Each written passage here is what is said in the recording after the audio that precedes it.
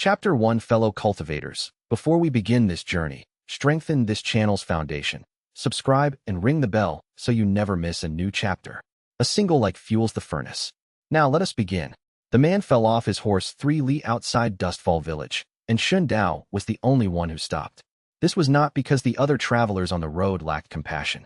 They had families to reach before dark, goods to deliver before the market closed, obligations that pulled them forward and made the fallen man a variable they could not afford. Shun Dao had none of these things. He had an afternoon, a clear road, and the practical habit of never leaving an account open that he could close today. He crouched beside the man and checked his pulse. Strong enough. The man was breathing. His eyes were closed, but the breathing had the pattern of pain management rather than unconsciousness, a cultivator's trick, even if it was a rusty one. You're not dead, Shun Dao said. Profound observation, the man rasped. His eyes didn't open. Your shoulder is dislocated. Possibly 2 ribs fractured on the left side. There's blood on your hairline. Not serious. Scalp wounds bleed out of proportion. The horse is gone. Shun Dao assessed the road in both directions. There's an inn 30 steps back. Can you walk? If I could walk, I wouldn't be on the ground. Fair point. Shun Dao got an arm under the man's good shoulder and lifted. The man was heavy. Traveling cultivators always were. Denser muscle from chi-reinforced training, heavier bones from the same. He smelled like road dust and old wine, and something sharper underneath, the mineral clean scent of cultivation that had once been strong and had since gone quiet from long disuse. Looking at him more carefully, Shun Dao revised his initial estimate. 60, maybe 65. The face was younger than the body, the face of a man who had once had something to maintain and had stopped maintaining it. His robes were old, gray and white, Ashen Peak sect coloring, but an older cut. 2 decades out of date, maybe more. You're not current enrollment, Shun Dao observed as they climbed the inn steps. Haven't been in years. Alumni traveling the road, or alumni fleeing something specific. The man made a sound that was either a laugh or a pain response to the stares. Which would change your behavior? Neither, Shun Dao admitted. I'm just filing the information. The innkeeper's wife, Madame Gua, came out of the kitchen when she heard the door and made the particular noise she made when Shun Dao brought problems home. It was not an unkind noise. She had long since concluded that Shun Dao would continue doing this regardless of her opinion, and had settled into acceptance with a generous side of complaint. The common room table, she said, already moving toward her remedy kit. And this time you're paying for the bedding. He'll pay for the bedding, Shun Dao said. I'll pay for the first meal. Generous, the old man said. They laid him on the table. The shoulder was the worst of it, the kind of displacement that required a specific manipulation to correct and hurt badly on the way through. Shun Dao had done it twice before, once on a farmer who had caught his arm in a mill wheel, once on a young merchant who had fallen from a roof. He knew the angles. The old man gritted his teeth and said nothing during the reduction. When it was done, he lay still for 30 seconds with his eyes closed, breathing with the precise control of a man who had once cultivated seriously and retained the fundamentals even after the main practice lapsed. Bai Luha, he said finally. What? My name. You'll be billing me. One eye opened. Shun Dao. Yes. He was already calculating. Room, board, 1 day's meals, medical service. He'd present it as a clean ledger. How long to recover? Longer than you want to wait. Shorter than I deserve. Bai Luha closed his eye again. 2 days. 2 days free. After that I charge daily. Reasonable. Shun Dao settled him into a room, collected coin from his own savings with the intention of recovering it when Bai Luha was mobile, and went back to the road with the afternoon still ahead. Tomorrow was the Ashen Peak sect's annual assessment. The sect brought junior disciples to Dustfall every year for the ritual of evaluating the village youth for cultivation potential, a process that took 2 hours and produced almost nothing but rejection of aptitude slips. Shun Dao was 20 years past first assessment age and had the personal collection to prove it. 3 slips from 3 different years, all saying the same thing in slightly different language. He kept going anyway, not because he expected awakening, because the sect brought demonstration disciples along with the assessors, and the demonstration disciples performed technique exhibitions for the crowd before the formal testing began. Shun Dao had attended every assessment for 3 years. He had never been entirely sure why he watched so carefully. Tonight, sitting on the floor of his rented room with a candle stub burning down to nothing, he sat with his hands in his lap and thought about Bai Luha's old Ashen Peak robes and the smell of cultivation gone quiet, and about what it was that pulled his attention during every demonstration. He thought about the particular feeling in his hands when he watched techniques deployed nearby. Not chi. He had none, officially, but something like recognition. Like watching a word in a language he'd been hearing since childhood without being told it was a language. He filed it. The answer would come when it came. Outside, the road was empty. The horse Bailuha had fallen from was probably 3 villages away by now, happy to be free of its obligations. Shindao blew out the candle and went to sleep. In the morning he would attend the assessment, take his 4th rejection slip, and watch the demonstrations from the crowd. The particular weight of expectation in his chest that he had been ignoring for 3 years felt, tonight, slightly different. As if something was finally going to happen whether he planned for it or not. Chapter 2 morning came clear and cool. Shindao brought soup to Bailuha before the assessment. A practical courtesy, not a sentimental one. The old man would need to stay in bed for at least 48 hours, and he should have decent food while he did. The soup was vegetable and grain, made from Madame Gui's kitchen stores. Shindao had done enough kitchen work at the inn to earn full access to the pantry. Bailuha was awake, which was better than expected. He was sitting upright against the headboard with his injured arm bound to his body, and his expression set to the particular economy of a man who has learned to do nothing that costs unnecessary effort. "You made this," he said after the first taste. "Madame Gui let me use the kitchen. It was payment for hauling the spring delivery." Bailuha tried another spoonful. "You keep careful track of what you owe people." "And what they owe me?" Shindao said. He sat on the stool, near the window. "How many times have you failed the sect assessment?" The old man gave him a sideways look. "I never failed. I joined. Then left. Then was left." A short pause. "There's a distinction." Shindao nodded.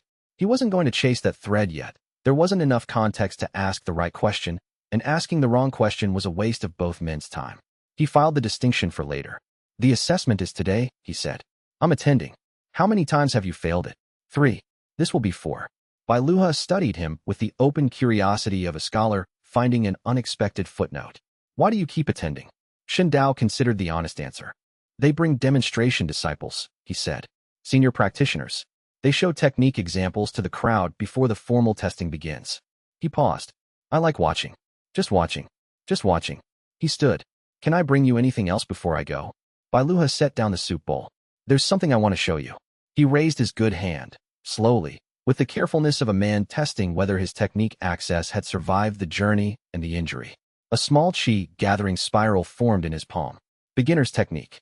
Foundation building. Barely. The structure was clean, but the chi behind it was thin and tired. He let it rotate for 3 full seconds, then released it. "There," he said. "Now you've seen one up close." Shindao looked at his own hands. Nothing happened. He kept his expression neutral and said, "Thank you."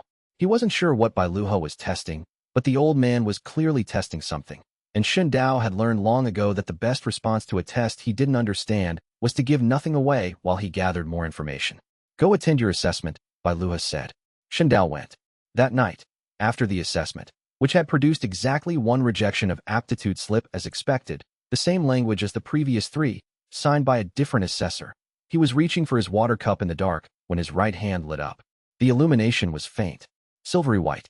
It traced the exact pattern of Bailuha's chi-gathering spiral across his palm and fingers. He went still. He held his hand up in the dark and looked at the pattern turning in his palm.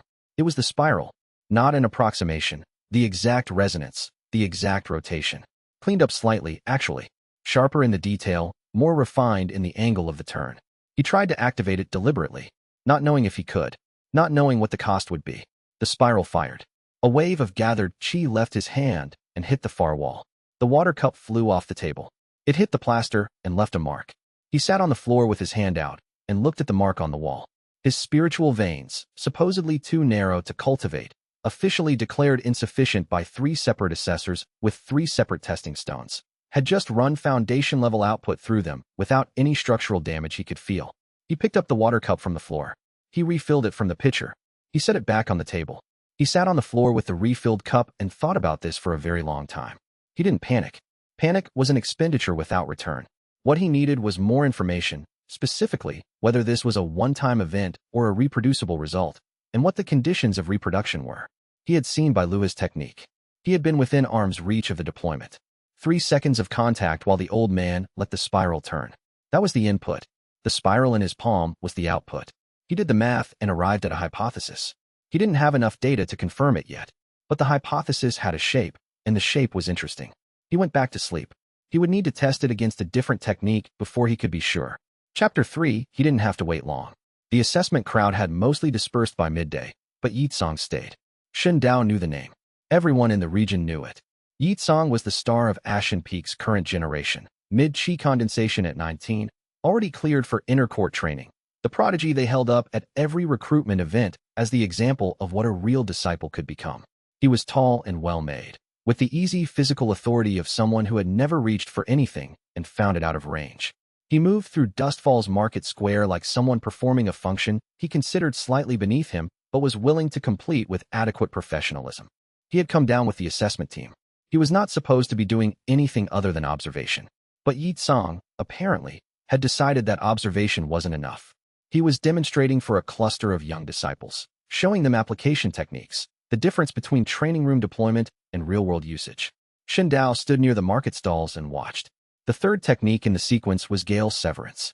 It was a chi condensation cutting art, Ashen Peak inner court standard, mid-stage quality in Yi Tsang's hands. The hand form was clean, a sharp lateral gesture that directed chi into a pressure blade. Fast, efficient, the kind of technique that cut through most defenses at its tier. Yi Tsang demonstrated it twice. The third time he swept it wide for the crowd's benefit, showing the arc of dispersion. The edge of the technique caught Shen Dao's left side. It wasn't intentional.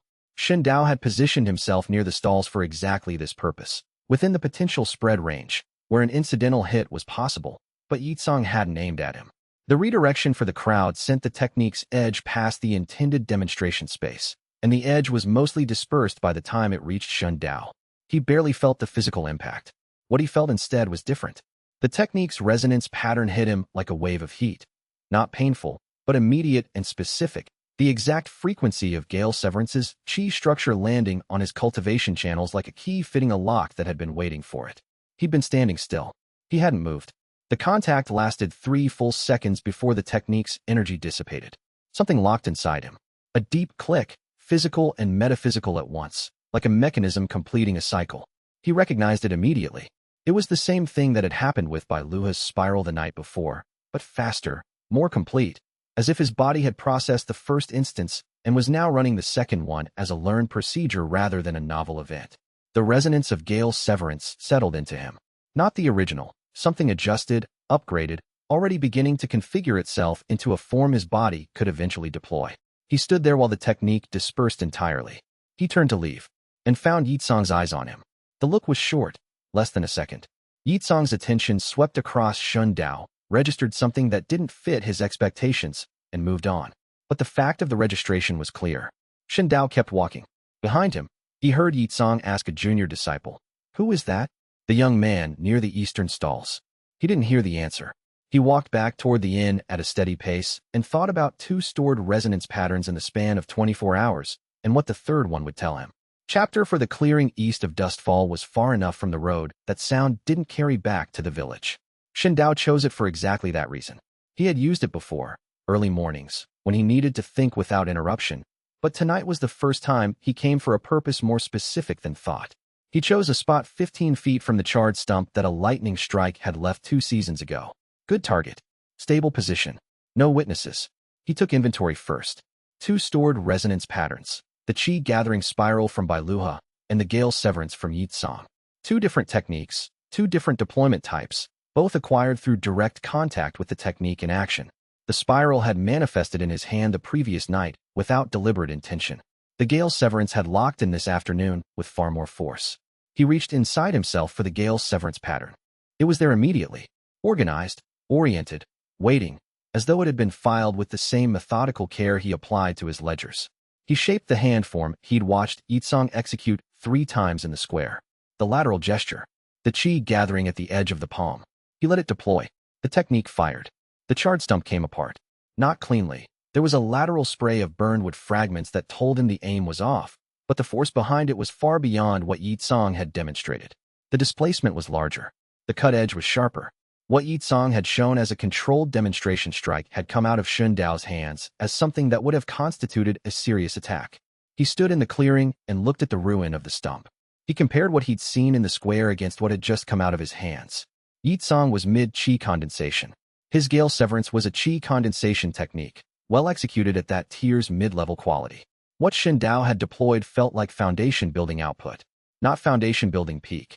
He didn't have the chi capacity or control for that. But the structural quality of the technique itself was one major tier above the source. One realm above. He let this sit in his mind for a long moment. The cost arrived immediately afterward. His chi reserves, already minimal, built up over 3 years of passive exposure to cultivation environments without any formal training, emptied completely. His legs buckled. He caught a tree. He went down to one knee in the clearing with the cold of total depletion moving through him like a slow tide, starting in his core and working outward to his extremities.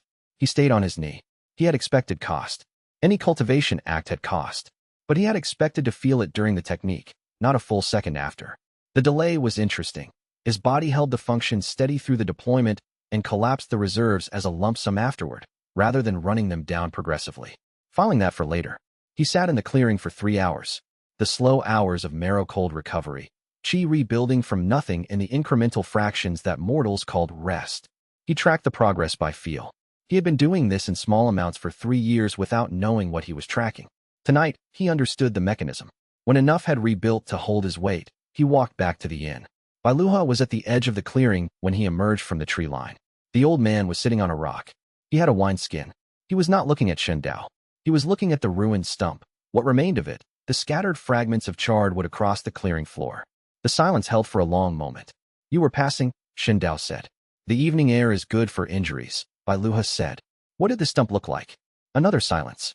Bailuha took a long pull from the wineskin. He stood. He capped the skin and held it at his side. He walked back toward the inn without another word. He did not answer the question, but he had been watching. And his face when he looked at the stump had not been the face of a man seeing something he didn't recognize. Shindao walked back behind him and thought about what it meant to recognize something and choose silence over acknowledgement. It meant the old man needed time. He would give him the week he'd requested. The question he didn't ask, about the old Ashen Peak robes, about the recognition in that face, about what lived in Bailuha's past that made him react this way to a cleared stump, sat in Shundao's mental ledger under the heading. This debt will be paid. He just needed to wait for the right moment to collect. Chapter 5. His mother's grave was on the hill north of the village where the walnut trees grew thick enough to provide shade in summer. Shindao went every month. Not to grieve. Grief was a sustained expenditure, and he didn't think his mother would have valued it over more useful responses to her absence. He went to maintain the account. She had given him something. The exact nature of that something was not yet clear to him, but the principle of the thing was clear. It was a gift, and a gift was a ledger entry that stayed open until properly acknowledged. He brought tea. She had liked tea. He set a cup beside the grave marker and held the second cup himself, and they had tea together in the functional way of a person who treats the dead with the same practical respect he treats the living. He found the jade token while he was setting up the cups. It had been in the wooden box with her needles and thread, the seamstress supplies he'd packed when he cleared her room. He'd found it then and not been able to categorize it, so he'd carried it since. A smooth piece of pale green jade, roughly the diameter of a large coin, with no carving or inscription on any surface. It didn't open. It didn't respond to the small amounts of chi he'd been able to generate before this week. He'd checked it once a month since he found it, as a matter of routine, the way you check a door that's supposed to be locked. Today, the door felt different. He held the token and felt it warm against his palm. Not fever warm, slightly above ambient, like a stone that had been in afternoon sun, except there had been no sun on it. The warmth pulsed once. A single definite beat, and with it a resonance that wasn't exactly chi, but wasn't exactly not chi. Something between the two, like the overtone of a struck bell rather than the strike itself. The pulse interacted with the two stored resonance patterns in his cultivation channels.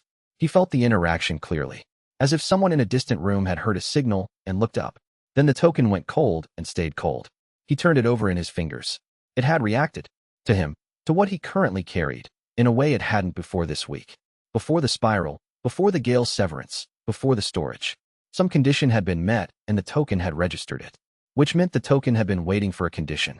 Which meant someone had designed a token that waited. He went back down the hill with the token in his pocket and the tea left for his mother, and the particular feeling in his chest of a problem that was just beginning to reveal its true shape. Tanju found him at the bottom of the hill, coming up the road with a roll of fabric under one arm and the expression of someone with fresh news. Tanju was his age, built for physical work, with the steady good nature of a man who had accepted his life's shape and found it comfortable. He worked for a textile merchant in town. He had known Shindao since they were 8 years old and had watched the 3 failed assessments without losing confidence on Shundao's behalf. which Shen Dao appreciated as both loyalty and optimism at a quality he couldn't himself sustain. Ashen Peak is recruiting again, Lin Jue announced. Special intake, public assessment in 3 days. Full demonstration program before the testing. Shen Dao stopped walking. Full demonstration, he said. Senior disciples. They're doing the whole show. Exhibition combat, technique display, who's coming? Inner court seniors. I heard 4 or 5 of them. Lin Jue was already composing the encouragement speech. Shen Dao could see the shape of it assembling in his friend's expression, the gentle scaffolding of renewed hope. I know the last 3 times weren't what you wanted, but if you put yourself forward again, maybe this year, I'll be there, Shen Dao said. Lin Jue blinked. He had expected resistance, or resignation, or at minimum the careful management of expectations Shen Dao usually applied to this subject. He hadn't expected immediate and certain agreement. You're going to try again? Yes, Shen Dao said. He let Lin Jue hear it as hope. Lin Jue needed hope to be the reason, and the actual reason was irrelevant to Lin Jue's participation in the plan, which consisted of nothing more than being available to accompany Shen Dao to the square without questions. Only Shen Dao needed to know what he was going there to do. He needed technique demonstrations. He needed contact range. He needed the 3-second window, multiplied by as many different techniques as possible. He had a shopping list, and Ashen Peak Sect's public intake was a market day. He walked back toward the village, already sorting through position strategy, where to stand, how close to get to the senior disciples without appearing deliberate, how to engineer incidental contact with the technique spread zones while the crowd provided cover. Lin Jue walked beside him talking about the intake, and Shen Dao listened with one ear and planned with the other, the jade token warm against his ribs through the fabric of his pocket. Behind them, on the hill, the walnut trees were still in the afternoon air. Whatever his mother had known about what she was passing to him, she had known enough to carry a signal token for the moment it activated. She had known something was coming. She had prepared for it, and said nothing. He added that to the account that would never be fully settled, and walked on toward the village to prepare his own version of the same patience. Chapter 6. The special intake began at midday and ran until the sun reached the western rooftops of Dustfall Village. Shen Dao arrived 40 minutes early and chose his position before the crowd assembled. Left side of the square, 8 meters from the demonstration platform, close enough for technique spread zones to reach, far enough to avoid looking deliberately positioned. He was dressed in the gray working clothes that made him unremarkable in the market district. He had his name on the intake list, which was a legitimate cover for being present. He would fail the formal assessment portion. That was expected. That was planned. What he was here for was the demonstration hour before the formal testing. 2 senior disciples ran the exhibition. Both were mid-chi condensation. He had learned to read the baseline signatures without formal training, just from 3 years of careful observation. One ran elemental strike demonstrations, wind-based, which he'd already encountered twice in the last 4 days. The second ran a sealing technique series that Shen Dao had never had direct exposure to. Sealing techniques worked differently from combat strikes. A combat strike was designed to damage. It moved fast, dispersed wide, and its contact window was brief. A sealing technique was designed to lock, to hold chi pathways, to freeze movement, to maintain contact for as long as possible. The entire purpose of a sealing technique was sustained contact with its target. For Shen Dao's purposes, this was ideal. The formal assessment came first. He stepped up when called, placed his palm on the testing stone. The stone produced a faint warmth and nothing more. The disciple running the test made a notation. Insufficient vein structure. Thank you for your application. The 4th rejection of aptitude slip was produced. Shen Dao took it, thanked the disciple, and moved back to his position. The exhibition resumed. The sealing technique disciple was demonstrating against a practice dummy, talking through the hand forms and deployment geometry for the crowd's benefit. The technique's spread zone, when fully deployed, extended roughly 4 meters from the target. Shen Dao was at 8. He needed to be at 4. He shifted position by 3 steps during a natural crowd movement. 1 step too close, which he corrected with a casual half-step back that left him at 5. Close enough. When the disciple threw the seal toward the dummy and swept the spread outward for the demonstration effect, Shen Dao stepped into the edge of the radius. The seal caught his left arm. The contact lasted 4 full seconds before the disciple, noticing the civilian in his spread zone, canceled the deployment. Lock in. Deep and immediate, more practiced now than the first 2 times. The sealing technique's resonance pattern settled into him alongside the spiral and the gale severance. Apologies, Shen Dao said to the disciple, who was looking at him with mild professional annoyance. I moved too close. Entirely my error. The disciple accepted this. An unawakened mortal walking into a practice seal was a common enough occurrence at public demonstrations. He resumed the exhibition. Dao walked away from the square with a foundation-building sealing technique stored in his body, one tier above the disciple's chi condensation source, locked, ready, waiting for his cultivation to catch up enough to deploy it properly. At the inn, Bai Luha was eating in the common room. The old man looked at him. Dao sat down across from him. "I want information," he said. "You recognize what I carry. I know this from the stump and from the silence that followed it." I said nothing about the stump. "That is exactly the evidence I'm referring to." He set his hands on the table. "A man who sees something he doesn't recognize is curious. A man who sees something he does recognize and goes silent is calculating. You calculated for 3 minutes by the well.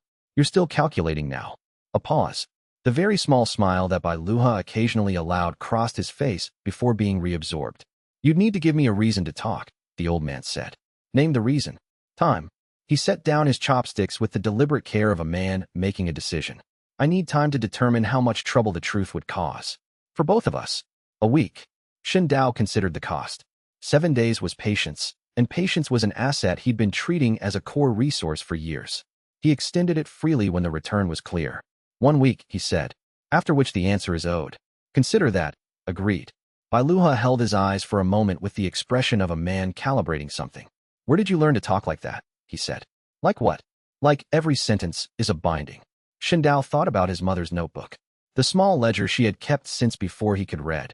Every favor recorded, every debt tracked, every balance maintained in the tidy handwriting of someone who had grown up in a world where informal promises were the only contracts available and imprecision about them was the only betrayal. "It was a good system," he said. "I inherited it." He picked up the menu from the table and ordered dinner. Across the village, the trial master reviewing the intake files wrote, "Fourth rejection, same applicant, Dao of Dustfall." He paused, pen hovering.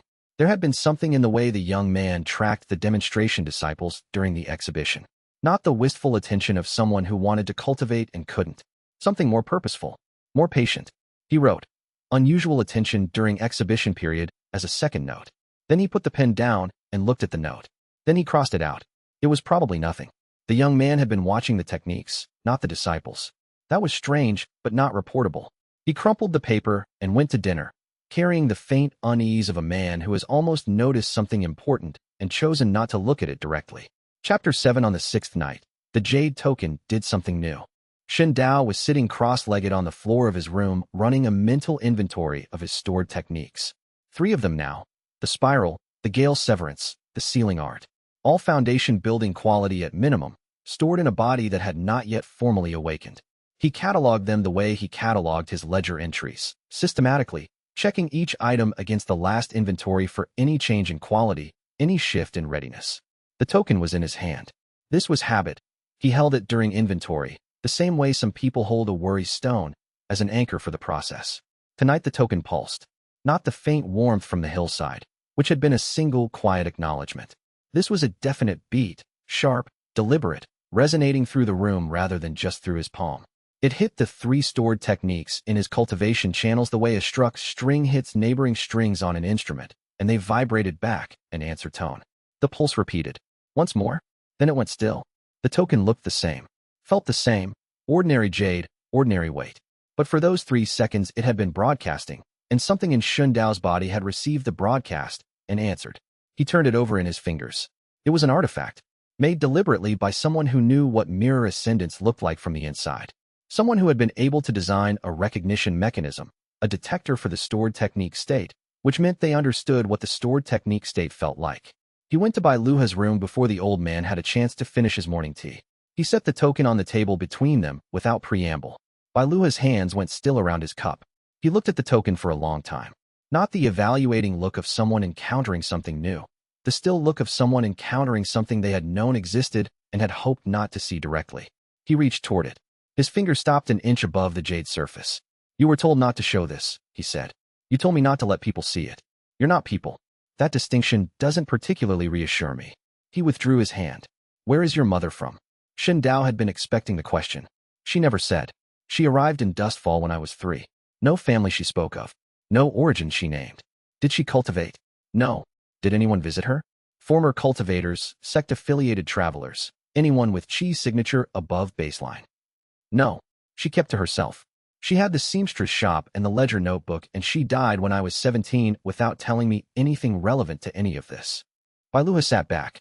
Put it away, he said. I will tell you what I know in 2 days, as agreed. But not here where the common room is visible through the door, and not with that token sitting in the light. He met Shindao's eyes. There are people in this region who would recognize what that artifact is. If one of them walks past an open door and sees it, understood. Shindao pocketed the token. What does it look like to someone who knows what it is? Bailuha was quiet for a moment. Old money, he said. The specific kind that was supposed to be extinct. He went back to his tea and said nothing else. Shindao went back to his room and sat on the floor and thought about money that was supposed to be extinct and the people who would care enough about that to do something about the seeing of it. He added to his ledger. Bailuha knows more than a fragment. The fragment is cover for a complete picture. Calculate accordingly. Then he added below it. Ashen Peak sect destroyed the Hollow Mirror bloodline 300 years ago. My mother survived. How? He didn't have the answer yet. But the question had a shape now, and shaped questions were the beginning of answers. He waited the 2 days. Chapter 8, he did not have to engineer the next theft. It came looking for him. Yitsong returned to Dustfall on the morning of the 7th day. This was the 3rd visit, 1 accidental, 1 investigating, 1 deliberate. He had 3 inner court disciples with him. He was wearing formal inner court robes, not assessment clothes. The detail told Shen Dao the visit was specifically purposed. Shen Dao was at the market buying oil from Madame Guo's kitchen when they walked in. He assessed the group in 2 seconds. For cultivators, Yitsong leading, the disciples arranged for support, not ceremony. The formation was confrontational, not aggressive confrontational, not yet, but the kind that prepositions for a response to resistance. He could leave. He was 1 street over. They hadn't found him yet. Or he could manage the encounter and collect something. The math took 4 seconds. He went to where he knew they would find him and waited. Yitsong's expression when he found Shin Dao was the expression of a man who had expected to search and found the search unnecessary, which created a brief recalibration. You're not hiding, he observed. I'm buying cooking oil, Shin Dao said. Yitsong looked at the jar in his hand. He seemed to decide this was an acceptable explanation.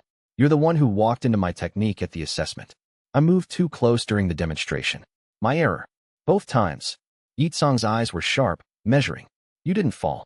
A redirected mid-chi condensation technique should put an unawakened mortal down.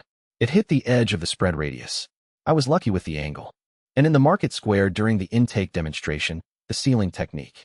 You stepped directly into the spread. He had been watched more carefully than expected. Filed. Clumsy, Shindao said. Yitsong studied him. Not with contempt. With the genuine perplexity of a practitioner encountering a variable that doesn't fit the model. What are you? Shindao. I live here. You have no cultivation. Correct. Yitsong's eyes moved, briefly, to the jade token at the edge of Shindao's pocket. He had not put it away carefully this morning. The token was visible, a small green corner of jade showing above the pocket seam. Yitsong's gaze rested there for exactly 1 second, then returned to Shindao's face. Show me something, he said. His tone shifted, not commanding, not requesting, but the particular register of someone making a challenge that is also a test. If you're exactly what you claim, you won't mind demonstrating it. Demonstrating what? That you have nothing. He let chi gather in his hand. The Gale Severance, his signature technique, the one Shindao had already stored and already upgraded. It deployed at reduced power, intentionally. A diagnostic strike. React naturally. Shindao stood still and let it hit him. The contact was 3 seconds. He maintained it deliberately by not shifting his weight and not turning away, keeping his center of gravity fixed as though absorbing impact through stillness rather than deflection. The lock-in attempted to fire. It failed. The Gale's Severance was already in his catalog. His body processed the attempt and found the pattern already present. The technique reached for the storage mechanism and found the slot occupied. Instead, the contact generated a different sensation, a kind of resonance echo, the existing stored technique vibrating against the incoming source pattern, confirming their relationship. It lasted a fraction of a second longer than the strike. Yitsong's eye sharpened. He switched to the cutting wind sequence, a technique Shindao had also already stored. The same echo. The same fraction of a second resonance vibration. Yitsong felt it. Not clearly. He didn't know what he was sensing, but something was reaching back at him from this mortal's direction, and it was wrong. He escalated. A combination technique Shun Dao hadn't encountered, an inner disciple third-year art, wind and pressure layered together. Entirely new. Yitsong deployed it at half strength, but half strength from an inner court senior was substantial. The contact lasted 3 seconds. The lock-in fired, and the cost arrived immediately. All reserves emptied. Shen Dao's legs stopped working. He went down to one knee in the market street. Yitsong stood over him. "What are you?" he said again. "Quiet." The disciples couldn't hear. "Learning," Shen Dao said. His voice was steady because he made it so. He couldn't get up. Yitsong looked down at him with an expression that had nothing clean left in it. No contempt, no satisfaction. Just the complicated weight of someone watching something they don't understand happen in front of them and knowing that not understanding it was going to matter. Yitsong stepped back. He said something to the disciples that dismissed the confrontation publicly. The market crowd, which had gathered at the periphery, dispersed with the usual talk about the arrogant sect disciple and the unfortunate commoner. At the back of the crowd, two people stayed. Tan Zhu, who had been following Shen Dao through the market and had watched the exchange with the frozen expression of a man watching a disaster he can't stop, and Ru Wanqing, who had arrived in Dustfall for her circuit 3 days early after a message from Madame Gua about unusual qi drain symptoms, and who had watched not the fight but the space between Shen Dao's eyes throughout. The particular focus, the deliberate stillness, the eyes that were counting rather than reacting. She told Madame Gua she would need the side room for an extended patient evaluation. Then she went to get her satchel. Chapter 9. Ru Wanqing arrived at his room while the sun was still at midday angle. Shen Dao had managed to get back to the inn on his own, a slow walk that required considerable deliberate effort, and was lying on his bed with his arms at his sides doing the controlled breathing that Bai Luha had inadvertently taught him by example during recovery from his ribs. Steady, deep, moving qi from the surrounding environment in minimal amounts and not deploying it. Just refilling. "You're not injured," she said from the doorway. She came in without waiting for an invitation, physicians apparently didn't, and set her satchel on the table. "You're qi depleted. Severely, by the look of your color. Whatever you did out there, you did it on purpose. I'm recovering. You'll recover faster with this." She pressed a small sealed packet of herbs into his hand. The paper was marked with her own notation system, not a standard dispensary format. 15-minute steeping. The compound needs the full time to activate. Don't skip it. She pulled the stool to the bedside and checked his pulse. Both wrists. Her technique was more sophisticated than a basic practitioner's check. She was running her qi through the reading, fine enough that he felt it as a very slight warmth. "Your meridians have a structure I haven't seen before," she said, after 60 seconds of reading. "The main channels are wider than baseline.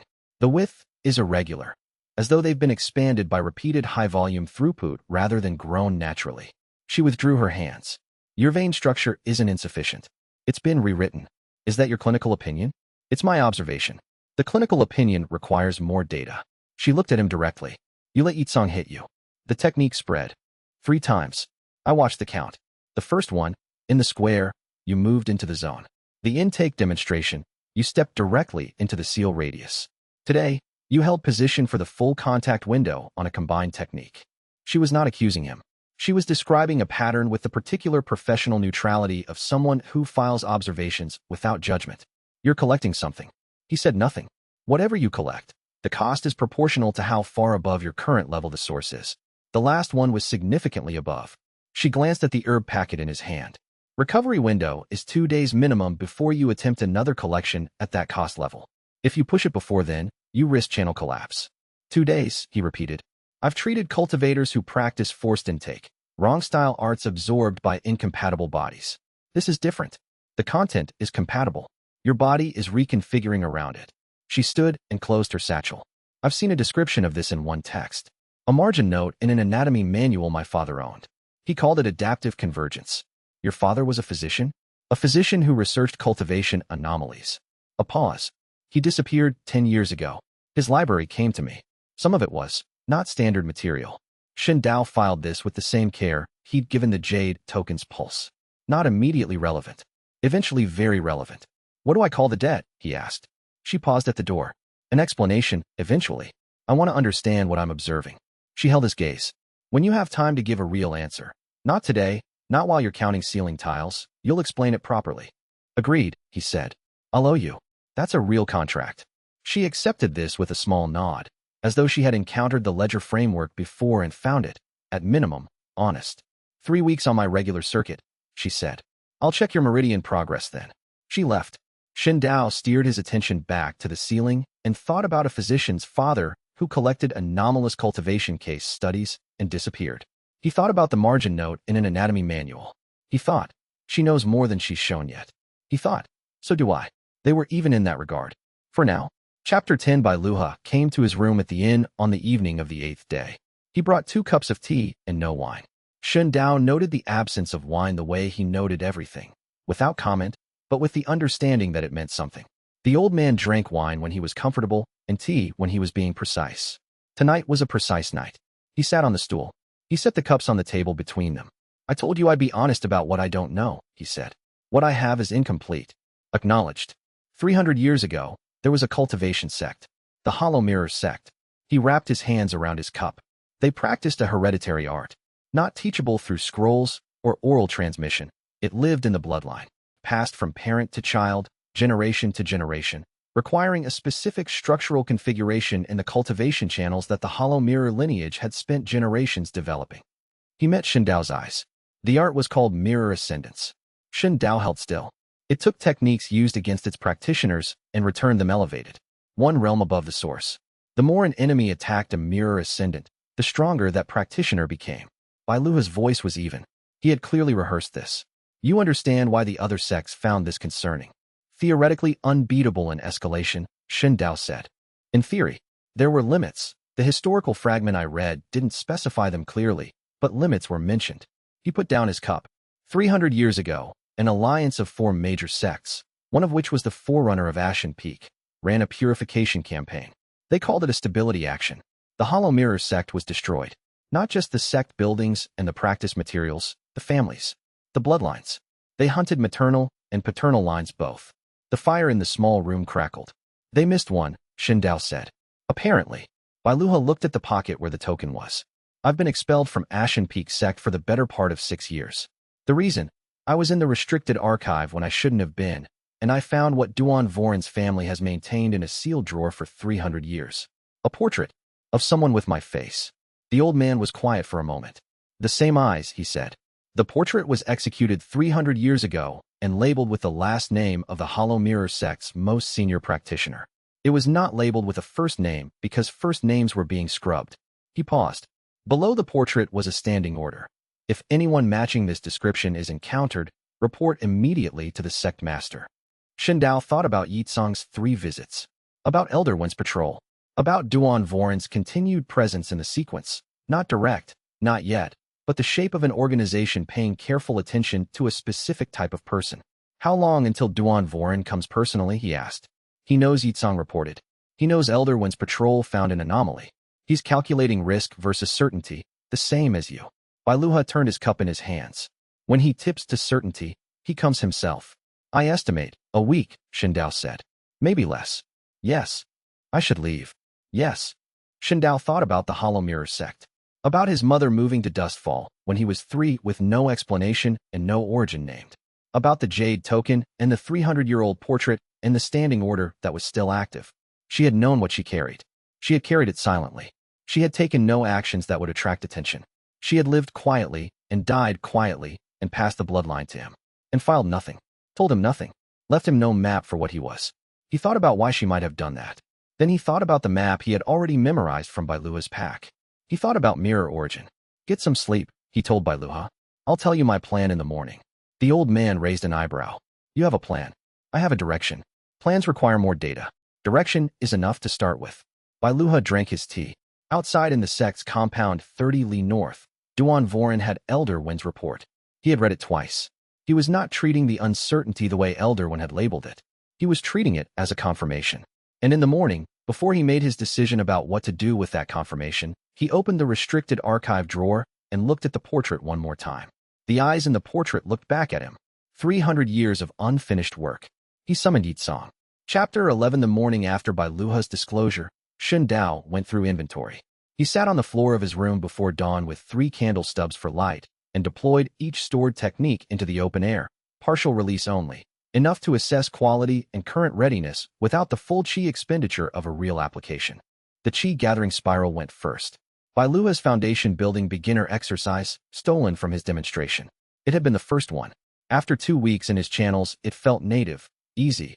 His body had metabolized the pattern completely and could execute it at roughly 80% of theoretical foundation quality. The remaining 20% was qi control, which improved with practice. The sealing arc second. The demonstration technique from the intake assessment. More complex. His deployment precision was at 60%.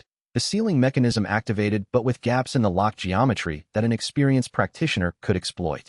Filed under. Needs precision work. Gale Severance third. Yitsong's signature technique, stolen twice now from the same source. This one felt like his best. It deployed at foundation quality with something approaching full structural integrity, powered cleanly from his mid-chi condensation base. The cut it generated in the air was sharp enough to make him careful about the direction. The cutting wind sequence from the market confrontation. Deployed at about 70%. The layered structure required more chi throughput than the single-element techniques. His channels handled it, but with detectable effort. The combination technique from Yitsong's most recent visit, the inner disciple third-year art. This one was still metabolizing. He deployed a fragment and felt the resistance. Not ready yet. Maybe 3 more days before the pattern settled into full operability. 5 stored techniques. All foundation building or above quality. He was mid-chi condensation, which meant they all deployed above his cultivation tier. He told Bai Luha across morning tea. The old man listened without interrupting. He had the posture of a man who has decided to fully engage with a problem he'd previously been managing from a careful distance. The upgrade rule is consistent, Bai Luha said when Xin Dao finished. 1 realm above the source. Every time. That I've tested, yes. Not partially. Not variably. Exactly 1. Yes. Bai Luha turned his cup. The historical fragment mentioned this consistency. It also mentioned, he stopped. What? That the original mirror ascendant believed the technique was incomplete. He said it carefully, as though placing a piece of glass down. That a fully realized version would exceed what the fragment's author was willing to speculate about. What does incomplete mean in that context? I don't know. The fragment was a summary. Someone had read the original text and produced a summary, and then that summary had been stored in an archive for 300 years. 3 generations of information degradation, minimum. Xin Dao nodded. Filed under. This is the kind of question that will answer itself as I develop, not the kind I can answer now by speculation. I need to know the limit on stored techniques, he said. The fragment mentioned a limit. It didn't specify the number. Then I test toward it. And Duan Voren is coming. I know. He set down his cup. Which means I need to move. And moving means I need travel resources. And that requires either money I don't have or a reason to stay long enough to earn some. He paused. Or I go directly to the mountain pass and force the issue. Bai Lua's expression shifted to the careful neutrality of a man who recognizes a plan he dislikes but can't argue against on practical grounds. The Ashen Peak Catalog, Xin Dao continued. Their strongest techniques. Which elders carry what? The old man was quiet for a moment. Then he told him. He talked for 40 minutes. Technique names, elder names, deployment styles, power levels. The catalog of a sect he'd spent 2 decades inside, preserved in the memory of a man who had taken care to notice things. Xin Dao listened and remembered everything. You're building a collection before you run, Bai Luha said when he'd finished. I'm building a collection while running is still an option, Xin Dao said. Once I leave Dustfall without what I need, I'm a fugitive with 5 techniques and a bloodline everyone wants suppressed. I'd rather leave with more options. Bai Luha turned his cup in his hands and said nothing. Outside on the road, at the edge of Xin Dao's perception, which had been sharpening since his breakthrough, a patrol formation moved through the village boundary. Elder One was early. Chapter 12 Yitsong chose the public challenge. He was in the square when Xin Dao arrived from the south road. Not ambush. He was standing in the center of the square with space cleared around him and the same 3 disciples from the previous visits arranged at the edges, which was the public challenge format. The crowd had already started gathering, drawn by the presence of a senior sect disciple in full inner court regalia at midday. Xin Dao took a full second to assess the situation. He had 5 techniques. Gale Severance, Cutting Wind Sequence, the Sealing Arc, the Spiral, and the partially metabolized combination art. He was mid-chi condensation, about to face a cultivator 2 full substages above him. He could not win this. He could, however, make it cost Yitsong something other than effort. He stepped into the chalk ring. Yitsong looked at him with the complicated expression he'd been carrying since the market confrontation. Not contempt. Xin Dao had stopped reading contempt in the young sect disciple weeks ago. Something closer to genuine conflict. The expression of a practitioner whose model of the world was being repeatedly challenged by a single unaccountable variable. You keep showing up, Yitsong said. You keep inviting me, Xin Dao answered. A pause that the crowd read as dramatic tension and Xin Dao read as calculation. Yitsong opened with Gale Severance. Already stored, already deployed. The technique hit Xin Dao, and he took it without flinching. His body was accustomed to this particular pattern.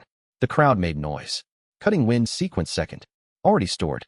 He absorbed the hit, stumbled slightly for the crowd's benefit, caught himself. Yitsong was watching his face through both strikes. He was looking for the specific reaction, the one that had been wrong in the market. Something reaching back. He switched.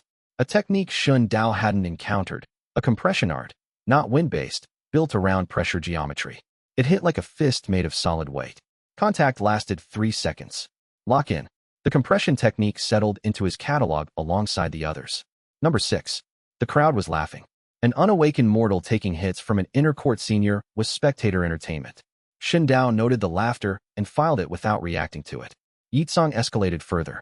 The 4th technique was the inner disciple 4th-year art, something Shun Dao hadn't had direct exposure to, more complex than the 3rd-year combination, mixing cutting and binding principles. It hit him hard enough to put him on the ground. He held position through the impact. Kept the contact window. 3 seconds. Lock in. 7 techniques stored. He was on his hands and knees in the chalk ring. Yitsong crouched, the same gesture as the market confrontation, unexpectedly direct, and said quietly, I've deployed 7 different techniques at you across 4 encounters. You've taken every one without breaking eye contact. What are you taking from me? Your time, Shun Dao said. That's what I've cost you. It was the kind of answer that was accurate and told nothing. Yitsong studied his face for another moment. Then he stood and said, for the crowd's benefit, that the demonstration was complete. The crowd dispersed with their entertainment. At the far end of the square, Ru Wanxing had arrived 3 days ahead of her scheduled circuit visit. She had watched not the fight but Shun Dao's eyes throughout. The calm, deliberate focus, the absence of fear, the quality of attention she had spent 2 months categorizing as something specific and unprecedented. She went to find Madame Gua and asked for the extended room. But before she did, she noticed the way Shun Dao looked at Yitsong's retreating back, not in anger, not in calculation, but in the particular way a student regards a teacher who has delivered the lesson without knowing he was teaching. She stored that observation in her own private ledger. She was building a picture, same as him. Chapter 13, he woke at 3 in the morning with his body humming at a frequency he'd never experienced. This was different from the qi depletion recovery he'd been doing for weeks, different from the slow refill after heavy technique storage. This was forward motion instead of restoration, a directed pressure that built in his qi core and expanded outward rather than settling inward. He lay very still and paid careful attention. His spiritual veins were changing. Not the narrow channel, insufficient vein structure of the 3 assessments' identical verdict. They were restructuring. The narrow channels were widening. Not tearing, not damaging, but expanding the way a river widens when more water comes through consistently until the banks reshape to the new flow. The stored techniques had been running above-tier output through below-tier infrastructure for weeks. The infrastructure was finally adjusting. Early qi condensation. He felt it complete at the 4th hour of morning. A quiet, structural click, more internal than the technique lock-in sounds, the particular sensation of a threshold crossed. He got up immediately. The clearing. Dark still, no moon, but the sky was beginning to lighten at the east edge. He walked fast enough to feel the new circulation moving through his pathways, testing the channels with each step. He stood at the clearing's center and deployed gale severance. Full output. No reserve management, no conscious throttle. The technique came out at foundation building quality. Not the approximation he'd been getting. Not the partial structure, the 80% deployment that had been his ceiling for 2 weeks. The complete pattern. Clean architecture. The cut it generated went through the replacement tree he'd begun using after he destroyed the stump, took off a branch at the exact angle he'd aimed for, and continued another 10 meters past the tree before dispersion. He stood in the clearing with the cut branch on the ground. He tested the ceiling arc. It deployed at 90%. The precision gap had been his control ceiling, and now the widened channels provided enough room for the geometry to resolve cleanly. The cutting wind sequence deployed without detectable effort. The compression technique was perfect. The combination art, the 3rd-year inner technique that had still been metabolizing, executed at full structural integrity for the first time. 7 techniques, all deploying above their source tier. His body had reorganized around them. He pushed his sleeves up and looked at his forearms in the growing light, as though the change would be visible externally. It wasn't, of course. He walked back. Bailuha was already awake. The old man slept lightly, another cultivator habit that outlasted the cultivation. He looked at Shun Dao in the dawn light and said, without preamble, you broke through. Early qi condensation. Bailuha let out a breath that was too carefully controlled to be entirely relief. The techniques caused it. Pressure buildup. The stored content exceeded the container's capacity. The container adapted. Mirror Ascendance develops the practitioner to meet what they carry, Bai Luha said softly. That's not in the fragment I read. The fragment had gaps. Evidently. He was quiet for a moment. This means the ceiling isn't what I estimated. If your cultivation advances in response to stored technique quality, it means I don't have a fixed timeline. I have a load-bearing ceiling that rises with what I collect. Shindao sat down, which is relevant to the Duan Voren problem. How? Because the faster I fill, the faster I advance. And the faster I advance, the narrower his window to suppress what I carry. He opened his notebook. Elder One arrives today or tomorrow. I need to be in range when he runs his assessment technique. Bai Luha opened his mouth. I've calculated the cost, Shindao said. A core formation Qi assessment art at early Qi condensation base. 24 hours recovery. I have a 2-day window before the patrol completes and Duan Voren comes himself. That's enough time. You're betting your safety on a 24-hour recovery margin. I'm betting it on a 30-hour margin. I rounded conservatively. The old man stared at him for a long moment. The original Mirror Ascendant, he said finally, was eventually killed by the Sect Alliance. After how long? A pause. The purification campaign records say 3 years of pursuit. 3 years is a long time to be useful. Shindao capped the inkstone. Where does Elder One's patrol path run? Chapter 14. Master Qin arrived without warning 2 days before Elder One appeared. He was traveling, the kind of extended scholarly circuit that independent foundation building cultivators ran through regional territories, collecting observations and keeping notes for their own purposes. He was late foundation building, which Shindao read from his Qi signature at 30 meters. His robe was academic marked, not sect-affiliated. His satchel had the weight distribution of a man who carried books rather than weapons. He found Shindao at the inn and sat down uninvited. I heard about the public duel, he said. Specifically the part where you took 3 of Yitsong's techniques without immediate incapacitation, and then 4 days later took his enhanced combination art and remained conscious. He set his pack on the floor and folded his hands on the table. You are early Qi condensation. This is not what early Qi condensation looks like. I have an unusual vein structure, Shindao said. You said that very quickly, which means it's prepared. Master Qin looked at him with the calm patience of a man who has spent 40 years asking questions that required patience. I've documented 23 cases of non-standard technique processing in regional practitioners. Inherited anomalies, environmental Qi absorption events, cultivation accidents. You don't match any of the 23. He tilted his head. I'd like to demonstrate something and observe the reaction. Shindao ate his soup. What technique, he asked. My signature art. 30 years of cultivation. The specific pride of it was audible, not vanity, but the legitimate satisfaction of a craftsman talking about the work of a lifetime. The threefold binding array. Foundation building late stage. Custom architecture. He opened his hands on the table, showing them empty. Controlled deployment. 3 seconds maximum. You can call the end. Shindao did the calculation. Late foundation building source. Upgraded output. Core formation quality. At early Qi condensation, absorbing a core formation technique would be the single most expensive steal he'd attempted. It would empty him for 24 hours minimum. He had Elder One coming. He had Duan Voren coming after that. And he would have a core formation technique. 3 seconds, he agreed. He watched Master Qin's hands form the array. The 3-layered construct took shape in the air between them. He could see the architecture clearly with his sharpened Qi perception, each layer distinct, the 30 years of refinement visible in the seamless integration of the components. It was beautiful work. He would not have been able to articulate this 3 months ago. Now he could see it. The technique reached him at second one. It was more than he'd prepared for, like having a door opened and finding a river behind it. The Qi pressure was precise and structured, but the volume was an order of magnitude beyond what the Qi condensation techniques had carried. It mapped his channels with 3 times the granularity of Elder One's assessment scan. It found the stored techniques. It found the upgraded structure. It found, probably, more than Master Qin had expected to find. Enough, Shindao said at second 3. Master Qin released it. For seconds of silence. Shindao sat very still, hands on the table, doing the internal work of processing the technique into storage. The lock-in fired. The core formation upgrade settled. Then his chair fell backward. He heard Master Qin make a sharp, alarmed sound. He felt his back hit the floor and kept his Qi as still as possible through the impact. Disrupting the storage process now would mean losing the technique entirely, and he had just paid the steepest single storage cost he'd ever incurred. Hands helped him back to the chair. Water appeared in his grip. Your cultivation reservoir emptied in under 5 seconds, Master Qin said. His voice was controlled, the controlled tone of a scholar encountering exactly the kind of anomaly he studies and needing to be precise about it. That's not an injury pattern. What happened? A cost, Shindao said. His voice was steady because he made it so.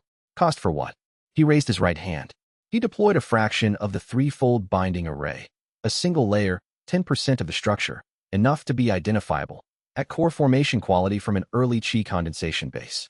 Master Qin went entirely still. For a man who had spent 40 years studying cultivation anomalies, he was experiencing one directly, at arm's length, sitting across a common room table from it. Consider this, Shindao said. A demonstration answered. We're even. He then passed out. He woke up 3 days later. Chapter 15. 3 days was a long time to be still. Shindao spent the first day in managed recovery, breathing exercises, minimal qi movement, the slow refill procedure he had refined over months. He spent the second day in inventory. He spent the third day in analysis. Master Qin was gone. He had left a note under the teacup by the bedside. I have documented 14 cases of inherited technique processing before today.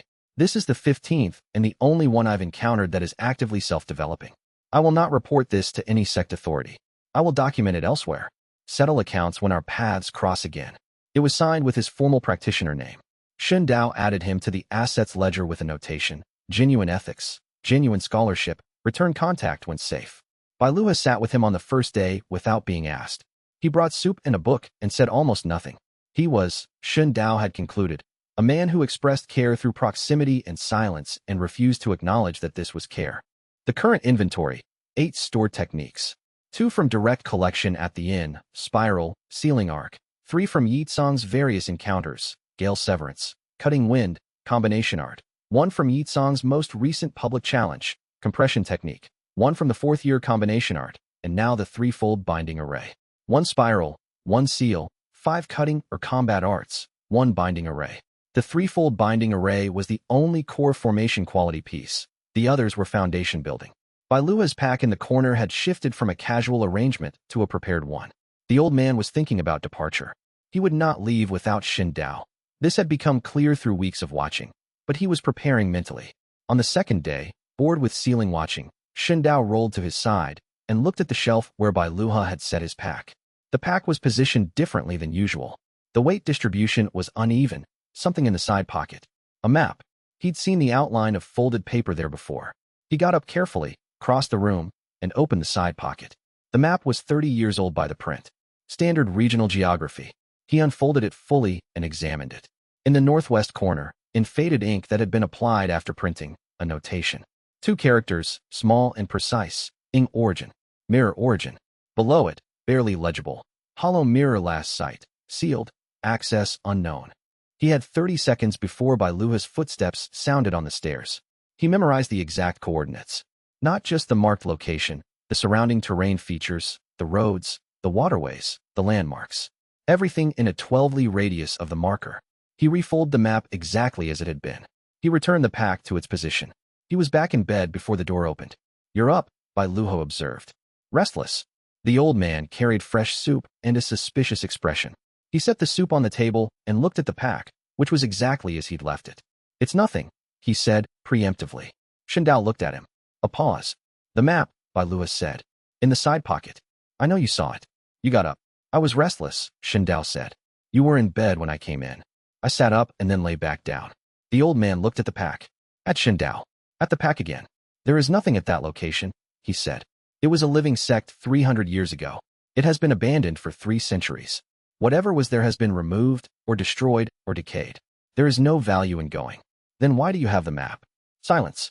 Why did an Ashen Peak elder keep a map to a destroyed hollow mirror location in his private records? More silence. I'm not arguing about it, Shindao said. He was genuinely not. He had the coordinates. The argument about whether to go was a later stage problem. I just want you to know, I have the coordinates. So when the question comes up again, we can have an honest conversation instead of a useful one. Bailuha sat down heavily on the stool. You memorized it, he said. 30 seconds is enough. The old man looked at the ceiling. You're going to go there eventually. Yes. It may change everything. Most things worth doing do. Shindao picked up the soup.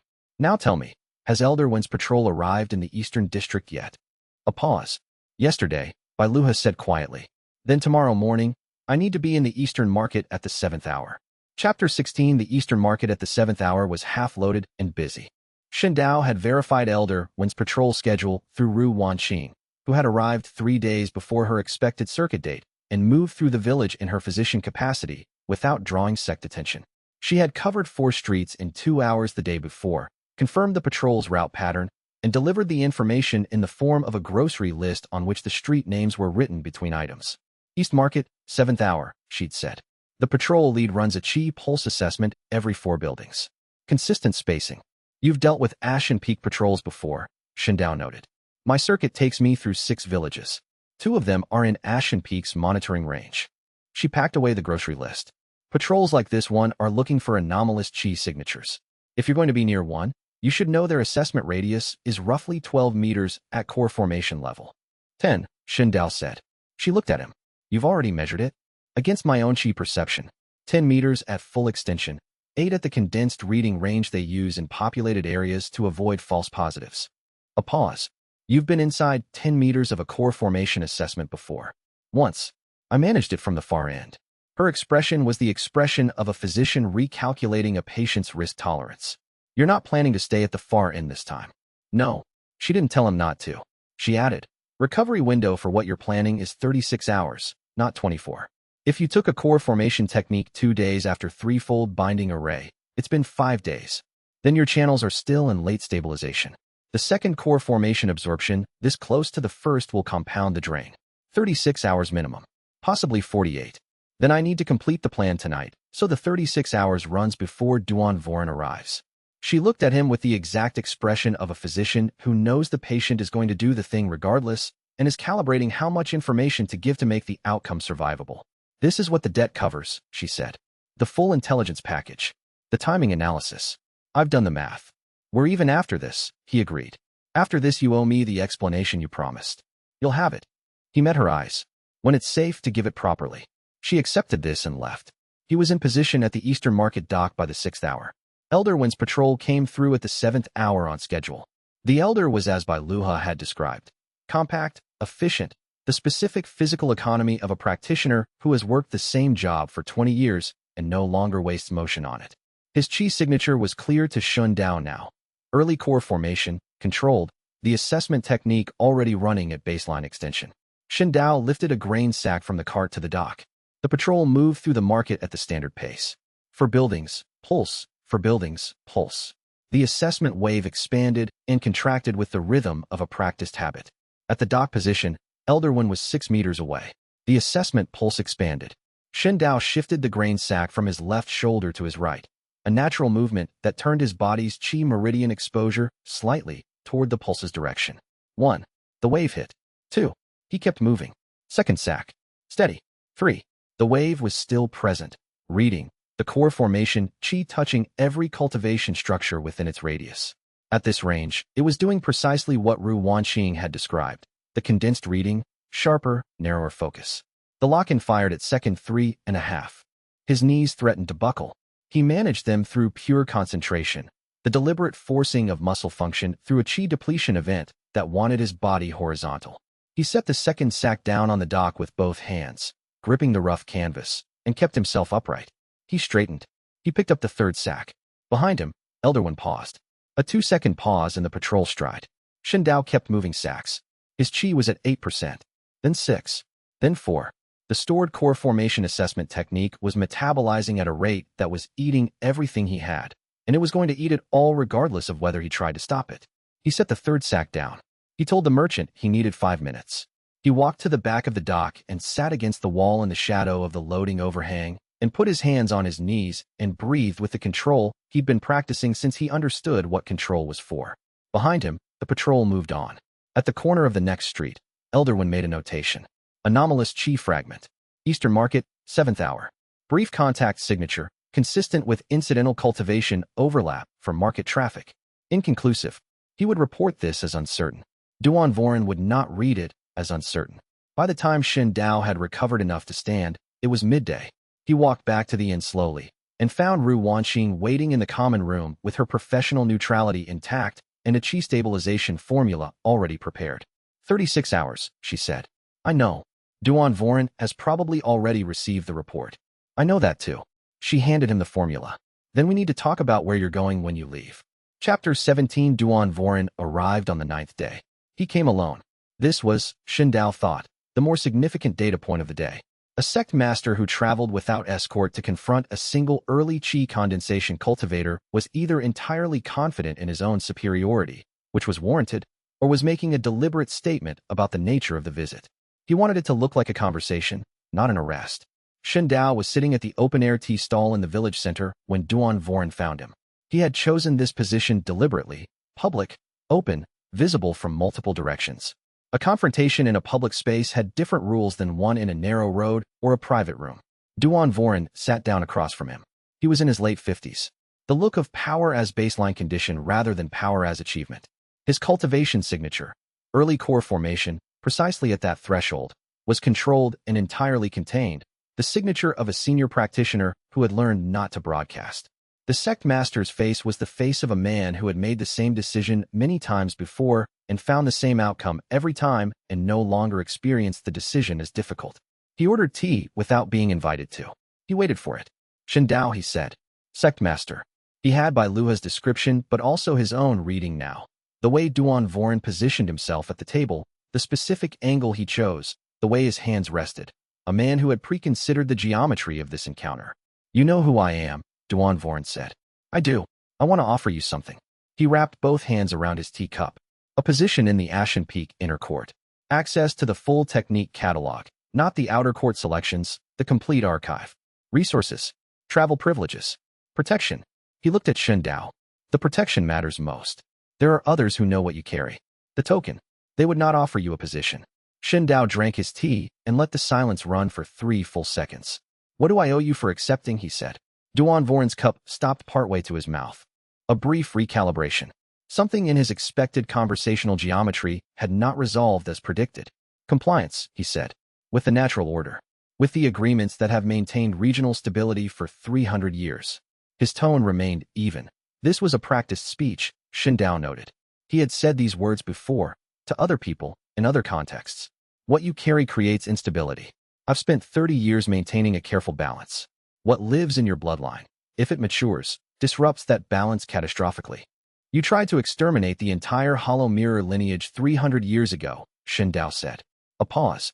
My ancestors made decisions I wasn't part of, Duan Voren said. And yet you've maintained the standing order. The portrait in the restricted archive. The monitoring. The 3-century watch. He set down his cup. That's not inheritance. That's choice. Duan Voren met his eyes. For the first time in the conversation, the practiced smoothness had a texture beneath it. Caution isn't malice, he said. No, Shen Dao agreed. But sending Yi Tsang to investigate me, then Elder One, and then arriving personally, that's not caution. That's a sequence. Caution would have been to watch from further distance and evaluate over a longer period. This is a closing sequence. A long pause. Duan Voren put down his cup. You're perceptive, he said. And it was genuine, not a compliment designed to soften a follow-up, but an actual recalibration of his model of who he was talking to. I need a few days to consider the offer, Shen Dao said. How many days? 3. Duan Voren studied him. Whatever he was measuring, the measurement concluded. This is manageable. This is a young man buying time, which is understandable, which means he's not running today. 3 days, he said. I'll leave 2 disciples in the village. A courtesy. He stood. He straightened his robes with the careful precision of a man who performs every public gesture as a statement. He crossed the square. At the corner, without turning, he said something brief to 2 disciples who had been out of Shen Dao's line of sight. They nodded. They took positions, one at the inn's front approach, one at the market road. Not a courtesy, a perimeter. Shen Dao watched Duan Voren's back disappear and thought, he's watching both exits because he thinks there are only 2. He hasn't mapped the back fence gap. He arrived less than an hour ago and didn't do a full perimeter survey because he assumed 3 days of compliance bought a 3-day window. He was already wrong about the timeline. Tonight, not 3 days. He left the tea stall and went to find Bai Luha. Chapter 18, he told Bai Luha in 12 sentences. He was packing while he talked. His technique, list the relevant facts in order of actionability, leave the analysis for people who had more time. Bai Luha listened with the controlled expression of a man processing a serious problem who has been waiting for it to arrive. Tonight, the old man said. Yes, before Duan Voren recalibrates his estimate of my compliance. The disciples on the perimeter, front entrance and market road. The back fence gap into the service alley is clear. They arrived too recently to have found it. He was checking the pack, notebook, emergency funds, the small herb kit, the tooth powder and travel soap that were concessions to not wanting to smell like a fugitive. Is there anything in your room you need before we go? Bai Luha was already on his feet. Give me 5 minutes, the old man said. He came back in 4. His pack was the one he'd been mentally preparing for the past week. Shen Dao went to the third room down the hall. Tan Zhu was awake. He often worked late, tallying inventory lists for the textile merchant. He opened the door in working clothes with an ink stain on his right hand and the expression of a man who had been expecting this visit without knowing it. You're leaving, he said. Tonight. I need you to hold something. He pressed the jade token into Tan Zhu's hand. Tan Zhu looked at it. The warmth was immediate. It was always warm now, had been since the first breakthrough. He looked up. Why? Because I might not be the safest carrier. Someone who doesn't know what it is won't search you for it. He met his friend's eyes. When I come back for it, I'll say that settles the debt. If someone else claims it and doesn't say that, they're lying. What does it do? I don't entirely know yet. Keep it somewhere that's not your pocket. Don't show it to anyone who asks about me. Tan Zhu closed his hand around the token.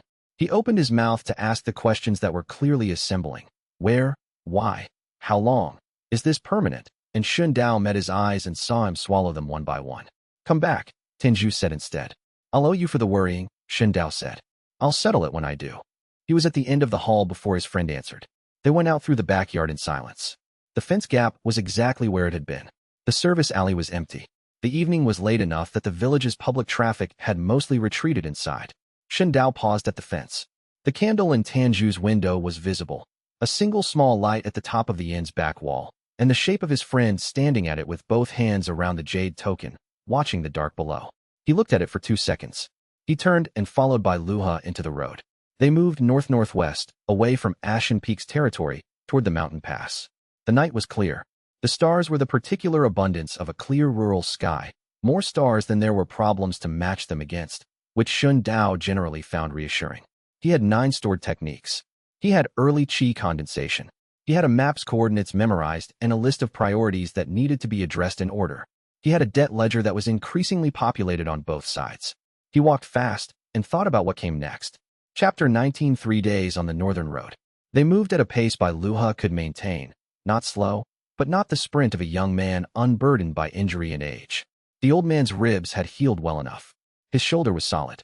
He walked with the unhurried efficiency of someone who had walked long distances before and knew the economy of it. They didn't speak much. This suited Shen Dao. He had things to process. 9 stored techniques. The complete inventory by current recall. The spiral, the sealing arc, gale severance, cutting wind, the 3rd-year combination, the compression technique, the 4th-year combination, threefold binding array, and Elder One's core formation assessment art. The last 2 were core formation quality in his channels. The others were foundation building. At early qi condensation, he was carrying 2 core formation techniques he could not yet deploy at full power. They were in the catalog, waiting. When his cultivation reached core formation, they would activate completely. This was the shape of his power system now, clearly understood. He was always ahead of himself. He always carried more than he could currently use. The techniques in his catalog were targets to grow toward, not just weapons, but milestones. He thought about the limit Bai Luha had mentioned. There was one. He hadn't hit it yet. On the 2nd day, Bai Luha spoke more than usual. He talked about Ashen Peak, not the politics or the archive, but the physical sect buildings, the cultivation courtyards, the technique hall. He talked about it the way a person talks about a place they no longer belong to and have made peace with not belonging to. Shen Dao listened and stored the architecture notes alongside the technique catalog information. On the 3rd evening, they camped in the rocks just below the mountain pass. Ru Wanqing arrived at their fire 2 hours after dark. She came up the southern trail with her physician's satchel and the expression of a woman who has made a decision and is past the discussion phase. You didn't tell me you were leaving last night, she said. I didn't have time, Shen Dao said. You had time to get Tan Zhu out of bed. He had the token. She sat down at the fire without being invited. She checked her satchel, pulled out a small package, set it on the rock beside Shen Dao. Your meridians will be in final stabilization from the Elder Wind Steel for another 12 hours. Don't deploy anything above foundation tier until the stabilization completes. She looked at him. Where are you going? Iron Hollow first. Neutral territory. Then, he glanced at Bai Luha. We'll see. Bai Luha's expression was the expression of a man who has been found out in a familiar way and is deciding how to respond. You're both carrying things you haven't fully shared, Ru Wanqing observed. And I've been following your situation for 2 months, and I have my own reasons for interest in where this goes. She met Shen Dao's eyes directly. I'm coming with you. Shen Dao thought about her foundation building cultivation, her medical knowledge, her father's research into bloodline cultivation anomalies, the specific kind of useful she was versus the cost of adding her to his immediate situation. What do you want in return? He asked. The explanation you owe me. The real one. He looked at her. When we're away from this mountain, he said. When it's safe to give a proper answer. That's the contract. Accepted. She pulled her travel coat tighter against the mountain cold. I brought extra chi stabilization compound. You're going to need it. Bai Luhe watched this exchange with the expression of a man who has unexpectedly acquired more companions than he'd planned for and is recalculating the implications. Shen Dao looked at the fire and thought about the shape of what he was building. Not a team exactly, more a portfolio. Each person carrying a different kind of value. Each debt on his ledger clearly marked. The mountain pass was 30 minutes above them. Beyond it, new territory, new techniques, new problems. He was not afraid. Chapter 20 Yitsong cut them off at the pass. Shen Dao had calculated this risk and accepted it as a reasonable cost of the northern route. The pass was 2 hours faster than the alternative, and 2 hours mattered. He had run the probability and concluded that Duan Voren, upon discovering the departure, would send Yitsong rather than come himself. Yitsong was faster, more familiar with the northern terrain, and Duan Voren would want to assess the situation before committing his own presence. He had been right about all of that. What he hadn't fully accounted for was 6 cultivators. Yitsong had brought the entire enforcement squad. Foundation building practitioners, experienced, paired in combat formations, arranged on both sides of the pass exit with the preposition care of people who had reached the location first and had time to prepare. They came out of the rocks from both sides simultaneously. Bai Luhe stepped forward without hesitation.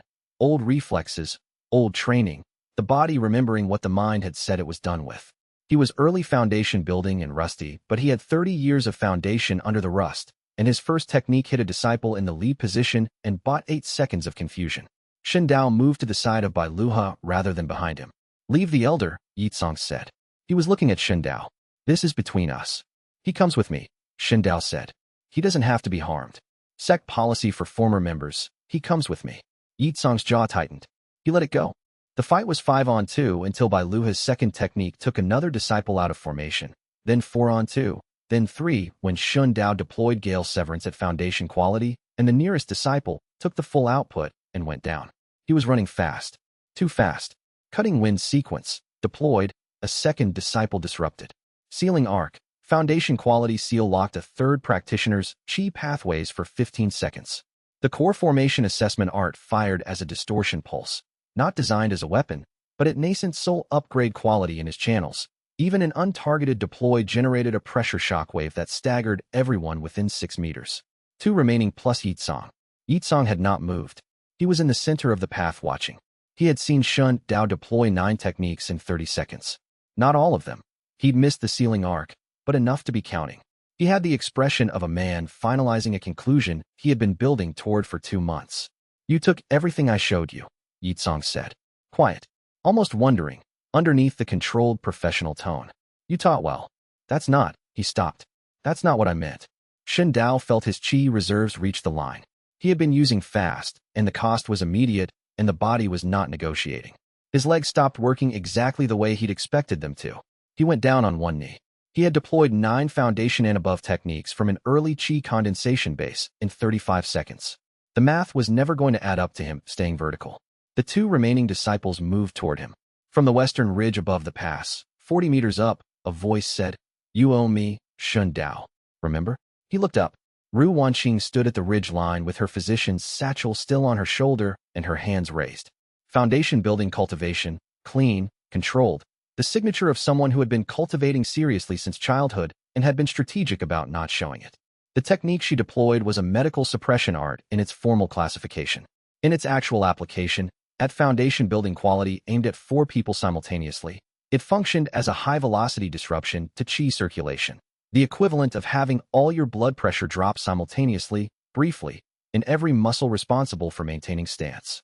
3 disciples, and one of Yitsong's senior practitioners collapsed to their knees. The formation broke. Bai Luhe was already moving, grabbing Shen Dao's arm, hauling him upright, the old man's grip stronger than his current cultivation suggested. Move, Ru Wanqing said from the ridge. up and left. He moved. His legs were non-functional from qi depletion, and he moved anyway on the structural support that bone and tendon provided when qi was absent, which was less efficient but available. Up the ridge face, left along the stone line, toward the position where Ru Wanqing was already moving to meet them. Behind him, at the pass below, Yitsong's voice rang out, not the command voice he used for disciples, not the authority register of an Ashen Peak Inner Court senior. Something different, something that was almost a question. The mountain took the sound and dispersed it before Shun Dao could fully parse it. He climbed. He owed Ru Wanqing a debt. He was adding it to the ledger even now, real-time accounting, even on zero qi, even on functioning legs that had stopped functioning. The calculation was simple. She had moved first without being asked, at personal risk, for his benefit. That was the kind of debt that went in ink rather than pencil. He intended to pay it properly, just not from the ground at the top of a mountain pass in the dark, with Yitsong's cultivators regrouping below. First, survive the night. The ledger could be settled tomorrow. Chapter 21. The ledger at dawn. They ran for 2 hours after the pass. Not sprinting. Shen Dao's legs were operating on structure rather than cultivation. The qi reserves scraped to nothing, and sprinting on empty reserves meant damaging the channels rather than just depleting them. He moved at the fastest sustainable pace that left his meridians intact for the stabilization Ru Wanqing had started before they cleared the ridgeline. The mountain trail narrowed as it descended the eastern face. Bai Luha took the lead. He knew the terrain, knew where the Ashen Peak patrol routes ended and the neutral territories began. He moved with the suppressed efficiency of an old cultivator working below his accustomed level, muscles compensating for the cultivation he wasn't using. Ru Wanqing stayed at Shun Dao's right shoulder. She had a monitoring formation pressed to his wrist, small, constructed on the move, the formation stones clicking into place in her fingers without her looking at them. She was checking his meridian stabilization rate the way a physician checks pulse. Automatic, ongoing. Adjusting the compound, she fed him in small doses from a vial she'd had opened since before the ridge. You're going to blow a secondary channel if you use anything above qi condensation tier for the next 4 hours, she said. I know. You were going to tell me you knew before I said it? I didn't have the opportunity. You had several opportunities. She guided him around a route without looking at it. You were choosing not to waste breath on confirming something you thought was obvious. He looked at her sideways. Yes. That, she said, is going to be a problem. He filed the observation. It went into the category of accurate assessments that cost him nothing to hear and required him to do nothing immediately. He had several items in that category. He left them there until they became immediately relevant. An hour before dawn, they reached the way station on the neutral territory side of the eastern range, a relay post used by traveling merchants, staffed by a bored custodian who asked no questions and charged by the hour. Bai Luha paid in coin from a pouch that appeared from somewhere inside his coat, without ceremony. He had resources he hadn't mentioned, which Shun Dao had estimated from context and filed without asking. The room was small. 2 beds, a bench, a window facing east that would catch the first light. Shun Dao sat on the bench. He was not going to lie down until the meridian stabilization completed, because lying down with unstabilized channels caused the qi to pool in the wrong cavities and extended recovery time. He knew this from experience that was approximately 12 hours old. Ru Wanqing sat across from him on the edge of a bed and kept her monitoring formation active. Bai Luha took the other bed and appeared to fall asleep in approximately 90 seconds, which was either a useful survival skill or a comment on his assessment of the current threat level. Shun Dao looked at Ru Wanqing. The explanation. That was my line. I owe you one. You said so. I'm settling it now while I have uninterrupted time and limited other demands on my attention. She studied him for a moment with the expression she had used on him in Dustfall. Not suspicious, just cataloging. All right, she said. Tell me. He told her. Not everything. Enough. The ability, the mechanics as he understood them, the current catalog count and its contents, the limit Bai Luha had mentioned and not explained, the cost structure of each steel. He spoke in the precise, compressed style of someone giving a briefing rather than telling a story. He kept it to what she would need to know to be useful, because that was what he owed her, a real explanation, not a performance of openness. She listened without interrupting. When he finished, she was quiet for a moment, and then she said, Your mother had this bloodline. I think so. She never cultivated. She didn't know. My father studied bloodline cultivation anomalies. She looked at her monitoring formation. He spent 6 years documenting cases of inherited cultivation pathways that expressed in the carrier without activating. Dormant inheritance. She paused. He documented 3 cases that matched what you're describing. His notes on those 3 cases are what I've been trying to find for 2 years. Shun Dao looked at her. This was new information and it required recalibration. Not of his plans, too early to recalibrate plans on unconfirmed information, but of his model of why she was here. She hadn't attached herself to his situation for professional curiosity or because she found him interesting. She had her own research objective, and his situation was adjacent to it. "Where are the notes?" he asked. "I don't know. He died 3 years ago. His archive was dispersed." She met his eyes. "I'm telling you this because you gave me a real answer. This is mine." He thought about this. The ledger adjusted. She had just given him information he hadn't asked for, which meant she was crediting the exchange with a value above the minimum. That was the kind of operating behavior that indicated she intended to treat the relationship as ongoing rather than transactional. He said, "The bloodline connects to what Old Crane knows." "I suspect so. Then we have overlapping interests." He said it without inflection. A statement, not an offering. "We do," she agreed. That's usually how alliances start. Outside, the eastern sky was beginning its gray into pink progression. Shen Dao felt the meridian stabilization reach the 3/4 mark and allowed himself to lean against the wall. He had 8 techniques in the catalog, no working chi reserves, 2 companions with separate agendas that were compatible with his own for now, and Ashen Peak sect somewhere behind him with escalating motivation to become a problem. He added Ru Wanqing's explanation to the ledger under outstanding information debts.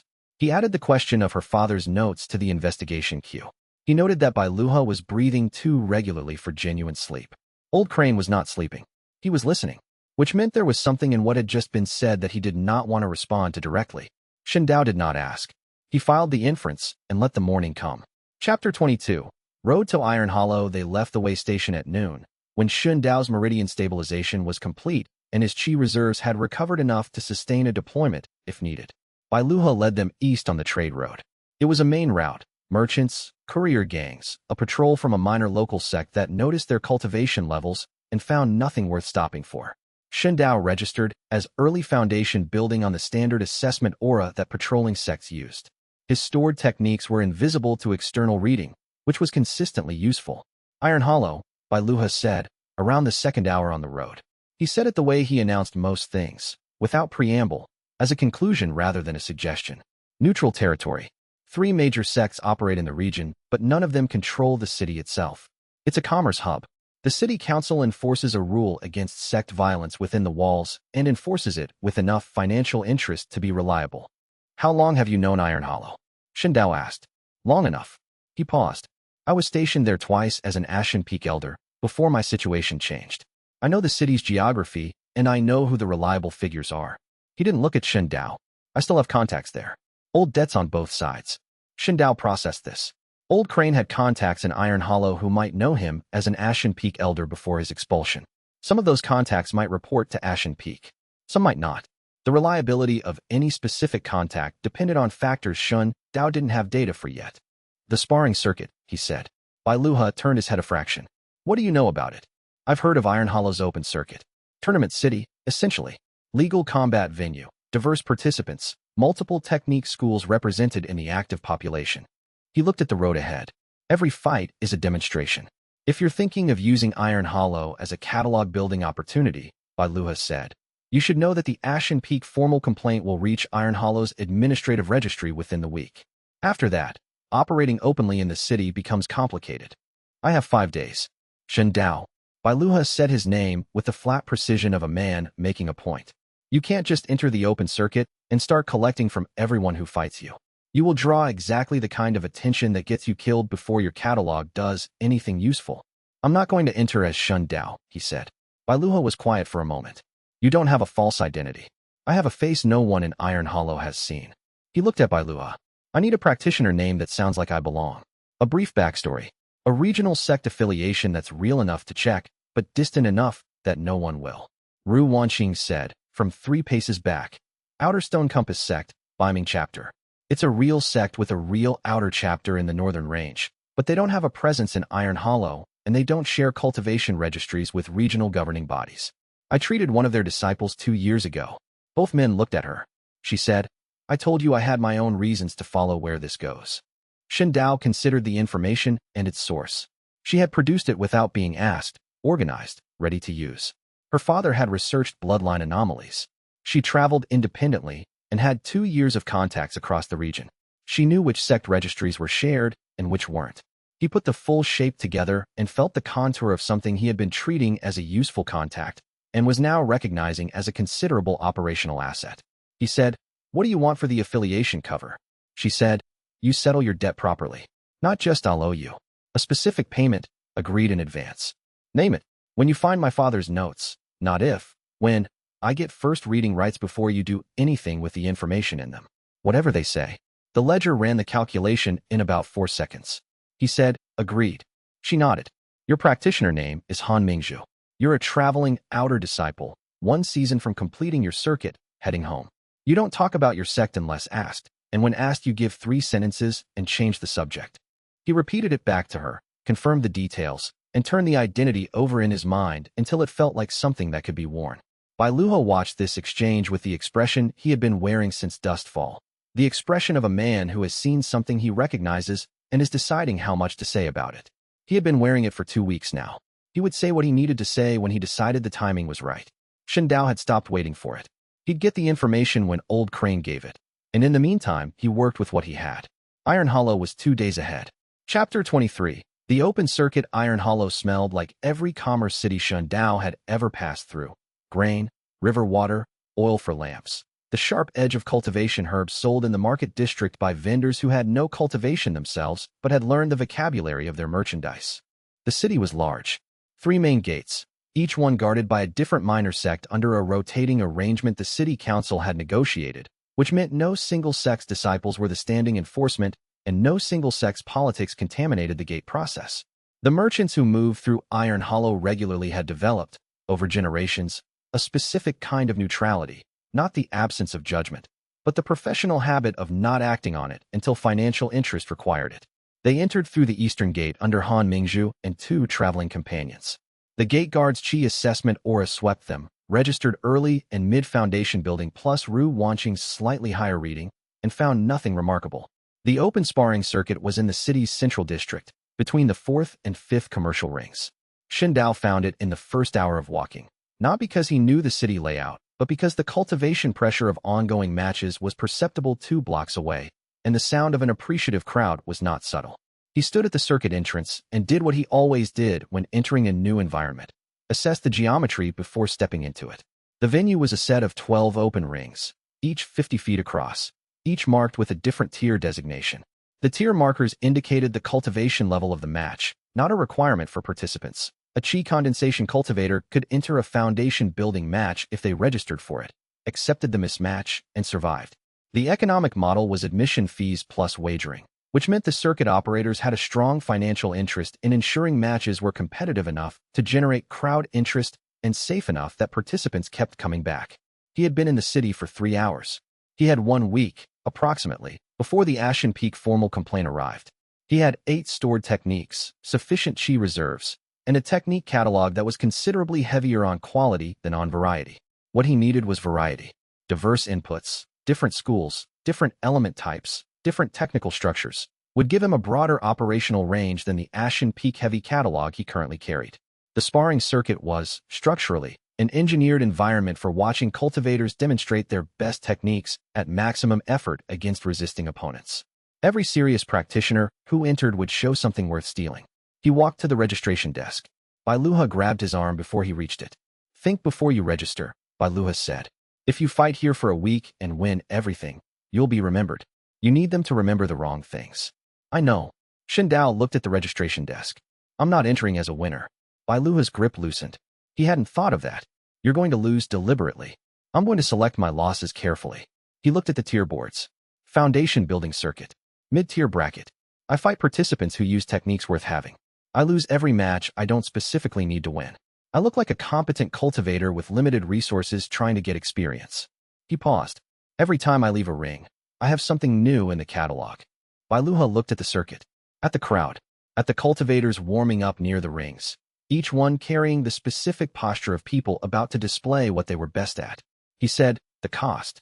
Each steal at foundation building quality, you're paying Qi reserves. 3. For steals a day, and you'll be running below capacity. I know the cost structure. I'm saying it out loud because I know is not the same as I've planned for it." Shen Dao turned and looked at Bai Luha directly. "I have planned for it. For fights per day maximum. Rest period in between. Ru Wanqing has compound that accelerates meridian qi regeneration rate by 30%.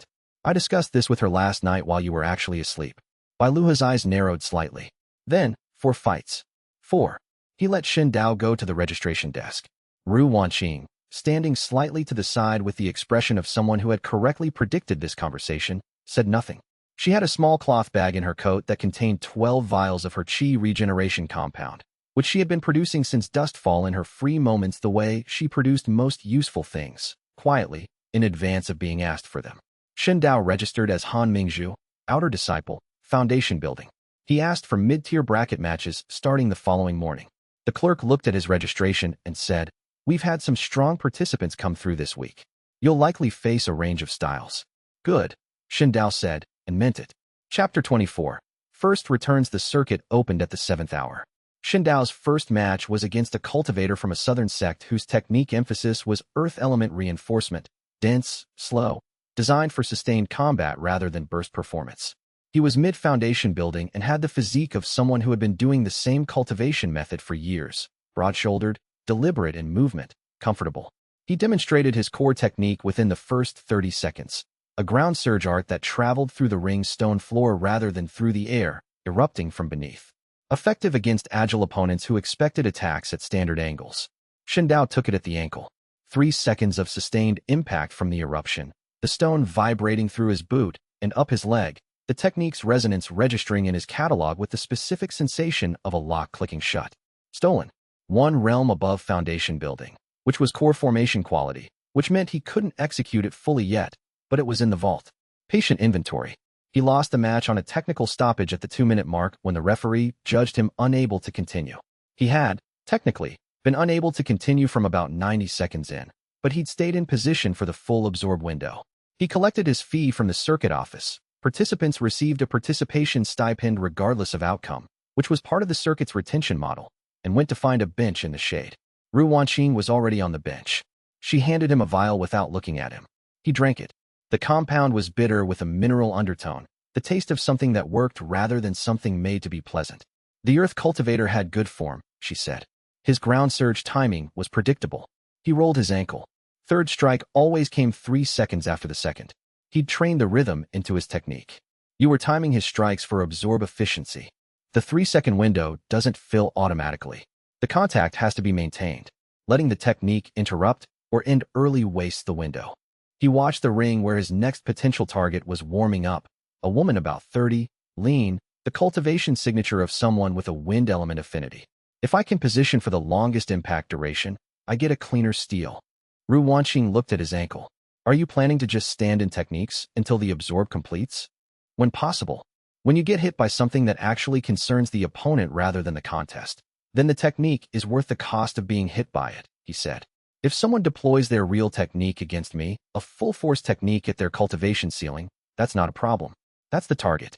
She was quiet for a moment, and then she said, "That's a remarkably coherent way to be reckless."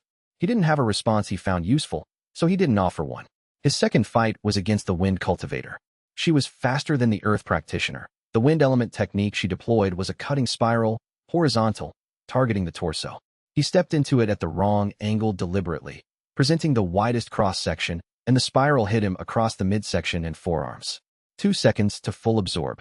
He sustained it, gritted his teeth against the cuts. The technique's resonance settled into the catalog. He lost in 55 seconds. 3 steals in the first 2 fights. The chi cost was measurable, not depleting, but building. He took an hour break, used another vial, ate something from the vendor stalls, and thought about the afternoon's targets. His third fight was scheduled. His fourth was not. He left the 4th slot open for whoever presented the most interesting technique lineup in the afternoon wave. The third fight produced nothing he found worth cataloging. The practitioner was solid but relied on a basic water form technique that was well executed rather than structurally interesting, and he already had 2 water form techniques in the vault at higher quality. He settled for the practice of letting the technique land and observing the opponent's follow-up patterns, which was preparation for the afternoon. In the afternoon, he found his 4th match. The man's name was Wei Shuang, according to the bracket board. Early foundation building.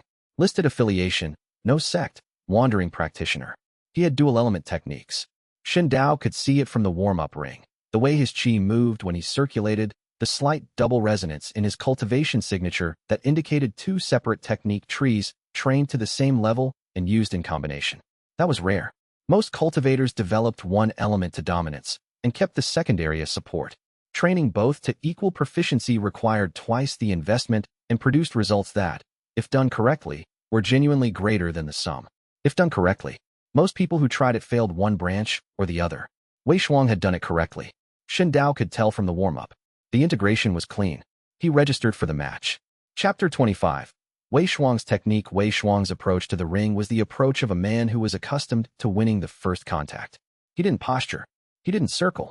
He established his distance, assessed his opponent, and attacked at the moment the assessment completed, the timing of someone who had learned that hesitation was more costly than precision.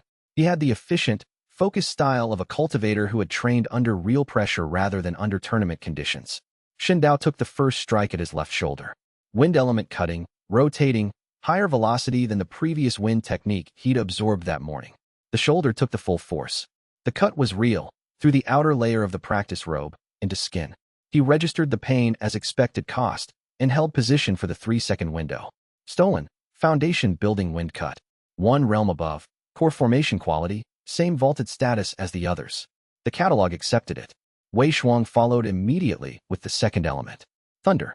Not the standard lightning element technique that Shen Dao had encountered in tournament contexts. Most practitioners who trained lightning did it as a speed boost or a single strike closer.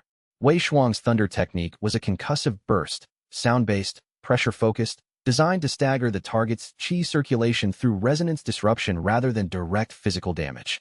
It hit Shen Dao in the chest. He held position. 1 second. The pressure wave moved through his chest cavity, disrupting his qi circulation in the specific way it was designed to disrupt it. He felt the technique's resonance pattern settle. Complex, dual track, the wind cut and the thunder burst designed to be used in sequence because the wind cut created a gap in the target's defensive qi circulation that the thunder burst frequency was optimized to hit exactly. 2 seconds. His legs were buckling. Not a choice. The qi disruption was genuine and his body's structural support was degrading under the circulation disruption. 3 seconds. The absorb completed. He went down. The crowd. He registered there was a crowd, larger than the matches before, made a sound that was not the usual sound of watching someone lose a fight. It was the sound of people who had been watching a match looking for patterns and had not been able to find the one they were looking for. The referee called the match. Wei Shuang won. Shen Dao lay on the ring floor for 4 seconds. His qi circulation was disrupted, his shoulder was bleeding slightly, and his chest felt like someone had hit it with a very large wooden mallet. He assessed his condition, found nothing that required immediate intervention, and stood up. Wei Shuang was still in the ring. He was watching Shen Dao stand with the expression of someone who had just discovered a problem. He had been watching Shen Dao's face during both strikes. He was now reviewing what he'd seen in that face. No evasion attempt, no defensive qi projection, no attempt to minimize the technique's contact duration. The opposite, the specific posture of a man maximizing how long the technique's effect could sustain contact. Shen Dao walked to the ring's edge, picked up his outer robe, and began putting it on. Wei Shuang said, "You walked into both of those. You deployed them well," Shen Dao said. "The sequencing between the wind cut and the thunderburst is clean. The gap exploitation timing is better than most dual-element practitioners manage." Wei Shuang looked at him.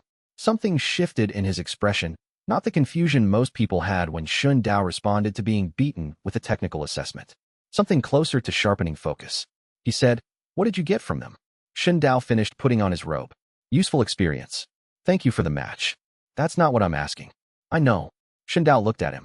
Wei Shuang had the eyes of someone who tracked subtlety for a living.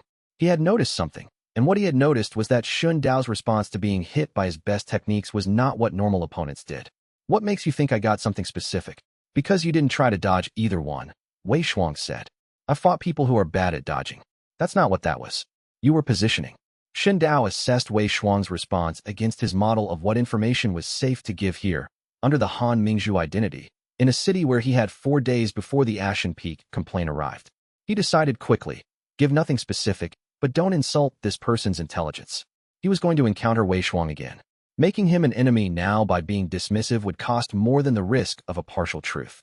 He said, "I study techniques by studying their contact. I find I understand a technique better if I've received it rather than watched it." Wei Shuang looked at him for a moment. "That's a strange way to learn." "It works." "Does it?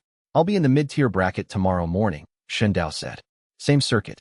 If you're curious whether it works, you're welcome to find out then. He walked away from the ring. Behind him, Wei Shuang watched him go. He had the specific expression of someone who had just discovered that a thing he was good at, technique, had been treated, in this encounter, as a delivery mechanism for something else entirely. He had won the match. He had not won whatever else was happening. That bothered him in a way he was not going to leave alone. Ru Wanqing fell into step beside Shen Dao as he left the circuit. She said, "You told him something true. Not enough to be actionable. He's going to come back tomorrow." "I know. You're planning on that." He didn't answer, which was, in his operating style, the same as yes. He had the two dual-element techniques in the catalog, core formation quality, vaulted, waiting for the realm catch-up that would unlock their full deployment. He had the wind cut and the thunderburst, and the specific sequencing knowledge of how they work together. He also had a cultivation advancement sitting at the edge of threshold.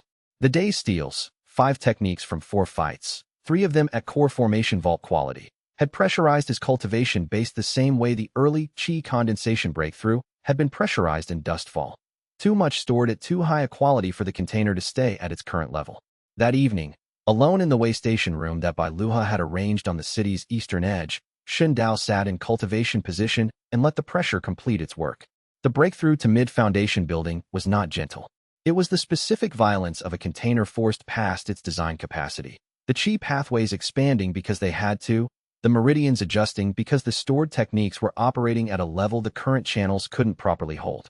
He emerged from it 40 minutes later with the walls of his meridians ringing, his Qi circulation operating at a wider channel width, and the 3 core formation techniques in his vault sitting a perceptible step closer to full deployment. He looked at the ceiling in the darkroom. 5 fights, 2 core formation vault techniques from Wei Shuang. A cultivation advancement that his ledger had not expected for 3 more days. He added the debt to Wei Shuang's entry and noted it as involuntary contribution. That category of debt sat differently in the ledger, not the same as the kind where both parties understood the exchange. He would need to find a way to balance it eventually. He was not certain yet what Wei Shuang would want in return, or whether he would want anything at all. That was the part of the ledger that worried him slightly. When the other party didn't know they were owed something, the eventual accounting happened on their timeline, not his. He filed this and let the night go on. Chapter 26. Wei Shuang's question. Wei Shuang was waiting outside the circuit entrance the next morning. Not inside, not registered for the day's bracket, outside, standing against the wall with his arms crossed, and the specific expression of someone who had spent time thinking about a thing and arrived at a question they found uncomfortable. Shen Dao stopped when he saw him. "You're early." "I've been here since the circuit opened," Wei Shuang said. "I wanted to arrive before you." This was deliberate positioning for a conversation, which meant he had prepared for it. Shen Dao adjusted his model of Wei Shuang upward. This was not someone who reacted. This was someone who set up conditions for conversations they expected to need. "You want a rematch?" Shen Dao said. "I want to understand what happened yesterday first." Wei Shuang pushed off the wall. "I've fought in this circuit for 6 months. I know what a normal foundation building practitioner looks like when they take a thunderburst to the chest. You look like you were waiting for it to finish." "I was." Wei Shuang stopped. "That's not a denial." "It's not." Shen Dao looked at the circuit entrance. "I told you last night. I study techniques through contact. You had the most technically interesting pair of techniques I'd seen all day. The wind cut and the thunderburst, they're designed as a sequence. The wind cut disrupts the target's defensive Qi patterning at exactly the frequency the thunderburst's concussive wave is designed to exploit. That's not 2 techniques. That's 1 technique in 2 parts." Wei Shuang looked at him for a long moment. "You worked out the sequencing from 1 fight. The structure was visible from the first contact." Shen Dao met his eyes. "Your dual-element training is clean. Most practitioners who try to develop 2 elements equally fail one of the 2 branches. You haven't. The integration between the wind and thunder signatures is smooth, no lag between deployments, no Qi circulation hesitation when you switch registers. You've been training this combination for years." Wei Shuang's expression did something complicated. Not flattered. Wei Shuang was not the kind of person who responded to flattery. Something more like finding an opponent who speaks the same language and discovering the conversation is going somewhere he didn't expect. He said, "What does studying techniques through contact actually mean? Give me the real answer." "I gave you the real answer. You gave me a description. You didn't give me the mechanism." Shen Dao looked at him. He had spent the walk from the way station reviewing the ledger on Wei Shuang. What had been given, what had been taken without agreement, what Wei Shuang was owed, and what paying it would cost. The involuntary contribution item sat at the top of the list. 2 core formation vault techniques, a cultivation advancement, None of it agreed to. He said, if I tell you more of the mechanism, I want something in return. Wei Shuang tilted his head. A transactional practitioner. Yes. What do you want? You know the Iron Hollow Circuit's participant pool better than I do. You've been fighting here for 6 months. You know which practitioners have technique structures worth studying and which are repeating the same training ground patterns. He watched Wei Shuang's response to this. I want your read on the bracket. Not the combat assessments, the technique assessments. Who deploys something unusual? Who pulls back their best arts in exhibition matches? Wei Shuang was quiet for a moment. He was running the same kind of calculation Xin Dao ran. Xin Dao could see it. Not an emotional response to the proposition, but an analysis of its components. He wanted to know what he was trading for. He said, and in return, you tell me the mechanism? Enough of it to be accurate. Not enough to be complete. That part, Xin Dao said, costs more. Wei Shuang looked at him with the expression of someone who has just confirmed something they suspected. He said, you're not from the Stone Compass sect. I'm registered as Han Mingzhu from the Stone Compass Outer Chapter. Which is true enough for the registry, but not your real history. He wasn't asking. Stone Compass Outer disciples don't cultivate the way you cultivate. Their technique library is Earth dominant. You're not showing Earth affinity anywhere in your deployment pattern. Xin Dao filed the observation. Wei Shuang was good at pattern recognition in ways that might eventually become a problem. He adjusted the information sharing budget downward slightly. He said, the technique assessment in exchange for the mechanism explanation. Take it or leave it. Wei Shuang took it. They walked into the circuit together. The information Wei Shuang provided across the next 2 hours was precise and correctly prioritized. 3 practitioners in the current week's roster had unusual technique structures. 2 had demonstrated techniques above their apparent training in previous matches, and 1, a late-arriving registrant from a northwestern sect Xin Dao hadn't encountered, used a sealing technique that Wei Shuang had never seen any defensive counter for. Xin Dao added these to his target list in priority order. When the mechanism explanation came, he gave Wei Shuang an accurate description. He absorbed technique resonance patterns through sustained contact, and the absorbed technique manifested enhanced. He left out the realm upgrade specifics and the 40 technique limit and the inherited bloodline origin. He left in the cost structure, because Wei Shuang was clearly going to try to test the limits of what he described, and knowing the cost would shape how he tested it. Wei Shuang received this information with the stillness of someone filing it away before processing. He said, you're telling me that my techniques are better in your hands than mine. At full deployment, yes. Currently, they're in the vault. I don't have the realm to execute them completely. Wei Shuang looked at him. You already took my 2 best arts. Yesterday. And now you want my read on the bracket, so you can take more from other people. Yes. Wei Shuang was quiet for a long moment. He said, that's the most straightforward robbery I've ever heard described. I paid for the bracket assessment. With the explanation of how you robbed me. Xin Dao considered this. Would you prefer I had been less direct? Wei Shuang's expression did the complicated thing again. He said, no. He looked at the circuit rings. I want a rematch eventually. When your realm is high enough to deploy my techniques fully. Why? Because, Wei Shuang said, I want to see what they become. He walked toward his scheduled match without waiting for a response. Xin Dao added this to the Wei Shuang ledger entry under unknown future obligation. It was the most unusual item in the catalog, not debt or credit, but genuine curiosity from someone who wanted to see what his own best work looked like elevated. He found that he did not have an existing category for it. Chapter 27. The complaint Tanju arrived on the second day of Xin Dao's Iron Hollow operations. He came through the Merchant's Gate on the South Road, recognizable from 30 meters by the specific combination of his cloth cap and the Xin Dao-designed warning system, the red travel scarf tied to his pack strap, visible from a distance, that meant urgent rather than routine. Xin Dao was in the circuit's observation area between fights when Ru Wanqing touched his arm and pointed. He saw it. He was at the exit and moving before she'd completed the gesture. They met near the 4th commercial ring, a tea stall with good sightlines in 3 directions and 2 exits, which Xin Dao had identified on the second day as a reasonable exchange point if he needed to receive information quickly in a non-private setting. Tanju sat down across from him with the expression of a man who had traveled for 2 days to deliver something and was assessing how bad the delivery needed to be framed. Tell me the scope first, Xin Dao said. Then the specifics. Tanju put his hands on the table. Ashen Peak filed a formal technique theft complaint with the Tri-City Cultivation Oversight Board 4 days ago. It's official. Your description, Middle Qi Condensation Build, Dustfall Village Origin, name Xin Dao, is in the registry system. He paused. The complaint calls it theft of sect-restricted techniques with evidence of foundation building deployment from a Qi condensation base. They attached the Elder One incident as primary exhibit. Shindao sat with this. How long before it reaches Iron Hollow's administrative registry? It's already there. It arrived yesterday morning. Tianju met his eyes. The Iron Hollow City Council posted the complaint notice to the Circuit and Market District boards this morning. You've had about 4 hours of not knowing. Ru Wanqing, seated beside Shindao, said nothing. She was calculating the same thing he was. Description match, Shindao said. My current registration as Han Mingzhu from the Stone Compass Outer Chapter is on file. Physical description in the complaint. Height, general build, eye color. Unusual cultivation signature. They described it as multiple technique resonances above practitioner's apparent realm. That's the identifying detail. Tianju looked at him directly. Shindao, they're calling it a death sentence offense. Theft of sect techniques with deployment evidence carries execution under regional cultivation law. The death sentence aspect he had already known. He had filed it as eventual cost in the original risk model when he decided to start the catalog. Who in Iron Hollow will enforce it? The Tri-City Oversight is asking the 3 regional sects to provide enforcement capacity. The enforcement request is officially pending. The regional sects have 72 hours to respond. 72 hours. He had been calculating for a week. This compressed it to 3 days. He ran the revised model.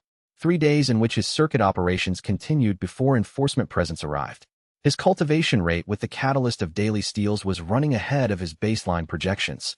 He was already at mid-foundation building, which was 3 days early. 3 more days at the same rate, targeting the highest yield technique sources from Wei Shuang's bracket assessment, could take him to late foundation building threshold or beyond. There's something else, Tianju said. Shindao looked at him. Tianju reached into his coat and put an envelope on the table. From Duan Voren himself. Delivered to me in Dustfall, for you. He found me through the Jade token. He didn't touch the envelope further. He wanted me to tell you it was delivered correctly and by hand, not through an agent. Shindao picked it up. It was unsealed, not an oversight. A statement that the content was for reading, not privacy. Inside was a single card. It said, the complaint has been filed as required. The enforcement has been requested as required. I have done what my position requires. What I have not done is listed your current location. You have 72 hours before someone else finds it independently. Consider the debt settled. He read it twice. He said, Old Crane. Tianju said, he should hear this. He should. And he had information Shindao needed in exchange. Chapter 28. The archive by Luha read the card and said nothing for 40 seconds. Then he said, he has been looking for a reason to do that for 20 years. They were in the waystation room. Bai Luha was standing at the window, the card in his hand, the afternoon light coming in at the flat angle of mid-afternoon. Tianju was on the bench. Ru Wanqing was at the small table with her satchel open and her hands doing something with compound preparation that she did when she was processing information while staying useful. Shindao said, you told me you were expelled for discovering what Duan Voren's family buried in the restricted archive. Now is when you tell me what that was. Bai Luha did not turn from the window. I told you that if you asked me directly, I'd answer. I'm asking directly. He was quiet for one more moment. Then, 300 years ago, the Hollow Mirror sect was destroyed. Not declined, destroyed. Ashen Peak sect's founding elder led the purge. The official record says the sect was exterminated for heretical technique development, which is accurate in one sense and completely misleading in the sense that matters. He set the card on the windowsill. The technique they developed, Mirror Ascendance, was considered heretical because it could not be owned. A cultivator with that ability couldn't be made to pay lineage dues, couldn't be bound to a sect's technique library through normal contractual channels, couldn't be threatened with technique revocation. They were outside the economic architecture of the cultivation world. So they were killed for being ungovernable, Shindao said. They were killed because the founding elder wanted something they wouldn't give him. Bai Luha turned from the window. The original Mirror Ascendant had developed a technique of extraordinary quality, not through Mirror Ascendance itself, but through 60 years of conventional cultivation built on a foundation enhanced by stored techniques at higher realm quality. He had the best cultivation base of his generation. The founding elder wanted that technique. The Mirror Ascendant declined. He paused. The massacre happened 3 months later. All members, bloodlines. The sect's physical location burned to the foundation stone. Ru Wanqing had stopped moving at the table. Tianju said quietly, that's why Duan Voren wants him dead. Duan Voren inherited the founding elder's position and his information. He knows what Mirror Ascendance produces at full maturity. He has known since the moment Yi Tsang's report reached him that Shun Dao's cultivation rate would eventually produce someone the cultivation world cannot contain by normal methods. Luha looked at Shen Dao. He is not wrong about the risk, from the perspective of the current power structure. He is only wrong about the solution. Shen Dao said, what was in the restricted archive? The founding elder kept a record. Not a confession, a technical record. The Mirror Ascendance Technique Library, as the elder's scholars were able to reconstruct it from materials captured during the massacre. His personal cultivation journal. And, Luha paused, a sealed assessment from one of the sect's elders, written 3 days before the massacre. An assessment of what mirror ascendants would eventually be capable of, at full development, in a bloodline that continued to pass it forward across generations. What did it say?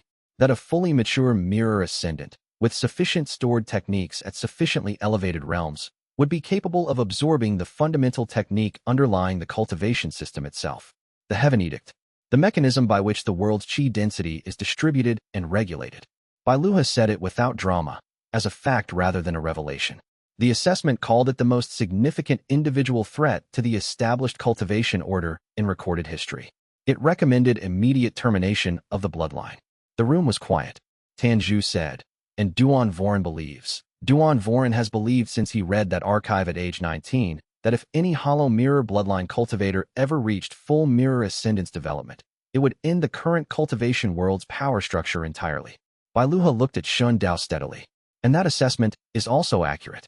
He is right about what you can eventually do. He is wrong to kill you for it. Shen Dao sat with this. He was 20 years old, mid-foundation building, with 11 techniques in his catalog. He was sitting in a waystation room in a neutral city with 3 days before an enforcement warrant put people in the streets looking for his description. He added the information to the ledger under long-term strategic context and left the specific implications of absorbing the Heaven Edict for later assessment when he had more data. He was not ready to think seriously about that capability yet, and he had learned that thinking about capabilities he couldn't currently access was a form of planning debt, spending attention on problems before they were urgent. The map, he said. Mirror origin. Gone, Luha said. I told you. Duan Voren's people burned the room. I memorized the coordinates. Luha stared at him. When? The night before the fire. You left the pack on the bench when you fell asleep. Shen Dao looked at him steadily. I stored them. I'm telling you now because you just gave me the archive information and the ledger says I owe you something in return. Luha sat down on the edge of the bed. He looked at Shen Dao with the expression he had been wearing intermittently since Dustfall. The expression of recognition. And it was different now. Less guarded. More specifically tired. He said, of course you did. Chapter 29. The tournament. The Tri-City tournament was announced on the morning of the 3rd day. Shen Dao was in the circuit when the announcement boards went up. A regional tournament hosted by Iron Hollow's Council. Open registration. Foundation building and core formation brackets. Prize structure sufficient to draw regional prodigies from the 3 cities and their surrounding territories. 7 days of competition beginning in 4 days. He read the announcement and made the calculation immediately. The circuit's regular participants represented Iron Hollow's standing combat community, competent, diverse, reasonably productive as a technique source. The tournament would draw the regional prodigies, practitioners who had been cultivating their sect's most refined techniques for years, specifically developed to perform under competitive pressure. Every participant in the tournament's upper brackets would deploy their genuine best work. The timing required adjustment. He had 3 days on Duan Voren's informal 72-hour window. For days until the tournament's first round, he would need to operate under increased risk during the 1-day gap. He found Wei Shuang at the bracket board. Wei Shuang was already reading the tournament registration details with the specific attention of someone assessing their own competitive position. He looked at Shen Dao when Shen Dao stopped beside him. You're going to enter, Wei Shuang said. Mid-tier bracket. Foundation building division. As Han Mingzhu. While that registration holds. Wei Shuang glanced at him. He'd heard something in that qualification. Your window is closing. 4 days, approximately. You need the tournament to fill the catalog before you have to move. Shen Dao said. I need the tournament because the practitioners in its upper bracket will use their actual techniques, not exhibition-modified versions. In a real competitive context, people stop holding back. He looked at the registration board. The regular circuit produces useful material. The tournament will produce the regional ceiling. Wei Shuang was quiet for a moment. He said, I'm entering. I know. We'll be in the same bracket. We're both foundation building. Yes. And you're going to try to fight me before the deadline because my dual element techniques are the highest quality source currently available to you, and you want whatever else I have in the upper range. Wei Shuang said it without heat, as a reading of the situation. He was not wrong. Shen Dao said, if we meet in bracket, You'll deploy your best work, and I'll deploy mine. That's the terms of the circuit. And after the match, whatever you took goes into that vault, at one realm above what you used. Wei Shuang looked at the tournament registration board for a long moment. He said, I've been developing a combined element technique for 3 years. It's not complete. It's at roughly 60% of what it's going to be when I finish it. I've never used it in competition. He looked at Shen Dao. If I use it against you, and you take it, you'll have a core formation version of something that doesn't exist, yet at foundation building level. Yes. It would be the strongest technique you've stolen from me. Probably. Wei Shuang said. Good. He said it with the specific satisfaction of someone who has been waiting to see what happens when they throw their best work at a problem that's bigger than they expected. Shen Dao filed this under genuine alliance interest, noted it as the second time Wei Shuang had expressed explicit desire to see his techniques elevated rather than resentment at being stolen from, and updated his model of Wei Shuang's motivation structure accordingly. He registered for the tournament as Han Mingzhu, Foundation Building Division, mid-entry seed. Then he went assigned by Luo. He had a 72-hour window, a technique list from Wei Shuang's bracket assessment, 3 days of circuit access, and a tournament in 4 days that would give him the regional ceiling. He had to sequence these correctly. That evening, Tanju asked him, Are you not worried? About what specifically? About the death sentence. The enforcement warrant. Any of it. Tanju was sitting on the way station bench with his hands wrapped around a bowl of something hot, looking at Shen Dao with the expression he had used since they were children whenever he was trying to determine whether Shen Dao was genuinely calm or performing it. Shen Dao thought about this honestly. He said, The threat is accurately weighted in my assessment. I'm operating within the window available. The technique catalog growth is ahead of projection. He paused. I'm not worried. I'm worried in a specific direction rather than a general one. Tanju said, What direction? He looked at his friend. You came 2 days by road to deliver a message you didn't have to deliver yourself. You could have sent it through a circuit courier. Tanju looked at his bowl. I wanted to see that you were all right. I know. Shen Dao was quiet for a moment. The ledger turned over the entry and he found, as he sometimes did when he looked at Tanju's entry, that it didn't denominate in a way he could run calculations on. The debt there was not the kind with a clear settlement structure. Thank you, he said. It was insufficient. It was also accurate. He let it stand. Chapter 30. First blood in the tournament. The tournament's first round opened on a morning of thin cloud and clean wind, the kind of weather that tournament administrators considered fortunate and practitioners considered neutral. Shen Dao was in the third match of the first round session, Foundation Building Division, mid-tier bracket. His opponent was a young practitioner from the Verdant Crown sect's Western chapter, not the sect itself, a regional chapter, which meant lineage techniques passed down one generation of dilution from the primary curriculum. Still better than anything Dustfall had produced. He reviewed what Wei Shuang had told him about this opponent, fire element specialist, trained in a precise ignition style that produced small, accurate detonations rather than area coverage. The precision style required clean qi circulation with minimal overflow. It was a technique school optimized for efficiency, which meant practitioners trained in it were vulnerable to disruption methods that introduced qi irregularity. He didn't have a disruption method. He had the thunderburst from Wei Shuang, which was concussive pressure focused and would, incidentally, create exactly the qi circulation irregularity the fire practitioner's precision style was vulnerable to. He noted this and decided not to use it.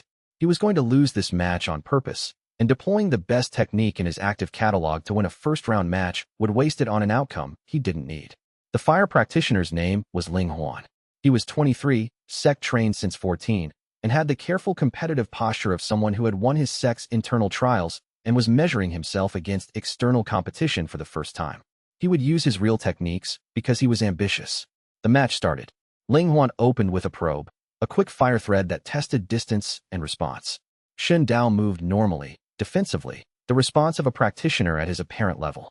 The fire thread singed his sleeve. He let Ling Huan calibrate him as a standard opponent. By the second exchange, Ling Huan had classified him as competent but not exceptional and was deciding whether to use his best technique or coast to a normal win. Shen Dao could see the calculation in how he held his qi, the specific reserve pattern of someone who had more in the tank than they were showing and was deciding when to show it. He needed Ling Huan to decide to show it, which meant he needed to seem threatening enough to require a serious answer. He deployed his Earth Surge steel from the first circuit match, the ground eruption technique, foundation building quality from a core formation steel. It covered 8 feet of the ring floor and hit Ling Huan at the ankles, not damaging, but genuinely surprising for the speed differential. Ling Huan's assessment of competent, but not exceptional, updated immediately. He brought out his real technique. The precise ignition detonation was exactly what Wei Shuang had described. Small, accurate, optimized for landing inside the target's qi circulation zone rather than on the surface. It detonated at the chest range. 3 seconds of sustained resonance as Shun Dao held position. Stolen. Foundation building precision fire, core formation vault quality. The pattern was intricate, more so than it appeared from the outside. He noted the complexity for later analysis.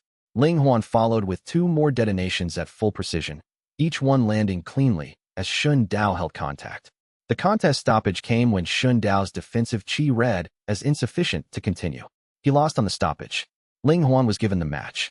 Shun Dao collected his qi recovery compound from Ru Wanqing at the circuit's outer edge and analyzed the detonation technique's internal structure while she checked his circulation. "You took 3 of those intentionally," she said. "The first one was the absorb. The next 2 were structural analysis. You could have ended the match after the first. I didn't need to end it. I needed the full technique pattern." He looked at his hands. The vault now held a precision fire technique with application range for close contact work his current catalog lacked entirely. "First round, first match, I'm down in the tournament bracket. But Ling Huan used his real technique early. He'll use it again in later rounds because he thinks it works." He paused. "Against someone who has a functioning thunderburst technique." Ru Wanqing was quiet for a moment. "You're planning Ling Huan's eventual defeat in a later round that you haven't reached yet. If we meet in bracket." She looked at him with the expression she had developed specifically for when Shun Dao was being accurate in a way that was also unreasonable. She said, "You lost that match on purpose, picked up a technique, and have already planned how to use it against the same person in a future match you may not reach." "Yes. And the person who just beat you in round 1 thinks they won. They did win. By the match's rules." She handed him a second vial.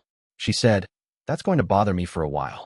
He noted this as legitimate feedback about how his approach looked from outside the ledger and added it to the operating context category.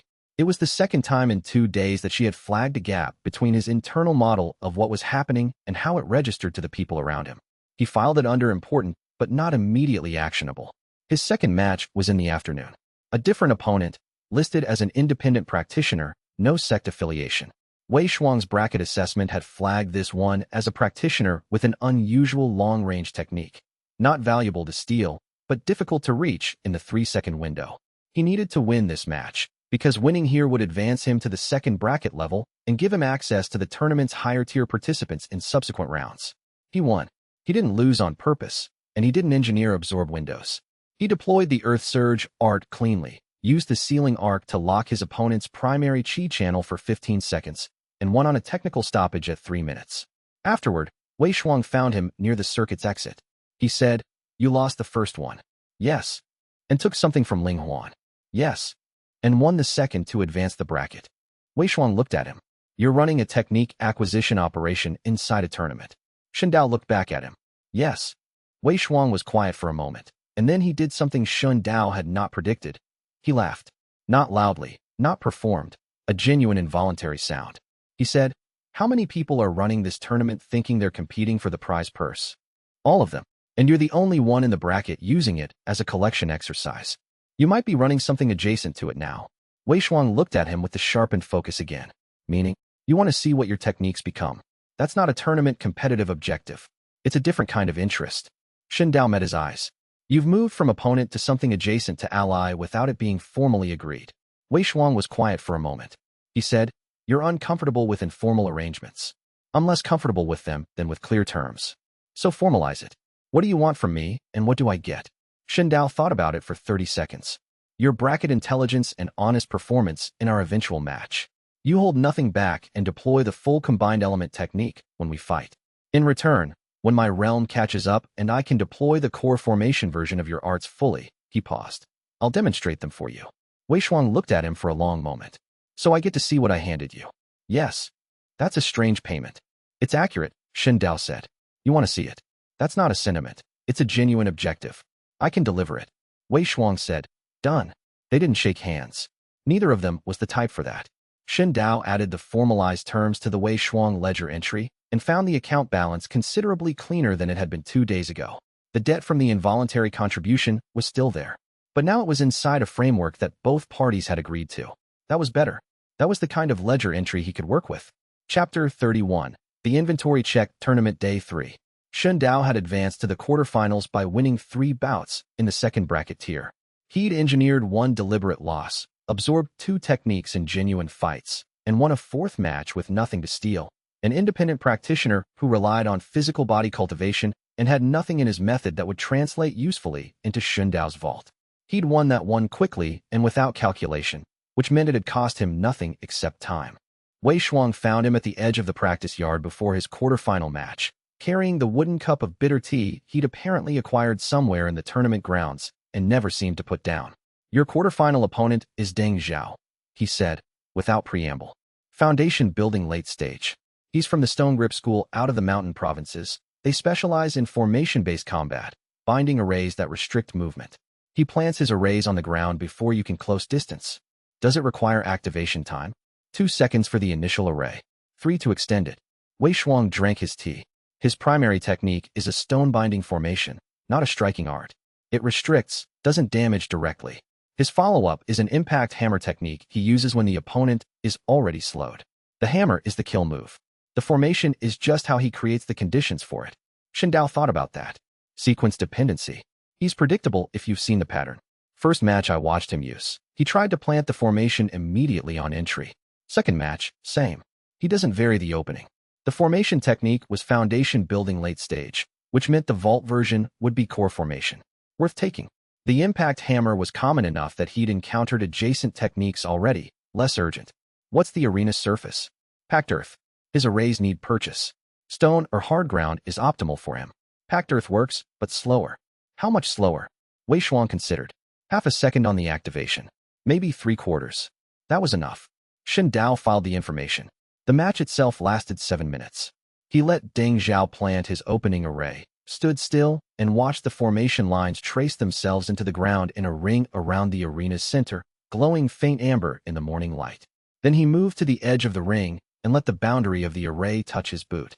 The formation pulled, slow and grinding, and the stone binding technique transferred. His meridians took the core formation vault version of it cleanly. It felt like someone pressing both hands flat against his sternum and pushing, not pain exactly, more a deep pressure that wanted him to stop moving. He kept moving. When Deng Zhao realized his formation had been absorbed, he hesitated. That half-second of reassessment was all it took. Shen Dao used the sealing arc from his first round win to lock Deng Zhao's primary hand formation for 8 seconds, moved inside the hammer's effective range, and won on technical stoppage. Tenju was waiting near the tournament gate when he came out. The window closed last night, she said. She was holding a folded cloth packet. Lunch, probably. She handed it to him automatically, not looking at him. Duan Voren hasn't listed our location. He hasn't moved. Shen Dao took the packet. He's watching. That's what old Crane said. Tanju's hands were clasped in front of her now, knuckles pressed together. She had a habit of doing that when she'd already thought through every version of a problem and hadn't found an answer she liked. Watching and not moving is a specific choice. He's not keeping the peace. He's gathering information. He wants to know what I'm doing here. Or he wants to know what you can do now versus what you could do in the escort incident. He has a record of your foundation building early stage abilities. He doesn't have a record of whatever you've added since. Shen Dao opened the cloth packet. Rice and dried vegetables. He ate 3 bites standing up and thought about Duan Voren watching somewhere in the tournament crowd, and what the man had seen over the past 3 days. He's seen enough, Shen Dao said. He won't act during the tournament. Too many witnesses and too much uncertainty about what I've absorbed. He'll wait for a cleaner moment. That gives you. For more days, probably. The tournament ends in 4 days. He folded the cloth neatly and put it in his pocket to return to her. I need the semifinals. Tanju looked at him directly. She had very calm eyes, which was something he'd noticed early and had never quite categorized correctly. She said, the semifinals have Yun Firen. He'd seen the name in the bracket. Yes. She's 17. Yes. And Nascent Soul early stage. Tanju was quiet for 1 beat. Your foundation building mid-stage. That gap doesn't close with technique acquisition. No, he said. It doesn't. He picked up his water skin and headed back toward the practice area. I need to talk to Wei Shuang. He heard Tanju exhale behind him. A short sound. Not quite frustration, not quite resignation, something between the two. She didn't follow. She trusted him to return. That was a kind of debt he didn't know how to enter in the ledger. Chapter 32. Heaven's Curtain. The semifinal draw was posted on the wooden board outside the tournament registration hall at noon. Shen Dao stood in front of it for 10 seconds, confirmed what he'd already expected. and went to find Wei Shuang. Wei Shuang had also seen the draw. He was sitting on a stone bench near the eastern courtyard wall with his arms crossed and an expression that might have been called concern on someone else's face. On Wei Shuang, it looked more like the focus he used before a fight. The same sharp attention, pointed inward. You already knew it would be her, Wei Shuang said. She was always going to be in the semifinals. The bracket structure was obvious from the second day. That's not the same as choosing to stay in the bracket once you knew. Shen Dao sat on the bench beside him. What do you know about her technique? Wei Shuang was quiet for a moment. He drank his tea. Then, Heaven's Curtain. That's the formal name. I saw her use it in a regional exhibition 2 years ago. She was 15 then, Nascent Soul early stage, already at 15. He set the cup down on the stone. The technique saturates the arena. Fills every corner, every angle, every space between where you're standing and the wall behind you. There's no position on that fighting floor where you're outside it. Shen Dao considered. What's the origin type? Spatial? Qi saturation? Pressure wave. Pressure wave with qi saturation secondary. She generates a compression field that expands outward from her body and fills the space available. Like water filling a vessel. It doesn't target, it occupies. How does it hit? Impact? Continuous burn? Continuous compression. 30 seconds. She used it in the exhibition and the opponent went down in 15. The judges ended the match before it reached 30. What was the opponent's realm? Foundation building late stage. Wei Shuang looked at him sideways. You're mid-stage. Shen Dao ignored that. Where is the technique weakest? Wei Shuang shook his head slightly. You're asking if it has edges. It fills the arena. That's the design. Every pressure wave has a dispersion gradient. It's strongest at origin. It attenuates toward the boundary. I need to know the shape of the attenuation. Wei Shuang looked at him for a long moment. You're planning to position yourself at the arena edge during activation. Where does the gradient decay fastest? Near the boundary walls or near the floor? I don't know, Wei Shuang said. He said it plainly, without apology, a man who treated the limit of his information as a factual statement rather than a failure. I watched it twice from outside the arena. I can't give you gradient measurements. Then I need someone who can read qi dispersion patterns. Ru Wanqing was the obvious answer, and Wei Shuang had already concluded the same thing because he didn't ask who Shen Dao meant. He just picked up his cup. She's in the east wing of the inn, Shen Dao said. I'll speak to her this afternoon. And if she says the attenuation at the boundary isn't survivable for your current meridian tolerance? Shen Dao stood. Then I'll have that information before I go in. That's not reassuring. It wasn't meant to be. It was meant to be accurate. Ru Wanqing listened to the description of Heaven's Curtain without interrupting. She was seated at the small table in her room with her father's partial notes spread across the surface. She'd been reorganizing them by date again, a habit she fell into when she was thinking through something she didn't want to say out loud. When Shen Dao finished, she put down her brush and turned the problem over visibly. A pressure wave with saturation secondary means the leading edge carries the compression force and the trailing saturation is denser but slower. At the arena boundary, the compression force has already expanded fully. It's technically weaker in direct impact. She paused. But the saturation qi lingers there because it has nowhere further to go. It pools. What does that mean for absorption? It means at the boundary you take less immediate impact force, but you're immersed in the saturation longer. She was quiet for a beat. If you're absorbing the technique through contact, longer immersion might actually help the transfer. More contact time means more of the technique's pattern has time to map. She looked at him. But the qi saturation at that concentration, for your current meridian capacity, it would feel like trying to hold your breath inside the technique's full presence. You'd be absorbing and being crushed at the same time. How long do I need to stay at the boundary? To capture enough of the pattern to upgrade it? Based on what you've told me about transfer mechanics, she calculated for a moment, tracing the edge of a page with one finger without reading it. 7 to 10 seconds minimum. 5 if the pattern is clean. The match was 2 days away. He used those 2 days to find Yun Firen's 2 exhibition performances that had been observed by tournament observers and speak to 3 of the spectators. He compared their accounts. Ru Wanqing mapped the saturation decay curve from what they described. It wasn't enough to be comfortable. It was enough to go in with a plan. Chapter 33, Title Zone. The arena felt different before the semifinal. The crowd was 3 times larger than any previous bout. Iron Hollow's residents turning out for the exhibition guest, which was the polite way the tournament called Yun Firen. She was young enough that some people in the crowd had older siblings who'd watched her first breakthrough demonstration. She'd been Nascent Soul for 2 years already. She was shorter than Shen Dao had expected. Dark hair, undyed tournament robes, expression attentive and not unkind. When the tournament registrar called their names and they faced each other across the floor, She looked at him with the focused assessment of someone who had genuinely done her research and was mildly puzzled by what she'd found. Han Mingzhu, she said. Foundation building mid-stage. Registered as independent practitioner. She tilted her head slightly. You've had an interesting bracket progression. The tournament provided good material. Yes, she said, still studying him. I noticed you lost your first round match. A beat. That's not something most people do deliberately. He didn't respond to that. The registrar called the start. Yun Firen did not move immediately. She stood at her end of the arena and looked at him. Actually looked, the way a craftsperson inspects a piece of work before they understand what kind of work it is. Then she said, I'll offer the forfeit option once. Most opponents your realm find it preferable. No. She nodded, unsurprised. She stepped forward and began activating Heaven's Curtain. He was already moving toward the boundary wall. The technique built slowly. That was a detail none of the observer accounts had captured cleanly.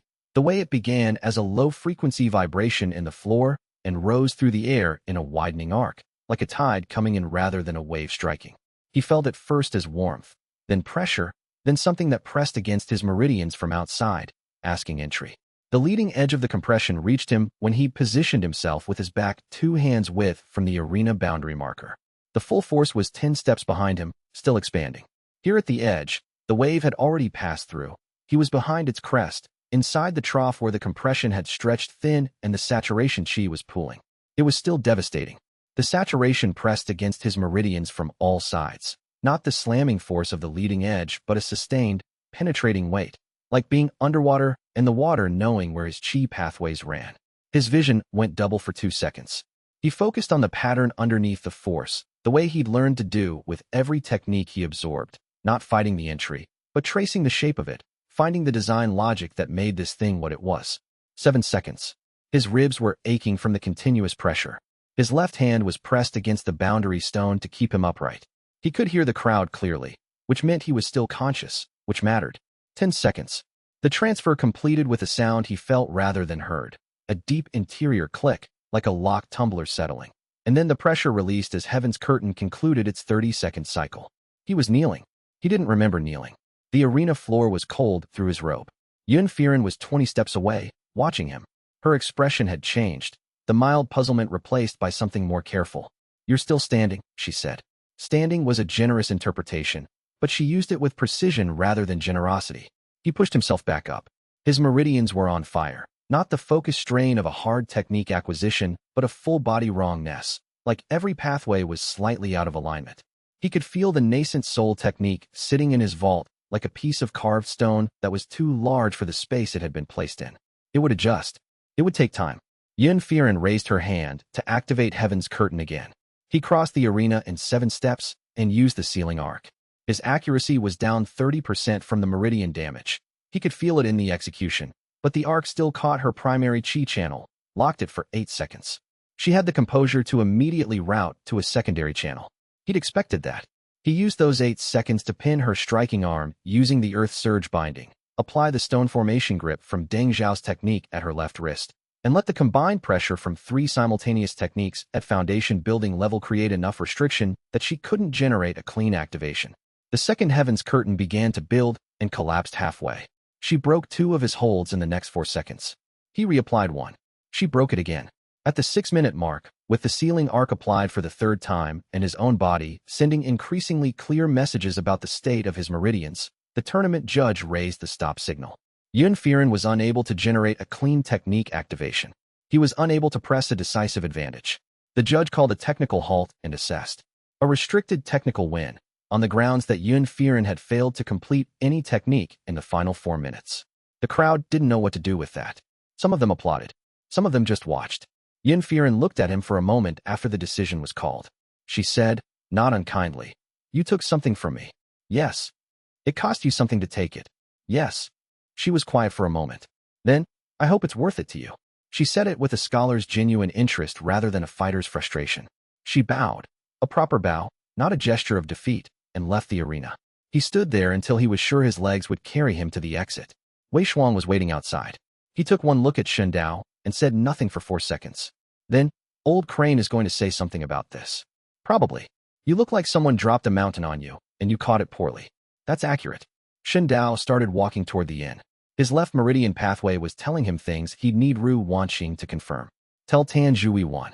Chapter 34. Overnight, Ru Wanqing worked quietly. She had cleared the small table and set up her medic's kit on the chair beside him. Compressed tonic strips, a qi-conducting salve with a faint smell of dried pine and mineral iron. 2 candles she'd angled for working light. He lay on the bed with his eyes open, tracking the ceiling. The primary damage is in the left main pathway, she said, not looking up. Her fingers were at both his wrists, one hand on each pulse point, channeling slow, steady qi through her palms into his meridian junctions. The contact was impersonal in the way a physician's touch was impersonal, purposeful, calibrated, attentive. There's secondary compression in the mid-trunk network. That will clear on its own in a few hours. The primary pathway is going to need constant stabilization tonight, or it'll scar. Scar how? Narrowing. You'd lose maybe 15% efficiency in the left channel. She adjusted the angle of one wrist slightly, and he felt the qi she was channeling shift to a finer thread, needle precise. I'll prevent it, but I need to stay in contact for 6 hours minimum. I'm not going anywhere. I know. She was quiet for a while, working. Outside the window, the tournament district was winding down for the evening. Voices, footsteps, the distant sound of someone practicing a striking technique on wooden posts. What did you get from her? Heaven's curtain. Upgraded to. He paused, checking the vault's reading of the technique, equivalent to a full Nascent Soul mid-stage spatial compression. It's a saturation field that occupies space rather than targeting. One realm above what she was using. Can you deploy it? Not currently. My meridians would break under the output load before it completed. He watched a shadow move across the ceiling as the candle flame shifted. In time. How much time? After I reach core formation. Maybe core formation mid-stage before I could push it fully. Ru Wanqing made a small sound that might have been consideration. That's several realms away. Yes. You took something that nearly killed you to acquire a technique you won't be able to use for years. The vault doesn't expire.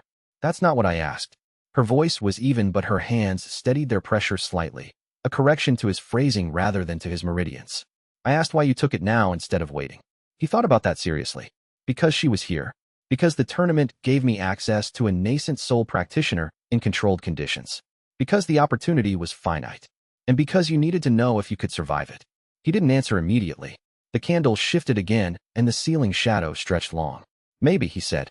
Ru Wanqing was quiet for several minutes. The qi she was channeling had found a rhythm. He could feel it now as a steady pulse against his wrist, like a second heartbeat overlaid on his own. My father was very careful about finite opportunities, she said finally. He documented everything. He wrote down every conversation, every cultivation note, every name of every person who helped him. He said he didn't trust his own memory. She paused. I thought it was a weakness when I was young, that he didn't trust himself. And now I think he trusted himself exactly the right amount. He knew his memory would change things, soften them or sharpen them incorrectly. The documents didn't have feelings about what they recorded. She glanced at him briefly, then back at his wrist. Is that what the ledger is? For you? He considered the question carefully, the way he'd learned to treat questions that arrived without a simple answer. Partly. The ledger doesn't editorialize. It also doesn't tell you what something is worth. It tells you what the exchange was. That's not the same thing. She wasn't arguing. Her tone was genuinely working through it. Value and price aren't the same.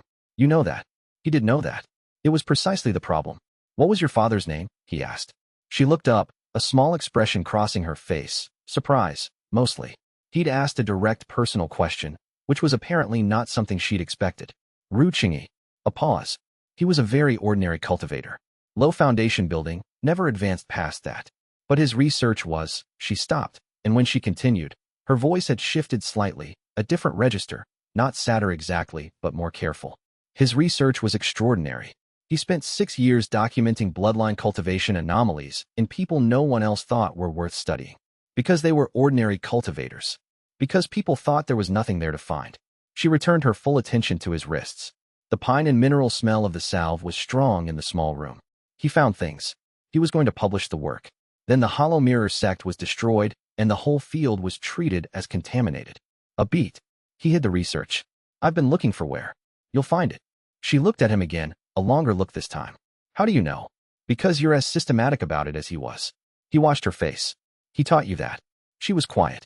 She turned back to his meridians, and the rhythm of her channeling continued, steady and unhurried. Outside, the tournament district went on coming down for the night. He slept at some point. When he woke, it was deep in the night, and she was still there, seated in the chair, one hand still resting lightly against his left wrist. She'd fallen asleep sitting up, her head tilted slightly to one side. Her father's notes still spread across the table. He lay still and didn't wake her. Chapter 35. The room questioned by the time the city began to stir. He'd been awake for an hour. His meridians were quieter. The left main pathway was still tender the way a fresh scar is tender, functional but aware of itself, but the scar narrowing had not formed. Ru Wanqing's work had held it clean through the night. He could feel the difference between this and what it would have been, a permanent reduction in capacity, one more constraint added to the accumulating list of things that narrowed over time. He went through the vault instead, technique by technique, counting, checking the count against what he had and what he needed. Earth Surge Binding, Core Formation Vault. Wind Cut Execution, Core Formation Vault. Precision Fire, Core Formation Vault. Thunderburst, Core Formation Vault. Precision Ignition, Core Formation Vault. Stone Formation Grip, Core Formation Vault. Sealing Arc, Foundation Building Late Stage. Several earlier acquisitions from the first arc of his life, Lower Realm, Lower Utility. The Heavens Curtain Spatial Saturation, Nascent Soul Mid-Stage Equivalent. 12 techniques total. 28 remaining slots. He counted the enemies. Ashen Peak Sect, with its formal complaint registered, and Duan Vorin waiting somewhere in this city for a moment he deemed optimal. Ashen Peak Senior Elders, whose methods he hadn't yet seen. Whatever cultivators they would bring. Lady Zhu Yiren's faction, whose interest in him was unresolved and unreadable. Whoever had ordered the Hollow Mirror sect's destruction 300 years ago. That history wasn't finished, it was waiting. The mirror origin coordinates he'd memorized from the fire. What those coordinates would eventually require him to face. 28 slots. The enemies were not bounded at 28. He heard Ru Wanqing shift in the chair and come awake. A quick, practical waking, not the slow surface of someone who'd slept deeply. Your left meridian? She asked immediately. Stable. Good. She straightened, checked her hands, rolled her shoulders once with the efficient motion of someone who'd spent nights sitting upright before and knew which muscles to address first. She looked at him. You've been counting something. He turned from the window. The technique catalog. And he said it plainly, the way he filed most things. I'm scared I'll run out of room before I run out of enemies. She heard that. He could tell she was hearing it correctly, not as a statement requiring reassurance, but as a factual report that deserved consideration on its own terms. She was quiet for a moment, looking at the table, at her father's notes. Have you thought about which enemies you don't need to fight? He hadn't. Or rather, he had assumed, somewhere underneath the ledger structure, that every debt eventually came due through direct resolution. Absorb the technique. Defeat the opponent. Close the account. The ledger assumes direct settlement, he said. Your father's ledger might. But that's not the only way to resolve a debt. She picked up one of the notes, looked at it without reading it. Some debts discharge because the creditor stops caring. Some discharge because circumstances change and the original transaction becomes irrelevant. Some discharge because someone else pays the balance. She set the page down. You're treating every entry like it's a combat obligation. But Tanzhu isn't a combat obligation. Old Crane isn't. Wei Shuang isn't. She paused. Entirely. He thought about that. That's a different kind of thinking, he said. Yes. She stood, stretching her back once. You might consider practicing it while your meridians are in repair and you can't pick a fight with anyone anyway. That was unexpectedly practical advice. I know. She began gathering her supplies from the chair, folding the chi-conducting cloth with deliberate neatness. You can add it to the ledger. He looked at her.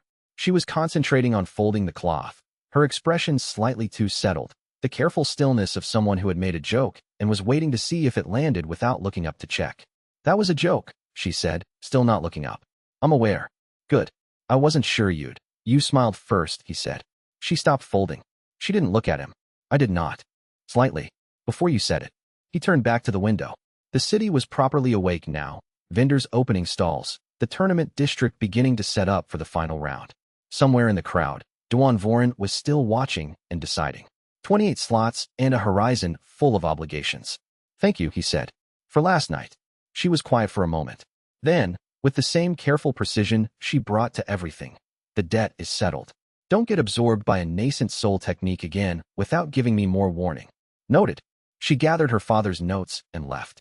He stood at the window a little longer, watching the city move. 28 slots. Yes, but maybe not all of them needed to be filled the same way. He filed that under unresolved, open, pending further data. Then he went to find Tanzhu and tell her about the final. Chapter 36. Terms of engagement. The morning of the tournament final, Wei Shuang found him first. Shen Dao was in the courtyard behind the inn, running through a slow-form practice with the earth surge binding at reduced output, checking meridian response at different extension lengths, testing how far the left main pathway had recovered. The answer was, most of the way. Not complete, but close enough. Wei Shuang leaned against the courtyard wall and watched for 2 minutes before speaking.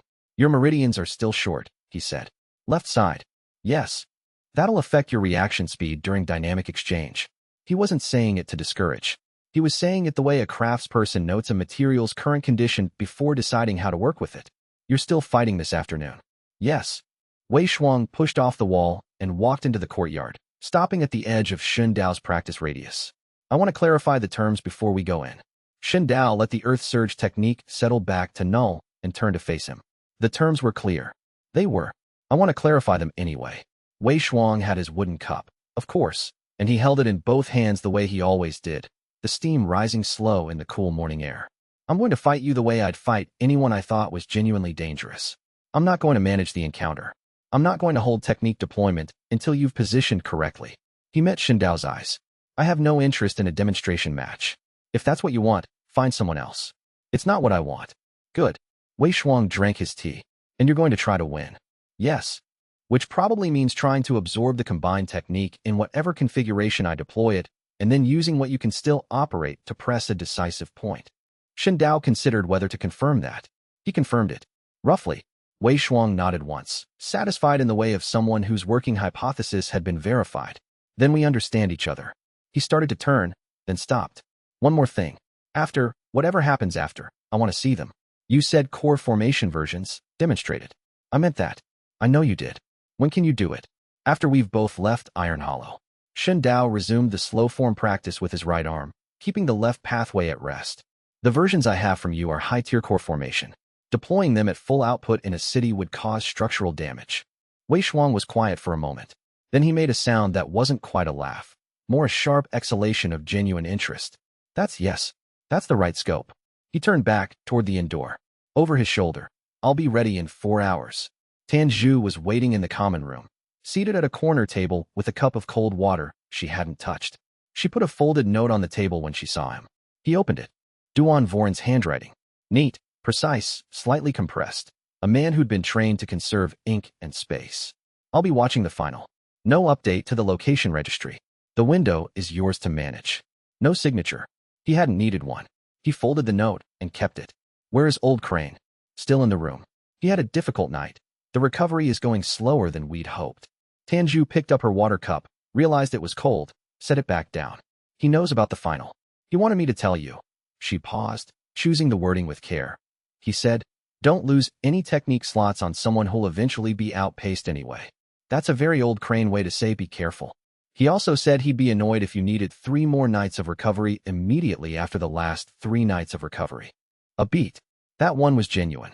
Shen Dao went back to his room to let his meridians rest before the match. He lay on the bed and ran through the catalog one more time. Not the count this time, the quality. What he had. What each piece could do when he could fully deploy it. The heavens curtain's spatial saturation sat in its slot like a sealed room he didn't have the key for yet, enormous and waiting. The core formation vault techniques were available, but constrained to the output range his current realm could handle without breaking. He wasn't afraid of the final match. He was afraid of using it inefficiently. That was probably the closest thing he had to focus. Chapter 37. Before the bell, Ru Wanqing checked his meridians an hour before the final. She worked quickly, a 10-minute assessment rather than a treatment session, her hands at the standard pulse points with the focused expression of someone reading text rather than taking a temperature. The room smelled of the pine salve still. She'd left it on the small table, half the container used. The left main pathway is at 73%, she said, releasing his wrists. It'll hold for a normal foundation building fight. If you take another direct hit from a Nascent Soul technique at the boundary edge, it won't. The final isn't against a Nascent Soul practitioner. I know. I'm telling you the upper boundary. She put the assessment tools back in the kit. Wei Shuang's combined element technique. If it carries Nascent Soul level Qi due to your upgrade mechanics, it will upgrade in my vault. The deployment will still originate from a foundation building technique. The force he generates will be within my current tolerance. She thought about that. But after you absorb it, the vault version will be stored. Not deployed immediately. Good. She clicked the kit closed. Then you should be fine as long as you're not doing anything else catastrophically inadvisable. I'll note that down. She didn't smile, but she didn't not smile either, which he'd come to recognize as its own category. She was sorting through the notes she'd spread across the table, still reorganizing, a habit she returned to whenever she was thinking. I found something last night, she said. Her voice changed registers slightly, the same careful tone she used when she was reporting something she wasn't sure how to interpret yet. In my father's notes, there's an annotation from about 6 years ago.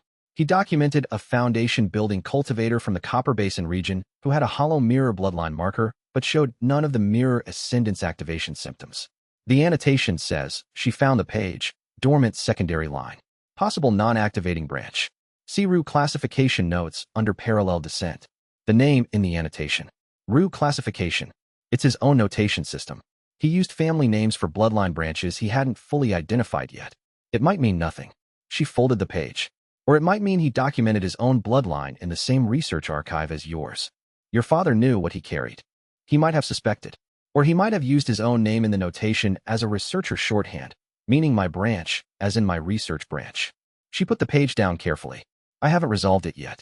I'm telling you because it's relevant to what we're both looking for. He sat with that for a moment. Ru Wanqing's father had spent 6 years documenting hollow mirror bloodline anomalies, had potentially documented his own line in those same records, had hidden the research before the sect's history became dangerous to be associated with. The coordinates I memorized, he said. Mirror origin. Your father's notes and whatever is there might connect. Yes. She picked up her kit, which is another reason to reach it. At the door she paused. Don't take a second Nascent Soul technique today. I wasn't planning to. Wei Shuang's full deployment has been in my estimate since last night. I believe you. I'm noting it anyway. She left. He sat in the quiet room and thought about what it meant to find, in the middle of a technique acquisition operation, that the person he'd brought along as a medic and information source might have been searching for the same origin point as him for entirely different reasons. The ledger had an entry for that.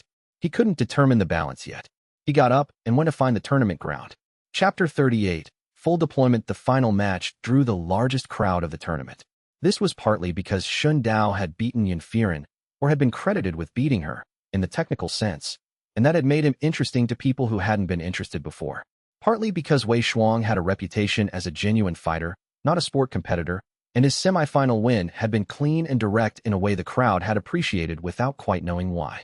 Partly because both of them walked into the arena with the settled focus of people who had already agreed on what this was going to be. The tournament official read their registrations. Han Mingzhu, independent practitioner, foundation building mid-stage. Wei Shuang, independent practitioner, foundation building late stage. A pause that implied the official thought the match was decided. Begin. Wei Shuang didn't move immediately. He stood at his starting position and looked at Shun Dao across the arena floor with the same attention he brought to every conversation they'd had, the kind that didn't perform itself. Ready? Yes. Wei Shuang began the wind cut activation and threaded the thunderburst sequence into it before the first technique had finished building. This was the combined deployment, the one he described once as something it had taken him 8 years to develop. The dual-element technique that Shun Dao had absorbed pieces of separately in the CH25 match and had been carrying in distinct vault entries ever since. Together, in sequence, they created something different from either alone. The wind cut generated a leading edge of directional force and the thunderburst rode inside it, not following, but woven through, using the wind channel as a delivery conduit. The result was a technique that hit like a blade and burned like lightning simultaneously, and it was moving across the arena in the time it took Shun Dao to read its trajectory. He didn't dodge it. He positioned left, the same instinct that had taken him to the arena boundary against Yanfiren, the same understanding that an oblique angle through a technique rather than direct recede or complete avoidance was the transfer geometry his ability worked best with. The leading edge of the wind cut caught him across the shoulder and chest, and the thunderburst channel ran through that contact with a crack that he felt in his back teeth. His feet left the ground briefly. He came down 4 steps to the right of where he'd been standing. The combined technique transferred. It went into the vault as a single unified entry, not 2 separate pieces but the complete sequence, which he hadn't had before, which meant Wei Shuang had handed him something more useful than either component alone. The vault version was full core formation. The upgrade sat in its entry like a compressed storm waiting. His shoulder was numb from the shoulder blade to the elbow. The thunderburst's residual charge was working its way out through his meridians, and his left main pathway, tender as it was reporting the encounter with some emphasis. He was still standing. He moved forward. Wei Shuang read his approach correctly and shifted to the ceiling formation technique he'd been holding in reserve, a defensive structure rather than a striking art, which was interesting because it meant Wei Shuang had something he hadn't shown in the bracket rounds. The formation locked Shun Dao's forward movement at 4 steps distance, a grid of compressed qi that resisted pressure rather than breaking under it. Shun Dao pressed against it, found the boundary, began applying the stone formation grip from Deng Zhao's technique to the formation's anchor points. It was the kind of slow-grinding approach that Wei Shuang had anticipated. He deployed the wind cut again, lower output this time, to break Shun Dao's positioning. It worked. Shun Dao had to release the grip and reposition. For more minutes of that pattern, Wei Shuang's defensive formation held.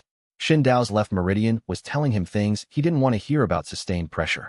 At the 6-minute mark, Wei Shuang broke the pattern and went offensive again. The combined technique a second time, adjusted angle, less force, the precision version rather than the full deployment. The ceiling arc caught at mid-transit.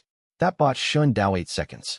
He used them to get inside the formation boundary and apply all 3 binding techniques simultaneously: earth surge, stone formation, ceiling arc, to Wei Shuang's primary hand formation positions. Wei Shuang broke 2 of the 3 in 4 seconds. He was stronger at close range than Shun Dao had estimated.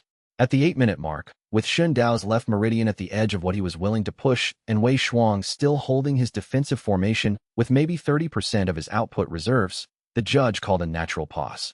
Wei Shuang looked at him. You got what you needed. Yes. So did I. Wei Shuang applied the wind cut one more time, overhead, clean and unhurried, and the force of it at Shun Dao's depleted meridian state was enough.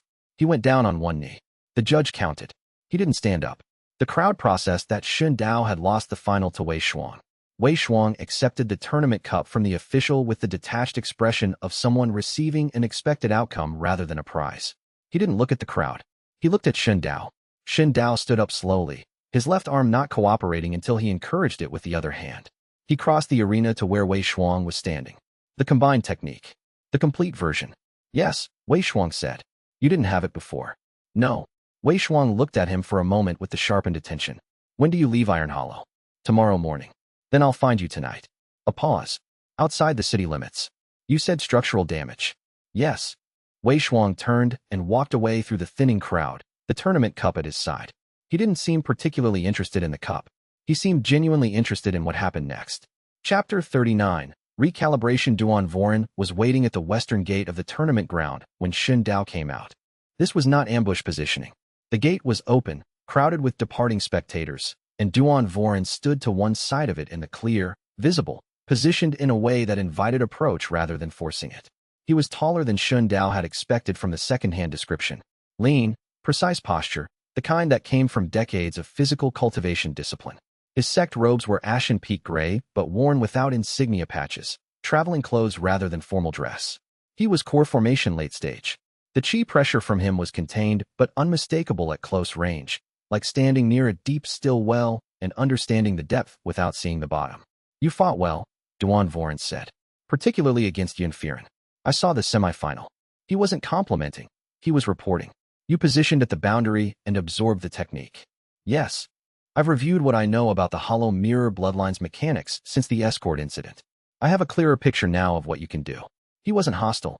He was precise, which was different. You were foundation building early stage when we last had a direct assessment. You're mid-stage now.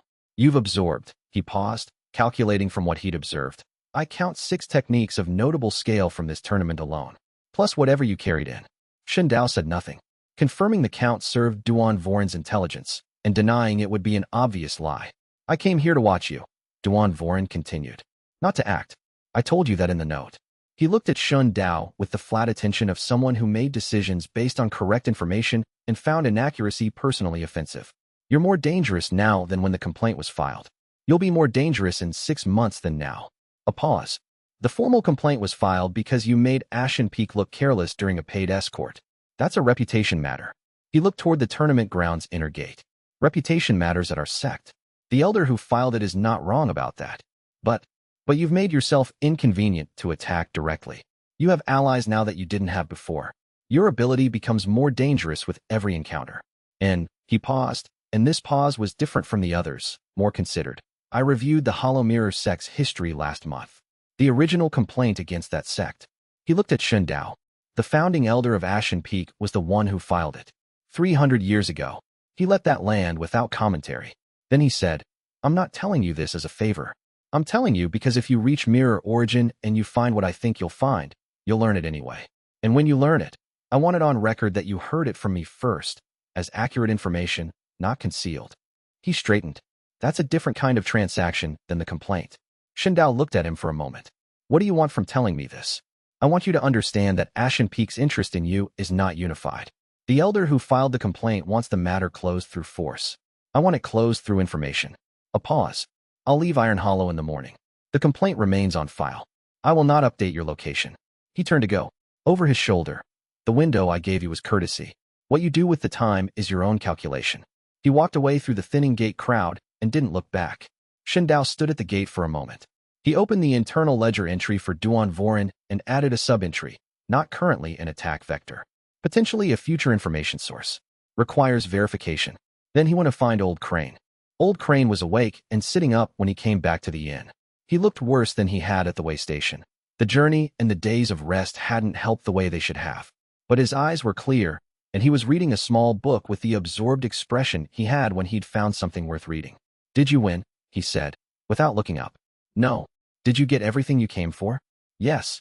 Old Crane turned a page. Then you ran the tournament correctly. He looked up finally.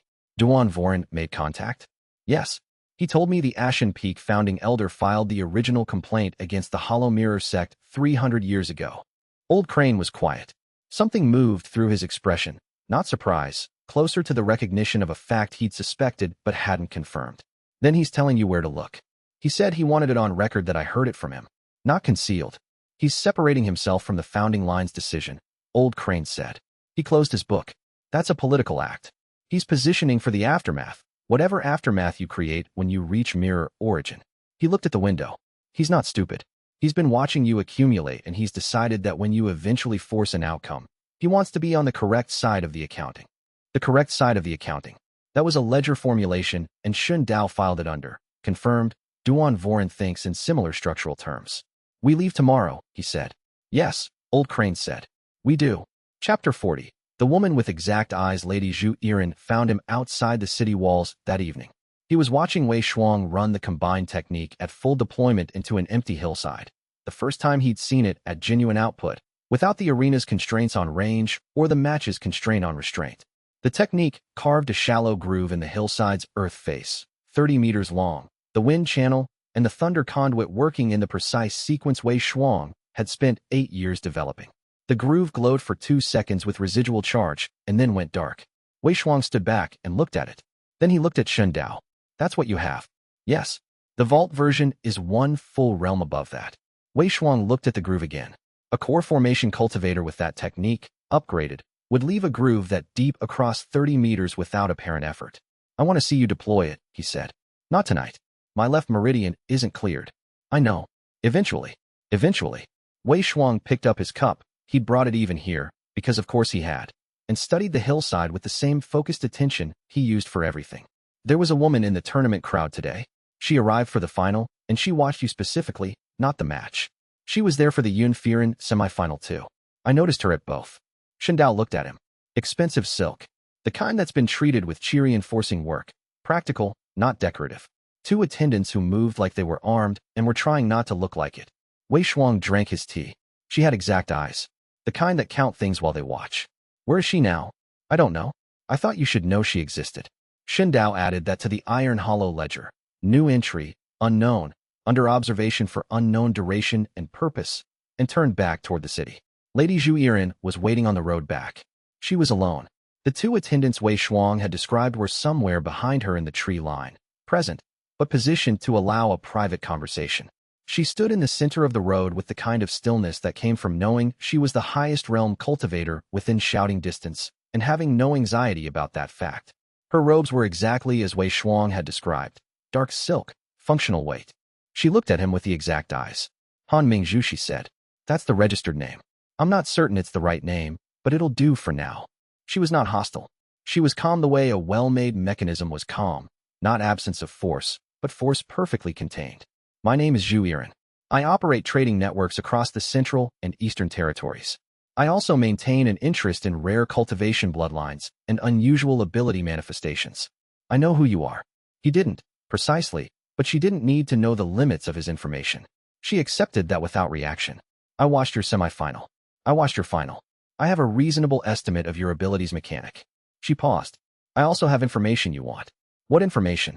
The name of the person who ordered the hollow mirror sect's destruction 300 years ago. She said it the way she might report a cargo manifest. Accurate, precise, without drama. The founding document is still held in a private archive that I have access to. It was never destroyed because the people who destroyed the sect didn't think it needed destroying. They thought they'd removed all the practitioners and the documentation would be meaningless. A beat. They were wrong about both.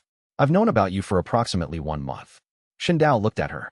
She had the patience of someone who was accustomed to people taking time to think. She gave him the time. What do you want for it? One demonstration. She met his eyes. I want to watch you absorb a technique.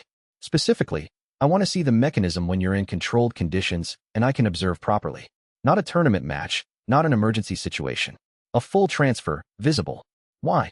Because I have a business decision to make that depends on understanding the scope of your ability's upper limit. I can estimate from observation, but I want confirmation. She was entirely matter-of-fact about this. I won't share what I see with anyone.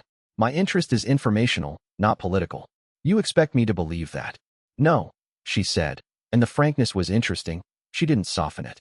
I expect you to assess my incentive structure and conclude that sharing information about a technique-absorbing cultivator who is currently the subject of an Ashen Peak formal complaint would create more risk for my networks than it would create benefit. I'm not asking you to trust me. I'm asking you to find my interests correctly aligned with your discretion.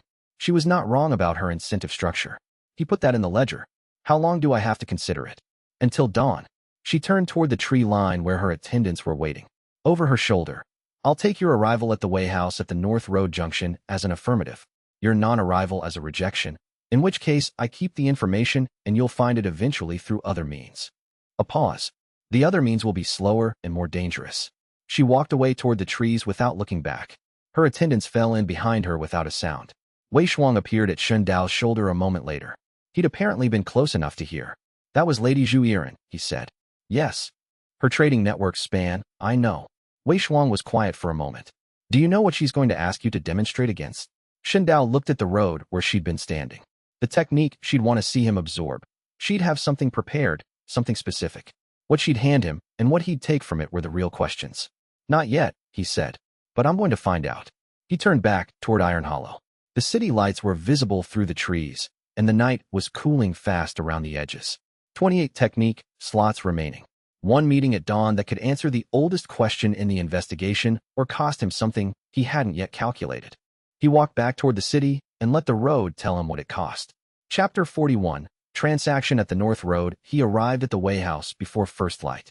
It was a standard traveler's rest house at a crossroad junction.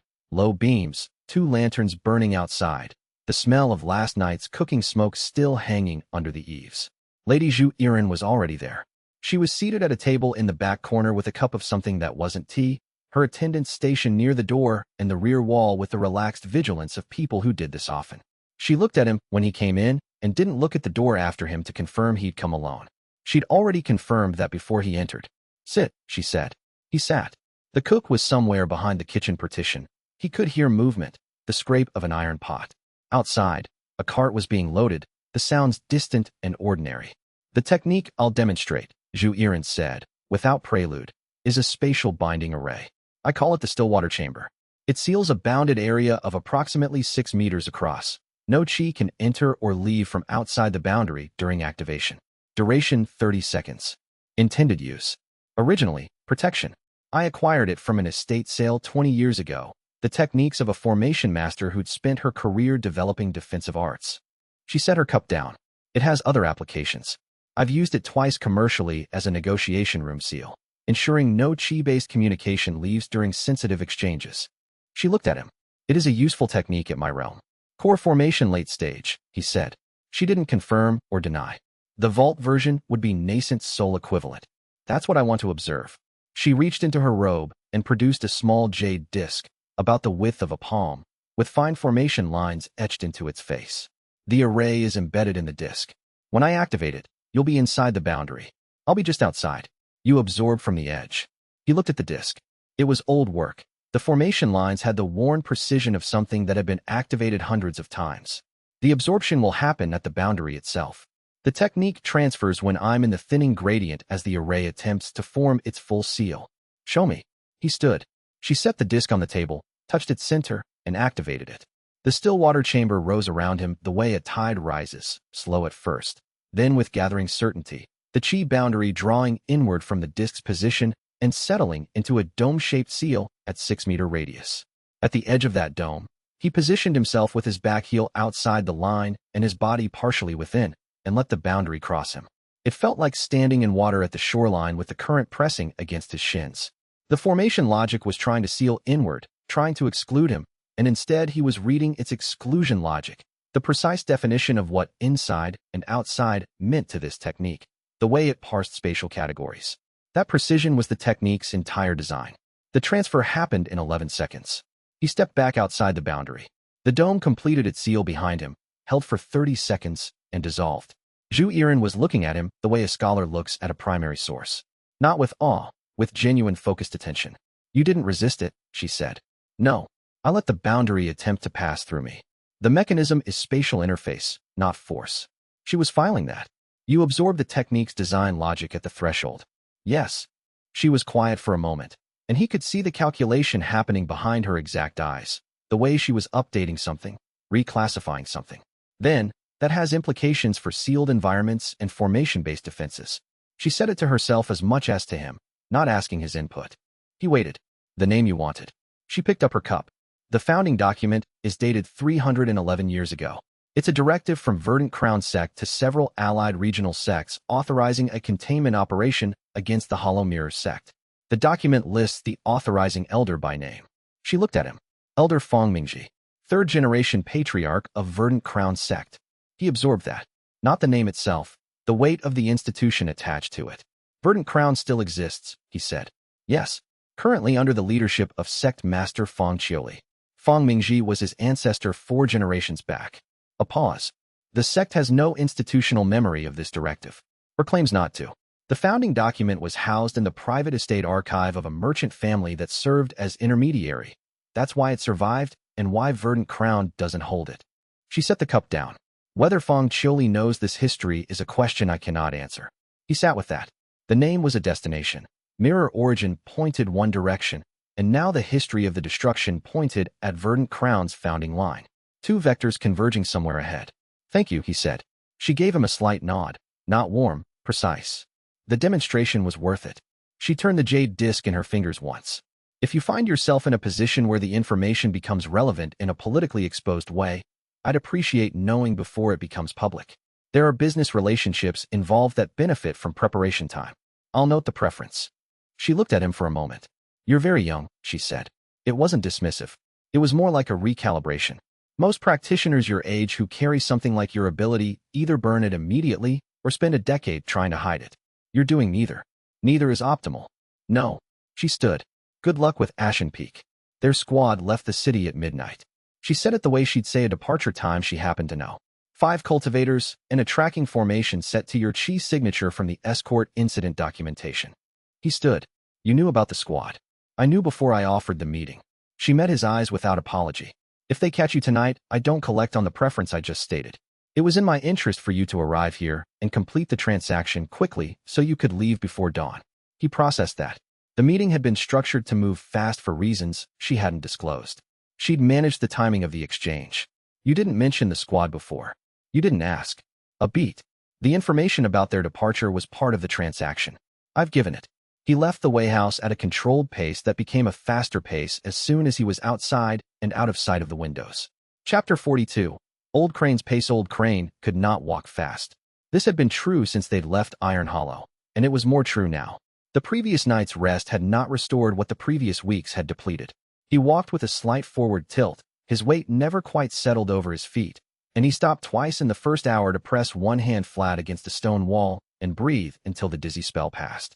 Ru Wanqing walked beside him, not supporting him, because he wouldn't accept that, but close enough to catch him if his legs made a decision he hadn't authorized. Shindao told them about the squad as they moved. Midnight departure, Old Crane said. He was breathing steadily, but his voice was conserving energy, clipped, Nothing extra. A tracking formation on your signature from the escort incident. They'll have your scent by now. Roughly 3 hours behind at their speed versus ours. Ru Wanqing looked at him. What's their speed? I don't know exactly. 5-core formation mid-stage, and a tracker. They'll be faster than us if they're pushing. Slower if they're being precise. They'll be precise, Old Crane said. Ashen Peak doesn't send imprecise squads. The complaint wasn't filed by someone who acts impulsively. He stopped at the road's edge and pressed his palm to the bark of a pine tree for 10 seconds, eyes closed. Ru Wanqing stayed exactly 1 step away from him. When he opened his eyes, the tracking formation is tied to the escort incident documentation. If you've modified your chi output significantly since then, they'll have some drift in the lock. I've absorbed 11 techniques since then.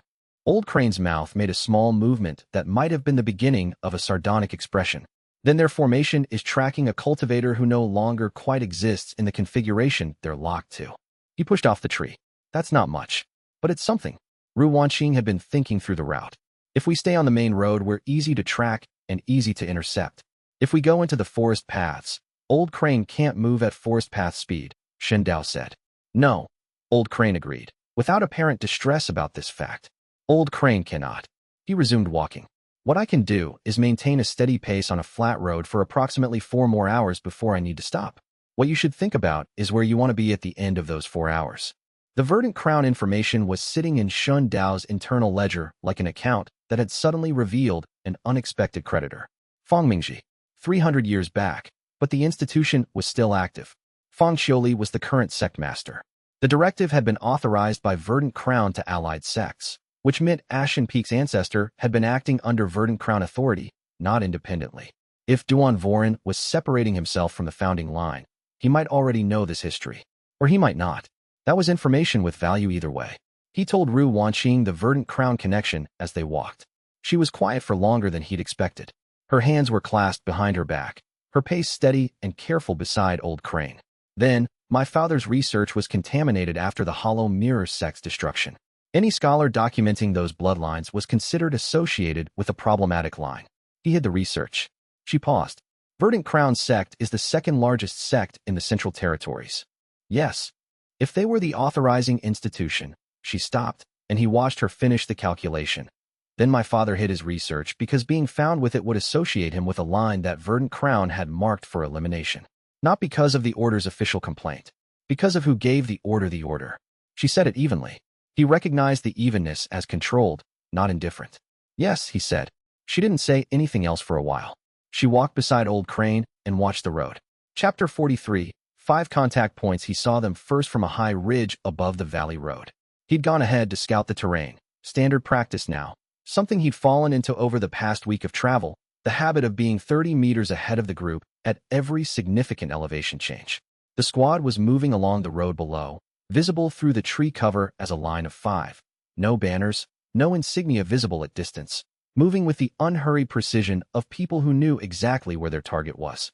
5 figures, plus a 6th slightly apart from the others who moved with a formation specialist's characteristic sweep. The chi signature tracker, turning their attention slightly at each junction, reading the invisible record the world kept of the people who'd passed through it. Core formation mid-stage. He'd estimated correctly. The squad leader was at the back, which was telling. They were in tracking formation, not assault formation. They believed they were 2 hours behind at most. He dropped back to the group. How far? Ru Wanqing said, reading his expression before he spoke. 40 minutes if they push. An hour if they stay at current pace. He looked at Old Crane. There's a wayhouse at the valley bottom. Civilian presence, maybe 8 to 12 travelers. You're thinking about witnesses? Old Crane said. I'm thinking about whether Ashen Peak will engage in a civilian-populated location. No, Old Crane said flatly. They won't. It would void the complaint process. If they act outside sanctioned enforcement parameters, they lose the formal standing that makes the complaint legitimate. He steadied himself against his walking staff. He'd accepted the staff this morning, which was an acknowledgement Shen Dao had noted without commenting on. They'll force you past the wayhouse before engaging. Shen Dao thought about the terrain beyond the valley.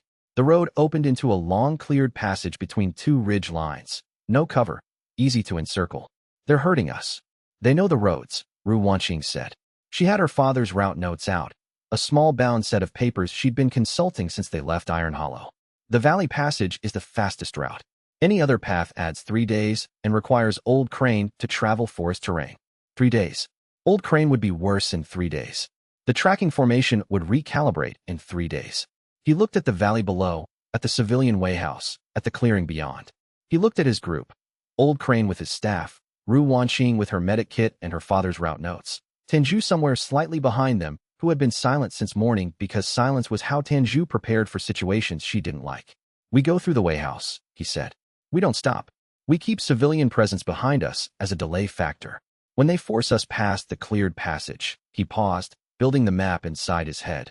There's a tributary ravine that splits left 2/3 through the passage. Narrow enough that 5 can't approach abreast. That's a trap for us as much as them, Ru Wanqing said. It's a positioning advantage. If I can absorb from 2 of them while they're in single file, the squad loses half its technique coordination. He looked at Old Crane. Can you hold defensive position for 6 minutes? I can sit on a rock for 6 minutes without dying, Old Crane said, which was not the same thing, but was what he said. Tanju appeared from 20 meters back, her face carefully still. 2 of the squad are cutting off the high ridge path, she said. They already accounted for the alternate route. He reassessed. The squad was not simply following. They were already projecting where he'd try to go. Then we don't split, he said immediately. We go through the wayhouse, we stay on the road, and we force contact in the passage on my terms before they close the encirclement. Ru Wanqing looked at him. Forcing contact means you need to be close enough to absorb. In an open passage with 5 of them, I need one of them to use a technique against me. 1 clean contact. That changes the calculus. She understood what he meant. She didn't like it. 1 technique from a core formation mid-stage cultivator. If you position at the boundary, damages your left meridian further. Yes. She was quiet for a beat. Then, noted. Let's move. Chapter 44. Single contact. They made the wayhouse in good time. The squad did not engage at the wayhouse. They came through the valley road in plain sight, maintained their distance, watched with the patient attention of people who already knew how this part of the route ended. The tracker's head tilted twice as they passed, reading the signature drift, adjusting the formation's lock. Shen Dao could feel the lock as a faint pressure at his back, like a hand placed flat between his shoulder blades with careful purpose. The cleared passage opened ahead. The ridge lines pressed in from both sides, and the road ran straight through the middle of the cleared ground for 200 meters before the tree line resumed. He'd looked for the tributary ravine and found it, a narrow cut in the left ridge wall, barely wide enough for 2 people walking close. The ravine was 40 meters into the cleared passage. He glanced back. The squad was entering the passage at a walk. They were not running because they didn't need to run. He made a decision 3 steps into the cleared ground. He was not going to reach the ravine in time, and the ravine plan had been designed for conditions that no longer held. The squad had already closed the gap faster than he'd estimated. The tracker's adjustment had tightened the signature lock. He stopped walking. Behind him, he heard Tanju and Ru Wanqing stop. Old Crane's staff scraped on the road stone as he came to a halt. Ahead, the tree line was 60 meters away. Take Old Crane to the tree line, he said, without turning. 60 meters. Get there. You're not coming with us, Ru Wanqing said. It wasn't a question. Go. He heard her exhale, a controlled sound, the breath she used when she was managing something she didn't want to manage. Then footsteps, Tanju's arm going under Old Crane's without asking permission. The 3 of them moving for the tree line at the fastest pace Old Crane could manage. The squad stopped advancing. The squad leader, a woman with close-cropped hair and the flat expression of someone who had done this particular kind of work many times, held up one hand and the formation halted. Shen Dao, she said, using the real name. The tracker had resolved the drift. The complaint stands. We're authorized for restraint and return. He stood in the middle of the cleared passage with 60 meters of open ground behind him and the squad at 40 meters in front. His left meridian was sending signals he was choosing to receive but not act on yet. What technique, he said. She blinked, the first uncontrolled expression he'd seen from her. What technique are you planning to use to restrain me? I want to know before you deploy it. She looked at him for 2 seconds. Then she decided he was either mocking her or genuinely unhinged, and either way she had a job to do. She moved her right hand in a rapid formation seal, and the squad's number 2 deployed a binding chain technique, a core formation mid-stage constraint art that sent 3 bands of compressed chi at him in a lateral spread pattern, designed to catch anyone who moved to either side. He moved to the leftmost band's inner edge. The transfer took 7 seconds. The band pulled against his meridians and his left pathway reported the encounter with considerable emphasis. His leg stayed under him because he'd been prepared for the drop-in output function and had already weighted himself onto his right side. The chain technique broke against his absorbed portion and the 3 bands dissipated. He was standing. Barely. The squad looked at him. Number 2 looked at their own hand, then at him. Move, the squad leader said, and the squad began advancing at a run. He ran for the tree line. His left arm was not fully cooperative. He ran with it pressed against his side and focused on covering the 60 meters before the squad covered 40. The tree line came up fast. He hit the shade, and the smell of pine resin and the ground dropped into undergrowth that immediately complicated the squad's formation running. Lin Jue was 20 meters ahead of him, pulling Old Crane between 2 large firs. Ru Wanqing was at his left shoulder before he registered she'd come back. Your left meridian, she said, between steps. Later. Later when? When we've stopped running. They ran. Chapter 45. Accounting they stopped running 2 hours later, in a hollow where a stream cut under a limestone overhang and the sound of the water covered approach noise from below. Old Crane sat against the stone with his eyes closed and his breathing measured. He hadn't collapsed.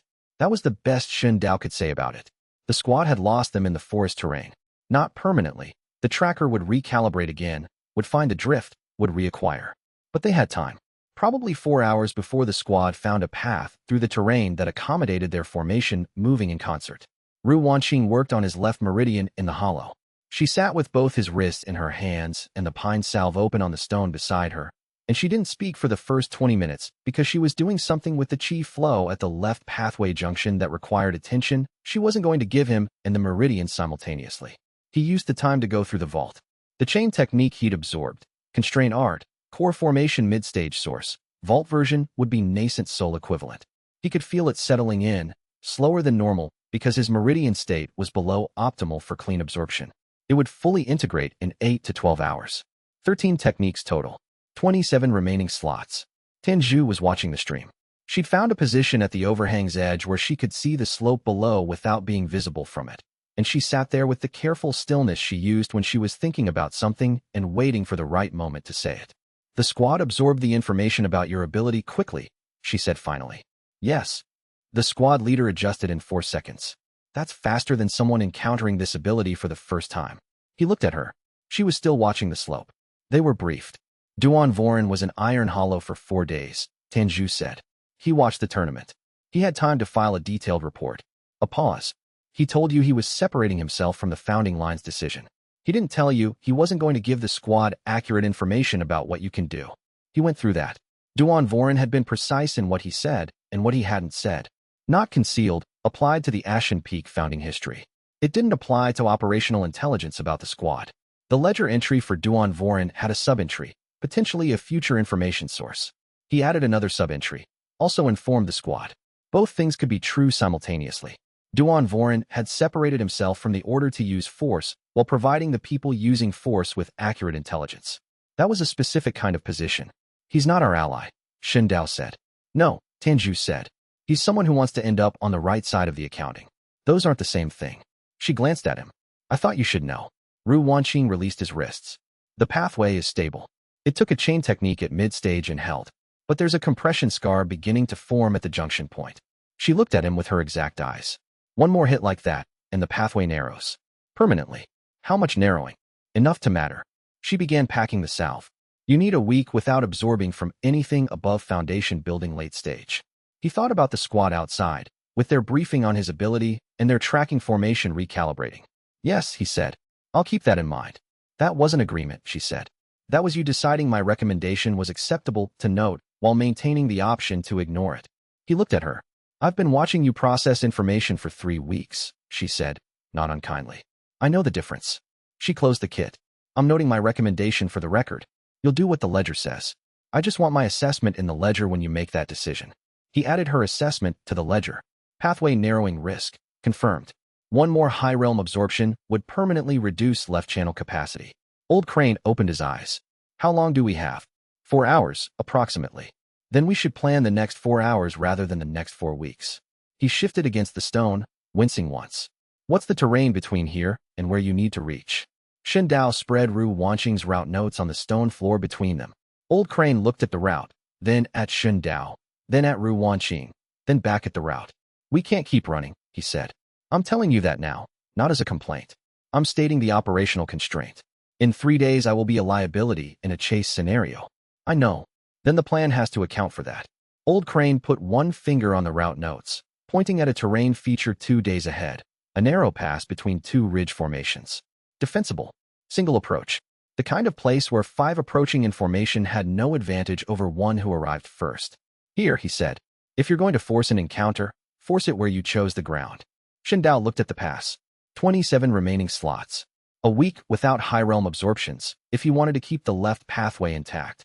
Old Crane deteriorating, and 3 days before running became impossible. He added the pass to the route as the primary objective. The water moved under the limestone overhang, and the afternoon light came through at an angle that wouldn't last long. Above them, somewhere in the forest, the tracking formation was recalibrating. He used the remaining time to rest, which was the only preparation that didn't require a decision. Chapter 46. Second contact. The tracking formation reacquired them at midnight. He felt it as a return of the pressure between his shoulder blades, the same hand-on-back sensation, now with a sharper resolution. The tracker had tightened the lock. Whatever chi drift his absorbed techniques had introduced into the signature, the tracker had accounted for it. He woke the others with a touch on the shoulder. No voices. Old Crane came awake with his eyes clear, the way of a practitioner who'd been woken in danger enough times to skip the slow stages.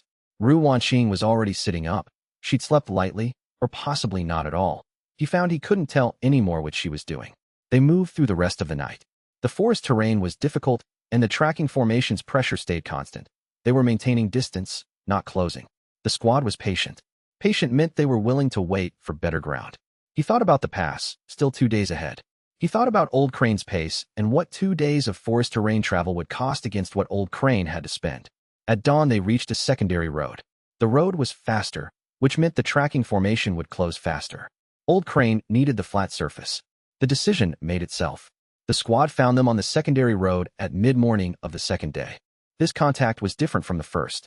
The first had been a probe, the squad establishing his current capabilities, testing whether his ability had been accurately briefed. The second contact came from the rear and from the left simultaneously, 2 squad members splitting to flank before the main body engaged, which meant the squad leader had assessed the first encounter and drawn accurate conclusions. Shen Dao ran the calculation as he ran. The squad was split into a flanking pair and a main body of 3. Main body would press from behind. The flanking pair was cutting diagonally through the tree line to intercept at the road's next bend. The road bends left ahead, he said, without slowing. 2 of them are cutting through the trees to meet us there. Tanju made a sharp sound. The gully on the right, before the bend. 8 meters down. He'd seen it. Steep-sided, narrow, would break the flanking interception because the flankers couldn't hold a diagonal approach through the gully terrain. Ru Wanqing.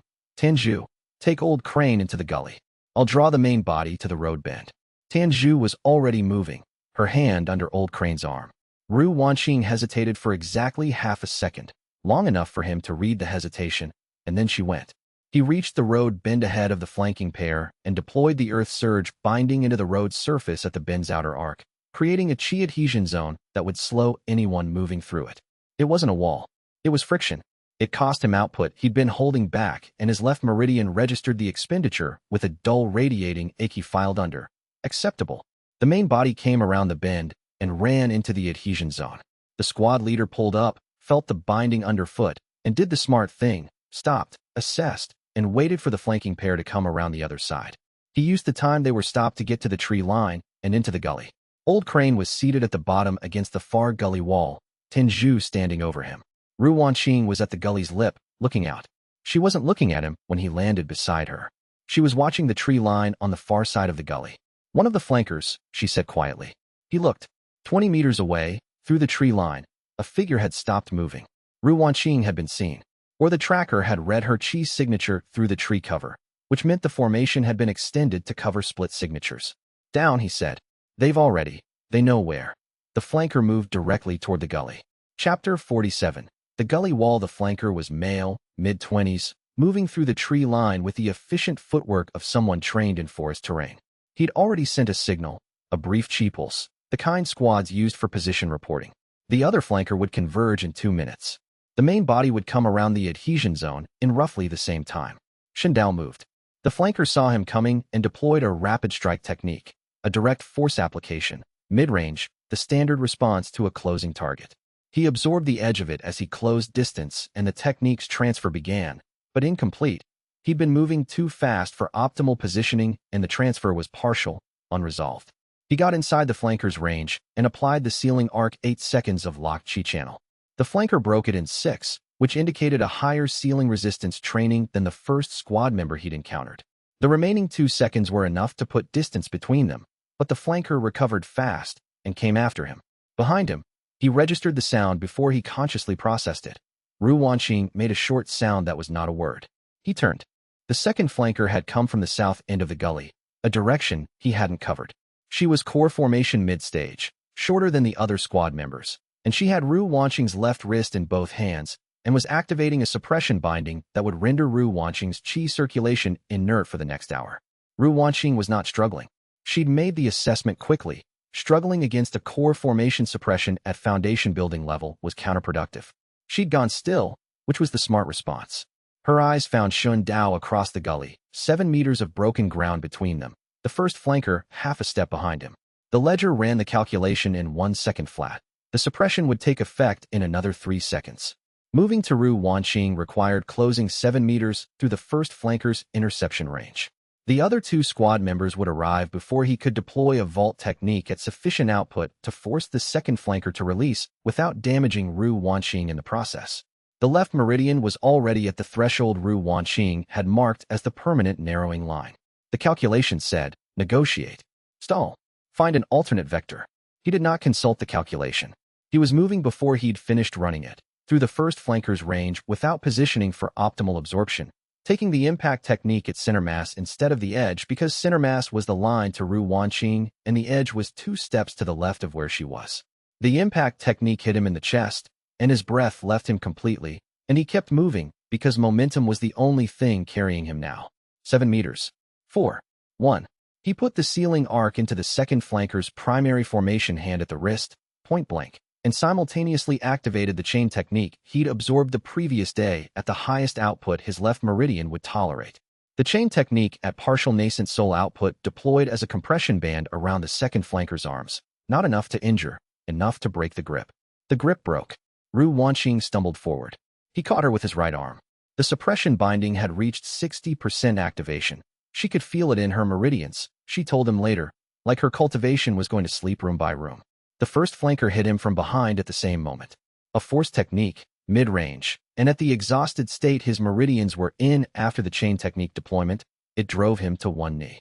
Ru Wanqing went down with him, her hand finding the ground, both of them kneeling in the gully mud. He heard the main body arrive above them. He heard the squad leader's voice giving rapid instructions. He heard Tanju say something sharp that wasn't a word he recognized. He was holding Ru Wanqing's shoulder with his right hand, his left arm not functioning well, the gully wall cold and wet against his knee. A full deployment of the heavens curtain came to mind, saturate the entire gully, force the squad to deal with nascent soul equivalent chi saturation at close range. His left meridian said absolutely not in terms that were entirely unambiguous. Instead he said, loud enough for the squad leader to hear, authorized restraint. That's the complaint's parameters. The suppression binding she started is an elevated action. You're outside your authorization. A silence. The squad leader's voice, from above the gully, released the medic. The second flanker stepped back. Chapter 48. The uncharted entry. The squad pulled back to 50 meters and held position. They had him. They had his location, his current state, the accurate assessment that his meridians were compromised and he'd just deployed 3 techniques in sequence under duress. They were patient because they were ahead. He sat in the gully mud and understood that what he'd done was not in the ledger. He'd run the calculation. The calculation had said, stall, negotiate, alternate vector. He'd ignored the calculation and moved through the flanker's range at center mass, the worst possible absorption angle, a choice that cost him 2 impact techniques taken straight on and had driven him to his knees. He'd done it because Ru Wanqing had made a short sound that was not a word. He filed that under uncharted entry. He didn't know what category it belonged in. Ru Wanqing was sitting against the gully wall, her kit open, working on the suppression binding's partial effect in her own meridians. Her hands were steady. Her expression was the precise, focused look she used when working through a problem that required her full attention. She hadn't looked at him since they'd both come down to their knees. After 5 minutes, she said, your chest. Later, your chest, she repeated, the same tone she used for factual corrections. He looked down. The impact technique had left bruising across the sternum and both sides of the ribcage, visible through the torn outer layer of his robe where the force had concentrated. It's bruising. not structural. She looked at it with the same assessment she gave everything. Your left meridian? Threshold. Which side of the threshold? He checked. Close to permanent narrowing, but not past it. The chain technique at partial output was enough to stay under. She was quiet for a moment, then returned to the work on her own meridians. The suppression binding's partial activation would clear in 2 hours. She was accelerating the clearance. Old Crane spoke from 20 meters down the gully where Lin Jue had him sheltered. The squad is not going to advance in daylight with witnesses in hearing range. No, Dao agreed. You have until nightfall. Dao looked up at the gully's lip. 50 meters, and beyond that the squad, patient as a debt. Ru Wanqing said, without looking up from her work.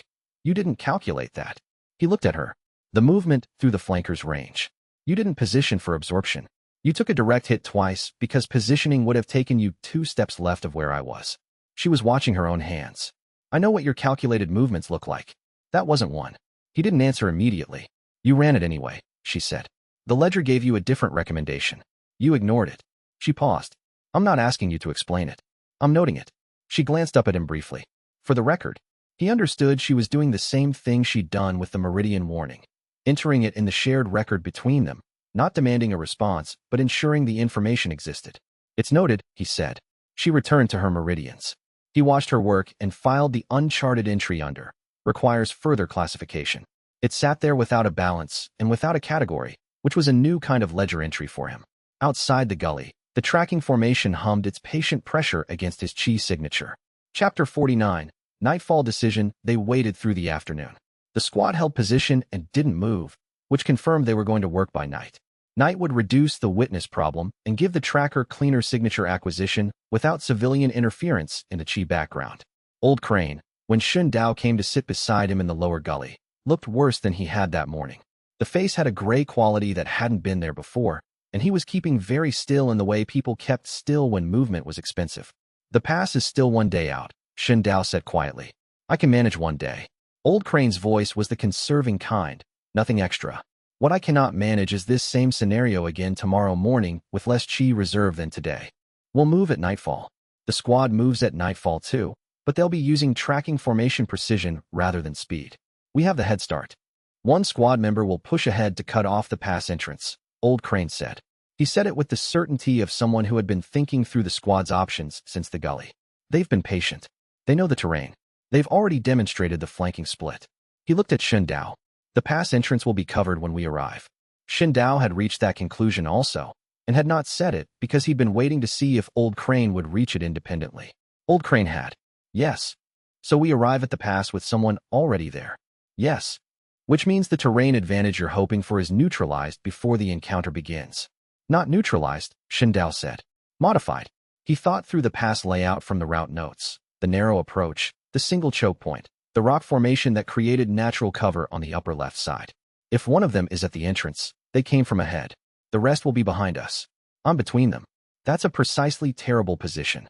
It's also the position where someone at the entrance deploys a technique at close range to stop me, which is exactly the contact geometry I've been trying to create for 2 days.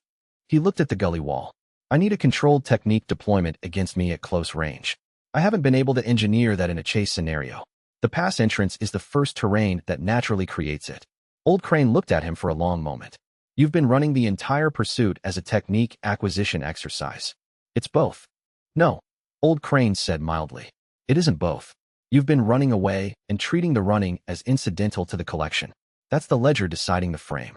He adjusted his position against the gully wall, mouth tightening once. The running is the actual problem. The collection is the secondary objective. The frame matters for which decisions you make. Dao sat with that. The pass, Old Crane continued. What technique do you need? A suppression formation or a containment art from the squad leader? She's the highest realm member. If I can get her close-range deployment at the pass entrance, the vault version will change the encounter's next phase significantly. That's a real objective. Old Crane's eyes closed briefly. Plan for that one. Not for the technique count. Lin Jue appeared at the upper end of the gully. They're beginning to move, she said. 2 hours to full dark. Dao stood. We go now, before they're positioned. They moved through the late afternoon light, using the gully to exit east, and then cutting back to the secondary road. Old Crane's pace was slower than the morning. Ru Wanqing's suppression binding had cleared, but she stayed close to Old Crane without being asked, which was a different kind of close than how she'd walked the previous days. He noticed that and filed it. Chapter 50. The pass entrance. They reached the pass at midday of the following day. The approach was as the route notes described, a narrow cut between two ridge formations, the walls rising steeply on both sides, the path barely wide enough for two walking side by side. The path ran straight for 100 meters before bending to the right and opening into a wider valley on the other side. Old Crane had said it correctly. One person well placed in the narrow cut could hold the approach against significantly superior numbers, simply because the numbers couldn't deploy. One of the squad was at the entrance. She was standing in the center of the path about 20 meters in, not hiding, not aggressive, waiting. She was the squad's tracker. He could see the formation lines still active around her wrists and hands, the same lines he'd felt at his back for 3 days. She had a straight posture and the careful stillness of someone who'd arrived ahead of schedule and was conserving energy. The rest of the squad would be 3 to 4 hours behind, based on how quickly he'd moved through the night versus how quickly the tracker could have cut ahead. He stopped at the entrance. Old Crane stopped behind him, Tanju's hand steady under his arm. Ru Wanqing stopped beside Shindao, and he noticed she'd moved to his left side, the side that was harder for him to defend given the left meridian state. A deliberate positioning. She'd assessed where the gap was. He added that to the ledger under Ru Wanqing, capabilities, nonverbal communication. The tracker looked at him. She was younger than he'd expected up close, perhaps 22, with the focused quality of someone who'd been doing this specific work long enough to be very good at it. You're faster than I expected, she said. Not complaint, observation. You're better than I expected, he said, equally. She looked at the narrow path behind her. You can't go through here without going through me. No. And I have a specific formation I'll use if you try. She looked at him steadily. I want to tell you that before you decide, because I know what happens to techniques that get used against you. I don't know if it'll matter, but I'm telling you. He looked at her. She knew. She'd been close to him for 3 days, and she'd watched the first encounter and the gully encounter, and she'd put it together accurately. You're the tracker, he said. Yes. You've been maintaining the formation for 3 days. Yes. Why are you telling me? She was quiet for a moment. Because I want to know if you can tell me honestly what you'll do with it. Her eyes were level. Not with the technique. With the information you've been gathering about the Hollow Mirror sect's history. He understood then. She was Hollow Mirror bloodline. Distant, dormant, the non-activating branch that Ru Wanqing's father had documented. The tracker's formation skill was exceptional in a way that didn't come purely from training. She'd been sending a signal with the precision of the tracking formation for 3 days, and he hadn't read it as a signal until now. The squad leader doesn't know, he said. No. He heard footsteps from behind. Far, still coming. 2 hours, probably 3. He looked at the pass entrance. He looked at the tracker. Let me ask you something, he said. She waited. If I can tell you what I'm looking for in a way that satisfies your question, would you hold the formation and let us through tonight? She looked at him for a long moment. Her hands were at her sides, and the formation lines had gone quiet around her wrists. I'd need a reason that's worth more to me than 3 days of following you, she said. And I'd need to hear it before the rest of the squad arrives. Then we have 2 hours, Shindao said. Sit down. He heard Old Crane make a sound behind him that might, in very generous interpretation, be called approval. The tracker sat. Chapter 51. Mei Xiao's record. Her name was Mei Xiao. She had been tracking for Ashen Peak for 4 years. She told him this not because he'd asked, but because she understood, clearly and practically, that giving him information first was how this conversation would move. She sat cross-legged in the narrow pass, her tracking formation at rest, the last of the afternoon light coming down at a steep angle that lit the ridge walls orange and left the path floor in shadow. My maternal grandmother, she said. The bloodline is 3 generations back on that side. She never told anyone while she was alive. I found it in her personal notes after she died. A single annotation in a cultivation record she kept for herself, not for transmission. She looked at her own hands. The formation lines on her wrists had gone quiet, but he could see where they habitually ran. I can't activate anything from it. I don't have the capacity, but I can read mirror resonance patterns. That's how the tracking formation works, not from the standard chi signature method. I found a secondary layer in your signature that matches the pattern family in my grandmother's notes. The hollow mirror bloodline resonance marker, he said. Yes, the standard formation would have lost you with the chi drift from the absorbed techniques. What I was tracking is something the drift doesn't change. She looked up at him. You carry it very strongly. Stronger than anyone I've read before. He absorbed that. You said you know where a record is. The last elder of the Hollow Mirror sect was a woman named Xiao Farron. She was 83 years old when the sect was destroyed. She survived the initial assault because she was off-site. She'd been visiting a student in the Eastern Territories. By the time she learned what had happened, it was too late to go back. Too dangerous, and she was too injured from the secondary haunt. Mei Xiao's voice was even, the kind of evenness that came from having gone over something many times until it no longer broke. She lived another 11 years. She spent them documenting what she remembered about mirror ascendance practice, not the bloodline mechanics, which she didn't carry. The practice. What to do when you reach mirror origin. What the site requires. Preparation methods that aren't in any accessible archive because she was the only practitioner left who'd been trained there directly. And this record is in the keeping of a paper merchant family in the Yiming prefecture. They gave Xiu Farren shelter for those 11 years. She left the record with them when she died, with instructions to give it to anyone who came asking about the Hollow Mirror sect and could produce a bloodline resonance reading. A pause. No one has ever come. The family is in the third generation of holding it, and they've mostly stopped thinking about it. She looked at him. I only know because my grandmother knew Xiu Farren in passing. One letter, never answered. He let this settle. The coordinates he carried were the location. What Mei Xiao was describing was the key, not how to get there, but what to do when he arrived. What do you want for it, he said. The same thing I asked before. She met his eyes directly. Tell me what you'll do with the mirror origin information when you reach it. Not a plan, an honest statement of intent. He thought about what the honest statement was. He thought about the journal Ru Wanqing's father had hidden, about the original mirror ascendant who'd failed, about the design being intentional, to steal from something that underlies all cultivation, about whether that was a debt or a right or something with no clean category in any ledger. I want to understand what the design was, and whether completing it is something I can justify, he said. That's accurate. I don't know if I'll use it. I know I need to know what it is before I can decide. She was quiet for a moment. That's a more honest answer than I expected. Dishonest answers are expensive, he said. You check it against the resonance reading. Her mouth made a slight movement. Yes, I would have. She looked at the pass walls. The family name is Yiming Kwa. Their shop is on the eastern market road of the prefecture capital. You can ask for the Xiu Farren papers. They'll know what you mean. She stood.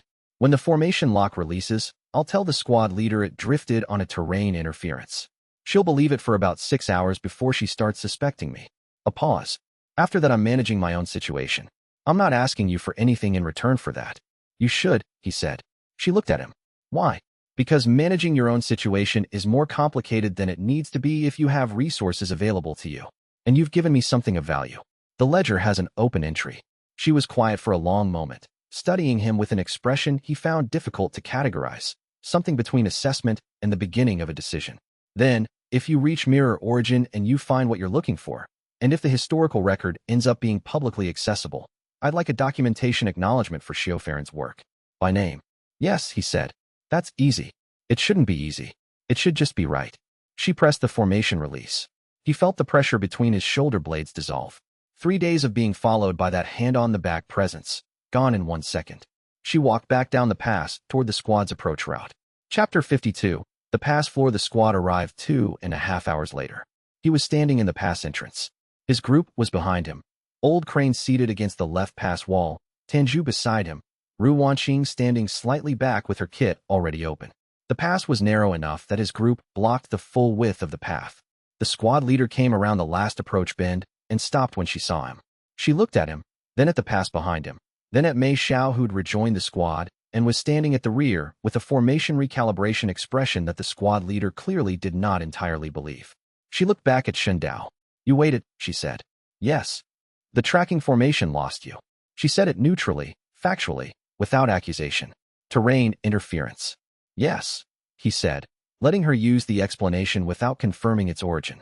She looked at the pass. She was assessing the geometry, 100 meters of narrow cut, room for single file, no flanking angles, no deployment room for a formation spread. He could see her working through why this was bad terrain for the squad and good terrain for him, and he could see her reaching the accurate conclusion. He'd chosen this location deliberately. You've stopped running, she said. Yes. You want an encounter on this ground. I want to finish it, he said. Running while Old Crane deteriorates costs me something I'm not willing to pay indefinitely. You've been patient and professional. I'm telling you directly. The encounter happens here or it doesn't happen cleanly anywhere. She was quiet for a moment. She looked at Old Crane. Old Crane was not visibly in good condition, and she had accurate eyes. She looked at Mei Xiao, who was watching the pass walls with careful attention. The complaint requires restraint and return, she said finally. Not a combat engagement. She looked back at him. I can still take you in. You can try, he said, without aggression.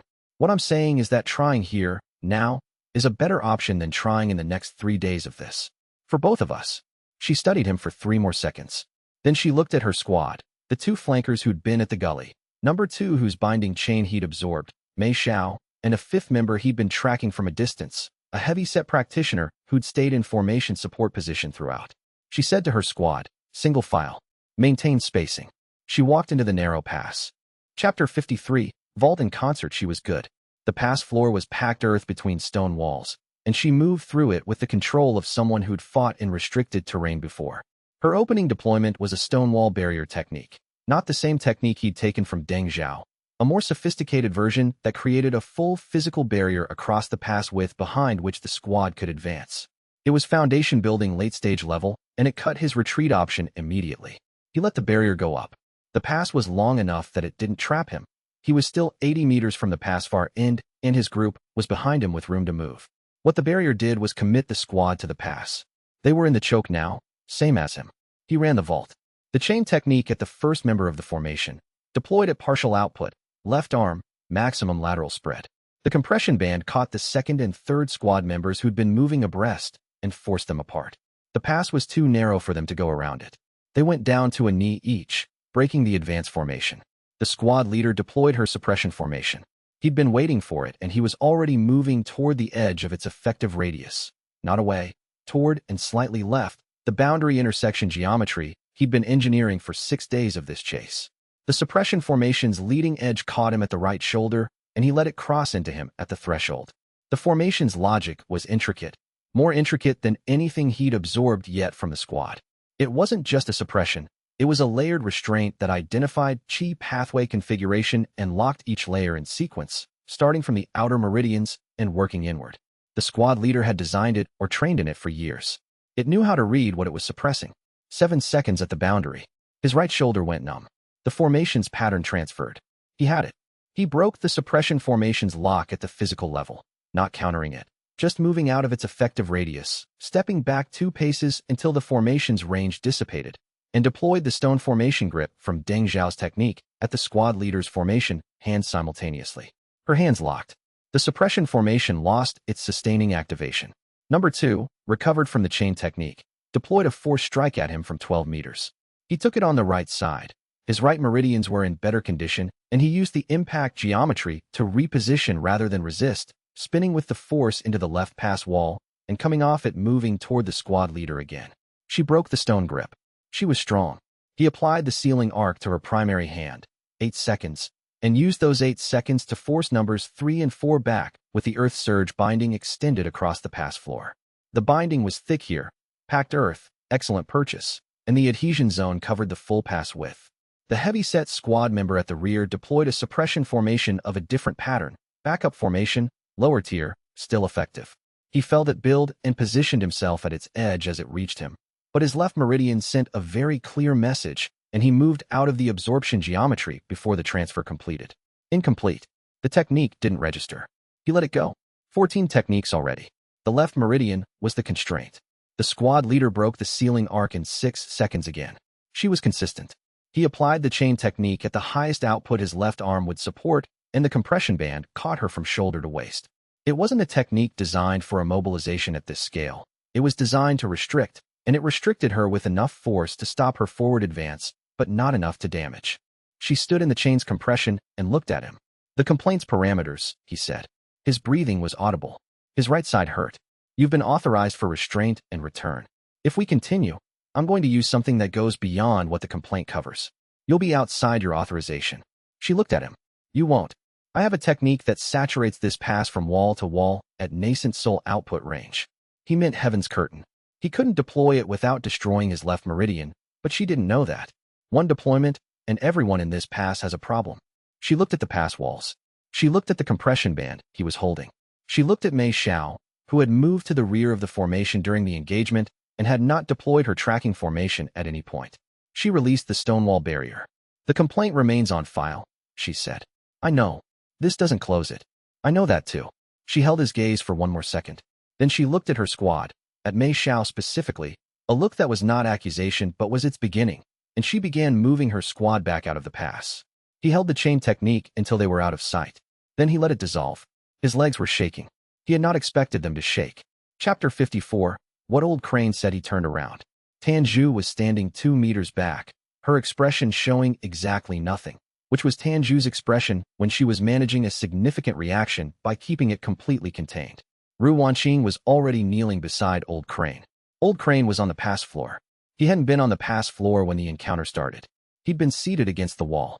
At some point in the last 8 minutes, he had slid down from seated to lying, one arm extended, palm against the stone. Ru Wanqing had both hands at the pulse points on his throat and wrists. She was very still.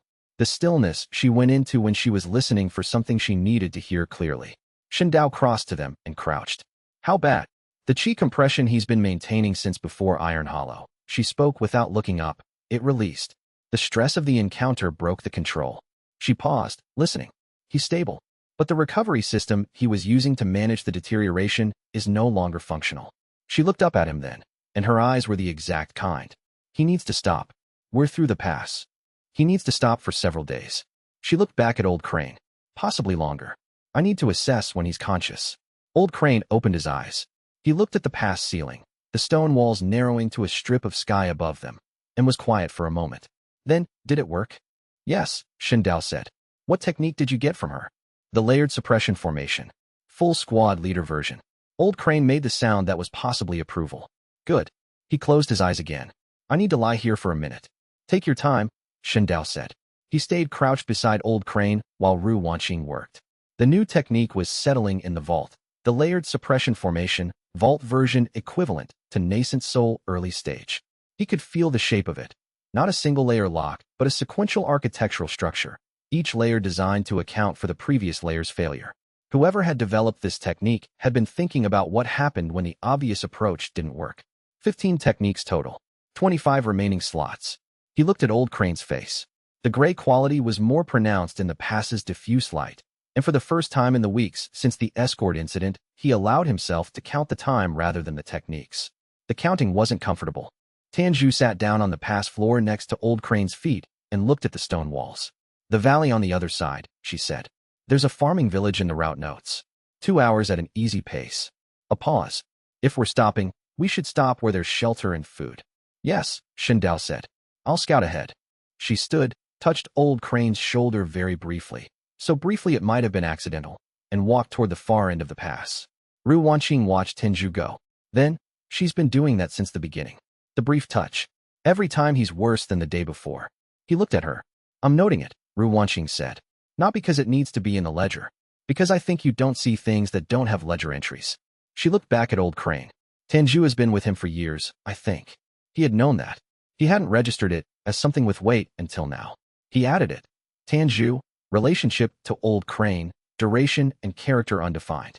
He left the balance blank. Chapter 55. Valley Rest. The village was called Wiling. It had 12 buildings, a grain-drying yard, and a quiet that came from being far enough from any main road that nothing urgent had happened there in decades. The farmer who let them stay in his barn for 2 bronze pieces looked at Old Crane once and then did not look at him again, which was the country way of acknowledging something without making anyone address it directly. Old Crane slept for 20 hours. Shen Dao spent those 20 hours in the barn's upper loft, letting the suppression formation integrate fully and running through the vault from first technique to last. He did this slowly, not as inventory but as practice, holding each technique in activation awareness without deploying it, feeling the shape of it, understanding the logical structure. Most of his vault techniques were at core formation equivalent after upgrade. 3 were at Nascent Soul equivalent. The combined Wind Thunder technique from Wei Shuang, the Heaven's Curtain from Yun Firen, the layered suppression formation from the squad leader.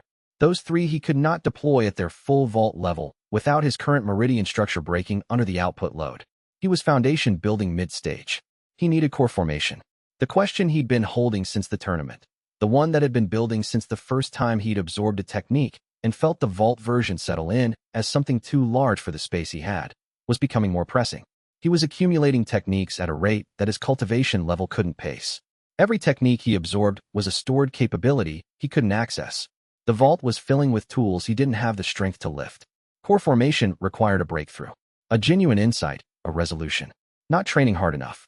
He thought about what Ru Wanqing had said in the hollow. The ledger assumes direct settlement. Maybe the breakthrough wasn't about technique accumulation at all.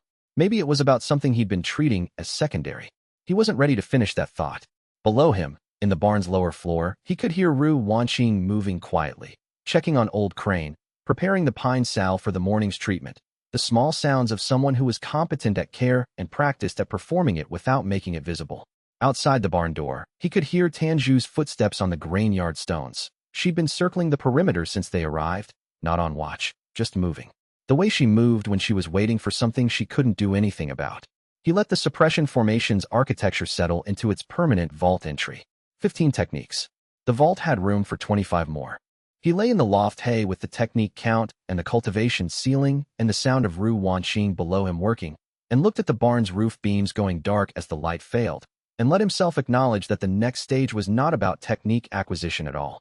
It was about whether he was going to be a foundation-building cultivator carrying Nascent Soul vault techniques for the next year, or whether he was going to break through. And breakthrough wasn't something the ledger could authorize. Old Crane woke at dawn and asked for water and whether the past engagement had damaged the left meridian permanently. Ru Wanqing told him, not permanently, close. He said, good. We have 3 days here. Use one of them to address that. He looked at Shun Dao in the loft. And one of them to address that. Which that? Shun Dao said.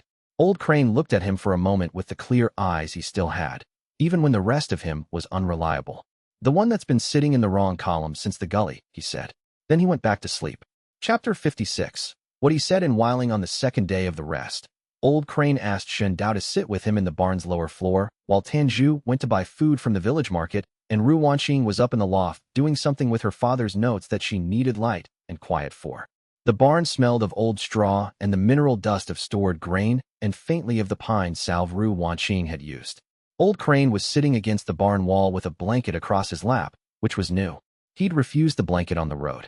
This meant something about how he was assessing his own condition. Tell me where Mirror Origin is, Old Crane said. Shun Dao told him the coordinates. The ones he'd memorized from the fire at the sect's secondary archive, the ones that had been in his internal ledger for 4 years. Old Crane repeated them back with one correction, very slight. A direction marker that Shun Dao had always wondered about, whether it was absolute north or compass north relative to the archive's geographic position. Compass north, Old Crane said. The original Mirror Sect's cartographers used compass north throughout. The absolute bearing would put you in the middle of a mountain range that the sect never operated near. A pause. I knew the coordinates existed. I didn't know you had them. You never asked. No. He looked at the barn's far wall. I suppose I was letting it be your information until you were ready to use it. He adjusted the blanket. The Yinming Kuo family. Mei Xiao told you about the Xiao Farron papers. Yes. Xiao Farron was a good scholar. She would have documented what the original Mirror Ascendance design was, what the preparation methodology requires, and what the failure conditions were for the previous iterations. He looked at Shun Dao. Do you know why the previous iterations failed? The outline said they failed. Not what. The design requires that the practitioner understand what they're doing before they do it. Old Crane's voice was still the conserving kind, but warmer than it usually was, less edited. The original Mirror Ascendant failed because he was trying to execute a technique he didn't understand the full scope of. He knew how to steal from heaven. He developed that. He didn't know what happened after. A pause. Xiao Farron's notes will tell you. The preparation methodology is essentially the practitioner coming to a clear enough understanding that the execution doesn't have to be blind. And the 4 iterations after him. All failed for similar reasons with different specifics. The design itself works. They knew that by the 4th iteration, the vault mechanics, the upgrade system, the limit. What they couldn't get right was the practitioner's understanding arriving at the right level before the attempt. He looked at his hands.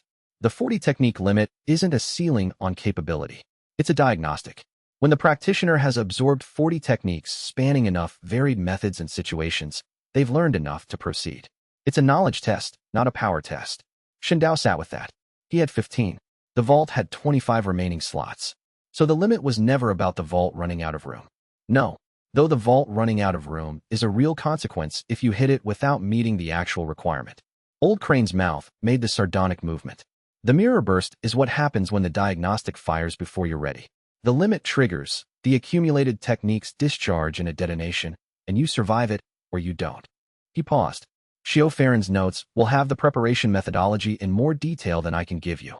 What I can tell you is that the design is real and it was engineered by someone who thought carefully about what they were doing. Why are you telling me this now?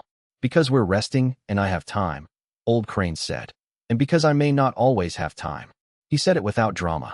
He said it the way he said everything. Precise, calibrated, nothing extra. Xindao looked at him and found he did not have a ledger entry that adequately represented this moment. He opened one, left the balance column blank. Thank you, he said. Old Crane closed his eyes. Stop thanking me. You've been feeding me on this road for a month, and your cook is getting better. We're even. Chapter 57, Ru Wanqing's assessment on the third day, Ru Wanqing told him.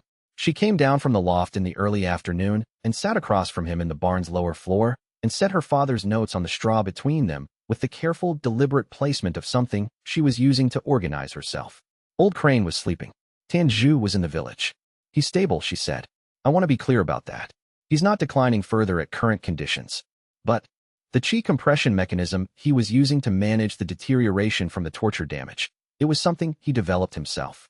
A technique he'd spent years refining to allow continued travel and function despite injuries that should have forced him to stop long ago.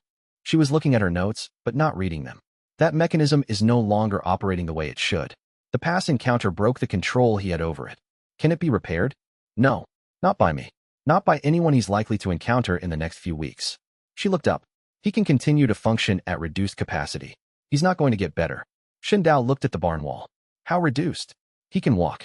He can think. He can advise. She folded one of the pages in her father's notes, a habitual movement. He cannot absorb chi from the environment for cultivation purposes anymore. His pathways aren't responding to standard input. And, she paused, if he encounters another high-stress situation like the past encounter, the structural deterioration will accelerate significantly. She met his eyes. I want you to plan for that. He thought about the Ashen Peak complaint, still on file. The squad, retreated but not dissolved. The Verdant Crown founding elder's name sitting in the ledger as an entry without an account to attach it to. Mirror origin still ahead. Old Crane, who knew things no archive held, who had been the person who could navigate what was coming. I'll plan for it, he said. Ru Wanqing nodded and picked up her notes. She stood. He asked me, this morning, to make sure you heard this from me rather than from him. He said. She paused, selecting the exact words. He said, tell him the ledger has a column he hasn't been filling in. The debt column he owes to no one specific to the situation. Call it contextual cost. He said you'd know what that means. He understood. The ledger tracked debts between parties. But some costs had no counterparty. They were the cost of operating in a world where your choices had consequences for people who hadn't agreed to the stakes. He'd been tracking the transactional debts carefully. The contextual costs had been accumulating in a column he hadn't opened. Thank you, he said. He said you'd thank me, and he told me to tell you to stop it. She left the barn. He opened the contextual cost column. The first entry, Old Crane's condition, caused by the Ashen Peak escort incident that had begun this entire chain. He left the balance blank. Chapter 58, fourth day, they left Wiling on the fourth morning. Old Crane walked on his own with the staff and did not ask for help with it. Tanju walked 2 steps behind him, which was close enough to catch him and far enough to maintain the fiction that he didn't need catching. The morning air was cold and smelled of frost on the grain-drying yard stones, and Xindao's breath clouded in front of him as he went through the route notes one more time. The tracking formation came back within 2 hours. He felt it first as a faint signature pressure, different from Mei Xiao's 3-day lock. Less precise, higher frequency, the kind of formation that cast a wide net rather than tracking a specific resonance. The squad had a new tracker, or they'd reconfigured the formation after Mei Xiao's interference. Formation's back, he said. Tanju, without slowing, how long ago? Less than an hour. They're 2 hours behind, maybe 3. Old Crane said. No one else said anything. The road ran northeast toward a section of lower hills that the route notes marked as 3 days from the Yinming prefecture, where the Kuo family and the Xiu Farron papers waited. 3 days was manageable. The tracking formation was 4 hours behind. The squad had retreated, but Xun Dao had said the complaint was on file. A complaint on file meant the squad could re-engage when they found better parameters. He assessed the squad's current situation. They'd been beaten at the pass by a foundation-building cultivator using multiple techniques in coordination. The squad leader was accurate and professional. She wouldn't come back at him directly in the same terrain condition. She'd adapt. His ledger said, they'll fall back on the complaint's formal parameters and find the most efficient approach to those parameters. Restraint and return. They want a captive, not a fight. He ran his eyes over the group. Ru Wanqing, steady and capable. Tanju, close behind Old Crane. Old Crane, pace measured and controlled. He added, most of them can move fast if needed. Old Crane cannot. He didn't reach the conclusion that the calculation implied. He assigned the tracking formation pressure to managed current distance acceptable monitoring. That was the error. Chapter 59. The wrong direction. The probe came at midday. He felt the formation pressure intensify and shift slightly left, which meant the squad was moving from directly behind to a flanking approach, not closing, redirecting. A probe to assess his response. He moved toward the flanking pressure to intercept. Standard response to a probe. Meet it early, assess, redirect. He was 200 meters off the road in 3 minutes, reading the formation signal to estimate the approach vector. The pressure stabilized. He stopped. It had stopped advancing. He stood in the tree cover, formation pressure steady at 300 meters to the left, and understood what he'd done. He turned and ran back to the road. Tianzhu was sitting in the road, dust with her hands braced on her knees and blood coming from her mouth. Behind her, Old Crane was gone. The squad leader's formation stamp, the stonewall barrier technique, was visible in the road's surface as a fading amber residue, already dissipating. 5 minutes old, maybe 6. He crouched beside Tianzhu. How many? She spat blood. Not alarming, a split lip. 3. 2 came from the north tree line, and 1 from the east road. The probe. Her voice was controlled, but her hands were shaking slightly against her knees. The probe was a decoy. I know. He looked east. The road curved away between hills. Did they hurt him? A suppression binding. He went down quietly. Her hands steadied. He didn't struggle. He looked at me, and he said, she stopped. He said, this was always the likely outcome. Don't. She looked at him, and her face had the expression of someone who had kept something contained for a long time, and was still keeping it contained, but was no longer entirely sure why. He knew. He knew they'd come back for a softer target. Shen Dao looked at the fading formation residue. The squad leader had assessed the situation correctly. She couldn't take him directly with the current squad capabilities. But the complaint authorized restraint of associated parties as material witnesses if she could build the formal case for it. Old Crane, as the documented person who'd been with Shen Dao in the original escort incident, qualified.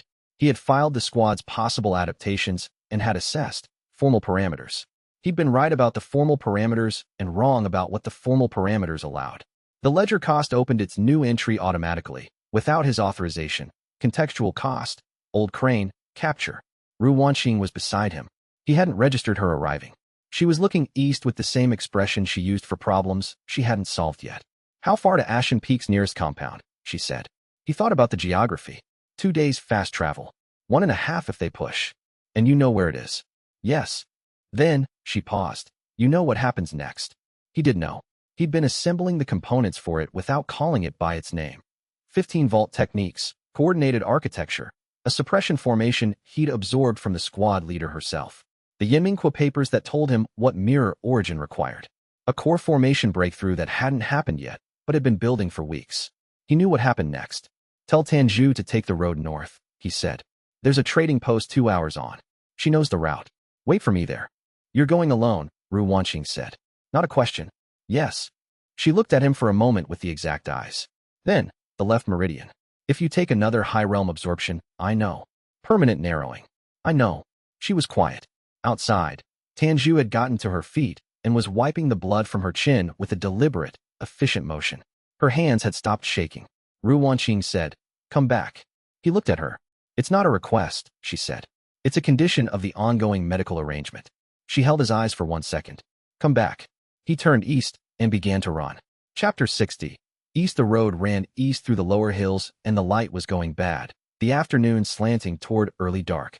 He ran at the pace the squad would have set with a suppressed captive. Not their fastest, not slow, the traveling formation pace that kept the prisoner functional and covered ground efficiently. He had 2 hours before they reached the compound approach. Probably 1 hour before they reached terrain he couldn't follow through without being detected. He ran through the vault while he ran the road. 15 techniques. He laid them out in deployment order, not inventory order, not by the date of acquisition or the source realm, but by what each technique could do in a specific sequence and how that sequence could build. The chain compression, the stone formation grip, the earth surge binding, the sealing arc, the still water chamber from Zhu Yiren, the layered suppression formation from the squad leader herself. The squad leader was carrying a technique he'd absorbed a copy of at the vault level. She was going to use it inside the compound. He would understand its deployment better than she expected. The tracking formation was gone. Mei Xiao's reconfigured version had been attached to the squad, not the squad's quarry, and he was now the one following. That was a reversal. He thought about what Old Crane had said. The limit isn't about capability. It's a knowledge test. What the diagnostic required wasn't more techniques. It was arriving at a sufficient understanding of the design, of what he was doing, of the contextual costs, and what they meant. He was carrying a contextual cost column that had been empty until 2 hours ago. It now had 2 entries: Old Crane's condition from the escort incident and Old Crane's capture from the probe decoy. Both entries had the same source, the same judgment error, the same ledger assumption that formal parameters predicted operational behavior. He had been wrong about what mattered most. The road bent east and he ran faster, the hills dark against the failing sky and the compound somewhere ahead. And he thought about Ru Wanqing's voice saying, "Come back." It's a condition. He filed that in the column that had no counterparty and no balance assigned. And then he stopped thinking and ran. And the road under his feet was hard-packed and cold, and the world asked him to move through it, and he did. Chapter 61. The compound. He reached the outer perimeter of Ashen Peak's regional compound before full dark. The compound sat on a low plateau above the eastern road, accessed by a single paved approach with formation lanterns spaced at 15-meter intervals. He came at it from the north, through the pine ridge that ran behind the plateau's far wall, and crouched in the tree line for 20 minutes watching the perimeter guard rotation. The guards were thorough. 2 at the gate, 1 walking the east wall, 1 at the north wall's midpoint. The gate guards changed every hour, the walkers every 2. The north wall walker was currently core formation early stage. He could read the chi pressure from 200 meters without difficulty. The gate guards were foundation building late stage. The perimeter formation was the problem. It was a chi sensing web, not a blocking formation, a detection network. Anyone passing through the web at a spiritual output that didn't match an approved signature would trigger the detection nodes. The nodes themselves were set every 10 meters along the inner side of the wall, which meant the web had gaps, but the gaps were narrow, and crossing them without activating a node required either an approved signature or no chi emission at all. He had the Stillwater chamber. Zhu Yiren's spatial binding array sealed a 6-meter area from chi passage. The vault version at Nascent Soul equivalent sealed it absolutely. No chi in or out during activation. If he activated the chamber and walked inside it, his chi signature would be invisible to the detection web. The chamber's own formation lines would be detectable, but they were spatial type chi rather than cultivation type chi, which the detection web would classify differently. He'd been thinking about this for the 2-hour run. The classification difference was the key. Detection formations were calibrated to find cultivators, not spatial formations. It was the same principle as why formation engineers could move through security webs that would catch normal practitioners. Their work was categorized as environmental modification, not personal cultivation. He activated the Stillwater chamber and crossed the perimeter. The detection nodes registered a spatial disturbance. He could feel the web's attention shift slightly as he passed through the gap, and then recalibrate. A spatial formation passing through a chi web at walking speed was below the threshold for alarm activation. It was the kind of thing the web logged and ignored. He was inside the compound. The interior was larger than the exterior wall suggested. Several secondary buildings behind the main administrative structure, training grounds to the west, a storage facility, and what appeared to be a medical building to the east. The squad leader would have brought Old Crane to the administrative building. Material witness processing happened in administrative contexts, not cells or training grounds. He moved through the compound's interior shadows, keeping the chamber active at minimum output, just enough to suppress his cultivation signature while letting him move through the unlit areas between buildings without the spatial distortion becoming visible. A compound guard came around the corner of the storage facility at 10 meters distance. He stepped back into the wall's shadow and held still. The chamber was suppressing his chi signature, but not his physical presence. The guard walked past 3 meters away, close enough that Shun Dao could hear the guard's breathing and smell the pine resin oil on the guard's formation compass. The guard continued past without looking. He waited 15 seconds after the guard's footsteps had faded before moving again. Chapter 62. Compound interior. The administrative building's ground floor had 2 lit rooms. He read the chi signatures through the walls. One room had 4 signatures, moderate output, the relaxed signature pattern of people in conversation or waiting. The other room had 2 signatures, one strong, one weaker and constrained. The constrained one was Old Crane. He moved around the building's exterior to get a better read on the second room's position and access points. A window, high on the south wall, shuttered but not locked. He could feel the standard formation seal on the shutter, basic deterrent, not high security. The 4-signature room was directly adjacent. He assessed. If he went through the window and directly accessed Old Crane, the 4-signature room would detect the movement within seconds. 4-core formation cultivators in the adjacent room meant 60 seconds at most before he'd need to be out through the window with Old Crane in tow. Old Crane was weakened and suppressed. 60 seconds might not be enough. He needed to deal with the 4-signature room first, or create a reason for them to leave it. The stonewall barrier technique. He didn't have it himself, but he'd absorbed the squad leader's layered suppression formation. That formation, at the vault level, was a Nascent Soul equivalent suppression architecture that worked by reading and locking chi pathway layers in sequence. If he deployed it outside the 4-signature room, at the Nascent Soul output level, it would register as a significant threat. The 4 cultivators would come outside to investigate. The problem: deploying the layered suppression formation at Nascent Soul output through his current foundation building meridians would require pushing through the left pathway, at a level Ru Wanqing had specifically said would cause permanent narrowing. He thought about this for 30 seconds. Then he thought about what the alternative was: attempting a 60-second extraction against 4-core formation cultivators who would detect and engage, in which the outcome for Old Crane was considerably worse. He deployed the formation at 70% of Nascent Soul output. Not full, but enough. His left meridian registered the deployment the way a structural beam registers load approaching its maximum. Not breaking, but communicating very clearly about the situation. The formation unfolded outside the adjacent room with the kind of chi pressure that would be unmistakable to anyone inside. The room's door opened in 12 seconds. All 4 of them came out. He was already through the window. Chapter 63. The room. Old Crane was seated in a chair, wrists bound to the armrests with a chi suppression cord rather than physical rope. The cord was active. He could see the amber glow at the binding points. His head was down when Shun Dao came through the window, but it came up when he heard the shutter. He looked at Shun Dao. He looked the same as he had in Weiling, except worse. The gray quality in his face was deeper, and there was a bruise along his left jaw that hadn't been there before. The questioning had not been gentle. His eyes were clear, though, still the sharp, conserving quality. "You took 2 hours longer than I expected," Old Crane said. "I stopped to assess the perimeter." "Yes, that sounds right." He looked at the door. "How many are outside?" "4, looking for the formation I used as a diversion." "We have," he estimated the return time, 2 minutes, maybe less. He crossed to the chair and examined the chi suppression cord. The cord was a standard pattern formation binding, not the layered architecture of the squad leader's technique, simpler, designed for passive suppression rather than adaptive locking. He applied the stone formation grip to the cord's activation points at both wrists. The cord resisted for 3 seconds and released.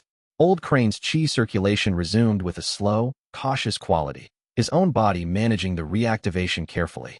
He stood. He needed the chair's armrest to do it, but he stood. "They know where it is," Old Crane said. His voice had the conserving quality, but something else underneath, something Shun Dao didn't have a ledger category for. "I told them. They asked and I told them." He met Shun Dao's eyes. "The coordinates." "I know. That's not." Old Crane's voice stopped. He started again. "That's not something the ledger can absorb cleanly. I gave them the location you've been holding for 4 years. They won't have arrived before us," Shun Dao said. "The coordinates require the preparation methodology from Xiao Farron's papers. Without that, the location is a direction to a specific point. It doesn't tell them how to proceed."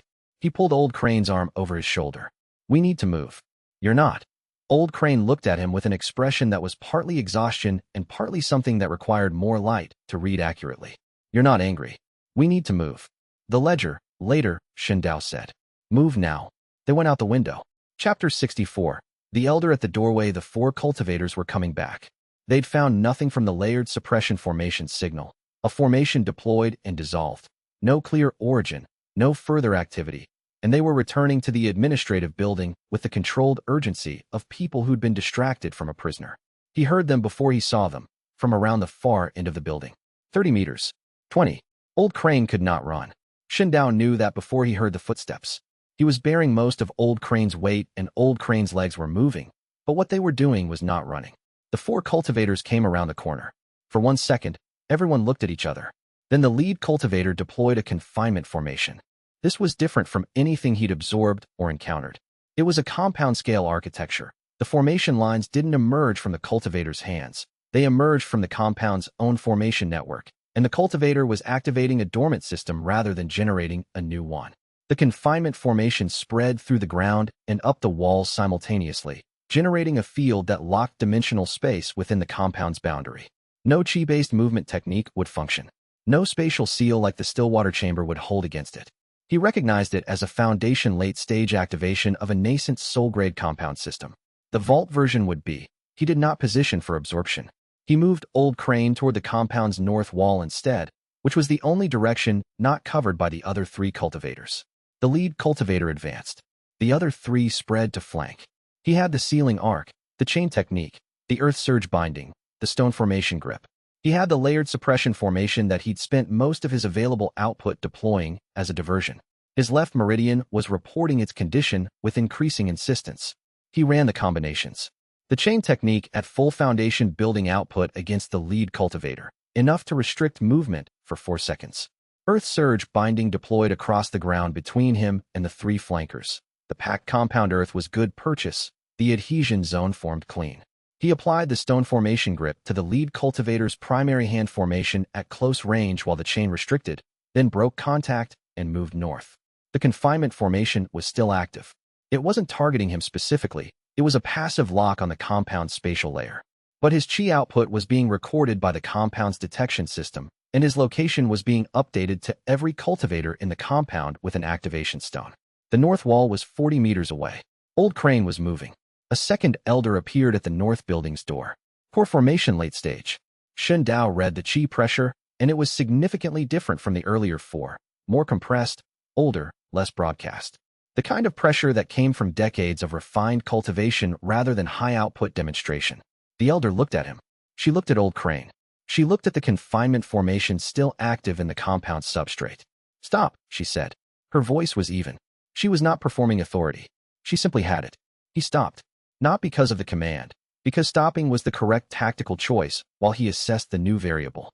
She said, "You're the one who absorbed Supervisor Chin's layered suppression formation." "Yes." From a distance of approximately 3 meters at the pass. "Yes." She studied him with the attention of someone who found this genuinely interesting rather than primarily threatening. That formation took 23 years to develop. She was very proud of it. A pause. "What does the vault version feel like?" He looked at her. "It has 4 more layers than the original. The adaptive logic is more sophisticated." She was quiet for a moment. "Are you going to attempt to leave through the north wall?" "Yes." "Are you planning to absorb something from me in order to do it?" "I was considering it." She looked at him with the flat, precise attention of someone who'd operated at the highest functional level of their sect for a very long time. "I have a technique that can dissolve the confinement formation. I use it to exit the compound formation network when the activation gets stuck, which happens twice a year." A pause. "If I use it against you, you'll absorb the vault version and be able to exit through it. Which means I'm handing you a master key for every Ashen Peak compound that uses the standard formation network." He waited. "I'm telling you this," she said, "because I want you to understand what you're taking before you take it." She looked at Old Crane. "He gave us the coordinates." "I know. What he gave us is nearly useless without the preparation methodology." She said it without cruelty. "We know that." He knew that.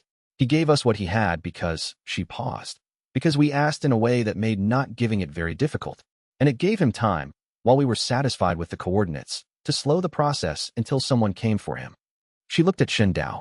"He was expecting you." He looked at Old Crane. Old Crane, who was leaning against the compound wall, said nothing. His expression was the sardonic quality, faint but present. The elder raised her hand and deployed the compound dissolution technique. He absorbed it at the boundary, the edge of the technique's activation radius, the thinning gradient, and his left meridian reported the encounter with the absolute finality of a limit reached. The confinement formation dissolved. The north wall's detection nodes registered a spatial signature and then went quiet. "The complaint remains on file," the elder said. "I know," he said. He pulled Old Crane's arm over his shoulder again and went north. Chapter 65. The wall and the vault. He was 20 meters from the compound wall when the breakthrough happened. He hadn't been expecting it. He'd been focused on Old Crane's weight on his shoulder and the north wall gate's position and the left meridian's insistent damage report and the compound dissolution technique still settling in the vault. 16 techniques now. All the pieces of what he'd assembled since the escort incident that had started everything. Then something shifted. It wasn't violent. It wasn't dramatic. The breakthrough arrived like a door opening into a room that had been there the whole time, which he'd known was there, which he'd been standing in front of for weeks. One moment the room was closed. One moment it wasn't. Core formation. The world didn't look different. It felt different, in the same way that a room looks the same after you've understood something about it that you didn't understand before. The room is unchanged, but you're seeing what was always there. His chi pathways reorganized over 4 seconds. He felt the left meridian's damage report change register. The permanent narrowing that Ru Wanqing had warned about had happened. That was real and factual, and the left channel was approximately 12% reduced in capacity. But the core formation restructuring created new secondary pathways that redistributed output load, and what had been a critical single-channel limitation became a distributed network. The 12% reduction was still there. It was no longer the constraint it had been. He understood, at the same moment, what the breakthrough had resolved. The ledger had been tracking exchanges, technique acquired, cost paid, debt owed, debt settled, clean entries, bilateral transactions. He'd been running the entire operation as a series of two-party accounts. But the contextual cost column was a different kind of account. It tracked what it cost the situation to have him in it. Old Crane's torture, Tanju's injury, Ru Wanqing's overnight care, and her careful way of noting information in the shared record between them. Mei Xiao's 3 days of tracking and the choice she'd made with it. Wei Shuang's 8 years of technique development and the willingness to give it honestly. Those weren't debts. They were the world bearing the weight of what he was doing. They weren't entries to settle. They were the evidence that what he was doing had mass, had consequence, was real rather than theoretical. Core formation was understanding that the vault was not a ledger. The ledger was how he managed the vault. And the vault existed inside a world that had people in it who were not entries. He knew that. He'd always known it. He'd just been filing it in the wrong column. At core formation, the vault felt different. Not larger, the technique count hadn't changed. But the architecture of it was accessible in a new way, like being able to see the floor plan of a building you'd only walked through in the dark. He could sense the relationships between techniques, the shared logic structures, the places where one technique's design overlapped with another's, and where they complemented, and where they conflicted. He noted, with a different kind of attention than before, that the compound dissolution technique and the Stillwater chamber shared a spatial logic foundation. That the layered suppression formation and the chain technique were different expressions of the same constraint architecture. That the earth surge binding and the stone formation grip were sister techniques from different masters who'd solved the same problem separately. He was still carrying Old Crane. The north gate was 10 meters ahead. He could hear the compound's interior activity increasing as more cultivators became aware of the situation. Core formation, early stage. New capability. He could now route output through the vault's technique architecture as a unified system rather than as sequential individual deployments. He could use techniques in genuine concert, not one after another with gaps for repositioning, but layered and simultaneous, each one reinforcing the other's logic. He put the earth surge binding in the gate's foundation as they went through, anchored it deep, and connected the stone formation grip to the gate's activation mechanism. The combination locked the gate in a closed position that would require a dedicated dissolution effort to override. Not permanent. Long enough. He carried Old Crane through the gate and into the dark outside the compound's walls, and the night air was cold and smelled of pine needles, and the road north was somewhere ahead in the dark. 15 minutes later, he found the road. Chapter 66. Trading Post. Tenju saw them from 200 meters away. He knew because she was already running before they'd cleared the trading post's approach road. Her form, economical and controlled, and entirely unlike the stillness she'd maintained for the past several hours. She reached them and stopped. She looked at Old Crane. She looked at his face, the bruise along the jaw, the gray quality, the way he was walking. She looked at Shen Dao. He's mobile, Shen Dao said. She made a sound. Not words. Just a sound that came from the chest, brief and controlled. And then her expression returned to the careful nothing that was her default management state. Ru Wanqing is in the post. Room at the back. She moved to Old Crane's other side and took his arm without asking, which Old Crane allowed without comment. Ru Wanqing was standing at the room's door when they came in. She'd heard them. Her kit was already open on the table behind her. She looked at Old Crane the way she always looked at things that needed assessment. Complete. Thorough. Nothing delayed. Then she looked at Shen Dao. Your left meridian. We can discuss that after Old Crane. I can assess 2 people simultaneously. She turned back to Old Crane. Sit. He sat on the room's single chair. Tanju stood against the wall at precisely the distance that would allow her to respond instantly if he lost consciousness, but maintain the fiction that she wasn't standing guard over him. Ru Wanqing worked on his pulse points with both hands, her face doing the internal listening. The bruising is surface, she said, after 2 minutes. The suppression binding they used was standard institutional grade. It suppresses cultivation, but it doesn't damage chi pathways. She looked at Old Crane's face. The psychological stress is significant. The physiological markers of severe stress are present. She met his eyes. You were questioned under considerable pressure. Old Crane looked at her. He looked at Tanju. He looked at Shen Dao. I told them, he said. I know, Ru Wanqing said, without any inflection that asked him to explain or justify. The coordinates. All of them. He looked at the room's floor. I held it for 3 hours. Then a second elder came and adjusted They used a targeted meridian compression that created a pain response I couldn't manage.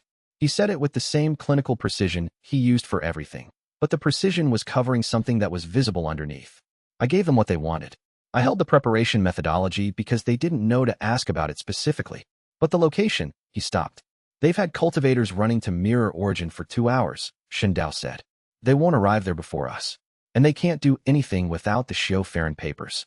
That's true, Old Crane said. He looked up at Shen Dao. It's still true that I gave it. Shen Dao did not have a ledger entry for this. He knew he didn't have one. He'd checked while running north. The bilateral account model didn't apply. Old Crane hadn't given anything to him specifically. He hadn't created a debt to settle. He'd broken under pressure that had been applied because of Shen Dao's involvement in the Ashen Peak escort incident, which was Shen Dao's contextual cost, not Old Crane's debt. He understood all of that. What he didn't understand was why none of that understanding was adequate to this particular moment in this particular room. He filed it in the column with no counterparty.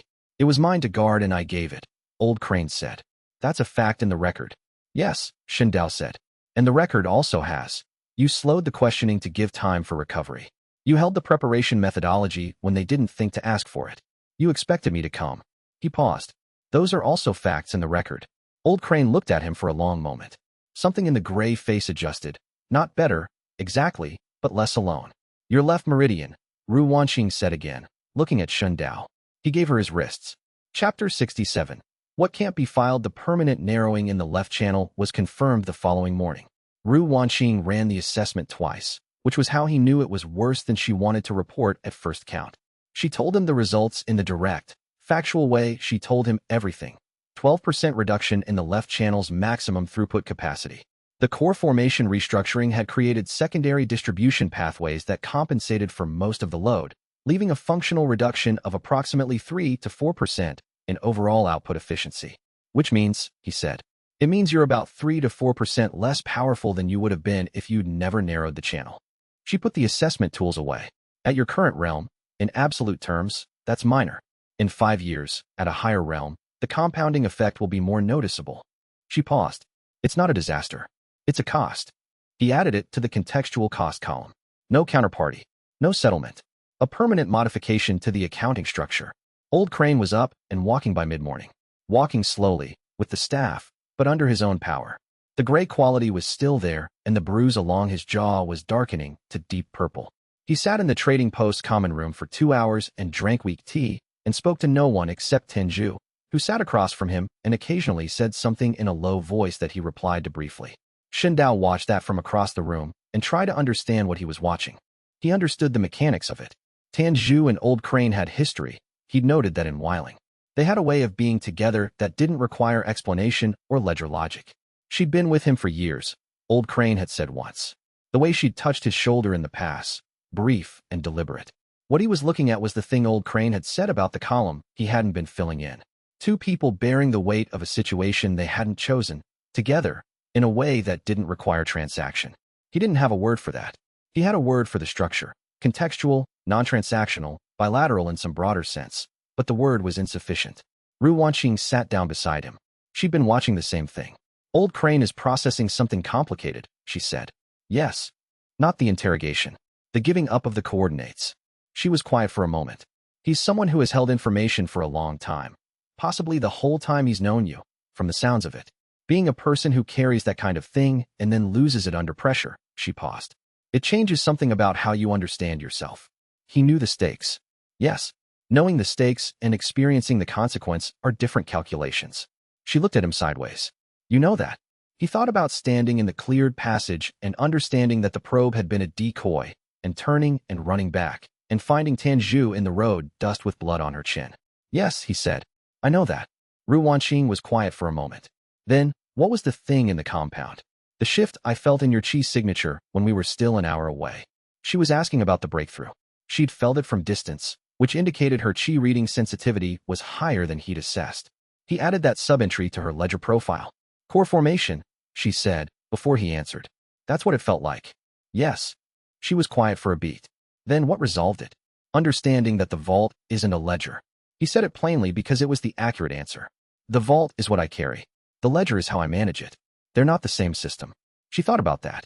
Outside the trading post's window, a cart was being loaded in the yard, the animal's breath making small clouds in the morning air, the carter stacking covered goods with the competent rhythm of someone who'd done this route many times. Ordinary things. The world carrying on. That's a significant insight, she said, for something you probably already knew. Knowing and understanding are different calculations, he said. She looked at him. A very slight change in her expression, the almost not a smile quality. She returned to watching the window. Old Crane will be ready to travel by afternoon, she said. The Yiming prefecture is 3 days' walk. Yes. The Kwa family and the Xiao Farron papers. Yes. She was quiet. He watched the cart being loaded and thought about the vault and the column with no counterparty and Old Crane's face when he'd said, I gave it. There were some things the ledger couldn't absorb. He was learning to account for them differently. Chapter 68. The road to Yiming. They traveled north. Old Crane walked with the staff and did not ask for help. But by the second afternoon his pace had slowed to something that required Tanju to match it step for step without making it visible that she was matching rather than simply walking beside him. She had a talent for that, being precisely where she was needed without making the need apparent. Shindao spent the road time integrating the core formation restructuring. The new capability was more complex than he'd initially registered. It wasn't just the ability to route output through multiple vault techniques simultaneously, it was the ability to read the technique architecture at a level that allowed live modification. Not changing the techniques themselves, which were fixed at vault entry, but understanding the relationships between them well enough to exploit resonance effects. The Earth Surge binding and the Stone Formation grip shared a compression logic. When deployed in sequence within a 4-second window, the binding's established adhesion provided an anchoring point that increased the grip's hold strength by a significant margin. He'd done that at the compound gate partly by instinct. He could now do it deliberately. The chain technique and the layered suppression formation shared a constraint architecture. The chain created external physical restriction. The suppression formation created internal pathway restriction. Used simultaneously, they created a target that couldn't move its body and couldn't use its chi to force break the physical restriction. That combination had been available to him for weeks. He hadn't understood it as a combination because he'd been running the vault as a list rather than a map. He tested these combinations carefully on the road, running them in awareness without deploying them. The feeling was different from before, like the difference between reading a score and hearing the music. Ru Wanqing walked beside him and didn't ask what he was doing. She understood, he thought, from the quality of his attention. She spent her own road time reviewing her father's notes in the small bound set she carried. He occasionally heard her turn a page or make a small marking with the stub of brush, pin she kept in her outer pocket. On the second evening, camped in a way station shelter with a fire going and Old Crane asleep in the warmest corner with his back to the wall the way he always slept, Ru Wanqing said, without looking up from the notes. My father documented 7 separate bloodline cases from the eastern provinces over a 6-year period. Each one showed a dormant hollow mirror marker. 3 of them showed peripheral resonance sensitivity, the ability to read mirror resonance patterns in others without activating mirror ascendants themselves. He looked at her. Like Mei Xiao. Like Mei Xiao. Like, she paused, her finger resting on a page. Like the case in the Ru classification notes that I told you about before. The one he used his own name to label. She was quiet for a moment. I found his annotation key in a different section of the notes. The Ru prefix in his notation system does mean his research branch, but he also used it for a specific subtype. Cases where the bloodline marker appeared in a practitioner who could read mirror resonance, but showed no activation potential. Another pause. He used it for himself. And he used it for a third case from 17 years ago, which he labeled subject R17, known to researcher. She looked up at him. That's me. He documented my resonance reading when I was 4 years old and never told me. He sat with that for a moment. You can read mirror resonance. I've been doing it for weeks without knowing what I was reading.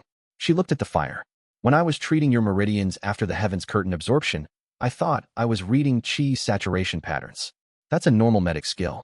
But the pattern I was seeing was specific to the mirror resonance channel, not general chi pathways. She turned another page. My father knew. He documented it. And he hid it in the same archive as all his other work. She said it without drama. But she said it in the register she used for things she was managing carefully, not because they were small. Tanju was awake. He knew, because she'd been watching the fire without sleeping for the past hour. She didn't say anything. We'll find the archive, Shindao said. Ru Wanqing looked at him with the exact eyes. Yes, she said. I know. Chapter 69. The Kuo family. The Kuo paper merchant's shop was on the Eastern Market Road, exactly where Mei Xiao had said. It was a prosperous establishment, 2 buildings, a covered yard where stacks of treated paper were organized by weight and surface texture, 3 employees who moved with the efficient manner of people who took their work seriously. The family crest was over the door, a white heron on an ink-black field. The shopmaster was a woman of approximately 50 with the careful eyes of a person who managed significant accounts. She came to the front counter when they entered, assessed them with a single sweep that accounted for Old Crane's condition, and Shun Dao's core formation chi pressure, and Ru Wanqing's medic kit, and Tan Zhu's alert stillness, and then said, "You're not here for paper." "No," Shun Dao said. "What are you here for?" He asked for the Xiao Farron papers. The shopmaster looked at him for a long moment. Something in her expression shifted, not surprise, something older. She said the bloodline resonance would be very clear, the shopmaster said. She said I would know it from across a room without needing to measure. She looked at him steadily. She was correct. She led them to the back building, up a narrow stair, to a room that held record cases organized by decade along 3 walls. She went to the oldest case without hesitation and removed a sealed document case from the bottom shelf. The case was wrapped in an oilskin cover that had been retreated several times over decades, the stitching in different threads, the seal renewed 3 generations of reseal visible at the case's edge. My great-grandmother received this from the woman directly, the shopmaster said. She said, "Keep it until someone asks who can read the resonance in it." She said you'll know the right one. She held the case out to Shun Dao. "I am formally releasing this to you as directed. No conditions." That was also part of the instruction. He took the case. It was heavier than he'd expected. Not physically. The physical weight was moderate, perhaps 30 folded pages and a small bound volume. The weight was the age of it, the 300 years of being held in trust by people who didn't know what they were holding. Ru Wanqing, beside him, was very still. He looked at her. She was looking at the case. "I can read it," she said quietly. "I can feel the resonance in the ink. The way the characters were brushed." She looked at the shopmaster. "Did Xiao Farron write this herself?" "Yes," the shopmaster said. "My great-grandmother watched her write it. Over 11 years. Ru Wanqing looked at Shun Dao. She didn't say anything. He thought she probably couldn't say anything just at that moment. He opened the case. Chapter 70. 11 years of notes. The papers were dense. Xiao Farron had been a precise writer. Small characters, consistent stroke weight, the kind of brushwork that came from decades of discipline. The pages were organized into 3 sections. The first section was biography, a record of the Hollow Mirror sect's final practitioners, their names, cultivation levels, and circumstances of death. Xiao Farron wrote each name with the same careful precision she applied to everything else. He sat with the list for a moment. The second section was the preparation methodology. It was extensive. Xiao Farron had spent years cross-referencing the original Mirror Ascendant's design logic against the 4 failed iteration records she'd been able to reconstruct from oral accounts and archived notes. The preparation methodology wasn't a training regimen. It was a diagnostic framework, a series of understanding tests, not power thresholds. The design required the practitioner to carry, in the vault, techniques representing at least 4 of the 8 fundamental cultivation approach types: strike, binding, movement, spatial, detection, formation, suppression, and amplification. Not all 8, 4 or more. The diversity requirement ensured that the practitioner had absorbed enough varied methodology to proceed with understanding rather than pattern. He ran the vault against the list. Strike, the combined Thunderwind technique, the force strike from the flanker, the impact techniques from the tournament bracket. Binding, earth surge, chain compression, stone formation grip. Spatial, the Stillwater chamber, the compound dissolution technique. Suppression, the layered suppression formation, the chain techniques constraint architecture. Formation, the stonewall binding, various tournament circuit techniques. That left movement techniques and detection techniques. He had no detection technique in the vault. He looked at Ru Wanqing. She was reading the 3rd section. She'd gone straight to it, her eyes moving through the characters with the focused absorption of someone who'd been looking for something specific for a long time. "What's in the 3rd section?" he said. "The original Mirror Ascendant's design notes," she said. She didn't look up. Xiao Farron's reconstruction of them. The design logic for Mirror Ascendants, and she stopped. She turned a page. The theory of the Heaven Edict theft. What it produces. Why the original Mirror Ascendant called it above heaven. She looked up finally. Her eyes were very bright. "Shun Dao, the Heaven Edict underlies all cultivation law. If you steal it and upgrade it, something above cultivation law," he said. "Yes, I read that in Duan Voran's file summary. Not just above cultivation law. She held the page. Xiu Farron calls it a cultivation approach that heaven cannot monitor. Everything in the current world, every breakthrough, every chi absorption, every technique deployment, is registered by the fundamental law framework. Heaven is aware of all cultivation activity because the law is its awareness. She met his eyes. If you steal and upgrade the heaven edict, you operate outside that awareness. Completely. Everything you do after the theft is invisible. He thought about that. The implications were vast enough that his ledger structure struggled to contain them. He left the analysis in a holding state and looked at the preparation methodology requirements again. Detection technique. He still needed one. He thought about Mei Xiao's tracking formation, 3 days of following him with a mirror resonance-based detection method that had been more precise than standard chi signature tracking. He thought about the Ashen Peak elder who'd dissolved the compound formation. He thought about every encounter since the escort incident. He had no detection technique. He needed to find one. He filed that as active requirement, unresolved, open. Then he looked at the first section again, the list of names. 103 names. Xiu Farron had written each one. The last name on the list was her own, written in the same careful stroke weight as all the others, dated 11 years after the massacre. He closed the case. Chapter 71. Rest in Yinming. The Kuo family gave them a room above the paper shop for 2 nights. The shop master didn't offer it as generosity. She said, simply, that Xiu Farron had left instructions for that also. She said, if the practitioner arrives and the papers need reading, give them time. She looked at the group. Old Crane, Tanju, Shun Dao, Ru Wanqing, with the assessing quality she'd shown since they came in. She didn't say how many people to expect. She couldn't have known, Ru Wanqing said. No. A pause. But she left enough room for 4. She went back to her accounts. They slept. Shun Dao slept in 3-hour intervals, waking to run through the vault architecture and the preparation methodology requirements, then sleeping again. The Xiu Farron papers were on the table beside his bedroll, and he read sections at each waking. The preparation methodology's detection technique requirement was clear. The practitioner must have directly absorbed a technique that uses chi sense as its primary function rather than as a secondary application. Strike techniques used chi as fuel. Binding techniques used chi as structure. Detection techniques used chi as a reading instrument, turning it outward to perceive rather than inward to power. He didn't have one. He thought about where detection techniques were commonly held. Sect security formations used them, tracking arrays, compound detection webs. The Ashen Peak compound had a detection web he'd passed through using the Stillwater chamber. He hadn't absorbed it because the absorption geometry was wrong. He'd been moving through it rather than positioned at its boundary. That wouldn't have worked cleanly anyway. Compound detection webs were distributed formations, not practitioner-held techniques. He needed someone who used a practitioner-held detection technique in a direct encounter. Against him, within 10 meters. He filed the problem as open, active search required, low urgency relative to current conditions. Old Crane slept for 20 hours straight. When he woke, he ate the food Lin Jue had brought from the market without comment, drank his tea, and sat for 2 hours looking at the room's wall. Tanju sat across from him in the same silence she'd maintained since the trading post, present without pressing. Ru Wanqing took Old Crane's vital signs morning and evening and reported to Shun Dao that the physical recovery was proceeding correctly, the chi pathways were stabilizing, and his baseline function would return to the reduced capacity they'd established before whiling within a week. The psychological damage was not her specialty, she said, and she wasn't going to pretend it was. On the second morning, Ru Wanqing sat down beside Shun Dao at the table where the Xiu Farron papers were spread and said, I want to tell you something. Yes, he said. My father. She looked at the papers, specifically at the first section, the list of names. When I was reading the third section, the biography part, I found an annotation in Xiu Farron's handwriting that wasn't part of the original record. It was added approximately 6 years after the main text. I can tell from the ink drying pattern and the brush wear. She pointed to a page near the end of the list.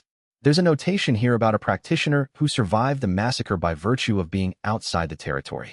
Not hiding, genuinely absent, at a distant location, with no known connection to the sect at the time of the operation. She looked at him.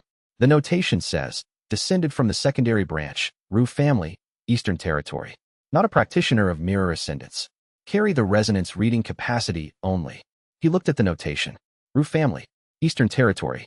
My father, Ru Wanqing said, was not just researching hollow mirror bloodline cases.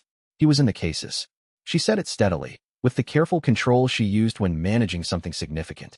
He was a hollow mirror sect descendant, and he spent 6 years documenting other descendants, including himself, including me, and he never told me. He let that settle before responding. Did he know? Yes. The annotation is too specific. He knew the notation existed. Xiao must have contacted him or left word through some channel. He knew. She folded one of her father's own pages, the habitual movement. He hid his research because being found with hollow mirror documentation was dangerous. But I think he was protecting me from knowing. He thought if I didn't know what I was, I'd be safer. Was he right? She was quiet for a moment. No, she said. But I understand why he thought so. She looked at the paper in her hands. He's dead, probably. I don't know. I've been looking for his research because I wanted to understand what he was doing and why. Now I understand the why. She looked at Shen Dao. And I can read mirror resonance patterns, which means I'm useful to what you're doing in a way that goes beyond medic work. You were already useful beyond medic work, he said. She looked at him. The exact eyes. That's the most direct compliment you've given me in 2 months. It's accurate. I know. That's why it's a compliment. She set the page down. I'm telling you this because the nature of why I'm here has changed, and I wanted you to have the accurate information. She looked at him steadily. I started this journey looking for my father's research. Now I know what it is and where it points. The research points to mirror origin. So do you. A pause. So I'm still going in the same direction. But for my own reasons now, not just as a medic and an information source. He looked at her for a moment. The ledger entry for Ru Wanqing, reason for presence in group. I had that as medic, information source, parallel interest in hollow mirror history. Yes. The updated entry is hollow mirror bloodline descendant, resonance reader, active stake in mirror origin outcome. She was quiet for a beat. Then, that's the accurate ledger entry, yes. Another beat. How does it feel to have the accurate entry? He considered. It was missing weight before, he said. The previous entry was correct, but incomplete. This one has the right mass. Ru Wanqing looked at him with an expression he was beginning to recognize. Not quite the almost not a smile, something more open than that. Something that was its own category. That, she said, is the second most direct compliment you've given me. Chapter 72. The honest conversation that evening, after Old Crane and Tanju had gone to sleep and the paper shop below was quiet, Ru Wanqing asked him why he was doing it. Not the cultivation mechanics. Not the ledger logic. Why, she said. Not the architecture of it. The actual reason. He thought about that for a long time. Long enough that she'd poured 2 cups of the cold tea the shop master had left and pushed one toward him before he answered. The hollow mirror sect was destroyed, he said, because someone decided that a capability they didn't understand was dangerous and needed to be eliminated. He looked at the cold tea. I was born with that capability. I didn't choose it, but having it means I'm the thing they destroyed the sect to prevent. He paused. The people who made that decision 300 years ago didn't know what the design was for. They were afraid of the capability, and they acted on the fear. He looked at Ru Wanqing. I want to understand what the design was actually for, and whether it was worth being afraid of. She was listening with her full attention. Not the medic attention, the other kind. If the design is what Xiao thinks it is, he continued. If the Heaven Edict theft creates something that operates outside Heaven's monitoring system, that's either the most dangerous capability in the history of cultivation or it's something that has a purpose that required operating outside the monitoring system. He looked at the Xiao papers. I don't know which yet. I want to know before I decide what to do with it. Ru Wanqing was quiet. She drank her cold tea. You're not sure the design is worth completing? No. But you're going to mirror origin regardless. Yes. Because understanding it is different from completing it. She thought about that. Outside, the market road of Yinming was quiet, the city asleep. A dog somewhere in the distance was doing the intermittent barking of an animal that had found something interesting and was reporting it to no one in particular. My father spent 6 years trying to document something that everyone else had decided was contaminated and dangerous, she said. He thought there was something there worth knowing. He was right. She looked at Shen Dao. I believe you're right about wanting to understand it first. A pause. I'm also going with you because the list of names in Xiao papers deserves a practitioner who reaches mirror origin and knows what it is. Not just a practitioner with the bloodline and the technique count. She met his eyes. The 103 names deserve someone who goes there understanding why it matters. He looked at her for a moment. He thought about the list, the 103, in Xiao careful stroke weight, her own name at the end. Yes, he said. They do. They sat in the quiet of the room above the paper shop, 2 cups of cold tea between them, the Xiao papers spread on the table, and the city outside sleeping, and for a while neither of them said anything. It was a different kind of quiet than the silences they'd shared on the road, less waiting, more present. He didn't file it. Some entries just sat in the record without needing to be managed. Chapter 73. Old Crane speaks on the third day in Yinming. Old Crane spoke about what had happened in the Ashen Peak compound. He spoke to Xun Dao specifically, in the late afternoon, sitting in the room's single chair, while Tanju was out at the market and Ru Wanqing was in the downstairs common room reading. The room was quiet and the light coming through the single window was the golden, low-angled kind that arrived in the hour before the lamps had to be lit. I want to tell you exactly what happened, Old Crane said, because I've been carrying the version where I failed you, and I think the accurate version is more complicated than that. You don't owe me. I'm not telling you because I owe you. I'm telling you because the accurate information matters more than either of us feeling correctly about it. He looked at Xun Dao with the clear, uncompromising quality his eyes had retained through everything. The questioning lasted 3 hours and 40 minutes. I held the preparation methodology because they didn't know to ask about it. They were focused on the coordinates because that was what they'd been briefed to look for. I gave up the coordinates at the 2-hour 45-minute mark, when the second elder used a technique I had no resistance to. He was precise, clinical. I calculated that giving up the coordinates and holding the methodology was the correct exchange. They get a location, we keep the operational capacity to proceed. That was the accurate ledger calculation. Yes, Xun Dao said. It was. But the calculation doesn't change the fact that I gave them something I was entrusted to guard. He looked at the window. I've been carrying information about mirror origin for 4 years. I knew it was dangerous to carry. I chose to carry it anyway because I believed the design was worth protecting. He was quiet for a moment. Being the person who eventually gives it up under pressure is a particular kind of cost. The ledger says I made the correct exchange. The ledger doesn't account for being the kind of person who holds something until you don't. Xun Dao sat with that. I know, he said finally. The contextual cost column. Old Crane looked at him with a slight shift in expression, surprised, possibly, that Xun Dao had the vocabulary for it. Yes, exactly. I opened that column last month. He looked at his hands, the left one, with the narrowed channel that would always be slightly less than it could have been. It has entries that don't resolve through exchange. They just exist in the record. He paused. Yours is in there. Under my name, not yours. The escort incident started the chain. Old Crane was quiet for a moment. Then, you understand that's not how it works. Which part? The contextual cost column isn't a ledger of blame. It's a record of mass. He looked at the window. The mass belongs to the situation, not to individuals. You being in the escort was your circumstance. My choosing to travel with you was my choice. The Ashen Peak complaint was their institutional decision. He paused. The entry belongs to the situation, not to you. I made the calculation error that allowed them to take you. Yes, and I made a different calculation error 18 years before that, in a different context, that contributed to the Hollow Mirror Sect's secondary archive being accessible long enough for you to memorize the coordinates. The chain goes back further than you can conveniently reach. He looked at Xun Dao. The contextual cost column records weight. It doesn't assign it. Xun Dao thought about that for a long time. What do you do with the weight, he said. You carry it, Old Crane said. That's all. You carry it and you understand its mass and you make better decisions because you know how heavy things are. He looked at the window again, and in the golden afternoon light his face was tired but not broken, something that had passed through a difficult process and come out the other side carrying more. The rest is just living. Chapter 74. What's missing? He had 17 techniques when they left Yinming. He'd absorbed a compound detection formation from the storage building's perimeter, a low-tier sweep technique that a duty cultivator had deployed reflexively when he heard an unusual noise in the outer yard during the infiltration. He'd missed it at the time, registered it only on the way out in the vault's new core formation architecture clarity. The technique had transferred incompletely during the compound exit, a partial entry he'd filed and forgotten. In Yinming, with the preparation methodology requirements fresh in his analysis, he'd reviewed every vault entry carefully and found the incomplete entry. Incomplete transfer still counted in the technique type inventory. Detection, practitioner held, chi sense as primary function. Low quality, low realm, but it satisfied the type requirement. He had all 8 fundamental cultivation approach types now. The preparation methodology was satisfied in that dimension.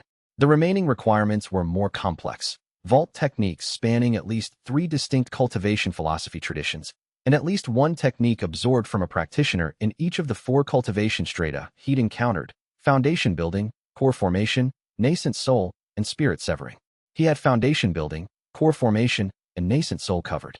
Spirit severing was the gap. He had not encountered a spirit severing practitioner. He shared this with the group over their last morning meal in Yinming. because accurate information was better than incomplete information and the group's direction would be affected by the requirement.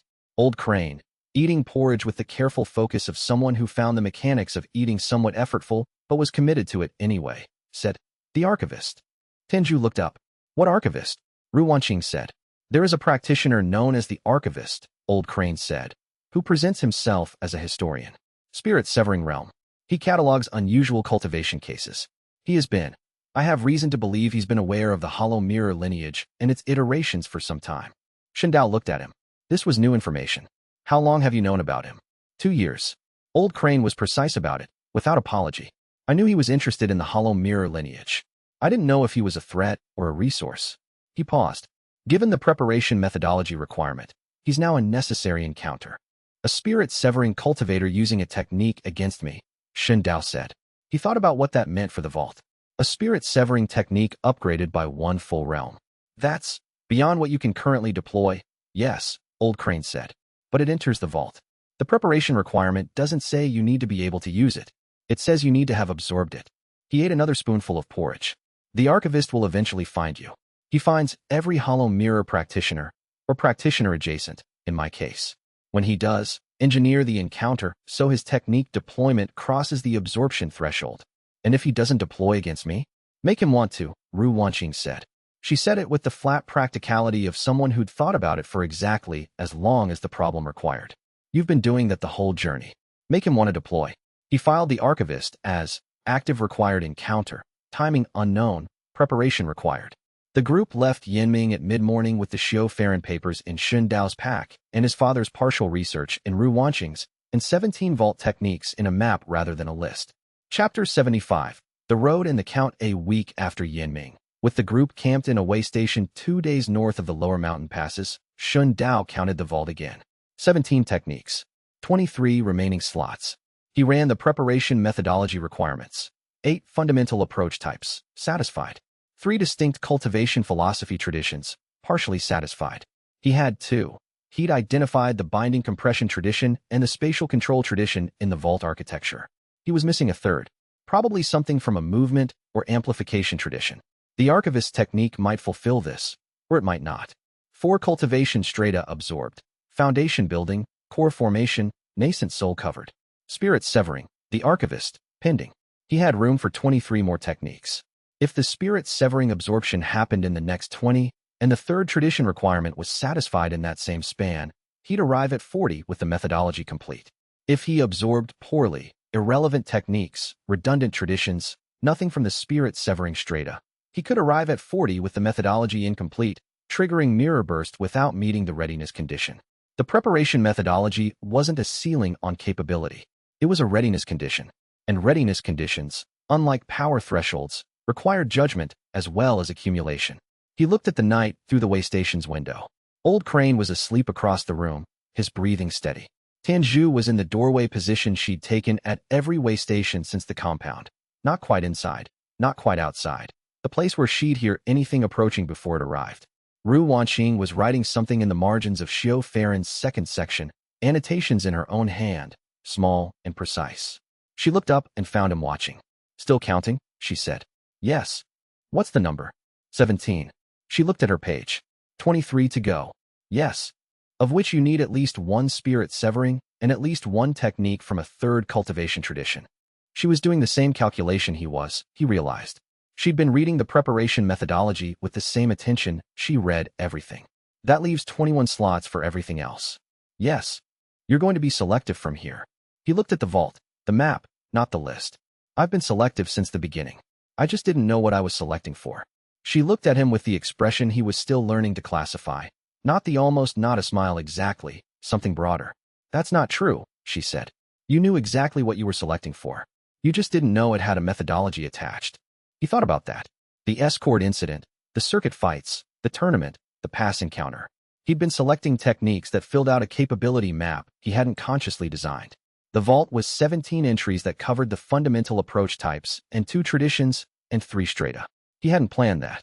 He'd made choices from instinct and calculation and contextual pressure, and the choices had been coherent.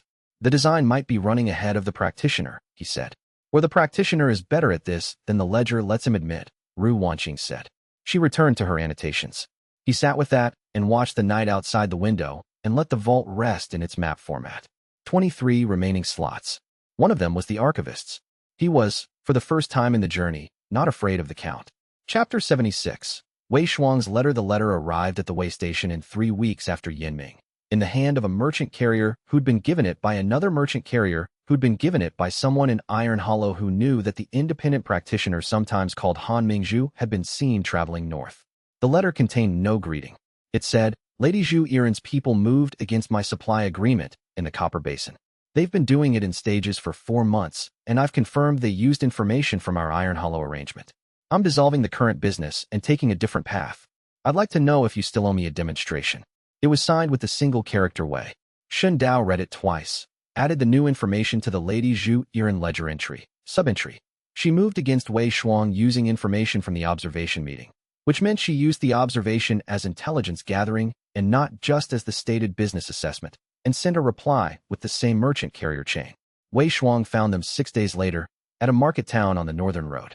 He arrived with a single pack and the wooden cup. He looked exactly the same as he had in Iron Hollow. The sharpened attention, the economical manner, the flat-bottomed certainty of someone who'd made a decision and was done reconsidering it. He looked at Old Crane's face. The remaining bruising had faded to yellow at the edges, and at Ru Wanqing's medic kit, and at Tanju's stillness, and at Shen Dao. Core formation, he said. Early stage, Shen Dao said. When did that happen? Ashen Peak Compound. Wei Shuang absorbed that with the attention of someone building an updated picture. Then, the demonstration is still owed. Yes, I've been waiting until the left meridian completed its compensation routing. He looked at his left hand. That's done. Tonight. Outside the town, Shen Dao said. I'll show you the combined wind-thunder technique at full core formation vault deployment, and the spatial binding, and the suppression architecture. He paused. The heavens curtain I have from Yun Firen, I can't deploy that one yet. Nascent Soul output range. My meridians will get there. Wei Shuang's focus sharpened with the interest of someone who'd handed a piece of work over and was finally getting to see what happened to it. Show me what you can show me, he said. That evening, on a flat piece of scrubland north of the market town, Shen Dao deployed 3 vault techniques in the sequence Wei Shuang had been waiting for since Iron Hollow. The combined wind-thunder technique at core formation vault level was the same technique Wei Shuang had spent 8 years developing, elevated by 1 full realm. The wind channel had a tighter geometry, less spread, more penetrating, and the thunder conduit rode it with a frequency that made the scrubland air vibrate in a radius that encompassed everything for 50 meters. The groove the technique cut into the ground was twice as deep as the one Wei Shuang had made on the hillside outside Iron Hollow, and it was longer, and the residual charge lasted 11 seconds before dissipating. Wei Shuang looked at it for a long time. Then he looked at Shen Dao. He said nothing. The sharpened focus was still there, but something else was present alongside it. An expression that Shen Dao didn't have a ledger entry for. Something that was simultaneously satisfied and genuinely unsettled by being satisfied. He picked up his cup and drank his tea. That's what I handed you, he said finally. Yes. In a tournament match, in Iron Hollow, running a technique acquisition operation inside a competition. He looked at the groove. I didn't know what I was handing over. You knew it would come back different, Shen Dao said. That was the arrangement. I knew it would come back stronger. I didn't know it would come back. He stopped, searching for the word, and Wei Shuang was not a person who usually searched for words. Truer, he said, like it became what it was supposed to be. Shen Dao looked at the groove in the scrubland earth, still slightly warm from the charge. That's what upgrading means, he said. Wei Shuang was quiet for a moment. Then, all right. I'm here. What do you need? Chapter 77. The network. They spent 6 weeks building what Old Crane called, dryly, the infrastructure of not dying. Shen Dao acquired 11 techniques in those 6 weeks, 4 through engineered encounters in regional circuit events that Wei Shuang scouted and assessed, 3 through the alliance network that Tanju had been quietly expanding since before Iron Hollow, and 4 through the Lady Zhu Yiren complications that had been assembling on the Eastern Road without anyone quite authorizing the process. The Lady Zhu Yiren complications arose because, having been burned through his alliance with Shen Dao, Wei Shuang had decided that the correct response to a business betrayal was not to remove himself from the situation, but to understand it more completely. He spent his first week conducting an investigation that Shen Dao had not requested and would not have thought to conduct. What Wei Shuang found was that Lady Zhu Yiren's agents had been monitoring Shen Dao's technique count through 3 independent informants since Iron Hollow. The observation meeting, the demonstration of the Stillwater Chamber, had not been primarily about the mechanism. She'd wanted to confirm the technique catalog count. She was tracking how close he was to the 40 technique limit, which meant she knew about the limit, which meant she had deeper knowledge of mirror ascendance than she'd disclosed. He filed that as Lady Zhu Yiren, active intelligence operation against target, motive unclear, but potentially connected to mirror origin commercial interest. The 4 technique acquisitions through the Zhu Yiren complications came from 3 of her agents who were not careful enough when they moved against his network supply lines. He met each agent encounter with the coordinated vault architecture and emerged from each with a technique that hadn't been in his catalog before. 28 techniques by the 8th week after Yinming. He reached core formation mid-stage on a morning when nothing in particular had happened. No encounter, no breakthrough pressure, no crisis. He was doing the slow form practice in the yard of the building they were staying in, running through the vault's technique map in core formation architecture mode. And at some point in the middle of the Earth Surge Binding's 3rd extended variation, the vault structure reorganized. It didn't feel like the foundation building breakthrough or the core formation early stage breakthrough. Those had been doors opening. This was more like the room getting larger from the inside. The same room, but more of it. The new capability.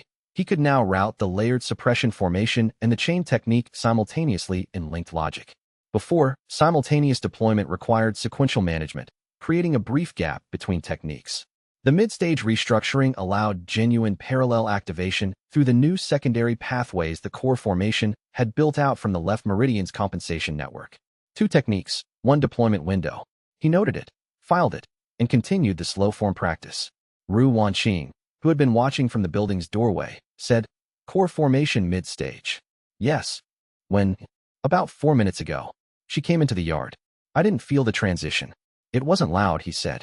She assessed his qi output with the reading method she developed over months of working with him. The mirror resonance layer that she now understood as a feature rather than a strange diagnostic anomaly. "The vault map is more dense," she said. "The connections between techniques are. I can see more links than before. Parallel activation is possible now," he said. "Chain and suppression simultaneously." She absorbed that. "Does that change the approach to the archivist?" It changed everything about the approach to the archivist. "Yes," he said. Chapter 78. Betrayal Architecture. The betrayal came from within. His name was Fei Jun. He was a junior disciple of Verdant Crown sect who had been traveling as an independent practitioner for reasons he'd given, consistently, as personal cultivation development outside the sect structure. A common enough reason that no one in the network had investigated it deeply. He'd been with the network for 4 weeks. He'd been useful. He knew the Northern Road geography, had contacts at several trading posts, and was a competent foundation-building late-stage practitioner who handled logistics and supply acquisition with reliable efficiency. What Wei Shuang discovered, through the same investigative methodology he'd applied to the Lady Zhu Yiren situation, was that Fei Jun had been sending written reports to a Verdant Crown contact address in the nearest prefecture capital. The reports were encoded in the standard Verdant Crown sect cipher. Wei Shuang had spent 3 days decoding a sample. The reports contained Shun Dao's technique count, estimated capabilities at each described realm level, current travel route, group composition, and assessed weakness points. The most recent report, sent 4 days earlier, stated, current technique catalog estimated at 31 to 34, based on observed encounter history and vault integration times. Target approaching 40 technique threshold. Suggest accelerated timeline for primary objective.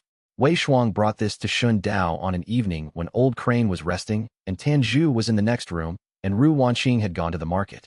He put the decoded report on the table. Shun Dao read it. He sat with it for 3 minutes. He ran the implications. Verdant Crown was tracking his technique count. They knew about the 40 technique limit. The primary objective in the report's final line was unspecified, but an accelerated timeline for a primary objective, when the target was approaching the 40 technique threshold, implied Verdant Crown wanted to act before he reached the limit. Before Mirror Burst was a risk. Before or during Mirror Burst when his vault would be empty. Verdant Crown wanted to take something from him at the threshold. Or they wanted to ensure Mirror Burst fired under conditions they could exploit. He stood. "Where is he?" "In the supply room," Wei Shuang said. "I left him there. He doesn't know I found the reports." Chapter 79. The question. Fei Jun was stacking grain sacks when Shun Dao came in. He was mid-20s, compact, the efficient movement of a practitioner who'd been trained to take up less space than his cultivation capacity implied. He looked at Shun Dao and performed the assessment that people with his kind of training performed automatically. Threat level, escape routes, how much had been found, in 1 second, and then returned his expression to the default neutral. He'd been trained well. The default neutral was very good. There's something we need to discuss, Shindao said. Fei Jun set down the grain sack. His hands were loose at his sides. All right. Shindao had run the question list on the way from the main room.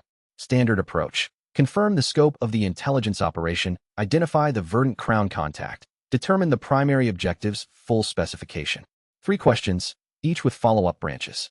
He looked at Fei Jun's face. He ran one question. Why did they send you specifically, he said. Fei Jun looked at him. For 2 seconds the default neutral held, and then something shifted in his expression, not guilt, something more complicated. Because I have a hollow mirror bloodline marker, he said. Dormant. Verdant Crown found it in my cultivation baseline assessment 10 years ago. He was quiet for a moment. They said they needed someone who could sense mirror resonance without triggering it. Someone who could estimate your vault count through the resonance channel. Not through reports to a contact address. The reports were for timeline tracking. The resonance reading was the actual method. He looked at Shindao directly. I could feel when you absorbed a technique. Each one registers as a distinct increment in the vault's mirror resonance signature. That's how I knew the count. He sat with that. The reports had confirmed what the resonance reading told him. Fei Jun had been both surveillance method and reporting mechanism, a more sophisticated operation than the decoded reports alone had implied. What's the primary objective? He said. Fei Jun was quiet for a long moment. He was looking at the grain sacks, then at the room's single window, then at Shindao. The default neutral had entirely dissolved. What was underneath it was someone trying to make a decision with incomplete information about which option was safer. Verdant Crown wants the mirror origin coordinates, he said. They know you have them. They want to arrive before you. He paused. And they want to be present when you reach 40 techniques. The current sect master believes the mirror burst detonation can be harvested. The vault's contents, released in the detonation, degrade as a chi source, but the structural resonance they carry for a few seconds after release can be absorbed by someone prepared to receive it. He looked at Shindao. They want to be positioned to take what comes out. He understood now. Verdant Crown's ancestor had ordered the hollow mirror sect's destruction to prevent someone from completing the design. The current sect master was attempting a different approach. Let the practitioner reach mirror origin and reach the limit, then take the output. He looked at Fei Jun. That cancels your debt, he said. Leave. Fei Jun looked at him. Leave the group. Leave the region. Shindao met his eyes. You told me what I needed. The account is settled. I won't come after you, and I won't report you to anyone. He paused. What Verdant Crown does with you for telling me is a different problem. But that one's yours. Fei Jun looked at him for a long moment. He seemed to be trying to assess whether this was a trap. He concluded, apparently, that it wasn't, or that if it was, there were no better options. He left through the supply room's back door. Shindao stood in the empty supply room and held the full architecture of what he'd learned. Verdant Crown wanted the mirror burst output. The coordinates were at risk. Ashen Peak had them, and Verdant Crown was racing toward mirror origin. And the primary objective's timeline was accelerating. He had 32 techniques, 8 remaining slots, and the archivist still to find. Chapter 80. After the spy Wei Shuang was in the main room when Shindao came back. He'd been there the whole time, sitting against the wall with his cup, which was still producing steam, so he'd recently acquired fresh hot water, which meant the trade post kitchen was still operational, which meant nothing urgent had erupted while Shindao was in the supply room. He's gone, Shindao said.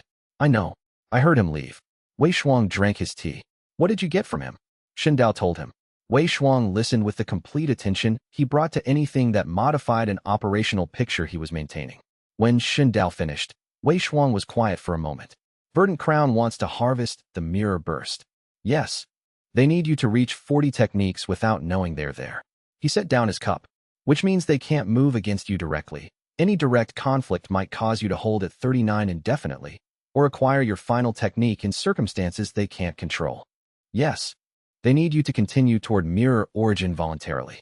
He looked at the wall, which means their current approach, surveillance, timeline tracking, was not the prelude to an ambush. It was the prelude to being there at the right moment. Yes. Wei Shuang looked at him. Are you going to go to mirror origin anyway? Yes. Knowing they'll be there? Knowing they'll be there. He met Wei Shuang's eyes. Fei Jun told them about the vault count and the timeline. He didn't tell them about the preparation methodology. He couldn't have. He doesn't know it exists, and the resonance reading can't detect it. Verdant Crown is counting on mirror burst firing uncontrolled at 40 techniques. He paused. If mirror burst fires after the preparation methodology is complete, it fires differently. Xiao Farron's notes describe it as a controlled discharge rather than an uncontrolled detonation. The vault empties, but the practitioner survives intact with enhanced capacity for new acquisition. Wei Shuang considered. And they don't know the methodology exists. No. So they'll be there expecting an uncontrolled mirror burst, and you'll be there expecting a controlled discharge, and neither of you will be doing what the other expects. Approximately. Wei Shuang looked at the wall again. Then he picked up his cup. You're going to need everyone you have. Yes. I have the bracket intelligence and some additional network contacts in the northern territories that might be useful. He stood. You should tell Ru Wanqing tonight. She'll want time to prepare. He was correct. Shen Dao added. Tell Ru Wanqing. This evening, full information. He looked at Wei Shuang, who had arrived with a single pack and a wooden cup after his business was destroyed, and who had said, "What do you need?" and had meant it. He opened the contextual cost column and added a new type of entry he hadn't had a category for before. Things of value that arrived without being requested, from people who had their own reasons. Not a debt, not a cost. Something the column could hold without needing to be settled. He filed it carefully and went to find Ru Wanqing. Chapter 81. The Archivist. He found them.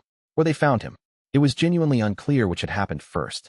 They were in a mid-sized town on the northern road, 2 days from the lower passes into the mountain region. Shen Dao was conducting a technique assessment with Wei Shuang in the inn's back garden. Not combat. The slow architecture mode he used to map combination logic. When the inn's front door opened and a person came in whose chi pressure he registered from 30 meters away through 2 walls. Spirit-severing realm. He'd read about spirit-severing cultivators in the cultivation texts Old Crane had provided in the early months. The description said, the chi pressure of a spirit-severing practitioner is to core formation as a deep ocean is to a still pond. Both are water. Neither can be confused for the other. He'd thought that was poetic excess. He reconsidered that assessment. The pressure wasn't aggressive. It was simply present, the way a mountain is present. It existed in the space, and everything else in the space became aware of itself existing alongside it. He felt his own core formation chi pathways as being, suddenly and comprehensively, small in a way they had not been small before. Wei Shuang felt it too. He set his cup down without looking at it. The person who came into the inn's back garden through the connecting door was elderly. Not in the cultivator way that meant centuries packed into a moderately aged body, but actually elderly, with white hair and a careful posture that accounted for joints that had some history to them. He was wearing traveling clothes in a nondescript earth brown, carrying a writing case that had been used for decades. He looked like a scholar on a long journey who'd stopped for tea. He looked around the garden with the bright, attentive eyes of someone who observed precisely and remembered exactly. He looked at Shen Dao. You're easier to find than your predecessors, he said. His voice was moderate, conversational, the voice of someone who'd spent a lifetime in scholarly exchange. They all tried to minimize their signature. You've been operating openly since Iron Hollow. He sat down at the garden table, uninvited, in the relaxed manner of someone who'd been sitting down at tables for centuries without needing to ask. I'm the archivist. I catalog unusual cultivation phenomena. I'd like to catalog yours. Shen Dao looked at him.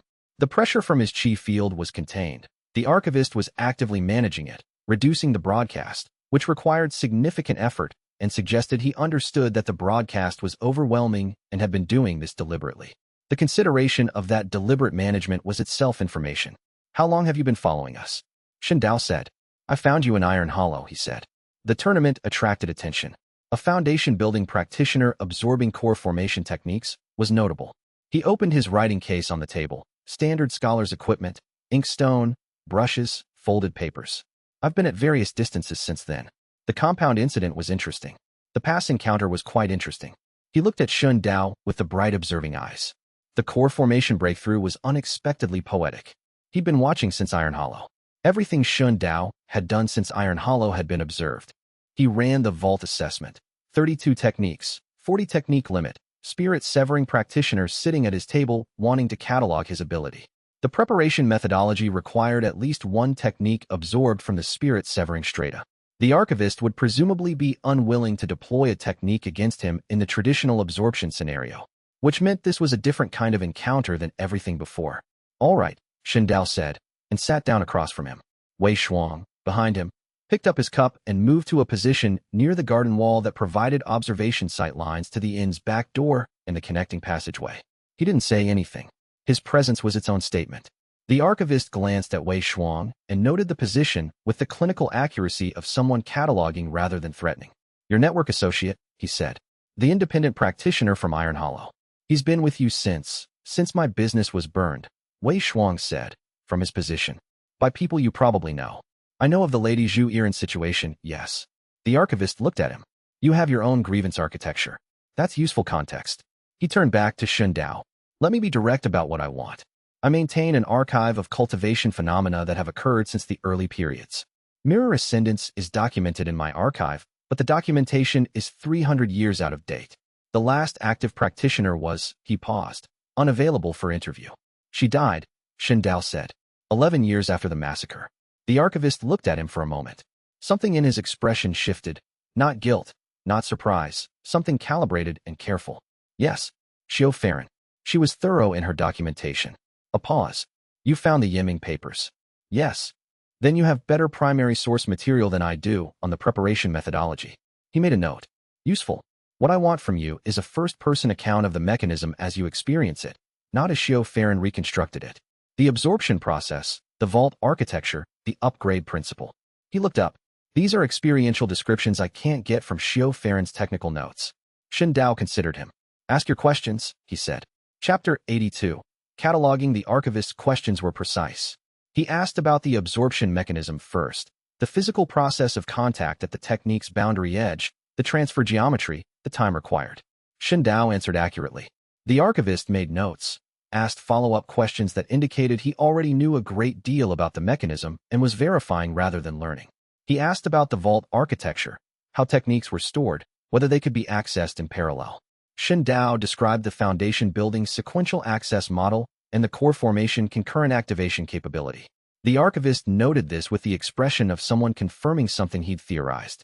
He asked about the upgrade principle. Did Shen Dao know why techniques emerged one realm above their source?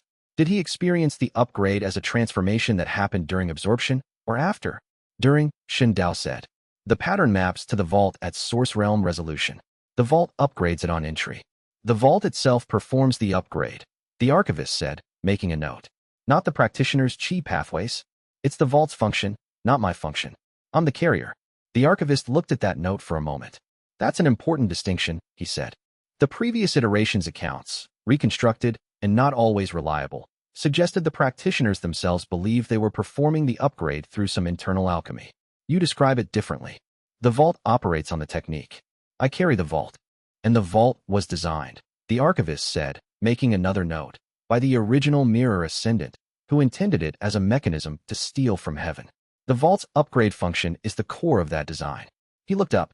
If the vault upgrades everything it receives by one realm, and you carry the vault, then deploying the heaven edict itself produces something above the heaven edict, Shen Dao said. Yes, that's the design. The archivist was quiet for a moment. He was looking at his notes with the absorbed focus of someone processing a significant clarification. You understand the design. I've had good source material. Yes. He made a final note and closed his writing case. I'd like to speak again tomorrow, if you're remaining in the town. We're here for 2 more days. Good. He stood, with the careful movement of someone who gave his joints the time they needed. I'll find you. He walked back through the connecting door into the inn. Wei Shuang came away from the wall. That was a cataloging session. Yes. He took a great deal of notes. Yes. Shen Dao looked at the closed door. He ran through the questions, the specific questions, the follow-up patterns, the places where the archivist's interest had intensified. The mechanism questions had been confirmatory. The vault architecture questions had been genuinely new information for him. The upgrade principle questions had produced the sharpest focus. He wanted to know whether the upgrade is mine or the vault's. Why does that matter to him? He thought about it.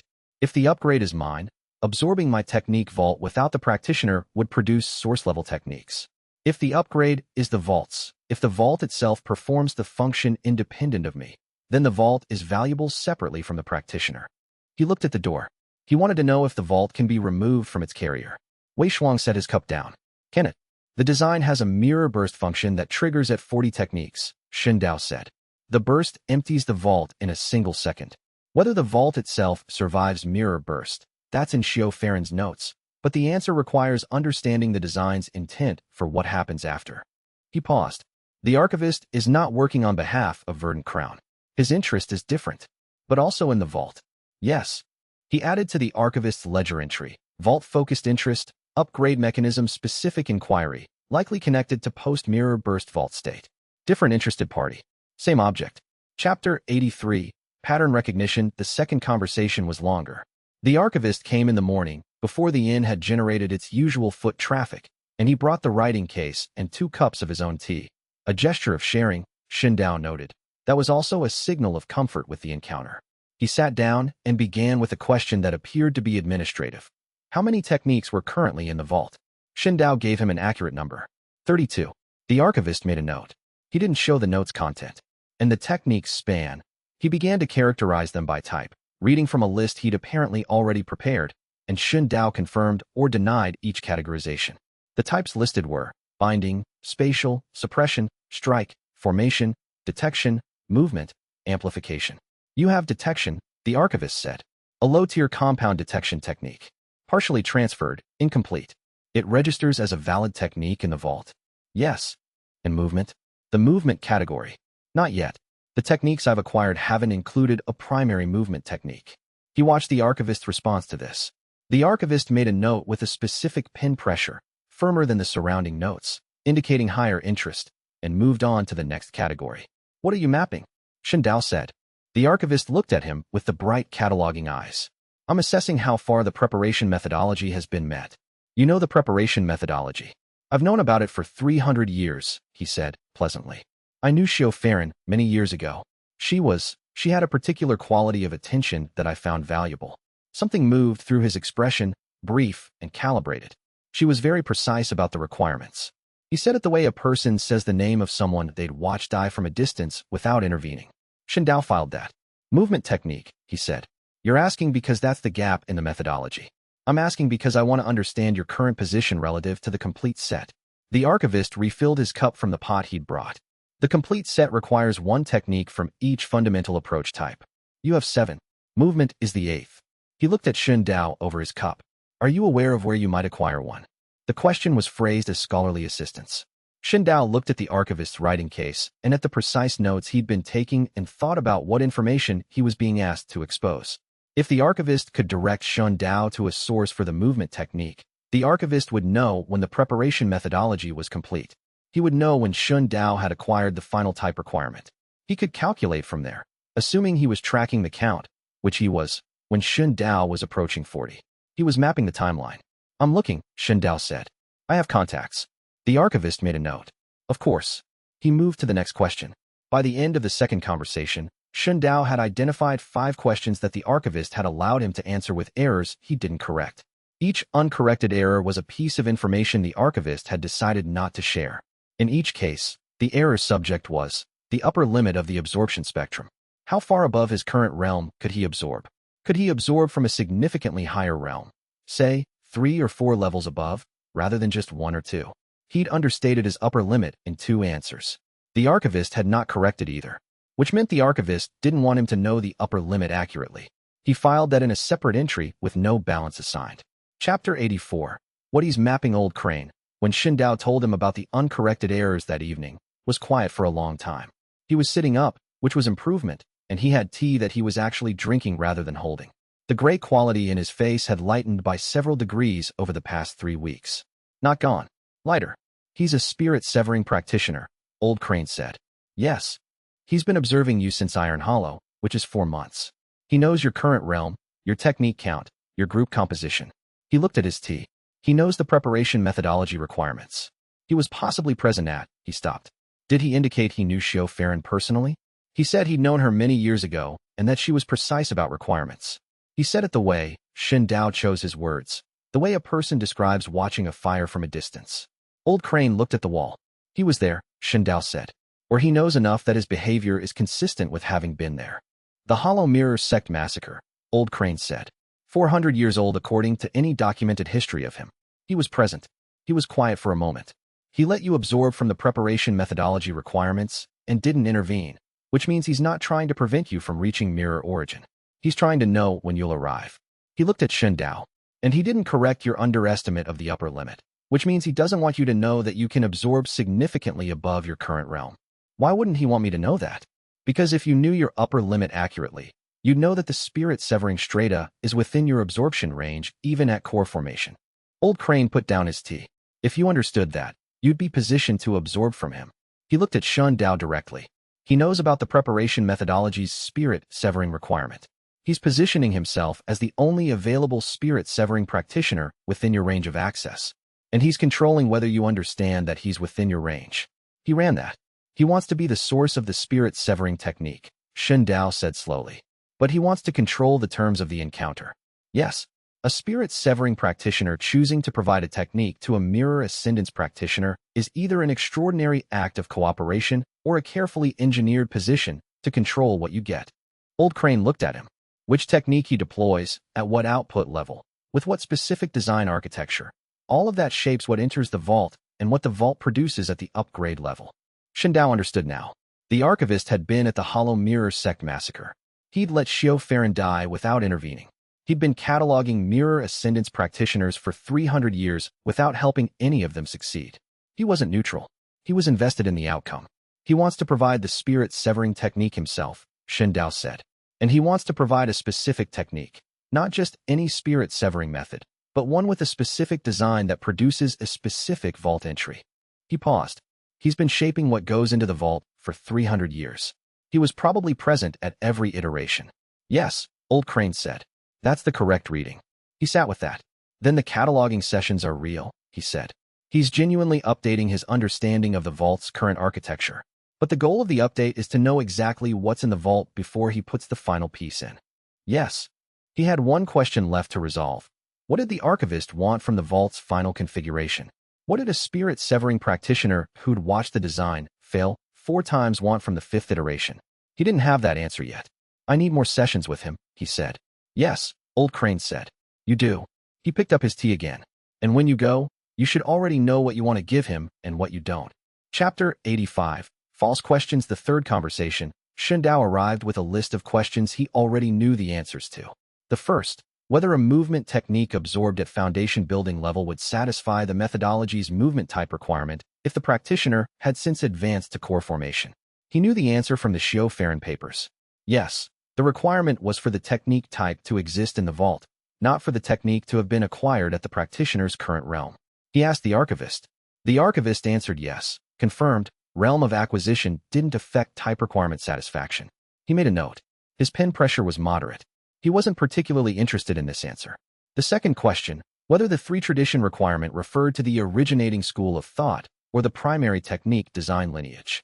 He knew from the Xiao Farron papers that it referred to originating school, not lineage, a distinction that mattered because some technique lineages cross school boundaries. He asked the archivist, phrasing the question as if he wasn't sure of the distinction. The archivist answered, originating school. Made a note. Moderate pen pressure. Third question, whether the vault's upgrade mechanism produced exactly one realm above source, or whether the upgrade tracked to a specific sublevel within the destination realm. He knew from direct experience that the upgrade was to early stage of the next realm, not a generic one realm above, but specifically early stage of the destination realm's lowest tier. He gave the archivist an answer that expressed uncertainty about the sublevel specificity. The archivist responded with the information he'd been withholding. The upgrade tracks to early stage of the destination realm in every case I've documented. It's not a variable. His pen pressure on this note was firmer than the surrounding notes. Much firmer. This was information the archivist had that he'd been holding back through the previous 2 sessions. He'd chosen to provide it now because Shen Dao had given him an answer that appeared uncertain, and he'd decided to correct the uncertainty. The correction cost him the fact that he'd been holding it. The archivist was not a neutral cataloger. He was managing what Shen Dao knew and didn't know about the vault's mechanics. He'd been providing information selectively based on what he wanted Shen Dao to understand. Shen Dao filed this confirmation and moved to the 4th question. By the end of the 3rd conversation, he had identified 3 categories of information the archivist was managing. Absorption range upper limit, withheld, vault upgrade destination sublevel, just revealed, suggesting it mattered for something, and post-mirror burst vault state, never asked about, which was itself notable given the archivist's apparent depth of knowledge on everything else. He'd also confirmed 3 techniques the archivist had deployed in encounter situations over the course of his 400-year catalog work, based on references in his notes. One of those techniques was a detection architecture method that the archivist used for exactly the kind of range-sensitive qi reading that would be applicable to tracking the vault's contents from a distance. A tracking detection technique, spirit-severing tier. If that technique were used against him at close range, in an encounter situation, it would satisfy both the spirit-severing strata requirement and the detection technique upper tier requirement in a single absorption. The archivist would know this. He was watching Dao work through the third session with the patience of someone who had been playing this particular game for 400 years. He was not concerned. He was interested. On his way out of the third session, Dao said, "You've been watching Mirror Ascendance practitioners since the design was completed. What went wrong the previous times?" The archivist stopped at the door. He turned back with the exact precision of someone who'd been waiting for a specific question. The previous 4 practitioners all reached the spirit-severing requirement, and none of them could create the absorption condition voluntarily. The technique must be deployed against them, not offered. A spirit-severing practitioner must choose to use a technique against a mirror ascendance practitioner to create the absorption geometry. He looked at Dao, and in every case, when the 5th encounter came, when there was a spirit-severing practitioner in a position to deploy against them, they couldn't survive the encounter long enough for the transfer to complete. He paused.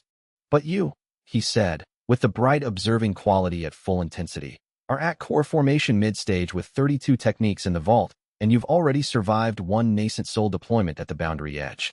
Your upper limit is—" He stopped. He'd been about to say something he'd been withholding. He closed his writing case instead. "Good afternoon," he said and left. Dao sat at the empty table and added to the archivist's entry, "Knows my upper limit. The withheld information is about his own technique, not mine. He's deciding whether to deploy." He filed it and went to tell the others.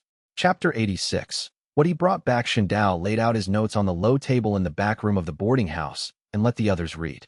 He didn't summarize. He'd learned that summarizing invited argument about his framing rather than the content itself. He let the handwriting speak. Ru Wanqing read with her physician's stillness, the kind where nothing shows on the face while the mind works fast. Old Crane read standing up, which he only did when he expected to need to move quickly. Wei Shuang read once, fast, then read it again slower. For previous practitioners, Wei Shuang said, 5, counting me, and none of them completed the transfer. None of them survived the encounter long enough for the transfer to complete. There's a distinction. Dao pointed to the relevant line in his notes. The spirit-severing technique has to be deployed against you, not offered. You can't ask for it. You have to engineer an encounter where a spirit-severing practitioner has reason to use a technique against you, and then survive it. That's a narrow target. The archivist is 400 years old and has been the only available spirit-severing source for every previous practitioner. Dao tapped the paper.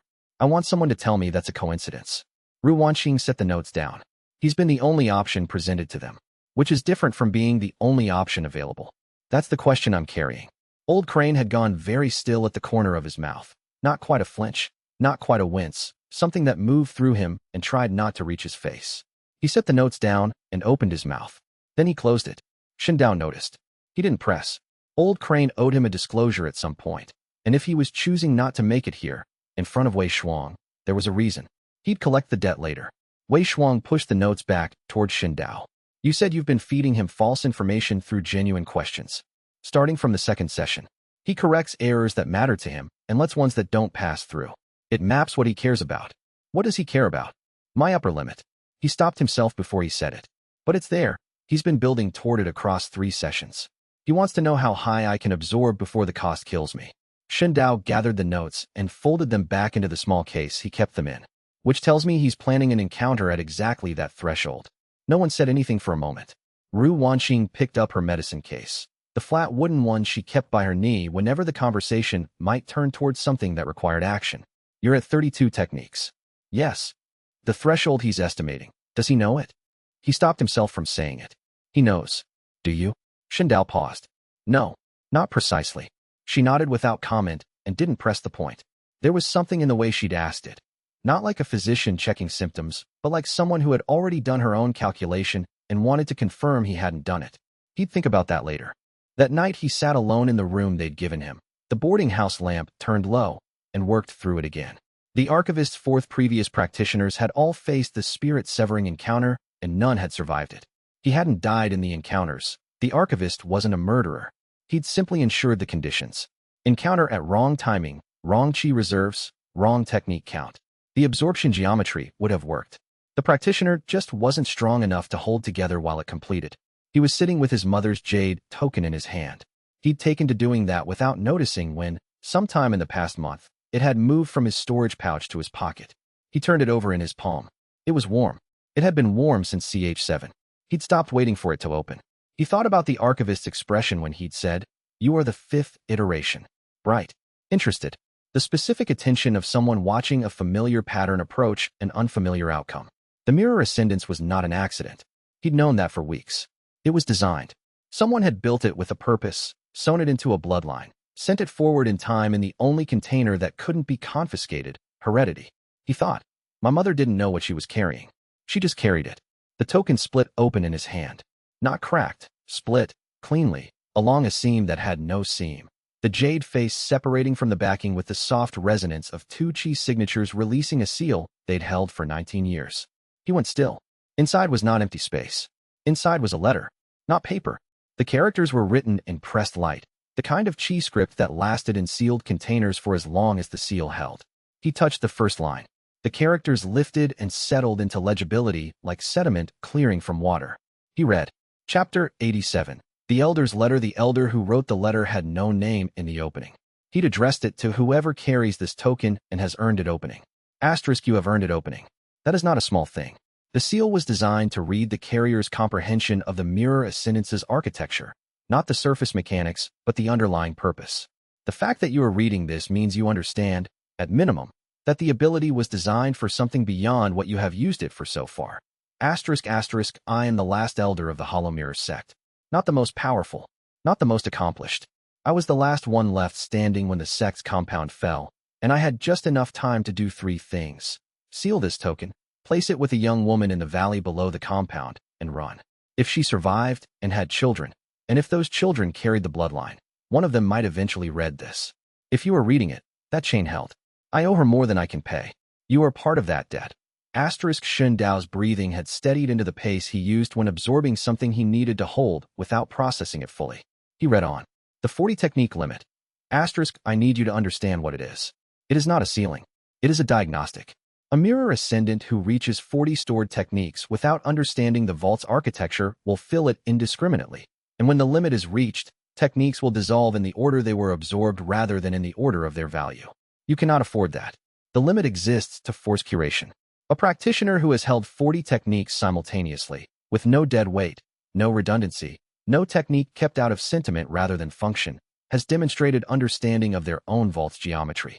That is the readiness condition. Asterisk, what comes after readiness is the mirror burst. He'd known the name.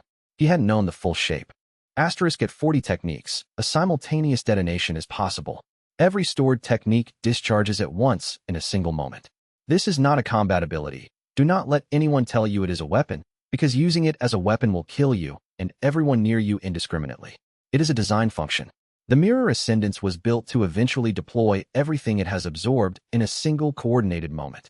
The burst does not require direction. It radiates. It is, essentially, everything you have ever stolen, released simultaneously at the tier of the thing that was stolen from. Asterisk, asterisk, the cost. Every technique dissolves upon discharge.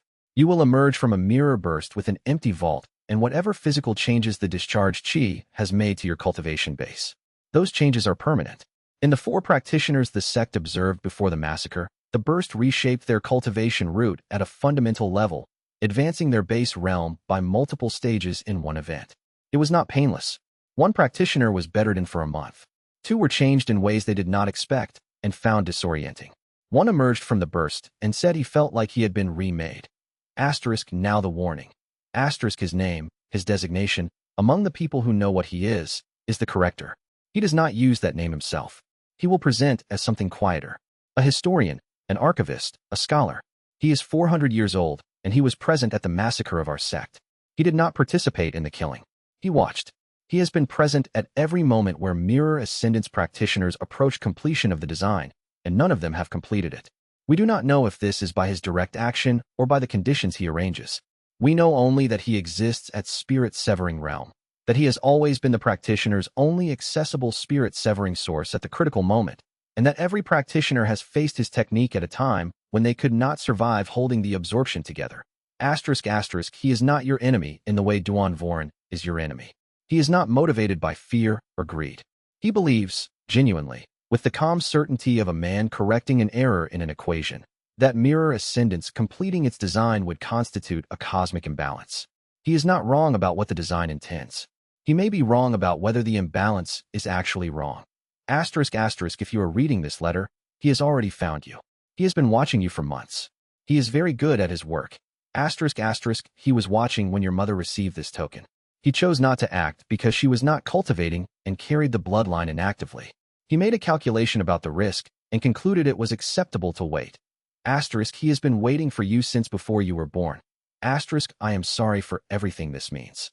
I am glad you are reading this. The press light characters dimmed as he reached the end and did not re-illuminate. The letter was single-use, the same design as the seal. Once opened, once read. He sat with the empty token in his hand for a long time. Chapter 88. What Old Crane owed, he told them at dawn, when the light came through the eastern window at an angle that made everything look settled and calm. He laid out the letter's contents in order. He didn't editorialize. He watched their faces. Ru Wanqing listened without moving. When he reached the part about the corrector, the designation, the 400 years, the observation of his mother, something shifted in her jaw, not quite a clench, but the architecture of one. He watched, she said, when Xun Dao stopped. He decided it was acceptable to wait. He calculated the risk. He calculated your mother's death as an acceptable outcome of his wait. Xun Dao hadn't framed it that way in his own reading. He filed the reframing. Yes. Wei Shuang said nothing. He was looking at Old Crane. Old Crane was standing at the window again, hands clasped behind his back, knuckles pressed pale. He had been standing there since Xun Dao reached the part where the elder wrote he was present at the massacre. By Luha, Wei Shuang said. What do you know? It wasn't a question. Xun Dao recognized the phrasing. Wei Shuang used it when he'd already concluded the answer and was offering someone the courtesy of stating it themselves first. Old Crane turned from the window. He looked older than usual, which was already old. The pale skin around his eyes had taken on the loose quality of a man who'd been carrying a weight that was about to be set down, and wasn't sure if the relief would feel like relief. When Duan Voren expelled me from Ashen Peak, he said, I told you it was for discovering what the sect's founder had buried in the restricted archive. That's true. What I didn't tell you is what was in the archive alongside the massacre records. He paused. There was a file. Not old. Updated entries, regularly, dating back centuries. A cataloger's record of every mirror ascendance manifestation in the bloodline since the Hollow Mirror sect's fall. Names. Locations. Cultivation levels. Technique counts at the time of each practitioner's final documented entry. Final documented entry, Ru Wanqing said. None of them had a second entry after reaching spirit severing contact. The room was quiet. You knew, Xun Dao said.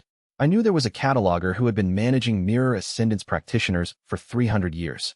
I thought the cataloger was dead. The file stopped being updated about 80 years ago. I thought the practice had ended. Old Crane's hands came out from behind his back. He looked at them briefly, then let them hang at his sides. When you described the man in the tea house, the scholar, the exact style of inquiry, I recognized the methodology from the file. I should have told you then. Yes, Xun Dao said. You should have. I know. The air between them held the shape of an unpaid debt. Xun Dao was aware of Ru Wanqing's attention on him, the slight adjustment of her posture that meant she was waiting to see how he handled it. He said, consider the information delivered. The debt is current. Old Crane looked up. Something in his face relaxed. Not everything, but the specific tension of a man waiting to be punished. There may be more in the file, I don't remember clearly. I read it once, fast, before I was caught. I'll want everything you can recall. Yes. Wei Shuang, who had been sitting with his arms crossed throughout, said, so the old man in the tea house has been keeping this bloodline's practitioners away from completion for 3 centuries. He's been doing it by being the only spirit-severing source they can reach and making sure when they try to absorb from him, they can't hold it together. That's the outline. And you, Wei Shuang said, looking at Xun Dao, are planning to be the one who holds it together. I'm planning to know the variables better than the previous 4 did. Wei Shuang uncrossed his arms. He picked up a cup of cold tea and drank it as if it were warm. Right, he said. What do we need? Chapter 89. The revised ledger. He rebuilt the ledger from the beginning. The archivist's file in his mind had 1 entry before the letter. It had a different structure entirely after. He sat at the desk after the others had dispersed. Old Crane to rest. Ru Wanqing to resupply her medicine case. Wei Shuang to wherever Wei Shuang went when he needed to move, and drew the new diagram. Asterisk previous entry asterisk. The archivist is managing what Xun Dao knows about vault mechanics. He withholds information about the absorption range upper limit. He is deciding whether to deploy. Asterisk revised entry asterisk. The archivist is managing the timing and conditions of the encounter, not the information. The information management is a secondary purpose, keeping the practitioner from understanding the design well enough to prepare specifically for the spirit-severing absorption. He's not worried about Shun Dao learning the wrong thing. He's worried about Shun Dao learning the right things with enough time to act on them.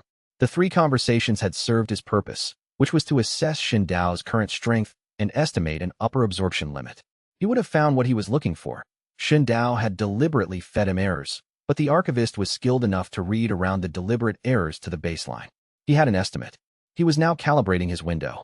Shun Dao had 32 techniques. The question was, at what number did his upper limit sit? The archivist had stopped himself before saying it. He'd stopped himself with visible difficulty, which meant the number mattered to his calculation. If the limit were very high, the archivist would need to wait longer, let Shun Dao grow, then use the spirit severing technique when the power differential was large enough to overwhelm his survival capacity. If the limit were lower, the window was now. He wrote, upper absorption limit equals the variable he's not giving me. Then he wrote, what I can change equals the upper absorption limit. This was where the elder's letter became a structural piece rather than an emotional one. The mirror burst was not primarily a weapon or a final sacrifice. It was evidence that a 40-technique vault, fully curated, constituted a physiological state different enough from a partial vault that absorption geometry changed. The practitioner who held 40 was not merely a practitioner with 8 more techniques. The vault operated differently at capacity. That difference might affect what the body could hold during a spirit-severing absorption. He needed 8 more techniques. He had 3 potential sources identified. A mid-tier foundation cultivator in the city whose water pressure technique would fill the movement slot he'd identified as a gap. A core formation practitioner who owed Ru Wanqing a professional debt and might agree to a supervised demonstration, and a third source that was dangerous in a way the other 2 weren't. A nascent soul practitioner he'd encountered in the first week after Old Crane's rescue, who had used a sealing method against him in passing and whose technique had registered on the vault's edge but not fully transferred. The nascent soul source would require engineering an encounter. That was 3 days of planning minimum. He was mapping this out when Ru Wanqing appeared in the doorway. She'd been gone less than an hour. She held a packet of something medicinal wrapped in paper, which meant she'd walked, bought what she needed, and walked back without stopping. You've been sitting there since we all left, she said. I have a lot to recalculate. Old Crane told me something while you were in your sessions with the archivist. She set the medicine packet down on the table edge. He's been having pain in his left hand. Not technique damage, a different kind. He hasn't mentioned it because he said there was nothing to do about it, and he didn't want to complicate the current plan. Shun Dao looked up. She waited. He understood, 2 seconds later, what she was doing. Old Crane was sitting with unaddressed physical damage and had made a calculation that the plan's timeline mattered more than his own condition. Shun Dao had accepted that calculation without examining it, because the plan's timeline did matter and he'd had no information to suggest Old Crane was compromising himself. How bad, he said. That's what I need to assess. Which means he needs to tell me, which he won't do on his own, which means you need to ask him directly. She held his gaze. Not as a ledger entry. As a person. He closed his diagram. I hear you. Good. She picked up the packet. I'm going to check on him. Come in 15 minutes. She left. He sat for a moment looking at the closed diagram. The 8 techniques, the nascent soul source, the timing calculation against the archivist's window. All of it correct. All of it the right shape of thinking. He got up and went to find Old Crane. Chapter 90. The 4th meeting, he chose a tea house 3 streets from the archivist's usual one. The selection wasn't arbitrary. The building had been constructed over a natural ground-chi confluence, not strong enough to matter for most cultivation purposes, but sufficient to diffuse and scatter resonance reading methods based on detection architecture. A practitioner using a distance sensing technique to read the vault's contents from outside the room would find the signal blurred, like reading characters through fogged glass. He arrived first and sat facing the door, back to the north wall, which was the only configuration that gave him a clear sight line to all 3 entrances. He had been there for 14 minutes when the archivist arrived. The old man paused at the threshold. He looked at the room, the table placement, the confluence point Shun Dao was sitting at, and then at Shun Dao. His bright, observing quality had a different texture today. Still interested, but the patience underneath it had a grain in it that hadn't been there before. He sat down. He did not open his writing case. You've been reading Hollow Mirror sect history, he said. Not a question. Shun Dao had expected this. The position he'd chosen matched a specific chi geometry from the sect's historical defensive practice, the kind of detail that meant nothing to a casual student, but everything to someone who had spent 400 years with the material. I have some access to primary sources, Shun Dao said. Recently acquired. Also not a question. Yes. The archivist accepted a cup of tea from the serving boy with the ease of someone who had done this in many different tea houses over many different centuries. He drank. His eyes were on Shun Dao throughout. The previous 4 practitioners, Shun Dao said, I want to understand them better. Not their technique counts. Their choices, specifically, in the period leading up to the spirit-severing encounter. The archivist set his cup down. An unusual area of inquiry. I'm in an unusual position. A small acknowledgement, not quite a nod. More like the subtle shift of a man deciding how much of the truth to advance. The first practitioner encountered the spirit-severing contact in his late core formation period. He had 24 techniques in his vault. He approached the encounter without having established what his upper absorption limit was. The chi drain killed him before the transfer geometry could resolve. The second, late core formation as well. 31 techniques. He survived the initial absorption contact for 11 seconds before the drain overwhelmed his core stability. The geometry had partially transferred. He manifested the technique once before he died. It was, by all accounts, extraordinary. The third, 37 techniques. Core formation late stage at the time of the encounter. Something moved across the archivist's face, very briefly. She lasted 23 seconds. The geometry transferred almost completely. She survived the encounter for 4 days afterward. The technique had fully seated. She demonstrated it 3 times. Then the chi debt caught up. And the fourth. The archivist lifted his cup again. He drank. He set it down. The fourth, he said, is not relevant to your current planning. Shin Dao heard it. The deflection, and underneath the deflection, the specific shape of what was being protected. The fourth was different from the other 3. Not just closer to completion, but different in kind. The fourth came closest, Shin Dao said. The fourth circumstances were unusual, and don't generalize to your situation. How long ago? 80 years. Shin Dao filed it. 80 years was when the cataloger file in Ashen Peak's archive stopped being updated. The detail old Crane had remembered. The fourth had done something that made the archivist stop recording. Something that changed the accounting. The fourth survived, Shin Dao said. The archivist's expression did not change. His hands, which had been resting at ease on the table, adjusted very slightly. The fourth practitioner's outcome is not your concern. No, Shin Dao agreed. But it's yours. He watched the archivist's face and saw it. The faint, controlled recognition of a man who had just had something exposed that he'd kept covered for 80 years. It was there for 1 second, and then it was gone, replaced by the bright observing quality at its most controlled and composed. I think, the archivist said, with perfect calm, that this conversation has become more interesting than I expected. Good. Shin Dao stood and left 2 coins on the table. I'll owe you for the tea. He walked out into the afternoon and did not look back. Behind him, he heard the archivist remain seated, not reaching for his writing case, not moving. He'd accelerated his own timeline. He knew that. The archivist had come in with a patient man's schedule and left with a different calculation, the same one Shin Dao had now, which was that the window the archivist had been choosing carefully was no longer entirely his to choose. He walked back toward the boarding house and counted what he had. 32 techniques. 8 slots remaining. The Nascent Soul source still 3 days of planning away. The archivist now deciding, somewhere in that tea house, whether to move before Shin Dao was ready or wait until the advantage returned to him. He had made the ledger smaller for both of them. He turned the empty jade token over in his pocket. Its 2 have sealed back together now, holding nothing, and thought about the elder who had written a letter to someone they would never meet, and trusted that the timing would work out. He thought, I owe her that it does. He kept walking. Chapter 91. Late stage. The Nascent Soul practitioner's name was Gao Wenshu, and he owed money to a courier network that Old Crane had used for 20 years, and that network was willing to create a scheduling problem that required Gao Wenshu to be at a specific location at a specific time, exposed and irritable. Shin Dao had 3 days. He used 2 of them on the logistics and 1 on the encounter itself.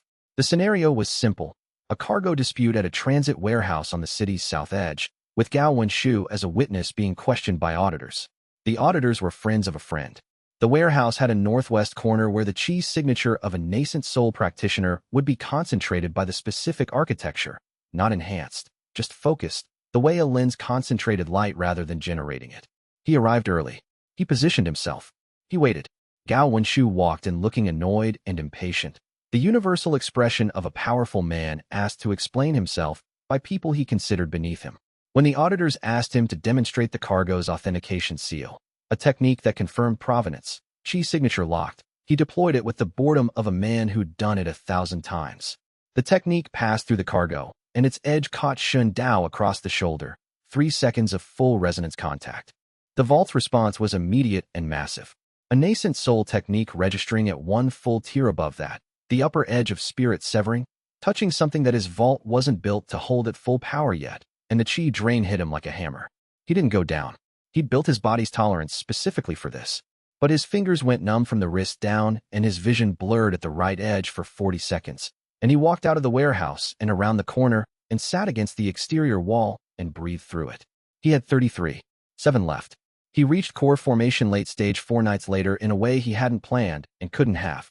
He'd been working through the vault in the dark, not activating techniques, but mapping their relationships. The way the 40 slots now formed something like a diagram, each technique a node, each pairing or opposition a visible line. He'd been doing this at core formation early stage, when the map appeared, and mid-stage, when parallel activation became possible. But at late stage the change wasn't in what he could do with the techniques.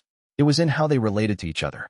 He understood, at 3 in the morning with the lamp burned out and his back against the wall, that every technique he had stolen was also a record of the person who'd used it against him. Not the practitioner's face or name. The technique carried the originating cultivator's intent. The reason they'd built it, the philosophy underneath it, the principle it was built to express. The foundation techniques from Yizong all ran on the same underlying framework. Precision over power, control over force, the assumption that a stronger technique was always available. The core formation techniques he'd absorbed from the Ashen Peak compound carried the sect's institutional paranoia, sealed, contained, limited distribution. The Verdant Crown techniques had an openness to them, a generosity in how chi was shared between components. He'd been carrying 40 philosophers in his vault and hadn't known it until now. The breakthrough wasn't loud. No trembling earth or fractured air. The lamp just stayed dark and his hands stopped being cold. And when he looked at the vault again, it was like a room he'd been standing in for years that had finally had all its furniture arranged correctly. Every technique in its right place. Everything in relationship with everything else. Core formation late stage. He sat with it for a long time before he told anyone. Chapter 92. Wei Shuang's Reckoning. Wei Shuang knocked on Shun Dao's door at dawn and asked for a sparring match. Shun Dao looked at him. Wei Shuang was dressed for actual practice, not conversation. The kind of practical clothing that restricted nothing. The kind that said someone had made a decision and dressed appropriately for executing it. You've made up your mind about something, Shun Dao said. 3 weeks ago. Wei Shuang leaned against the doorframe. I've been waiting to see if I'd change it. You didn't. No. Shun Dao stepped back. Wei Shuang came in. They didn't go to the courtyard. The room was large enough if they moved the table, and an outdoor match had an audience. What Wei Shuang was about to do was his own business. Wei Shuang stood across the room and said, I've watched you absorb pieces of my technique library for 2 years. When you take something and put it through that vault of yours, it comes back. I've seen you deploy it. It's better. Not bigger. Better. Like someone corrected an error I didn't know I was making. He paused. I have one technique left I haven't used against you. I built it for 7 years. It's the highest thing I have. I've been protecting it because I don't want to lose it, but I lose something different if I keep protecting it. He met Shun Dao's eyes. I want to see what it becomes. Shun Dao said, You understand I can't give it back. I'm not asking you to give it back. I'm asking you to show me what I built. He deployed it. It was a dual formation technique built on the gap between offense and defense. Instead of choosing which to run, it ran both simultaneously, using the tension between them as a third output. Not wind and thunder the way it had been in the tournament. That was his early version, years ago. This was something refined down to its essential architecture, every redundant element removed. The philosophical core of his years of cultivation expressed as movement and intent. Shun Dao took 3 seconds of contact and held it. The chi drain was significant at this range. A late foundation technique absorbed through his core formation vault cost proportionally less than it used to, but Wei Shuang was a skilled practitioner, and the precision of the technique's design put the cost higher than a less refined technique of the same realm. His core shifted to compensate. He breathed through it. He deployed it back. Wei Shuang stood very still. The technique ran at core formation level, 1 tier above what Wei Shuang had built. Every structural choice Wei Shuang had made, lifted by the vault's translation. The gap between offense and defense was wider and more deliberately used, the third output amplified into something that could apply pressure across a whole formation's worth of space rather than just a practitioner scale area. It had Wei Shuang's core intent intact.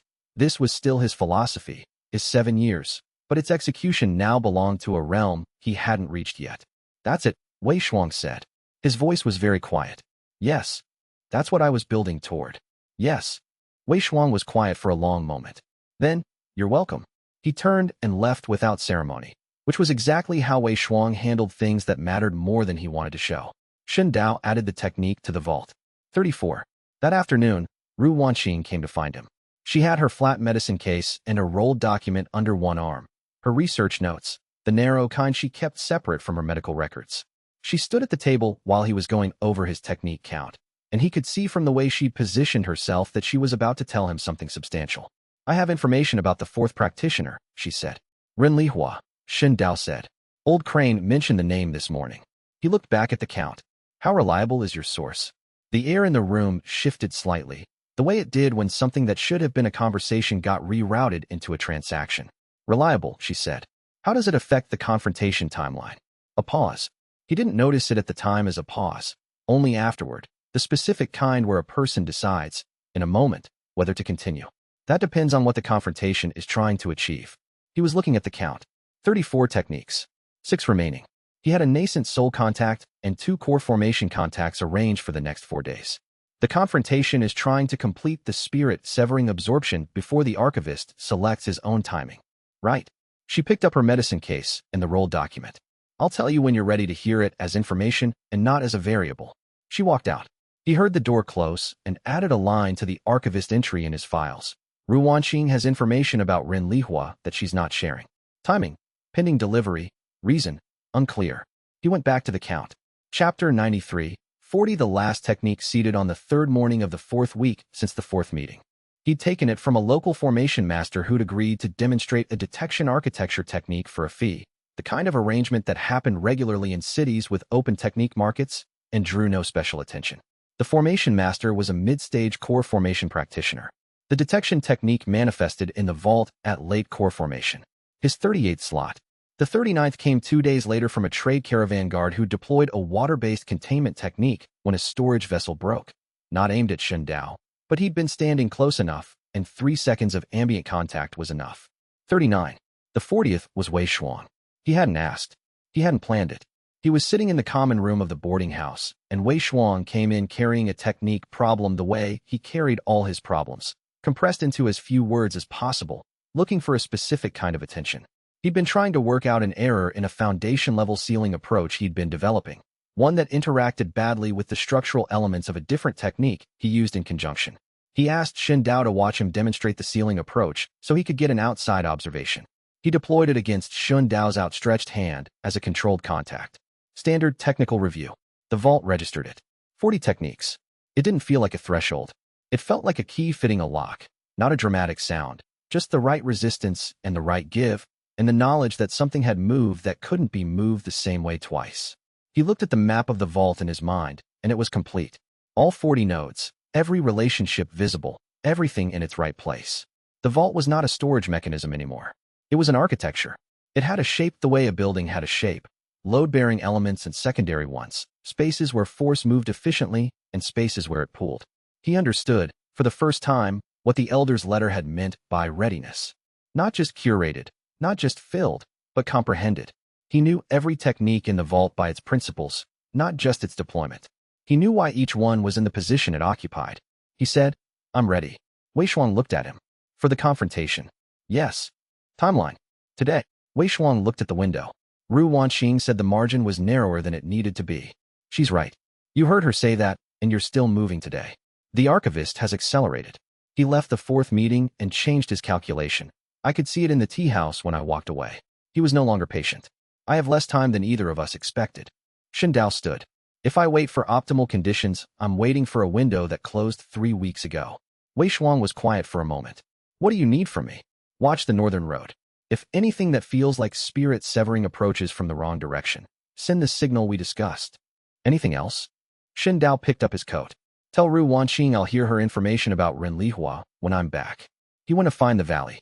Chapter 94. The 42nd. The valley was a half-hour's walk from the city's eastern gate, shallow enough to be unremarkable and deep enough to concentrate ground qi into a reading favorable basin. Mirror resonance, at 40 techniques and full vault saturation, would broadcast outward from this location in a pattern recognizable to anyone who had spent 4 centuries tracking the bloodline. He arrived at noon and sat in the valley's center and began the outward qi movements that preceded a mirror burst activation. Not the activation itself. The approach. The first 3 stages of a 20-stage sequence, each one a discernible resonance signature to a practitioner calibrated to read them. He did stage 1. Stage 2. Waited 10 minutes. Stage 3. He estimated the archivist would arrive within 40 minutes, depending on how far he was tracking from. He'd been in the city for weeks. He was close. The archivist arrived in 31. He came over the valley's northern lip without announcing himself and stopped at the edge, looking down. He was wearing different clothing than in the tea house meetings, travel practical, not presentation. His writing case was not in his hands. He'd come too quickly to bring it deliberately. He'd seen the resonance signature and moved. He looked at Shun Dao in the center of the valley. "You're not activating the burst," he said. "No." The bright observing quality processed this for 1 second. "You needed me in range. I needed you to believe I was doing something you couldn't allow." "I didn't believe it," the archivist said. "I recognized it as staged." He didn't move. But a staged mirror burst approach requires the practitioner to understand the first 3 activation stages, which requires having studied the design in technical depth, which means you have. His eyes moved to the full vault signature and back to Shin Dao's face. "You have 40. Yes." "Since when?" "This morning." A pause. Something shifted in the valley, a slight drop in temperature at the rim, the kind that came with pressure differences, with very concentrated qi hovering above a location. "You filled the vault in 6 weeks, the archivist said, against a timeline designed to prevent that. The previous 4th practitioner, Lin Jue, took 4 months from 32 to 40. I had better information about what I needed. Another pause. "What do you want from this encounter?" Shin Dao spread his hands. "Open, no technique deployed. Deploy the seal. I know you have it ready. You've had it ready since the 4th meeting." The archivist's expression did not change. "I don't need to seal you. You're not activating the burst." "No, but you've been deciding for 3 weeks. You came running when you saw the approach signature, which means the decision is already made and you came here to execute it." Shin Dao held his gaze. "You've managed 6 practitioners across 4 centuries. You've managed the timing of every spirit-severing contact. You've never had one ask you directly. I'm asking. Deploy the seal." A long silence. "Your upper limit," the archivist said. "The number I stopped myself from saying in the 3rd session." He looked at Shun Dao with the specific quality of a man who had done the calculation many times and was presenting the outcome for the last time. 42 seconds for full transfer geometry. My estimate on your survival capacity at current cultivation, 30 to 35. 40 at the extreme edge. Your estimate is conservative, Shin Dao said. I've been surviving past estimates since I was unawakened at qi condensation. That is not reassuring. I'll owe you the difference. The archivist deployed the sealing technique. It wasn't a strike. It was a structure, a spirit-severing sealing method built on the same detection architecture that the archivist had used for centuries to catalog and contain mirror ascendance resonance, now deployed in full against a practitioner who was inviting it. The technique settled over Shun Dao like a building falling, not a blow. Massive, precise, every component of the vault's architecture mapped and contained within the first 2 seconds. 3 seconds. The vault's 40 nodes lit up in sequence, the technique's resonance touching each one and being absorbed, transformed, translated upward by the mirror design. He held it. 10 seconds. The qi drain was structural, not surface, not like being tired, but like being rebuilt from the inside by something that didn't care whether he survived the process. His vision fragmented into geometric patterns, the vault's map overlaid on everything he looked at. He focused on the ground in front of him and held. 23 seconds. This was where the 3rd practitioner had started to lose stability. He could feel the same pressure, the sealing technique running at spirit-severing tier, his core formation late-stage body, receiving a signal several orders of magnitude above its designed capacity. The previous 3 had died here, or just passed here. He understood, 23 seconds in, exactly why. The body wanted to shed the excess load. Every instinct pointed toward releasing. He kept his hands open. He didn't let go. 30 seconds. The vault's architecture was running all 40 techniques simultaneously in a way that wasn't response to the seal, but response to the vault's own design. Everything at full activation. Every node contributing to the structure that was receiving the absorption. He felt the shape of what the elder had meant. 40 techniques at full curation created a different kind of vessel than 32 or 39. 35 seconds.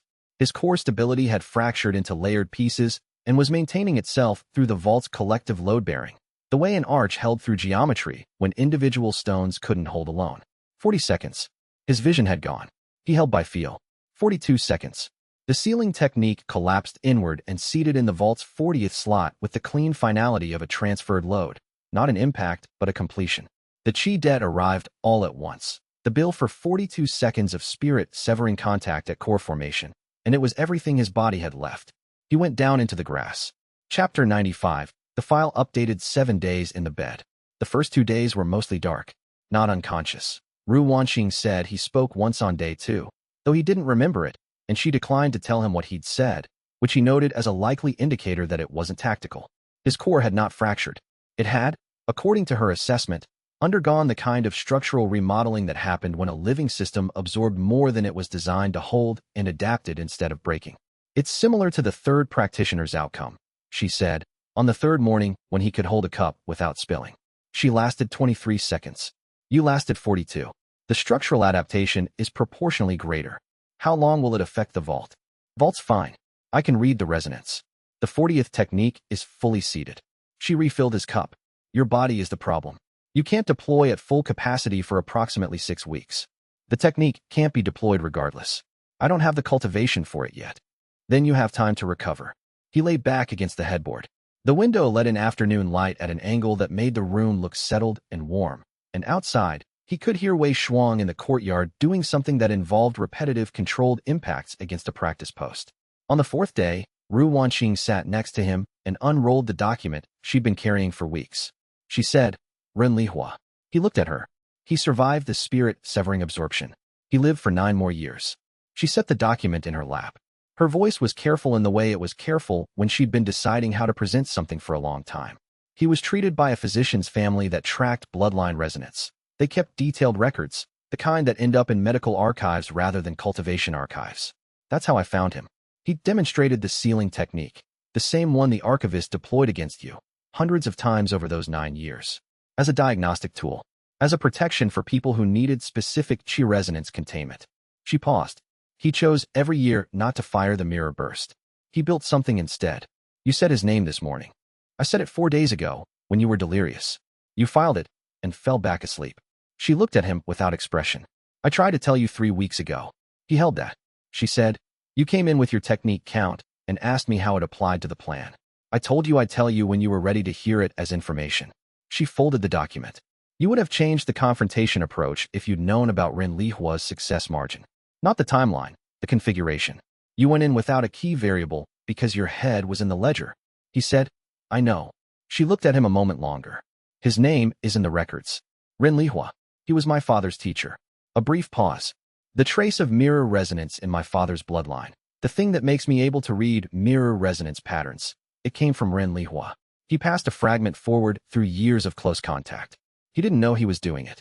He died 15 years ago of natural causes, which the records note as remarkable for someone with that kind of chi debt. He thought about the elder's letter.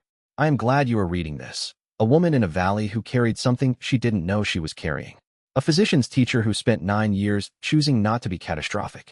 A physician's daughter who spent 3 weeks carrying information and was told, without words, that it wasn't wanted as a person. I owe you an apology, he said. She looked at him with the evaluating quality of a physician assessing whether a stated symptom is genuine. You're getting better, she said. Not warmly and not coldly. Just as a fact she was willing to record. The archivist came on the 7th day. He didn't knock. He appeared at the open doorway in the way he appeared at tea house doors, as if he had already been there, and the open door had simply made itself known to him. He looked at Shun Dao in the bed, the medicine on the small table, the pale recovery color of someone who had absorbed a spirit-severing technique at core formation. He sat at the writing table in the corner. He had his case with him this time. He set it on the surface and left it closed. You intended to lose that confrontation, he said. Shun Dao's voice came out rougher than he expected. Consider it. Paid. The archivist's face held something Shun Dao hadn't seen in 4 sessions of careful watching. Not the bright observing quality and not patience. Something older than both. The expression of a man confronting a 400-year assumption and finding it had a crack in it that couldn't be repaired without examination. Ren Lihua, Shun Dao said. Yes. He survived. He chose not to detonate. You stopped recording 80 years ago because the outcome became uncertain. Yes. The archivist's hands lay flat on the writing case surface. He was the variable I hadn't built into the model. A practitioner who completes the absorption and then declines to fire the burst is, logically, still a risk. The design is still intact. The capacity exists. But the choice is theirs. He paused. I watched him for 9 years. He chose, every time, not to. Another pause. He was doing something useful with the technique. Something I had not considered as a possible use. Did you watch him and do nothing? I watched him and asked myself a question I hadn't had before. The archivist picked up his writing case and opened it. He made a notation. The first time he'd written anything in Xun Dao's presence without narrating what he was recording. He closed the case. I have been managing this bloodline's practitioners for 4 centuries based on the assumption that completing the mirror ascendance design constitutes an unacceptable imbalance. That assumption came from what the design was built for. The original intent was to steal from heaven itself. An ability capable of that is an ability that cannot be allowed to mature. And now I have observed a second practitioner survive the absorption. And this one engineered the encounter himself, at 40 techniques, with full knowledge of what I was doing and why, and sat in a valley and asked me politely to deploy. He was quiet for a moment. The model requires revision. I have not yet completed the revision. He stood. At the door he stopped. The 40th technique, he said. The sealing method. When your cultivation catches the vault's tier, when you can deploy it at full capacity, you will be able to contain mirror resonance at the spirit severing level. You will be able to contain practitioners at spirit severing level, including those attempting the burst configuration on an active mirror ascendant. He paused. You will be able to contain me. He left. Xun Dao lay in the bed and looked at the ceiling and felt the spirit severing sealing technique sitting in the vault's 40th slot, waiting. 1 tier above his current cultivation. Patient in the way things were patient when they had been designed to wait. He had stolen a method built for control and put it in the hands of the thing it was meant to control, and now it would wait as long as he needed it to wait, and when the time came it would do exactly what it was built to do. He added a final line to the archivist's ledger entry. Asterisk status, no longer certain. The model has a crack. Asterisk he slept. Chapter 96. What Duan Voren did with the coordinates. He was mobile again on day 9, which was earlier than Ru Wanqing considered advisable and later than he would have chosen on his own. The compromise was that he moved slowly and she had final decision authority on whether he participated in anything that required full chi deployment. For 6 weeks, she said. 4. 6. He said. 5. And she gave him the look that meant she was accepting but not agreeing, which was her standard position on negotiations where she was right and knew it. He walked to the window on the 9th morning and looked at the city below. Morning traffic in the market street, a delivery cart with a broken wheel, and the driver arguing with someone about fault. Pigeons on a roof ledge arguing about nothing. All of it normal and ordinary and entirely unaware that in the valley east of the city there was a valley where a spirit-severing technique had been absorbed by a core formation cultivator and both of them had survived. He was thinking about the vault. 40 techniques, all seated, all running at their proper tier. The spirit-severing sealing method in the 40th slot, present, accessible by feel, impossible to deploy at full power for years. The vault at 40 did not feel like the vault at 39. It was the same difference as a system under load and a system operating as designed.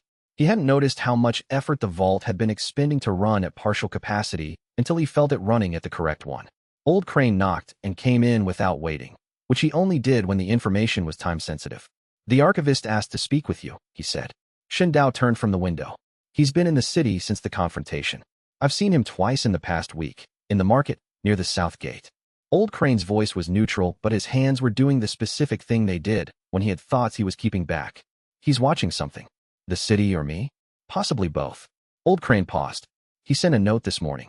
He said, and I'm reading exactly. There have been developments at Mirror Origin that your correspondent considers relevant to your current planning. He is available at the usual location when the practitioner is sufficiently recovered. Xun Dao had been ready for this news since the moment Old Crane gave Duan Voren the coordinates in the torture chamber in CH-59. The coordinates had been out there for weeks. Duan Voren was core formation late stage with a motivated sect and 3 centuries of institutional reason to destroy whatever was at Mirror Origin. Tell him I'll be there this afternoon. Old Crane hesitated. Ru Wanqing will want to know. Tell her too. The archivist was already at the tea house when Xun Dao arrived. Not the usual one, a different location, which was itself information. He was at a corner table and did not have his writing case, which was more information. He had a cup of tea he wasn't drinking. He looked at Xun Dao with the bright observing quality reset to something approaching neutral. The crack in the model hadn't been repaired, but he'd apparently decided to proceed with a cracked model rather than halt operations. Duan Voren reached Mirror Origin 8 days ago, he said. I expected he would. He brought a full team. Core formation, 5 supporting practitioners, 3 formation specialists. He was thorough. The archivist wrapped his hands around the untouched tea. He sent a first report back to Ashen Peak 3 days after arrival. I have a copy because I've been monitoring Ashen Peak communications for 400 years. What did the report say? It said the location was not what he expected. The archivist looked at the table. It said the ruins were not a ruins. Chapter 97. The archive file. Old Crane had been in the room when the archivist left.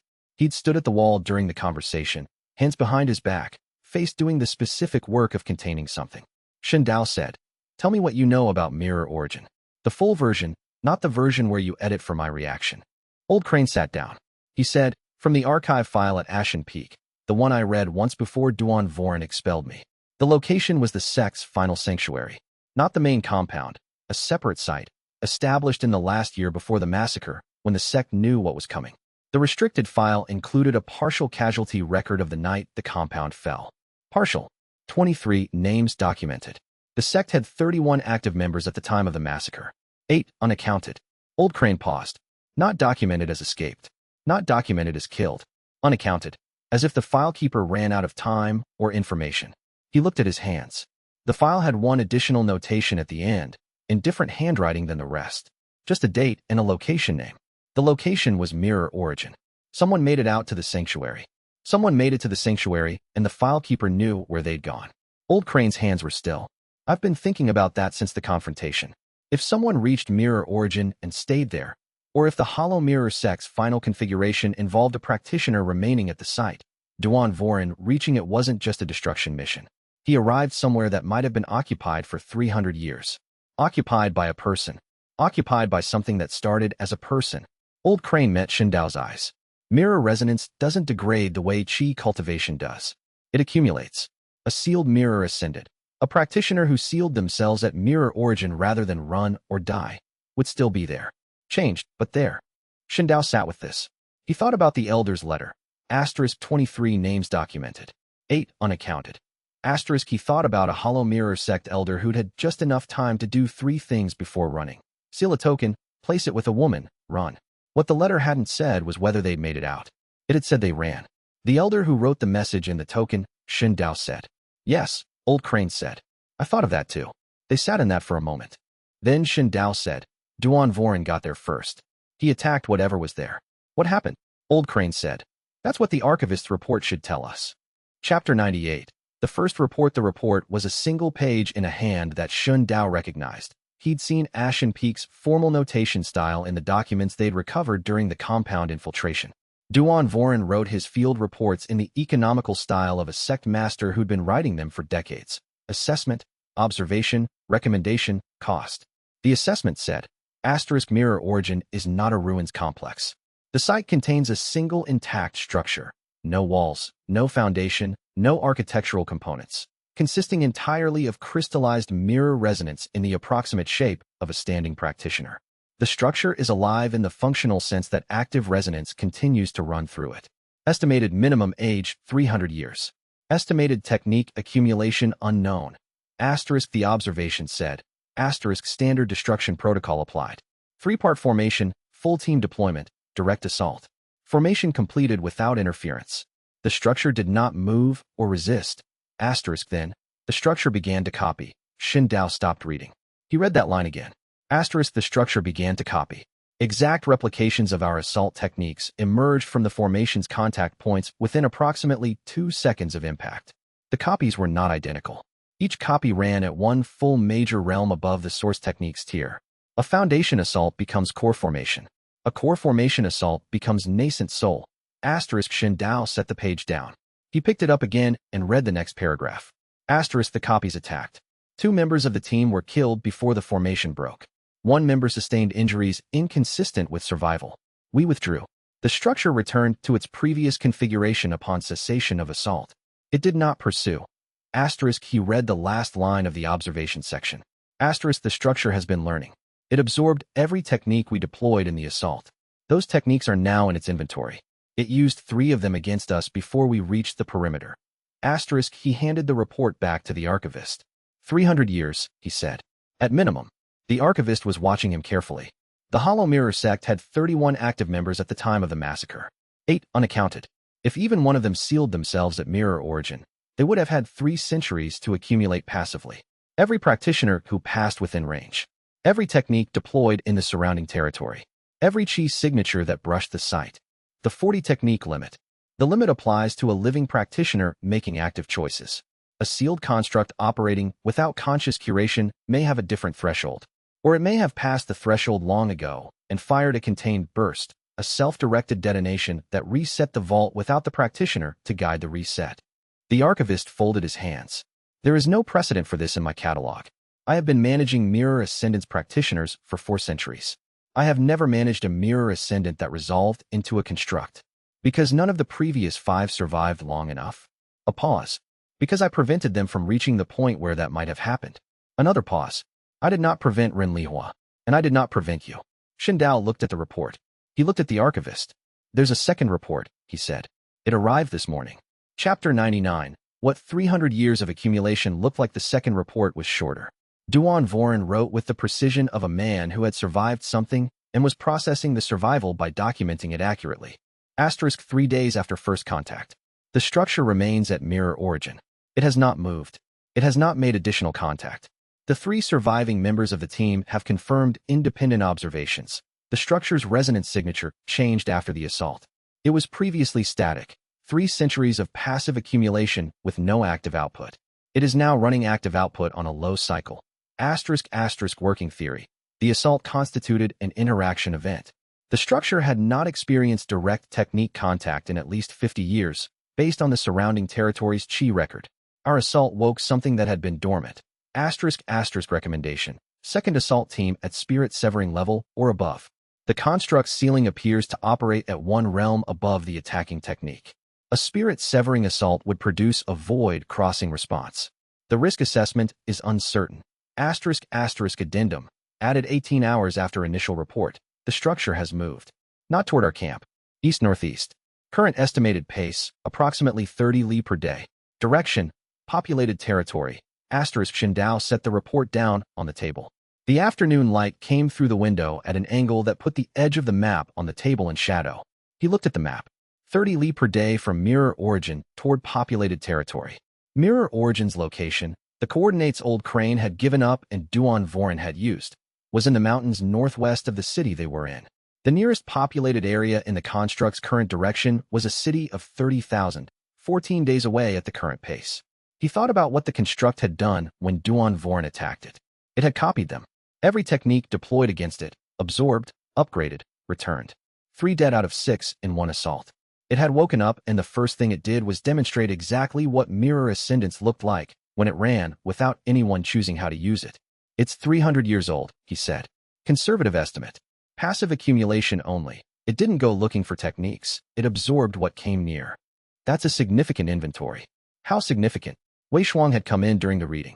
He was leaning against the far wall with his arms crossed, and the expression he wore when the tactical picture was becoming clear and he was deciding how to engage with it. A passive radius of what? 5 li? 10. Unknown, the archivist said. The site is remote. Active practitioners pass through the surrounding mountains infrequently. But 3 centuries with even modest passive accumulation is enough to fill a vault several times over, Shindao said. If it doesn't have the same 40 technique limit a living practitioner has, it could be holding far more. Which means it has a much larger response library than Duan Voren's team saw, Wei Shuang said. They got 3 return techniques before the team broke. The construct has much more than 3. Silence. Ru Wanqing, who had been in the doorway since CH98, said, You should tell them what Old Crane said. About why it might be moving. Shindao looked at her. Tell them, she said. Chapter 100. The ledger opens. Old Crane said it the same way he'd said it to Shundao in the back room. With the same quality of a man who'd worked out the logical chain and was presenting it reluctantly. Mirror resonance responds to active bloodline signatures. It can sense living practitioners who carry the inheritance. 3 centuries of dormancy. Then Duan Voren arrives. He's core formation, no bloodline connection. The site doesn't register him as relevant. He attacks. The site responds to the techniques. It wakes up. He paused. But Duan Voren attacking it wasn't what caused it to move. Duan Voren was noise. What moved it is what it sensed at a distance. The room was quiet. Me, Shindao said. You. A living mirror ascendant, vault at 40, spirit severing technique absorbed, the bloodline running at full saturation. That kind of signature would be readable from, I don't know, farther than mirror resonance usually operates.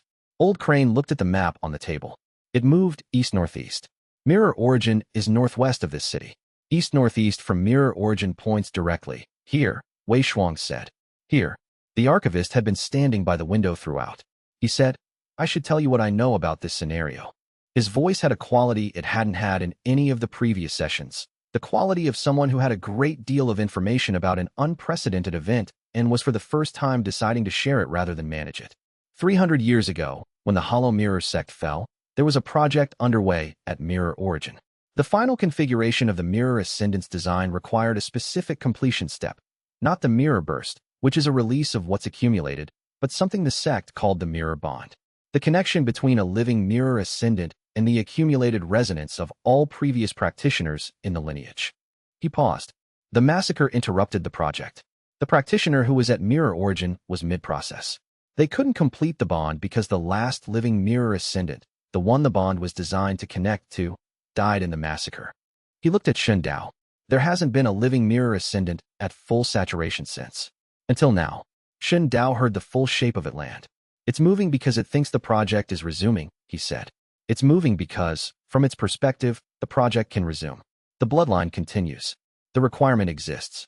The construct was built for this. It was sealed mid-process and has been holding that position for 3 centuries, absorbing passively, waiting for the connection point to exist again. The archivist's voice was very careful. It is not hostile toward you. It is oriented toward you. There is a difference. But orientation from a 300-year-old construct containing an unknown number of accumulated techniques, moving toward a populated city at 30 li per day, is a significant problem whether it is hostile or not. Wei Shuang said, what happens if it reaches the city before anyone stops it? It absorbs every technique deployed against it by everyone who tries to stop it, the archivist said, and returns upgraded versions. At the scale of a city's defensive formations, don't, Ru Wanqing said. I understand the scale. Shen Dao looked at the map. The construct, moving through mountain passes, 14 days from the city in its path.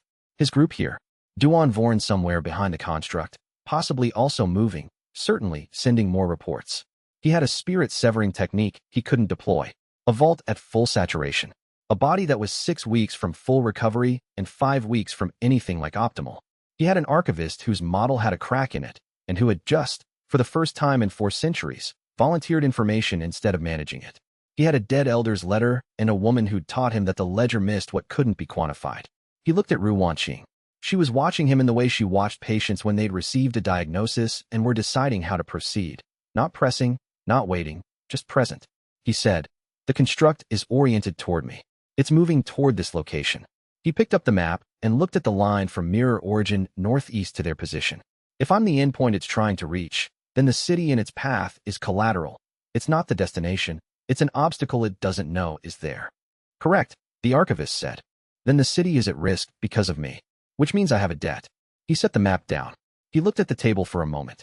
The difference between the construct completing the mirror bond on its terms and completing it on mine is the difference between a wave hitting a shore and a tide being guided. He looked up. I need to go to it before it reaches anywhere inhabited. I need to make the connection happen where I choose. Wei Shuang uncrossed his arms. You just absorbed a spirit-severing technique 6 weeks early. Your core is still structural. You're proposing to connect with a 300-year construct of unknown vault size. Yes. On what basis do you think you survived that? Shen Dao looked at him. On the basis that it wants to complete the design, not kill me. And on the basis that I've survived every encounter this year by understanding what the other side actually wants and meeting them on those terms. He paused. And on the basis that I don't have a better option. Old Crane said nothing. Wei Shuang said nothing. Ru Wanqing said, 13 days. That's how long you have before it enters populated territory if it keeps pace. 12, Shen Dao said. I want a day to plan. She said, your core won't be recovered. I know. She picked up her medicine case. She didn't argue. She walked to the map and put her finger on a point halfway between Mirror Origin and their city. A mountain pass, the only terrain that offered a defensible position with predictable chi flow. Here, she said. If you're going to meet it here. The geometry favors absorption over combat. He looked at the point she'd marked. He looked at the construct's projected path. He looked at the 13 days they had and the 6 weeks he didn't. He added a line to the vault's operational file. Not the technique entries, but the notes column. the one he kept for the things the ledger couldn't hold.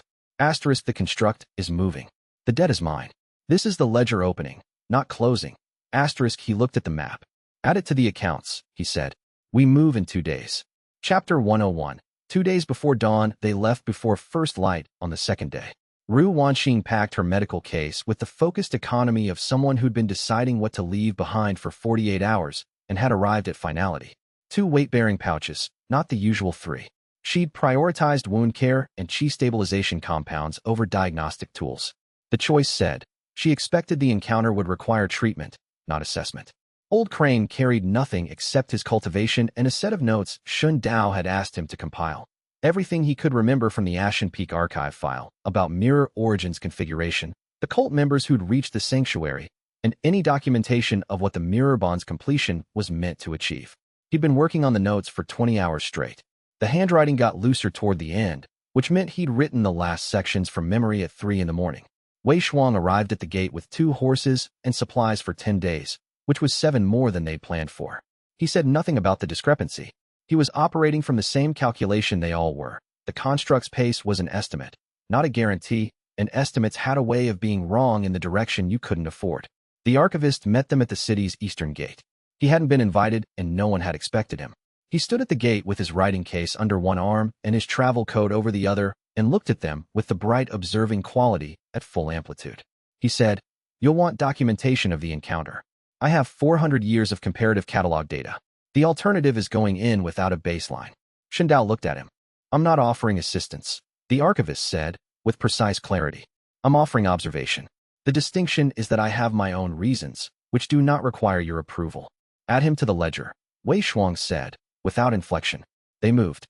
The mountain road was cold in the mornings, the kind of cold that came from altitude rather than season, thin air that cleared the lungs and made every breath feel like maintenance. The first day was uphill for most of its length. Shindao rode and spent the riding time in the vault, running the same diagnostic he'd been running since the Nascent Soul absorption, assessing load distribution, checking for structural weakness, estimating the gap between current capacity and what the construct encounter would require. The spirit-severing sealing method in slot 40 was present and inaccessible in the way a reference volume was inaccessible. He could read the index, but not the pages. His cultivation would need to advance 2 full major realms before he could deploy it without destroying himself in the process. He was core formation late stage. The construct's approach was creating a low-frequency pull on his mirror resonance, barely detectable, like hearing music from another room. He didn't know yet whether that pull would accelerate or destabilize his advancement. Old Crane came up beside him as the road leveled into a forested traverse. "I need to tell you something I found in the notes." "Go ahead." "The Mirror Bond documentation in the Ashen Peak archive. I was reading it as a connection between a living practitioner and accumulated resonance. But the phrasing was more specific than that. It said between a living mirror ascendant at full saturation and the preserved resonance of a practitioner who could not complete the design." He paused. It wasn't designed as a connection to all previous practitioners. It was designed for one specific case. Shindao let that sit for a moment. A practitioner who started the bond process and couldn't finish it. A practitioner who was mid-bond when the design was interrupted. The construct isn't generic accumulated resonance. It's the remaining half of a specific connection. It's been waiting for the other half. Which is me. Which is whoever carries the bloodline at full saturation. Which is currently you. Old Crane looked ahead at the road. The bond was designed to run in both directions. The construct has been receiving, for 300 years, from the environment around it. If it completes the bond with you, it will transfer everything it received into the active vault. All 300 years of accumulated techniques. Shin Dao heard the scale of that. More techniques than the 40-slot vault could hold. Far more. A mirror burst would be inevitable. Not a choice, but a mathematical certainty. "Add it to the notes," he said. "Tonight." Chapter 102. What Duan Vorin survivors said. The village of Gao Kep sat at the road's junction, and it was a cultivator way station of modest size, the kind of settlement that existed because cultivation roads needed rest points, not because anyone had particularly wanted to live there. It had 3 inns, a technique assessment service, a courier office, and a cultivation goods trader whose stock leaned heavily toward recovery compounds. When Shun Dao's group arrived on the afternoon of day 3, the village was running at twice its usual population. Cultivators passing through had stopped, because there was something to stop for, which was information moving fast in all directions through the regional cultivation network. 3 survivors from Duan Vorin's Mirror Origin Assessment Team, had made it back to civilization 6 days ago. 2 of them had come through Gao Kep. They'd been talking. The story in its garbled form, as Shen Dao heard it at the inn. A mountain ruins had woken up, killed 3 core formation cultivators, and started walking toward lower ground. The survivors said it looked like a person. They said when they attacked it, it gave the attacks back stronger. The version circulating among the cultivators in the village was not panicked, but it was attentive, the way a regional cultivation community got attentive when something existed that could kill core formation practitioners with upgraded versions of their own techniques. He was in the common room listening to 2 foundation cultivators discuss it when a woman in gray crossed the room and set an envelope on the table in front of him. He looked at her. She said, "From Lady Zhu Yiren, for Shen Dao, sealed personal." She delivered this with the professional neutrality of someone who'd been handing over Lady Zhu Yiren's correspondence for long enough that the contents stopped registering as interesting. "When did you arrive in this village?" he asked. 2 days ago, which meant Zhu Yiren had sent her before the news of his group's departure could have reached her. She'd been positioning the emissary ahead of the event, which meant she'd been tracking the construct's movement independently and anticipated that Shen Dao's path would cross this junction. He took the envelope. The emissary went to a table across the room and ordered tea and looked at nothing in particular. He broke the seal. Chapter 103. 2 letters. Lady Zhu Yiren wrote the way she did everything, with the minimum number of words for the maximum amount of content, nothing ornamental, nothing unexplained. Asterisk. You are aware of the mirror construct's movement. I am aware you are moving to intercept it. I have a proposal. Asterisk. My properties in the construct's projected path include the Shifeng Relay Network, 12 years of construction, the continent's most reliable information transfer system between the western and central regions. It cannot be moved. If the construct reaches it and is attacked by the relay's defending practitioners, it will absorb their techniques and respond with upgraded versions. The relay will be destroyed and approximately 40 cultivators will die. Asterisk. I do not want this. Asterisk. In exchange for your interception of the construct before it reaches the relay, I offer 6 Nascent Soul cultivators from my faction's personal guard for the duration of the encounter. The Hollow Mirror Sect archive documents I purchased from private collectors over the past 12 years. I have 17 items, some of which you will not have seen, and my formal withdrawal of all complaints against you with the Continental Oversight Body. Asterisk. I will not attend the encounter personally. My practitioners will take your direction. This arrangement ends after the construct situation resolves. Asterisk. I am not asking for a permanent alliance. I am asking for a transaction. Asterisk. He set the letter down. Feng Xiuli's letter had arrived that morning through the courier network she'd established for contact with Shen Dao during the Verdant Crown Alliance period. It was shorter. Asterisk. Construct situation noted. Verdant Crown is mobilizing our regional forces, 200 practitioners, core formation, and below. They will form a containment line at the mountain range's eastern slopes. They won't engage the construct directly. Their job is to prevent panic and casualty in populated areas if the intercept fails. Asterisk. You should know. Elder Magistra Feng Xiuli is not mobilizing for your sake. She is mobilizing because a mirror ascendant construct reaching a populated area would kill people she's responsible for. She assumes you know the distinction. Asterisk. She also assumes you know she's told the regional oversight body that the construct situation is under active management by a capable practitioner, which is not a public endorsement of your methods. It's an operational statement. Asterisk. Don't make her look wrong. Shen Dao read both letters again. He turned to Ru Wanqing, who had read both over his shoulder because that was the kind of physician she was. She said, Zhu Yiren's Nascent Soul practitioners would be useful if the construct is more aggressive than expected. 6 Nascent Soul against a construct that returns upgraded core formation is workable. Nascent Soul output would produce void crossing responses, which the construct might not have in its vault. Or it does have them. 300 years, all techniques in range. That's the risk. She paused. The archive documents are more interesting than the practitioners. 17 items she's been sitting on for 12 years. She didn't mention what they were. She never mentions what she's actually offering until after you've agreed. Shen Dao folded both letters. But the offer structure is accurate. She needs the intercept, and she's willing to pay her actual currency for it, which is information rather than force. What's the ledger entry for accepting? He thought about it. Taking the transaction means accepting that Zhu Yiren gets to record this as the moment Shen Dao worked for her. She will use that record in every future negotiation. He paused. The question is whether that record is more expensive than 40 cultivators dying at her relay. Ru Wanqing said nothing, which was her way of saying the answer was obvious. He sent the emissary back with a 2-line reply. Asterisk accepted. Terms as stated. The practitioners should reach the pass at the Jian Ridge in 4 days. Asterisk Chapter 104.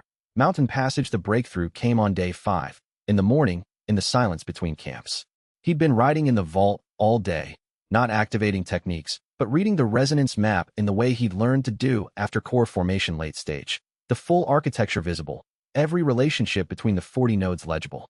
The construct was somewhere northwest of their current position, moving toward them at its steady pace.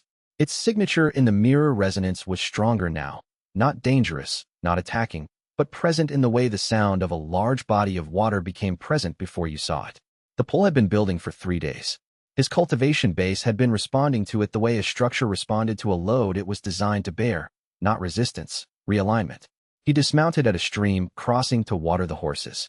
The water was cold enough to numb his fingers when he put them in, the first ice edge of autumn at altitude.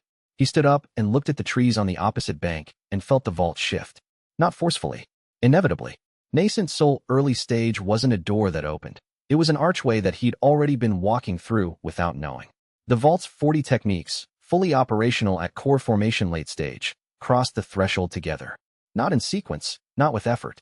The vault was the architecture, and when the architecture matured to the next tier, it moved all at once. The stream's surface ran still for 2 seconds, then resumed. The birdsong in the trees stopped and restarted. Old Crane's horse took 3 steps sideways for no reason, and then stopped. Shindao stood at the bank and understood what Nascent Soul felt like from the inside. At core formation, techniques had relationships, each one a node in a network, each pair or group a connection he could read and navigate. At Nascent Soul, the network was not just visible, but permeable. He could feel the residue of cultivation in the air around him. The traces of what practitioners had done at this location, at this stream, the footprint she left in the world and hadn't entirely cleared. The passive record of every technique deployed within range of this spot, not available for absorption but readable, like text he couldn't copy but could comprehend. He could feel the archivist behind him on the road.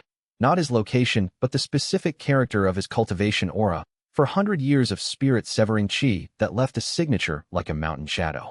Patient, ancient, marked by 4 centuries of watching and deciding. He could feel Ru Wanqing 30 meters up the path, her physician's cultivation, precise and careful, built around the principle of minimal impact. A healer's aura that had learned to leave as small a mark on the world as possible. He could feel something else. In Old Crane's cultivation baseline, underneath the foundation building chi that had been there for years, something else, thin and old.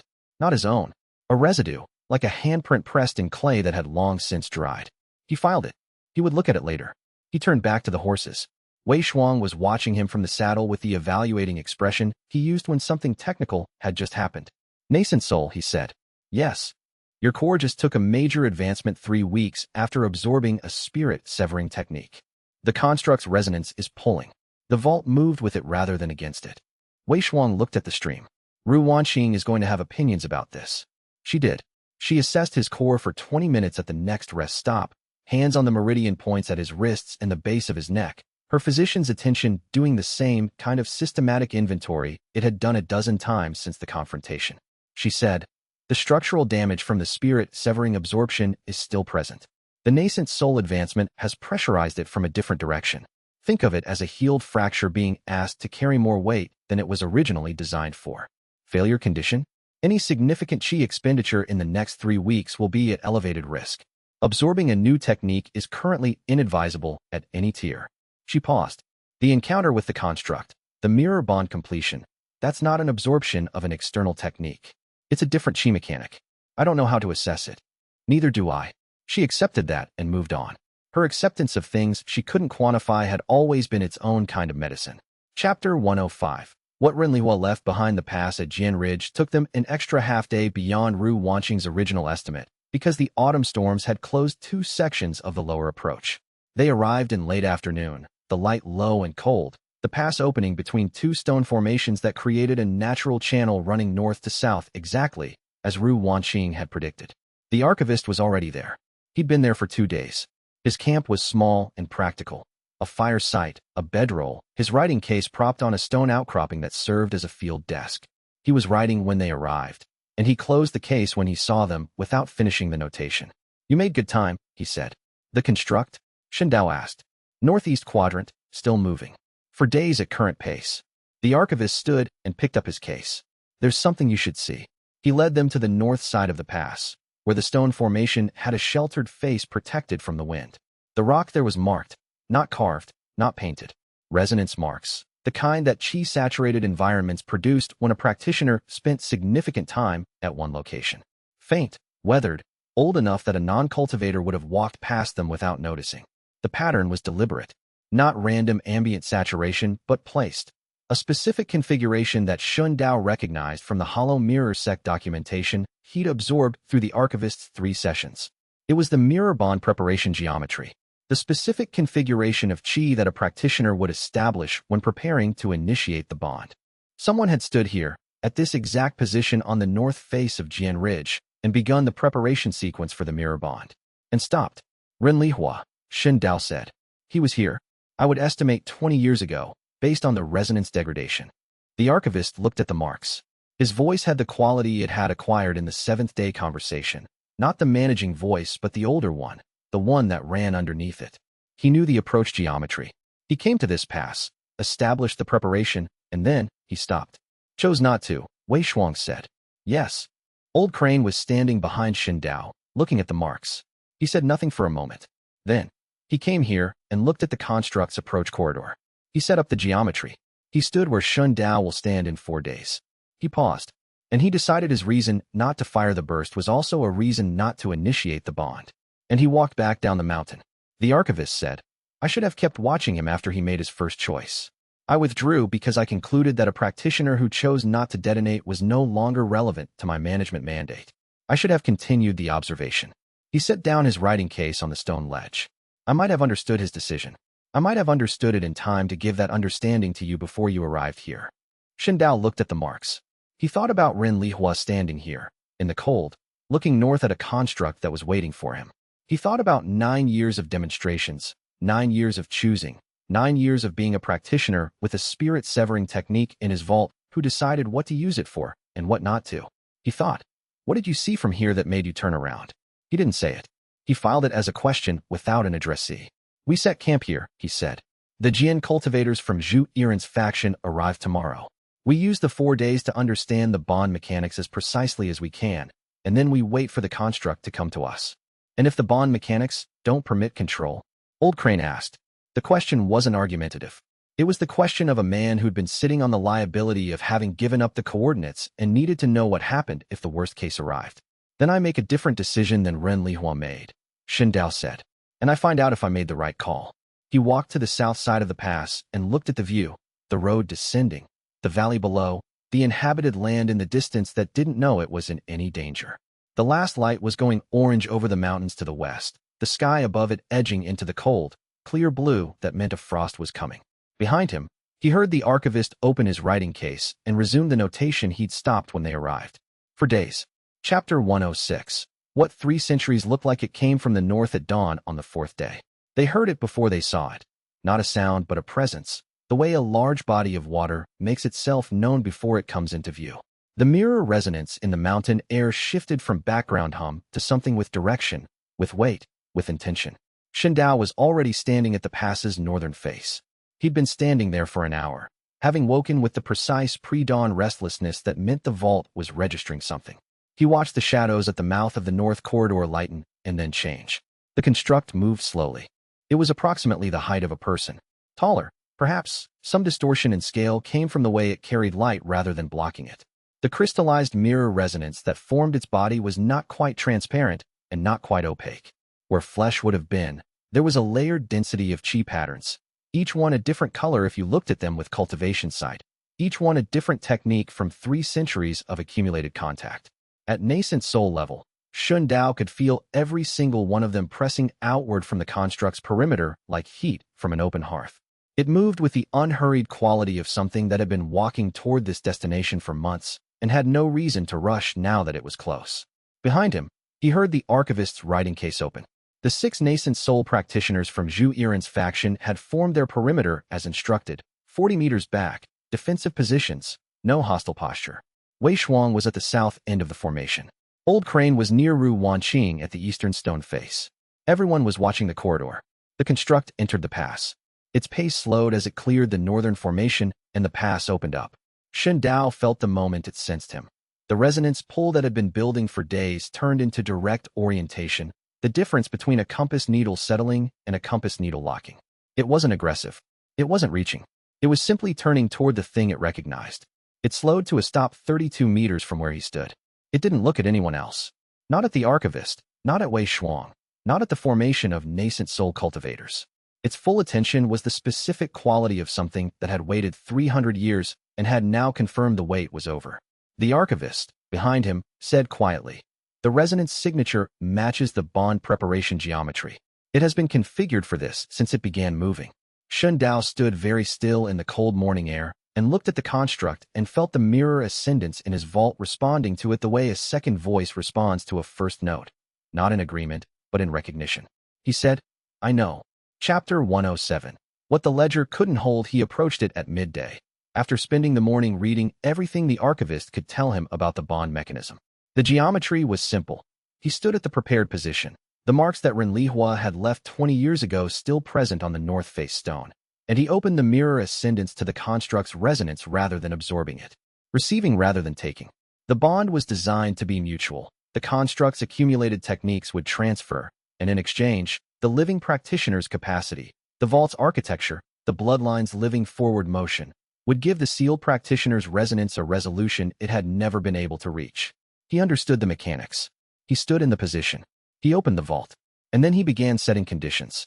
The thought came naturally, the way all his thinking came naturally, structured, ledger-shaped.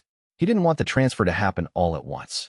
300 years of accumulated techniques entering a 40-slot vault at once would trigger the mirror burst immediately, and he wasn't ready for the burst. He hadn't made a decision about the burst.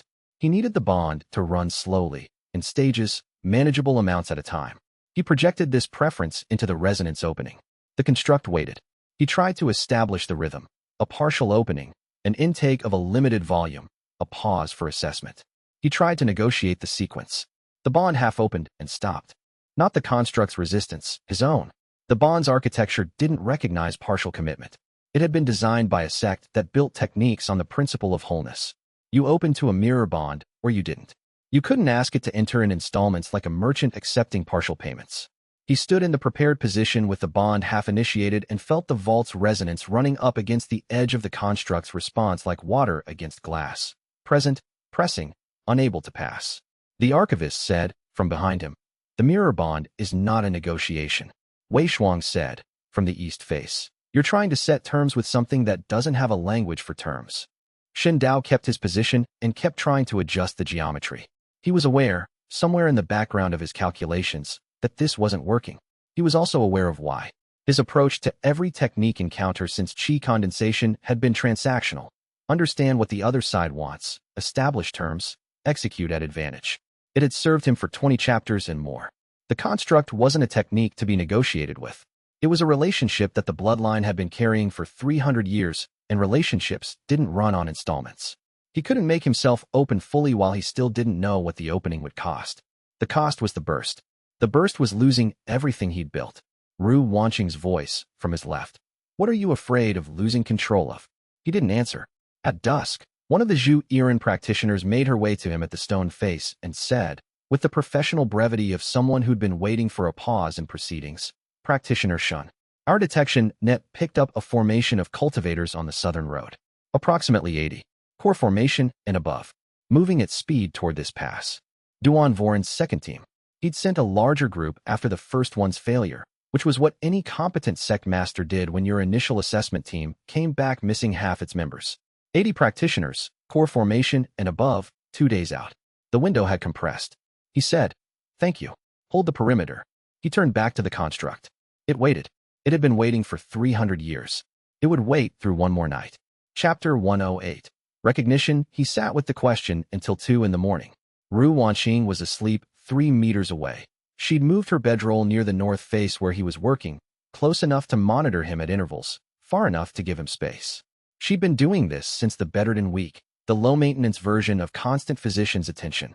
He looked at the vault. 40 techniques. Every one of them earned at cost. Foundation arts from Yi Tsang's contempt. Core formation techniques from the mountain chase, from the verdant crown halls, from the Ashen Peak compound where Old Crane had been held. Wei Shuang's refined dual formation art, upgraded to what it was supposed to be. The archivist's spirit-severing sealing method, sitting in the 40th slot, waiting for the cultivation that could match it. He'd been treating the vault like an asset column. He'd been trying to protect it from being liquidated. But the design was not for accumulation. The design was for something that required releasing everything you'd built. That wasn't a loss written into the accounting. That was the point. Lin Jue had stood at this pass and understood the same thing. And he'd turned around. Not because he was afraid of the burst. He'd had 9 years to fire the burst and hadn't. He'd turned around because he'd found reasons not to release what he'd built. He'd built something worth keeping. He'd made a choice. Shindao sat with his own version of the choice. He'd built the vault across 2 years of injury and political navigation and sleep deprivation and one woman who'd been telling him the ledger missed what couldn't be quantified. He'd built it out of other people's techniques, other people's intentions.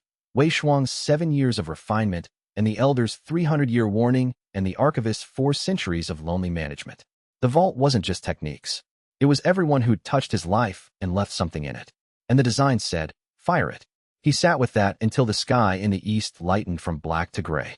Then he got up and went to the north face and stood in the prepared position. He opened the mirror ascendance without conditions. The construct recognized him. The bond didn't feel like technique absorption.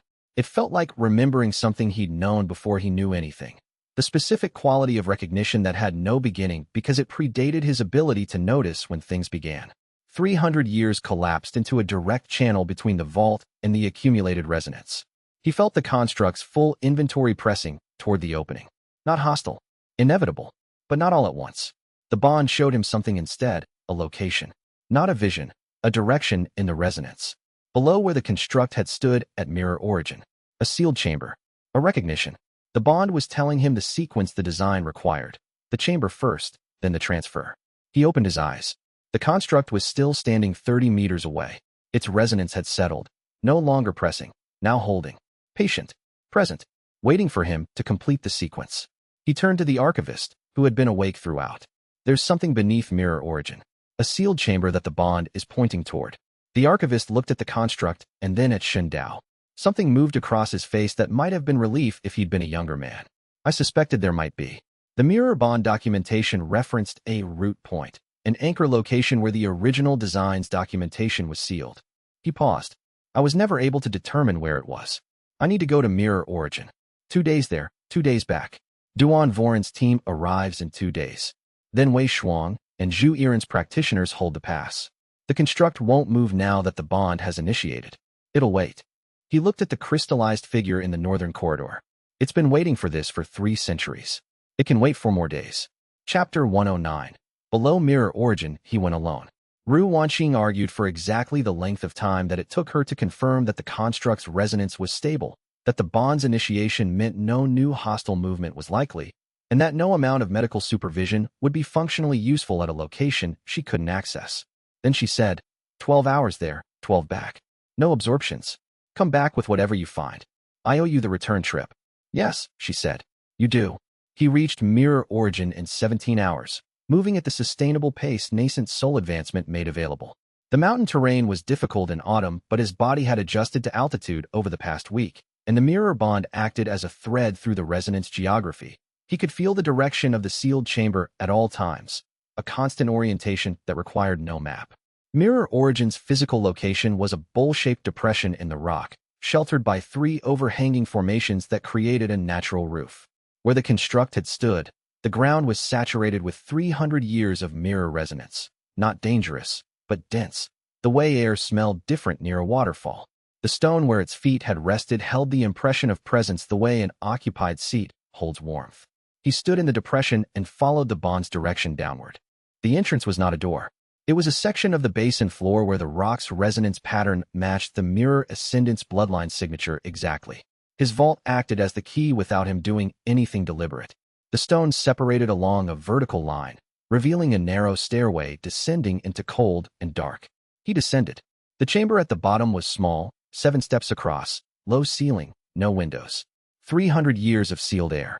It smelled of old stone and the specific mineral quality of qi that had sat undisturbed for generations. A faint luminescence came from the walls, qi embedded in the rock during whatever sealing process had created the chamber, still running, still doing its job of keeping the space intact. In the center of the chamber, a cultivation journal. Not press-like characters like the Elder's token. This was older, actual paper, silk-bound, enclosed in a resonance preservation case that had kept it intact across 3 centuries of mountain conditions.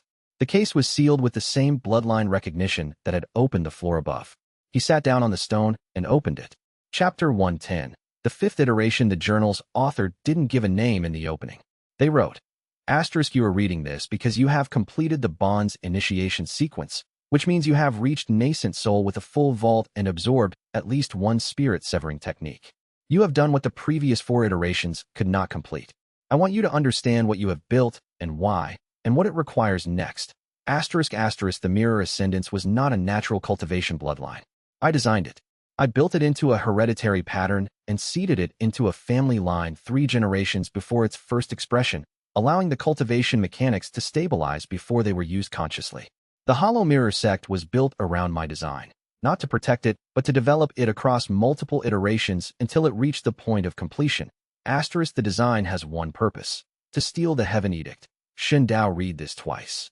The Heaven Edict is not a technique in the way you understand techniques. It is the fundamental rule underlying all cultivation law, the mechanism by which Heaven distributes advancement, limits ceiling, and ensures that no practitioner's capacity exceeds the framework Heaven designed for the mortal world. Every cultivation rank you have achieved, every technique that has ever been deployed against you, exists within a structure that the Heaven Edict maintains. You cannot steal it the way you steal other techniques because it is not deployed against you. It underlies everything you have ever experienced. Mirror Ascendance was designed to solve this problem. The Mirror Burst is not a weapon, and it is not a sacrifice. It is a signal. When 40 upgraded techniques detonate simultaneously at Nascent Soul level or above, the combined resonance creates a pattern that is not possible under the Heaven Edict's constraints. A practitioner cannot hold 40 evolved techniques at that tier and fire them simultaneously without exceeding what the Heaven Edict permits. The burst fires, and Heaven notices. When Heaven notices a violation of the Edict's constraints, it responds. The response is the Heaven Edict's active deployment, the one and only time the technique manifests as something that can be absorbed. It deploys against the practitioner who triggered the violation. 3 seconds of sustained contact. A mirror ascendant at full saturation who has completed the bond absorbs it. The upgraded version of the Heaven Edict, 1 tier above Heaven's own design, is what the Hollow Mirror sect died for. Not power over other practitioners. A correction. The Heaven Edict as currently designed has a constraint on it that was not part of the original cultivation framework. A limitation inserted into the foundation law at some point in history, the purpose of which I could not fully determine, which places a ceiling on mortal cultivation that should not exist. The corrected version of the Heaven Edict would remove that ceiling. I did not complete the burst. I failed at the bond's initiation. I could not find an iteration in my lifetime who had reached full saturation. I sealed everything I knew in this chamber and made the design hereditary, and I waited. You are the 5th iteration. You have everything I could not assemble in a single practitioner's lifetime. You have the vault. You have the bond. You have the spirit-severing technique your vault can grow into. What you do with this is a choice I cannot make for you. I could design the mechanism. I could not design the decision. One last thing. The Heaven Edict will not deploy against you unless you have fired the burst and been seen violating its constraints. It will not come to you. You must go to it. And it will deploy with everything Heaven has. You will need to survive it. Shen Dao, read the journal's last entry 3 times. The cold in the chamber sat on his hands and his shoulders and the back of his neck. He sat in the dark for a long time. He thought about a 40 technique vault detonating. He thought about losing everything he'd built in exchange for a 3-second window to absorb what Heaven deployed in response. He thought about surviving the contact. No practitioner had ever survived the Heaven Edict running directly against them, because no practitioner had ever been in a position to receive it. He thought about the archivist, who had spent 400 years preventing this moment. He thought about the archivist's voice in the 7th-day conversation. I have been managing this bloodline's practitioners for 4 centuries based on the assumption that completing the mirror ascendance design constitutes an unacceptable imbalance, and then, the model requires revision. He closed the journal and put it inside his coat against the warmth of his body. He looked at the luminescent walls for one more moment. 3 centuries of steady light. One person's intent preserved in stone and chi and careful design. Then he added the only entry the ledger had room for. Asterisk the debt. Whoever designed the Heaven Edict's constraint, and why. Find out what was taken from mortal cultivation and why, and whether giving it back is a correction or a different kind of damage. Asterisk working hypothesis. It was taken for a reason. The reason is wrong. This is something owed. Asterisk he stood up and climbed back to the mountain. 4 days to the pass. Duan Voren's team arriving before he got back. The construct waiting at the north corridor with 3 centuries of patience and nowhere else to be. He started walking. Chapter 111. Returned to a complicated pass, he came back to the pass in late afternoon of the 4th day, moving at nascent soul pace through the mountain forest, the journal pressed against his chest under his coat. He heard the pass before he saw it. Not the construct, the other presence. The ambient chi signature of 80 core formation cultivators operating in close proximity was not subtle. It filled the mountain air like the sound of a large crowd. Individual components lost, but the aggregate unmistakable. He stopped at the last tree cover before the pass opened and took stock of what his nascent soul range could read. South end of the pass. His people. Wei Shuang's cultivation signature, controlled and compact, the technique he'd built over 7 years still running in his baseline.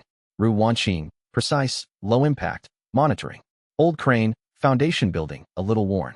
The 6 Zhu Iran practitioners, nascent soul, forming a defensive perimeter they'd maintained for 4 days. The archivist, spirit severing, very still. East approach, a large, organized formation. 200 meters from the pass entrance, positioned for pressure rather than attack. At the formation's center, one core formation signature stronger and more refined than the others. Duan Voren, present in person this time. North end, the construct. Patient, unchanged, waiting. He walked into the pass. Wei Shuang saw him first and said nothing beyond a tilt of the chin that meant, situation is stable, update follows when time permits. Ru Wanqing did a quick professional assessment from 15 meters, checking his posture and movement, and seemed satisfied that his core was intact. Old Crane looked at the journal under Shen Dao's coat with eyes that read its outline the way a scholar recognized a book. 2 days in, Wei Shuang said, when Shen Dao reached them. They arrived before you'd been gone a day. Saw the construct and stopped. He glanced east at the formation. They've tested the perimeter twice. The Zhu Iran practitioners demonstrated what happens when a nascent soul deployment runs into a construct that returns it upgraded. He paused. The second test didn't happen. Casualties. 1 practitioner from their forward element sustained injuries when the first return hit the formation's outer layer. Not fatal. Wei Shuang looked at Shen Dao. The construct defended you specifically. Not the group. It tracked the threat to you from 200 meters and stepped into the return path. Shen Dao filed this. The bond's partial initiation meant the construct was treating him as the connection point it had been configured to protect. It wasn't loyalty or intent, it was design. A 300-year-old system doing exactly what it had been built to do. Where is Duan Voren? Eastern side, 40 meters back from the formation's front line. He's been visible, but not communicating. Wei Shuang's expression had the quality it got when he'd been watching something for days and was ready to be done watching it. He's waiting. For what? For you to come back, probably. Shen Dao looked at the east approach. He could feel Duan Voren's presence in the formation, the specific quality of a core formation late-stage cultivator who'd been carrying significant institutional weight for decades. Not young anger. Old determination. I'll speak to him in the morning, he said. He went to find Ru Wanqing. Chapter 112. What 2 years looked like from the other side. Duan Voren came to the center of the pass at dawn. He came alone, which was either confidence or calculation, probably both. He was core formation late stage, the strongest practitioner in his formation, and the pass's terrain made the constructs reach predictable enough that an experienced eye could calculate safe approach distance. He'd done that calculation. He walked to the center of the pass where neither the construct's perimeter nor Shen Dao's group could claim dominant positioning, and he stood there and waited. Shen Dao walked out to meet him. He'd spent the night reading the journal again. Not the information, he had that. The texture of the original mirror ascendant's thinking. Patient, systematic, willing to invest across generations for a result they would never see personally. The voice of someone who'd built something too big for one lifetime and accepted that. He stood in the center of the pass and looked at Duan Voren. Duan Voren looked older than the last time Shen Dao had seen him. The meeting in Dustfall Village, the public offer that had been a management attempt, the polite threat Shen Dao had declined. 2 years of escalation had run lines in his face and a quality of fatigue into his posture that hadn't been there at their first meeting. He was still core formation late stage. He was still the most powerful individual opposition Shen Dao had faced for the longest time. Duan Voren said, I know what's in the chamber at Mirror Origin. How? The restricted archive at Ashen Peak was more complete than whoever compiled it intended.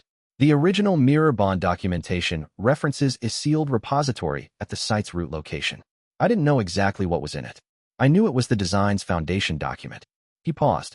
I knew if it were ever read by a practitioner who had completed the bond's initiation, the design's final phase became possible. And the design's final phase, the Heaven Edict theft, constitutes the most significant potential disruption to the cultivation world's foundational structure in recorded history. Duan Voren's voice was not heated. It was tired and precise. My sect's founder ordered the Hollow Mirror sect massacred to prevent the design from ever reaching completion. I have spent 2 years trying to stop you for the same reason. You know all of this. Yes. So tell me. Duan Voren looked at him directly. Are you going to fire the burst? Shen Dao said, I don't know yet. Duan Voren was quiet for a moment. He looked at the construct at the north end of the pass, and then back at Shen Dao. That's a more honest answer than I expected. I have a question that doesn't have a ledger answer, and I'm not prepared to act until I have a better understanding of it. The debt question. Whether heaven owes mortal cultivation something. Duan Voren said this without sarcasm, without dismissal. He'd been thinking about it too, or he had the kind of mind that engaged with things the way scholars engaged with a problem, from the inside, even when the answer was the one you didn't want. The design's documentation reaches this conclusion. There is an illegitimate constraint in the Heaven Edict that limits cultivation ceiling. The original Mirror Ascendant believed this.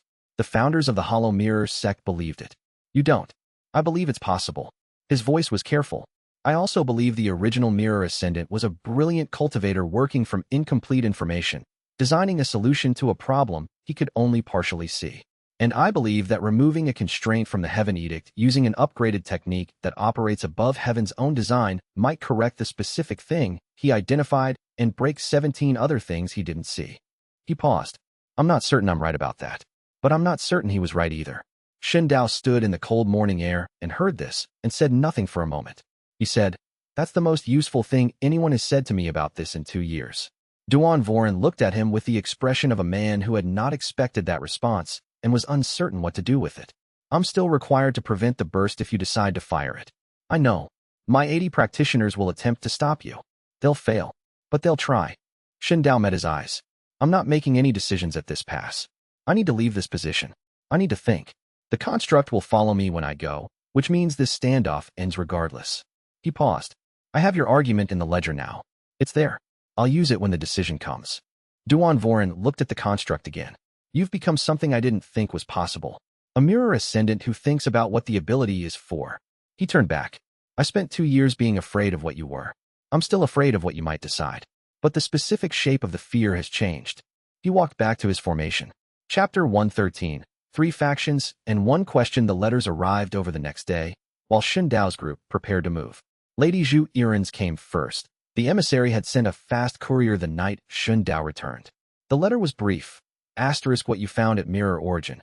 I want to read it. Not copies. I want the primary document under conditions we negotiate. My offer remains. Information plus resources in exchange for access.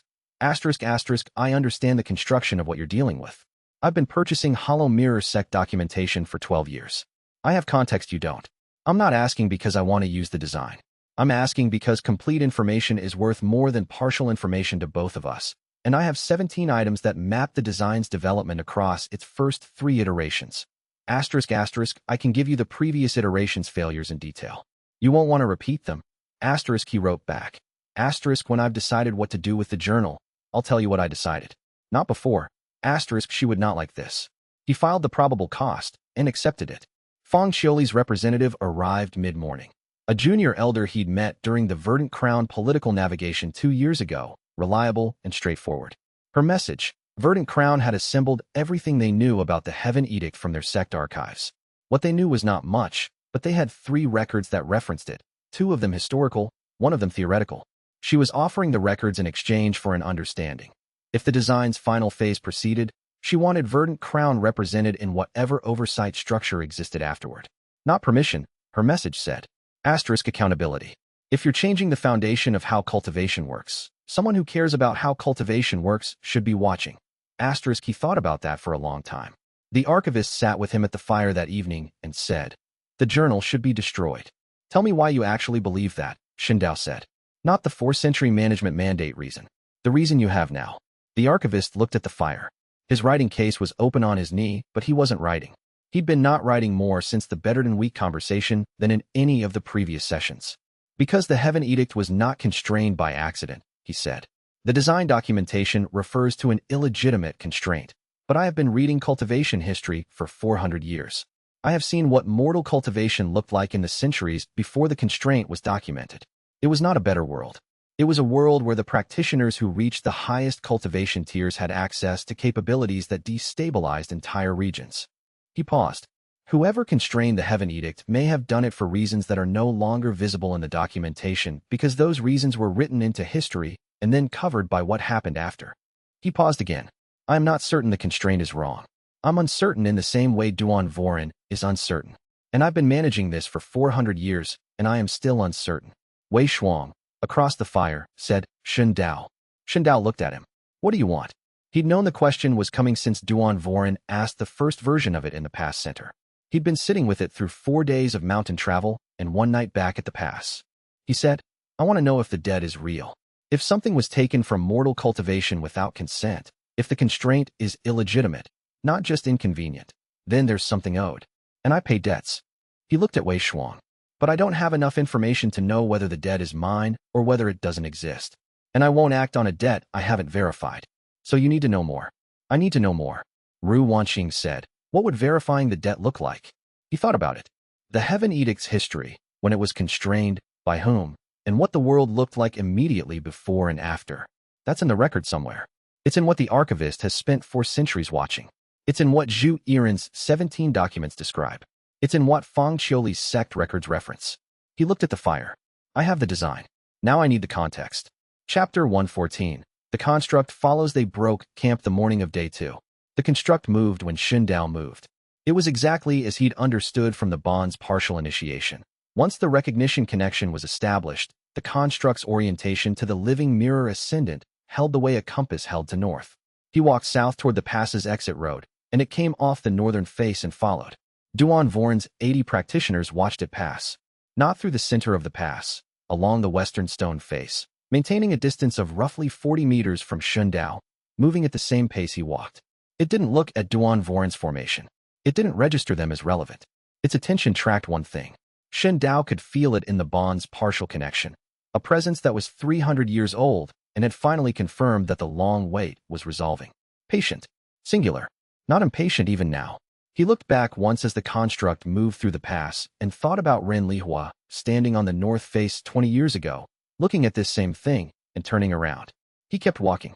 Duan Voren did not follow immediately. He would eventually. The construct's movement through his territory was a security situation he couldn't ignore. But he'd made his argument and Shen Dao had heard it. And there was something in their dawn conversation that had moved from pure opposition toward a more complicated position. He would follow. He would attempt to prevent the burst if it came to that. But the shape of the attempt had changed. Old Crane fell in beside Shen Dao on the south road. He said, the residue in my cultivation baseline. You sensed it when you broke through to Nascent Soul. Shen Dao looked at him. He'd filed it and not pressed. Old Crane was offering it, which meant he'd been carrying the decision to offer it and had arrived at a moment. Yes, Shen Dao said. It's mirror resonance. Not mine. Inherited, thin, generational. My teacher's teacher was a foundation practitioner who spent 40 years working at the edge of the hollow mirror sect's territory, close enough to absorb a trace of the ambient resonance. It passed down. He paused. It's why I recognized what you were in Dustfall, and why I recognized the archivist's methodology from the archive file. I'd felt the resonance signature before, somewhere in the baseline, and it matched what the file described. Another pause. I should have told you this before. You should have, Shen Dao said. I owe you the knowledge that I know. Yes. You owe me nothing further for it. The debt is current.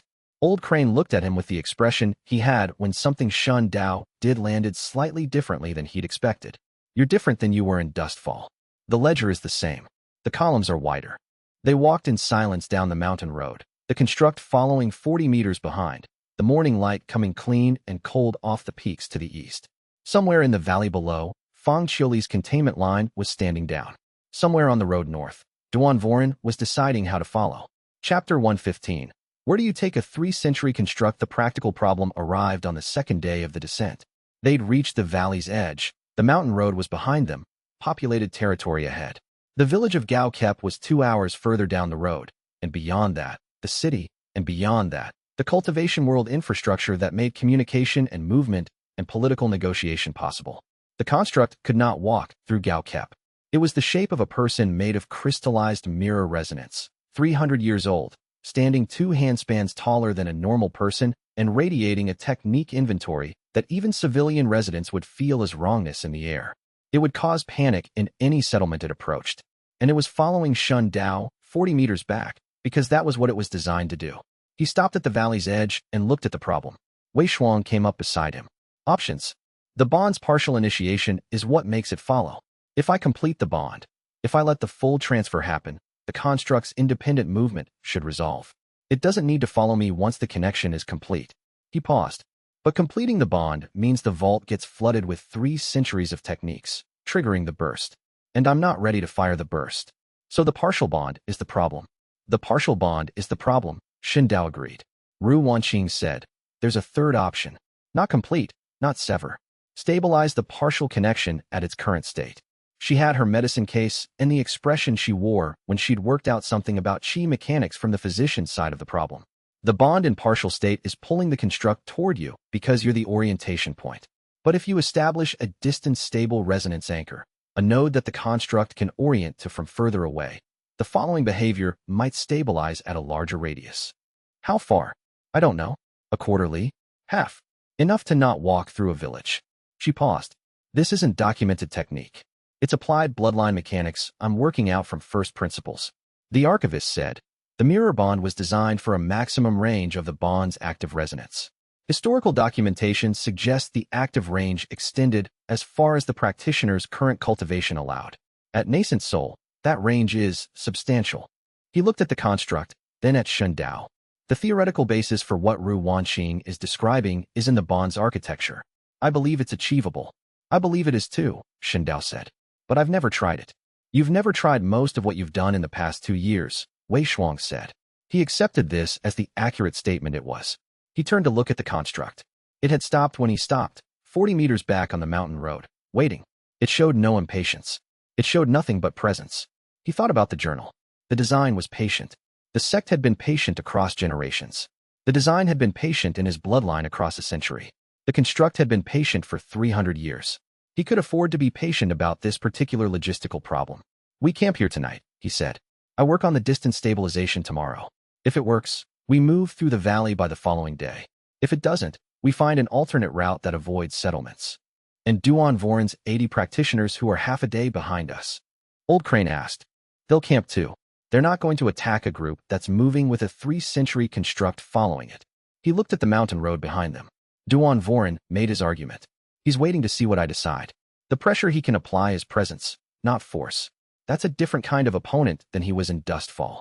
Old Crane said, you trust him now? I trust that he's intelligent and afraid and genuinely uncertain. That's not trust. That's accurate. He started looking for a camp position. But I'll take it. The construct settled itself at the edge of the tree line, 40 meters up the mountain road. It didn't need to sit. It stood. Still, crystallized, patient. Somewhere below in the valley, people were going about their lives with no knowledge of what was standing in the mountains behind them. Xin Dao found a flat ground and started building a fire. Chapter 116. The debt's arithmetic. The distance stabilization worked on the second attempt. Ru Wanqing had mapped out the resonance anchor in theory and Shun Dao had translated the theory into the vault's language, using the mirror bond's partial connection as the medium and his own nascent soul cultivation range as the outer boundary. The construct responded to the anchoring attempt by shifting from active orientation to passive orientation, which meant it tracked him through the connection without closing the distance. It stopped following and started waiting. At 200 meters, it felt like a fixed presence in the bond's resonance map. Present, stable, no longer moving unless he moved significantly. They tested it. He walked half a li down the mountain road. The construct stayed at its position. He walked back. It waited. Quarterly radius, Ru Wanqing said. Keep population density in mind. If a village is smaller than the activation threshold, the resonance signature alone will cause qi sensitivity in the residents. How sensitive? Uncomfortable. Not dangerous. Like sleeping next to someone with an active cultivation technique that's running hot. She thought about it. Most cultivators wouldn't notice. Civilians would have poor sleep and general unease. We route around the larger villages. Smaller settlements at that range should be manageable. She accepted this with the expression of a physician who had assessed the risk and didn't love it, but recognized the alternative was worse. They moved through the valley over 3 days. Gao kept they avoided entirely, taking the east road. The construct followed at its stabilized radius, a presence in the peripheral vision of anyone with cultivation sensitivity, invisible to those without. The Zhu Iran practitioners maintained their escort. Duan Voran's formation shadowed them at distance, not closing. Zhu Iran's 17 documents arrived by courier at the way station. They settled in 3 days out of Gao Kep. 17 items, mixed format, 3 sealed scrolls, 11 bound research texts, 2 archive copies. The accompanying letter was 1 line. Asterisk, the first 2 scrolls cover the Heaven Edict's pre-constraint history. Read those first. Asterisk, he sat with the archivist and Old Crane in the scrolls for 2 days. Chapter 117. 800 years ago, the Heaven Edict's constraint had been placed approximately 800 years ago. That much was documented across multiple sources. The cultivation world had records of a significant change in maximum cultivation ceiling that historians attributed to various causes, none of which matched. Zhu Iran's first scroll was different from the standard historical record. Her documentation was sourced from private collector materials, sect records from sects that no longer existed, personal journals from void-crossing practitioners of that era, medical records that tracked the specific physiological changes cultivators experienced before and after the constraint was implemented. The archivist read the medical records and set them down without speaking for a long moment. Then he said, "I remember this. The records date to approximately 800 years before present. The medical community at the time documented a uniform reduction in advanced practitioners' maximum cultivation ceiling. No practitioner who reached a certain tier after the event could advance beyond it, regardless of method or resources. It was attributed to natural qi fluctuation." He paused. "I was there. I remember the event. I attributed it to natural qi fluctuation because the alternative, that someone had done this deliberately, required a level of capability that I didn't believe existed at that time." A practitioner who reached void crossing, Shen Dao said. The record describes a specific individual who disappeared from the cultivation world at approximately the same time the constraint was documented. A void crossing practitioner whose historical record stops entirely. The archivist picked up the second scroll. Zhu Iran was more thorough than I expected. She found the disappearance record. He opened it. His eyes moved through the contents, and something in his expression shifted through several states before settling. The practitioner's name is not in these documents, but the record's gaps align with another text I have in my catalog. He set the scroll down. "I know who it was." Old Crane said. "Who?" "Someone who had extensive contact with the Heaven Edict in their void-crossing work and, apparently, concluded that the cultivation world would be more stable if the ceiling were lower." The archivist's voice was careful. "I believed, at the time, that the ceiling change was a natural consequence of some qi environmental event. I didn't consider the possibility of deliberate intervention because I didn't know this individual was capable of it." Shen Dao heard the weight in this and said, "You knew them?" "I did." He looked at the fire. "I am 400 years old. The constraint was placed 800 years ago. I was a different person at 400 years old than I am now." A pause. "I didn't understand, at 400, what managing something for 4 centuries would cost. The person who placed the constraint, you didn't know what they were doing when they did it." "No." Another pause. "And I'm not certain, even now, whether the decision was wrong. The cultivation world before the constraint had practitioners at the highest tiers whose capabilities destabilized large regions. The constraint ended that destabilization." He looked at Shen Dao. "The debt question you're sitting with. I've been sitting with the same one for 400 years, from a different angle." Shen Dao looked at the fire. "The original mirror ascendant believed the constraint was illegitimate," he said. "Now I know it wasn't heaven that placed it. It was a practitioner making a choice about the cultivation world's stability. That's a different kind of debt." "Yes. Can you tell me why they made the choice?" "I don't know. I didn't know what they were doing until you brought me these documents."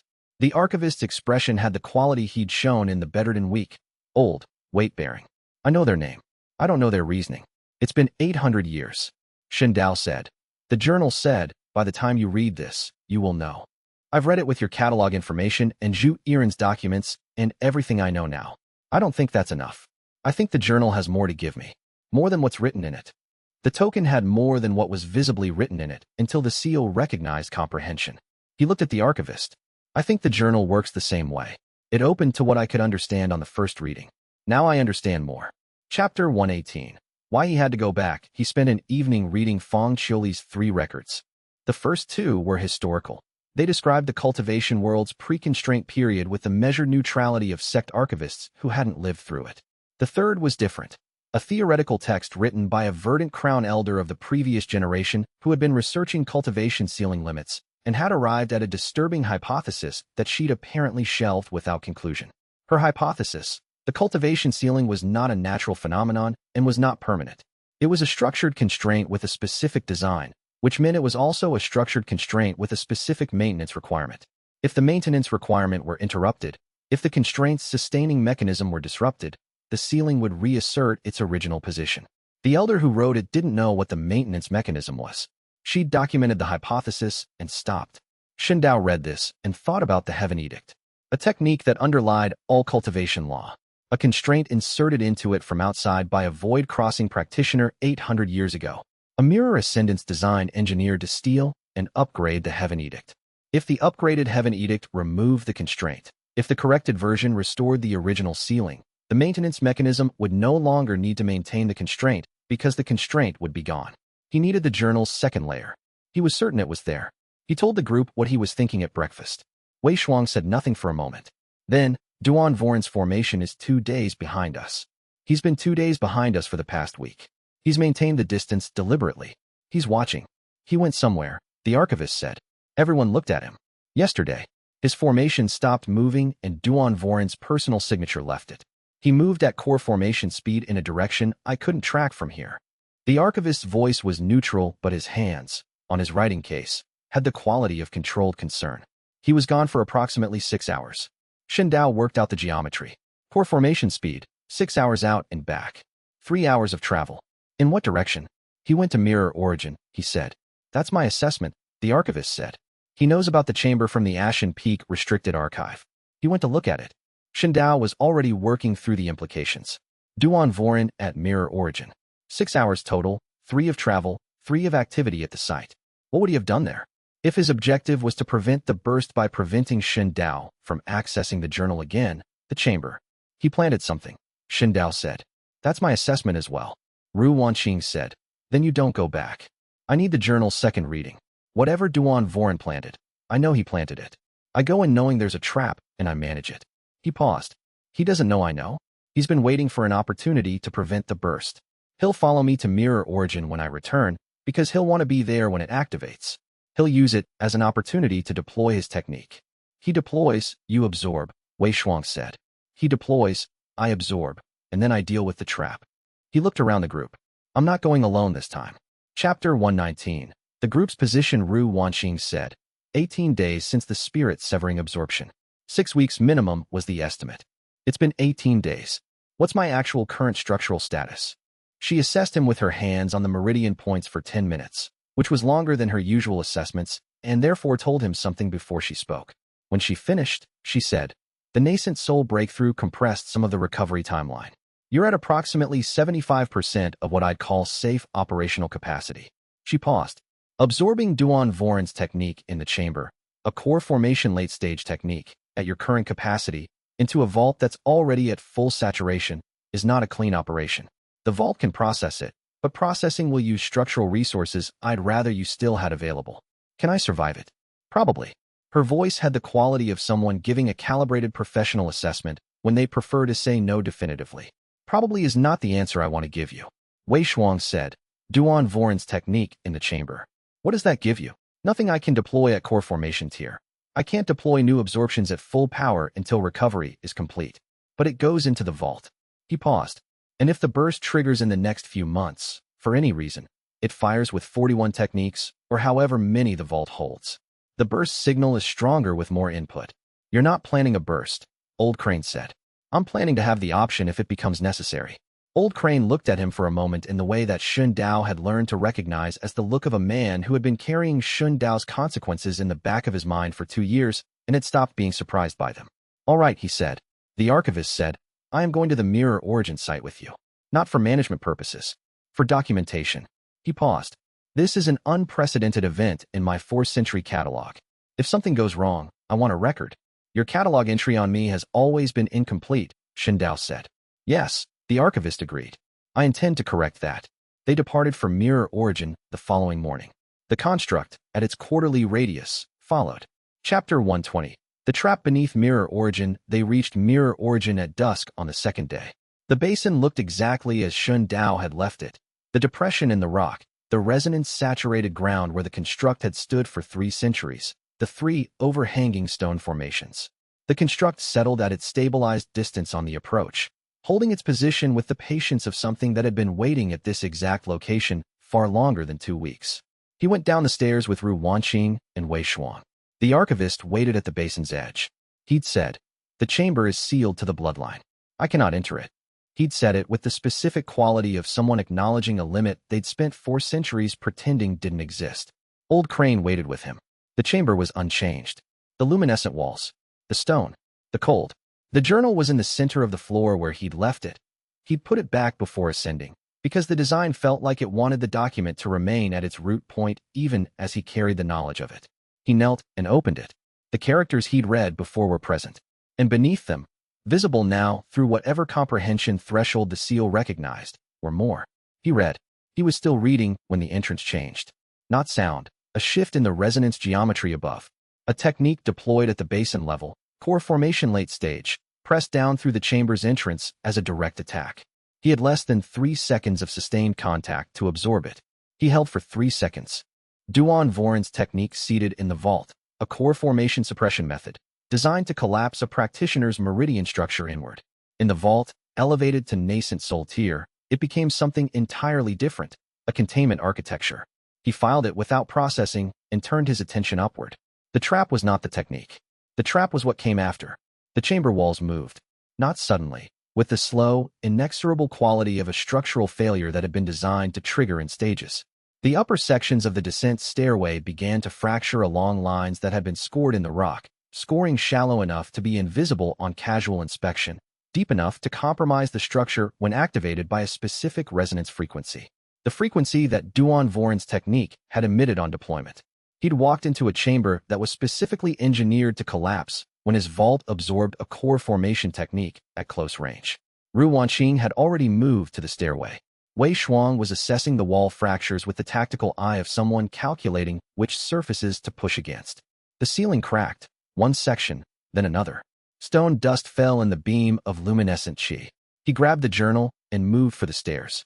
Wei Shuang hit the fractured wall section with a deployed technique, a foundation-tier structure preservation art from his early technique library, the kind that practitioners used to shore up damaged buildings.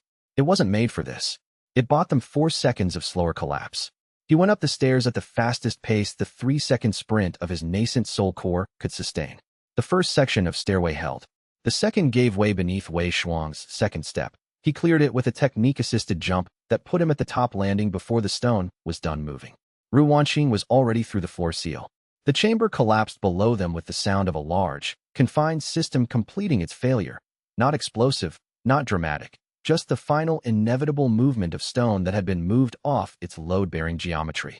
He stood at the basin's edge and breathed. The journal was in his hand. He looked at Duan Voren, who was standing 20 meters across the basin with 6 of his core formation practitioners. His expression was the expression of a man who had executed the plan correctly and was watching the wrong outcome. "You knew," Duan Voren said. "You were gone from your formation for 6 hours, Shen Dao said. "You went somewhere. There wasn't anywhere else you'd go." The construct was at its quarterly radius, oriented. The collapsed chamber's resonance was still settling. The sealed sanctuary beneath mirror origin, 3 centuries of maintenance, gone in 4 seconds of Duan Voren's preparation. What was in the journal's second layer? He'd read 3 sentences before the chamber moved. 3 sentences that were enough. He looked at Duan Voren and at the group behind him, and then down at the journal, and then up at the mountain sky going dark with the first stars of evening. He said, "I know whose name to look for." He said, "The person who constrained the heaven edict is still alive." He said, "They're in the cultivation world right now, and they've been maintaining the constraint for 800 years, and they know what mirror ascendance is designed to do." Duan Voren's expression shifted, not to surprise, to something more careful, more concerned. "Who?" he said. The construct's resonance pulled, quietly, from behind Shen Dao. Patient. Present. 300 years of accumulated weight pressing gently against the bond's partial connection. "I don't know their current identity," Shen Dao said. "But the journal knew theirs. He held the journal against his chest, the press-like characters still settling after the second reading's unlocking. And now I do. Chapter 121, The Basin After. Duan Voren stood across the ruined basin and looked at the journal in Xun Dao's hand. His 6 practitioners were arrayed behind him, the formation posture of people who had deployed and retreated and were now waiting for instruction. They weren't advancing. They weren't retreating either. They were doing what well-trained core formation cultivators did in ambiguous situations. Holding. Duan Voren said, "You have the journal." "Yes." "The chamber is gone." "Yes." The basin's floor still moved in places, minor settling, the last of the stage fractures completing their run. The resonance-saturated ground around the former entrance point was disturbed now, the 3-century-old pattern scattered by the collapse's structural force. Where the construct had stood for 300 years was still readable to nascent soul perception, but barely, like a letter that had been mostly erased. Duan Voren looked at the construct at its quarterly position. He looked at Xun Dao's group. Ru Wanqing with her medicine case already open for assessment. Wei Shuang's controlled posture, Old Crane, the archivist standing at the basin's edge with his writing case closed under his arm in the specific way he carried it when he was containing a reaction. Duan Voren said, "You know the name?" "Yes." "Of the practitioner who constrained the Heaven Edict?" "Yes." He was quiet for a moment. His face was doing the work of a man who had just had the entire geometry of a conflict he'd been fighting for 2 years shift under him, and was deciding in real time how to relate to the new shape. He said, "Telling you it doesn't change what I'm required to prevent. You've said that. I know. But I am going to ask you one question, and I want an honest answer." Xun Dao waited. "Is the design's purpose what it claims to be? Restoring something taken from mortal cultivation illegitimately? Or is it something else dressed in that language?" Xun Dao thought about the original Mirror Ascendance journal, the careful, systematic voice of someone who'd built something across generations on a principle they believed in. The medical records from Zhu Yiren's documents. The archivist's account of what the pre-constraint world had looked like. He said, "The original design's purpose is what it claims. The constraint was placed by a void-crossing practitioner 800 years ago, not by heaven. It was a deliberate choice by a single person about what the cultivation world should be able to achieve. The design is meant to reverse that choice." He paused. "Whether reversing that choice is correct, whether the constraint was wrong, I don't know yet. But it was made by a person, not heaven. That changes what the debt is." Duan Voren looked at him for a long moment. "My sect's founder ordered the Hollow Mirror sect massacred to prevent the design from completing," he said. "If the design is what you say it is, if this is a mortal world correction to a mortal world imbalance rather than an assault on the heaven framework itself, then my founder may have been wrong about what he was preventing. He may have been. I'm still required to prevent what I believe would be destabilizing." "I know." Xun Dao met his eyes. "I'm not asking you to stop being what you are. I'm asking you to think about what you're actually preventing." Duan Voren looked at the basin floor, the collapsed entrance, the journal in Xun Dao's hand. He looked at the mountain sky going dark. He said, "My 80 practitioners are waiting on the south road. I know.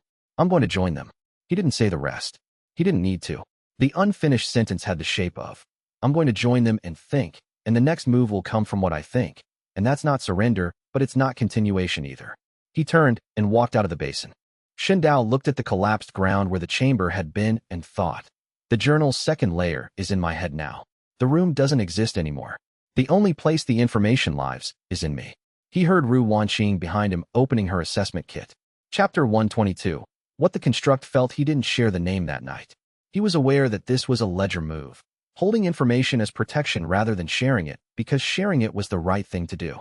He was aware of it as a ledger move because Ru Wanqing's posture, when he said he'd tell them what he'd read in the morning, had the slight adjustment that meant she recognized the pattern and was choosing not to call it out immediately.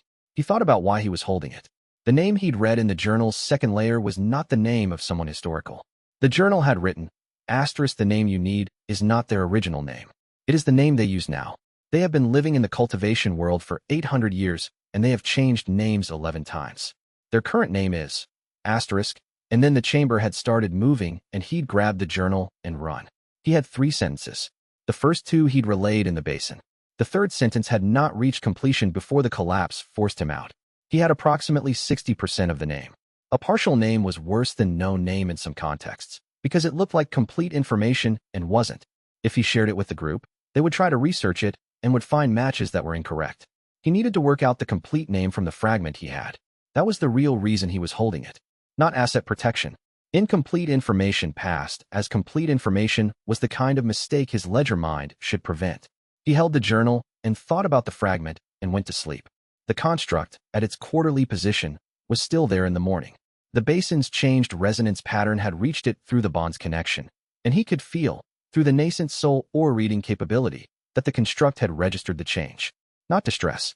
Something more like the resonance equivalent of a long-held position releasing. The chamber, which had been the sealed anchor for the mirror bond's root point, was gone. The journal was with the living mirror ascendant. The design had moved from a sealed location to a carried capacity. He understood, reading the construct's aura through the bond, that this was what it had been oriented toward since the day it moved. Not mirror origin. Not the chamber. Him. The chamber was the waiting room. He was the resolution.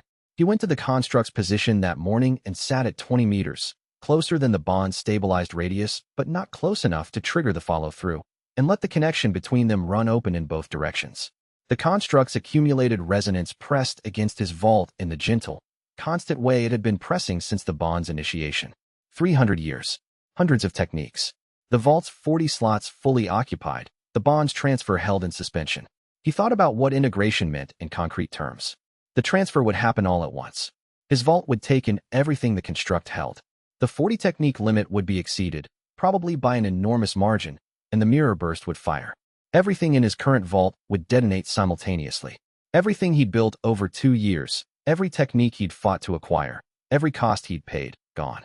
The burst's discharge would send a signal that heaven's design wasn't built to ignore. Then he would be bare nascent soul. The vault empty. Whatever the burst's physics had done to his cultivation base would be permanent, but the techniques would be gone. He sat with the construct and held this question.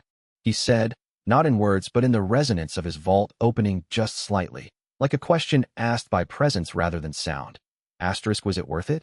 Did Ren Lihua stand here and decide it wasn't? Asterisk, the construct didn't answer in anything like language. But the resonance that came back through the bond had the quality of something that had been waiting without regret for 300 years. Not impatience, not suffering, waiting with the kind of patience that came from being designed to wait. He thought, it doesn't experience regret because it doesn't make choices. It was built to wait. But I have to choose. Chapter 123, Integration and its cost. He told them the name fragment at breakfast. He explained first why it was a fragment, which was the honest version of the previous night's delay. Ru Wanqing accepted the explanation with the expression of someone who had expected an explanation different from the one they received, and was recalibrating. The fragment was 12 characters of what appeared to be a 16-character name. He'd read the first 12 clearly before the ceiling moved. For missing, the archivist, when Shun Dao wrote out the 12 characters on paper, went very still. He looked at them for a long time. He turned the paper over, as if the back might say something. He turned it back. I know this name, he said. Everyone looked at him. The first 12 characters correspond to an old naming convention that was used in the 7 centuries before the current era. Only one practitioner of that period who reached Void Crossing and then disappeared from the historical record has a name whose beginning matches this sequence. He set the paper down. The remaining 4 characters, in that convention, would be, he wrote them. He slid the paper back to Shun Dao. Shun Dao read the complete name. He thought about the archivist saying, asterisk, I knew them. I was different at 400 than I am now. Asterisk, he thought about the person the archivist had known, 800 years ago, who had gone quiet and disappeared, and apparently spent the next 8 centuries maintaining a single deliberate change to the foundation of cultivation law. He thought about what kind of person spent 800 years maintaining a decision. You know where they are now? He said to the archivist. Not a question. I have a hypothesis, the archivist said. Based on where they were when I knew them and what I now understand about their long-term management of the constraint. I have not confirmed it. He paused.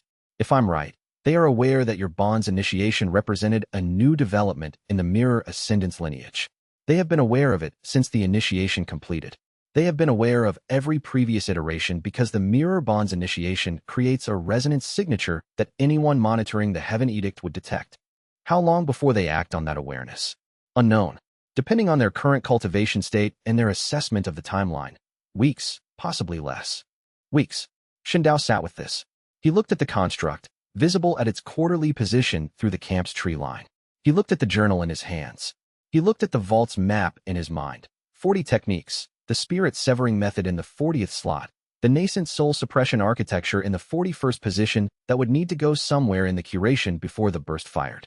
The vault was at 41. He'd exceeded the limit by 1 when he absorbed Duan Voran's technique. The burst was not theoretical. It was already past the threshold.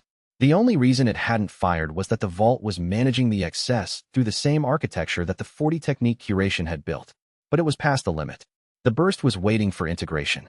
He said, I need a week to confirm the name and locate them. I need the integration to happen before they arrive. Integration, Ru Wanqing said. I offer the construct full integration. The transfer completes. The burst fires. The Heaven Edict signal goes out. If my absorption of the Heaven Edict is going to be possible at all, it has to happen at the moment the signal fires. I have to be in the right state at the right moment. He looked at the group. After the burst, I'm reset. Whatever I've built in the vault is gone.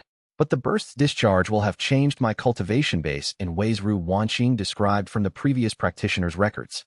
Wei Shuang said, You won't have any techniques. The vault will be empty. I'll retain the body's adaptation. The muscles remember what they've held, even if the vault is cleared. I won't be helpless. I'll be different. Wei Shuang looked at him for a long moment. You've been working toward this since Dustfall. Yes. And after it fires, your bare Nascent Soul with a body adapted to techniques you can no longer deploy. Nascent Soul with whatever physical changes the burst makes, which the records say are significant. Wei Shuang was quiet. Then we'd better know what we're firing at. Chapter 124. Lady Zhu Yiren, she arrived on the 3rd day. No emissary this time. 3 practitioners as escort, a traveling case, and herself. She was exactly as Shun Dao had catalogued her from Arc 3, the specific kind of elegant that didn't require effort because it came from understanding exactly what a situation required and providing it. She was Nascent Soul tier, which he hadn't fully understood in Arc 3 but understood now. At Nascent Soul, he could feel the specific character of her cultivation. Patient, systematic, built on intelligence rather than force.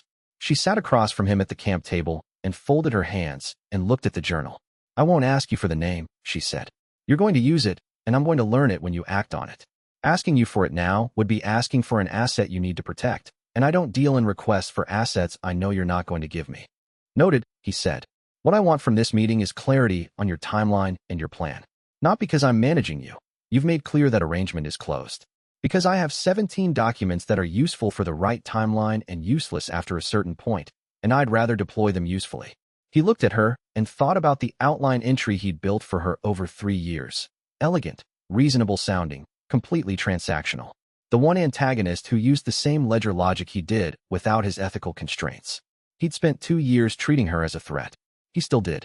But there was something useful in the fact that she spoke a language he understood without translation. I have approximately 3 weeks before the constraint setter moves on my position, he said. I need to complete the mirror bond's full integration before they arrive. The integration triggers the burst. The burst is the signal that calls the Heaven Edict into active deployment. I absorb the Heaven Edict. If I survive the absorption, and I intend to, the corrected version removes the constraint. He paused. If I don't survive, the burst fires regardless. The signal goes out regardless. Someone else will have to handle the rest. She took this in without visible reaction. Your 17 documents include 2 that document the Heaven Edict's deployment window, the period between the signal's emission and the edict's active response. According to those documents, the window is between 8 and 15 minutes. A practitioner who fires the burst and then attempts to absorb the edict's response needs to survive for 8 to 15 minutes under full Heaven Edict deployment before the absorption geometry can complete. How do you know this? I've owned those documents for 12 years. I've read them more than once. She met his eyes with the flat, clear look of someone who had spent decades assessing what information was worth and had arrived at an accurate assessment of this particular information. I'm not offering this as a transaction. I'm offering it because if the corrected Heaven Edict removes a constraint that has been limiting mortal cultivation for 800 years, the cultivators who survive the correction will exist in a world I have substantial interests in. I have a stake in you surviving your own plan. He considered this for a moment. What do the documents say about surviving the deployment window? That none of the previous iterations did. 3 seconds of direct Heaven Edict contact across 8 to 15 minutes. The chi drain is continuous rather than periodic. Your vault's architecture at the time of the burst will determine whether your body can hold together. The vault will be empty after the burst. Yes, but your body's meridian structure will have been reshaped by the burst's discharge. The meridian structure, not the vault, is what holds you together during the absorption window. She paused. Which means the techniques you fire in the burst, the quality and quantity of them, determine the meridian structure you carry into the absorption window. Higher tier, better quantity, more robust structure. He looked at the journal. He thought about the construct's 300 years of accumulated techniques. A vault that was not limited by the 40-slot design of a living practitioner. A transfer that would flood his current vault with hundreds of techniques simultaneously. A burst that fired with everything. Not 40 techniques, not 41, but hundreds. The discharge would be proportionally larger. The meridian change proportionally greater. He thought. The construct was built to give him the best possible burst, not just a burst. He said, "I owe you for the documents." She looked at him with something that might have been, in a different kind of person, satisfaction. "Consider it an investment," she said. Chapter 125, Weeks, not months. They spent 2 days confirming what the archivist hypothesized about the constraint setter's location. The archivist had been carrying the knowledge of a person he'd known 800 years ago, someone who had been his contemporary, his peer in a different sense than anyone Xun Dao had encountered. Not a superior, a parallel. Someone who had reached void crossing at approximately the same time the archivist had reached spirit severing, and who had made a specific decision about the cultivation world that the archivist had attributed to natural causes rather than deliberate action. He confirmed their hypothesis on the second day through a network of resonance contacts the archivist had maintained for 4 centuries, the administrative nervous system of someone who had been watching the cultivation world for a very long time. The constraint setter was operating under a current identity that mapped to a known figure in the continental cultivation hierarchy, not a major sect master. Something more lateral, a figure who moved through institutions without being bound to any. That's their current method, the archivist said. They have changed affiliation 11 times in 800 years, never staying long enough to be pinned down, always positioning near enough to cultivation's highest practitioners to maintain the constraint's mechanics. They're close to someone at the continental level. They're inside one of the 3 major continental oversight bodies. He paused. I've been corresponding with members of that body for decades. I should have seen it. I didn't see it because I wasn't looking for it. Xun Dao filed the irony without comment. The archivist, who had been managing mirror ascendants for 4 centuries to prevent the design's completion, had been unknowingly adjacent to the constraint's maintenance mechanism the entire time. The construct waited at its distance. The bond's partial connection ran steady, the 3-century inventory pressing quietly against the vault's 41-slot capacity. On the 3rd morning after Lady Zhu Yiren's departure, a courier arrived from her network with a sealed note. The note was 2 lines. Asterisk, the constraint setter has been informed of the bond's initiation. They departed their current position 4 days ago. Asterisk, estimate arrival in your area, 10 to 14 days. He read it twice. He passed it to the group. Wei Shuang read it and said, 10 to 14 days. The integration needs to happen before that. The burst fires, the window opens, I absorb what comes. They arrive to find it already done. He paused. Or they arrive while it's happening. If they arrive while it's happening, Ru Wanqing said, you'll be in the middle of an 8 to 15-minute absorption window with a void crossing practitioner who has been maintaining the Heaven Edict's constraint for 800 years and has had 4 days to decide they want to stop you. Yes. That's a significant variable. Yes. He looked at the construct. Which is why I need Duan Voren's 80 practitioners, Zhu Yiren's 6 Nascent Soul escorts, and Fang Qiuli's 200 cultivators holding the perimeter while it happens. Silence. Old Crane said, very carefully. You want Duan Voren's formation to protect you. I want every practitioner in range to hold a perimeter while the burst fires, including Duan Voren's 80. He's not going to stop the burst once it fires. The burst is the signal, and the signal either calls the Heaven Edict or it doesn't. And stopping it mid-process would be worse than either outcome. He knows this. His objective was preventing the burst from happening. Once it's happening, his objective shifts to managing what comes after. You're betting he'll shift objectives. I'm betting he's intelligent enough to understand the situation in real time. He met Old Crane's eyes. I've been betting on Duan Voren's intelligence since Dustfall. He's been correct every time about what I am. He might be correct about what to do when the burst fires. The mountain morning was quiet. The construct's resonance pressed gently through the bond. 10 to 14 days. The vault at 41. The question had an answer. The answer had a cost. The cost had a value. He added it to the ledger. We contact Duan Voren today, he said. We contact Fang Qiuli. We send a message to Zhu Yiren that the timeline has advanced. He stood and picked up the journal. The ledger is open. Let's start settling accounts. Chapter 126. Coalition. He sent the messages through 3 channels simultaneously. The Archivist's Cultivation World Contact Network for Duan Voren, Fang Qiuli's established courier line, and Zhu Yiren's emissary who was already in the area. The message to each was different. To Duan Voren, Asterisk the burst will fire in 9 to 10 days. The constraint setter is moving toward our position. Once the burst fires, stopping it is no longer possible. The signal goes out, and what follows is determined. Your objective was prevention. Prevention is now a question of timing rather than outcome. I need the east perimeter held while the absorption window runs. I'm not asking you to stop being what you are. I'm asking you to be what you are intelligently. Asterisk. To Feng Qiuli. Asterisk advance the containment line to the second ridge. The integration site is at the clearing identified in the archivist's map. I'll confirm the exact position in 2 days. 200 practitioners. Defensive posture. No engagement with what comes during the burst sequence unless it threatens populated territory. The burst is the signal. What responds to the signal is what we need to survive. Asterisk to Zhu Yiren. Asterisk your 17 documents and your deployment window information. Consider that invested against what I owe you after this resolves. I need your 6 Nascent Soul practitioners at the site for the absorption window. Not fighting. Present. In case I'm wrong about surviving. Asterisk he sent the messages and then went to sit with the construct. The response from Feng Qiuli came within a day. 200 practitioners repositioned. Containment line advancing. Her representative sent a brief note in addition to the operational confirmation. Asterisk Elder Magistra Feng Qiuli notes that she informed the regional oversight body that the situation was under active management by a capable practitioner. She expects to be shown correct. Asterisk he filed this as a debt to pay in the form of competent execution. The response from Zhu Yiren was a single line. Asterisk practitioners will be present. Consider my position. I have everything to gain from the correction and nothing to gain from your failure. I will be there myself. Asterisk he hadn't asked her to attend in person. He filed the implication. She'd assessed the situation and decided her presence was worth the risk. Lady Zhu Yiren attending an event was a statement about how much the event mattered, and her statement was unambiguous. Duan Voren's response was 2 words, request meeting. Chapter 127. What Duan Voren decided, he came without his formation. 1 practitioner as escort. Out of courtesy to the practical reality that a sect master meeting a mirror ascendant alone in the mountains was a reasonable security risk.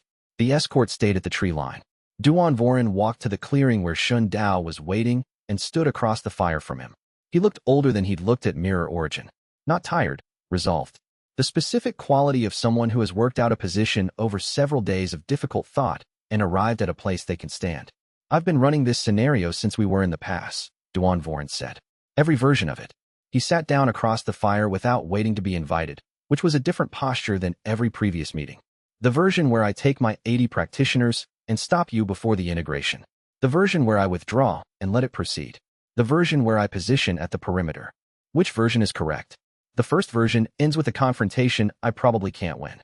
Even with 80 core formation practitioners, you have a nascent soul cultivation and a full vault and a 3-century construct following you. I would cause significant damage to your group and your preparation timeline. The burst would still fire. I'd have prevented nothing except an orderly process. Shun Dao said nothing. The second version, withdrawal, leaves the east perimeter open. The constraint setter is void crossing. They've been maintaining a single structured intervention in the Heaven Edict for 800 years. They are not unskilled. If the east perimeter is open and they're motivated to interrupt the absorption window, the people who die are the ones I've been unable to protect for 2 years while I was trying to stop you. And the third version. Duan Voren looked at the fire for a moment. The third version requires me to accept that my sect's founder was wrong about what he was preventing. Not wrong to be cautious. The concern was legitimate. But wrong about the specific nature of the threat. He paused. The Heaven Edict's constraint was placed by a mortal practitioner making a choice about the cultivation world's ceiling without the cultivation world's knowledge or consent. My sect's founder chose to enforce that choice when mirror ascendance appeared as a potential correction.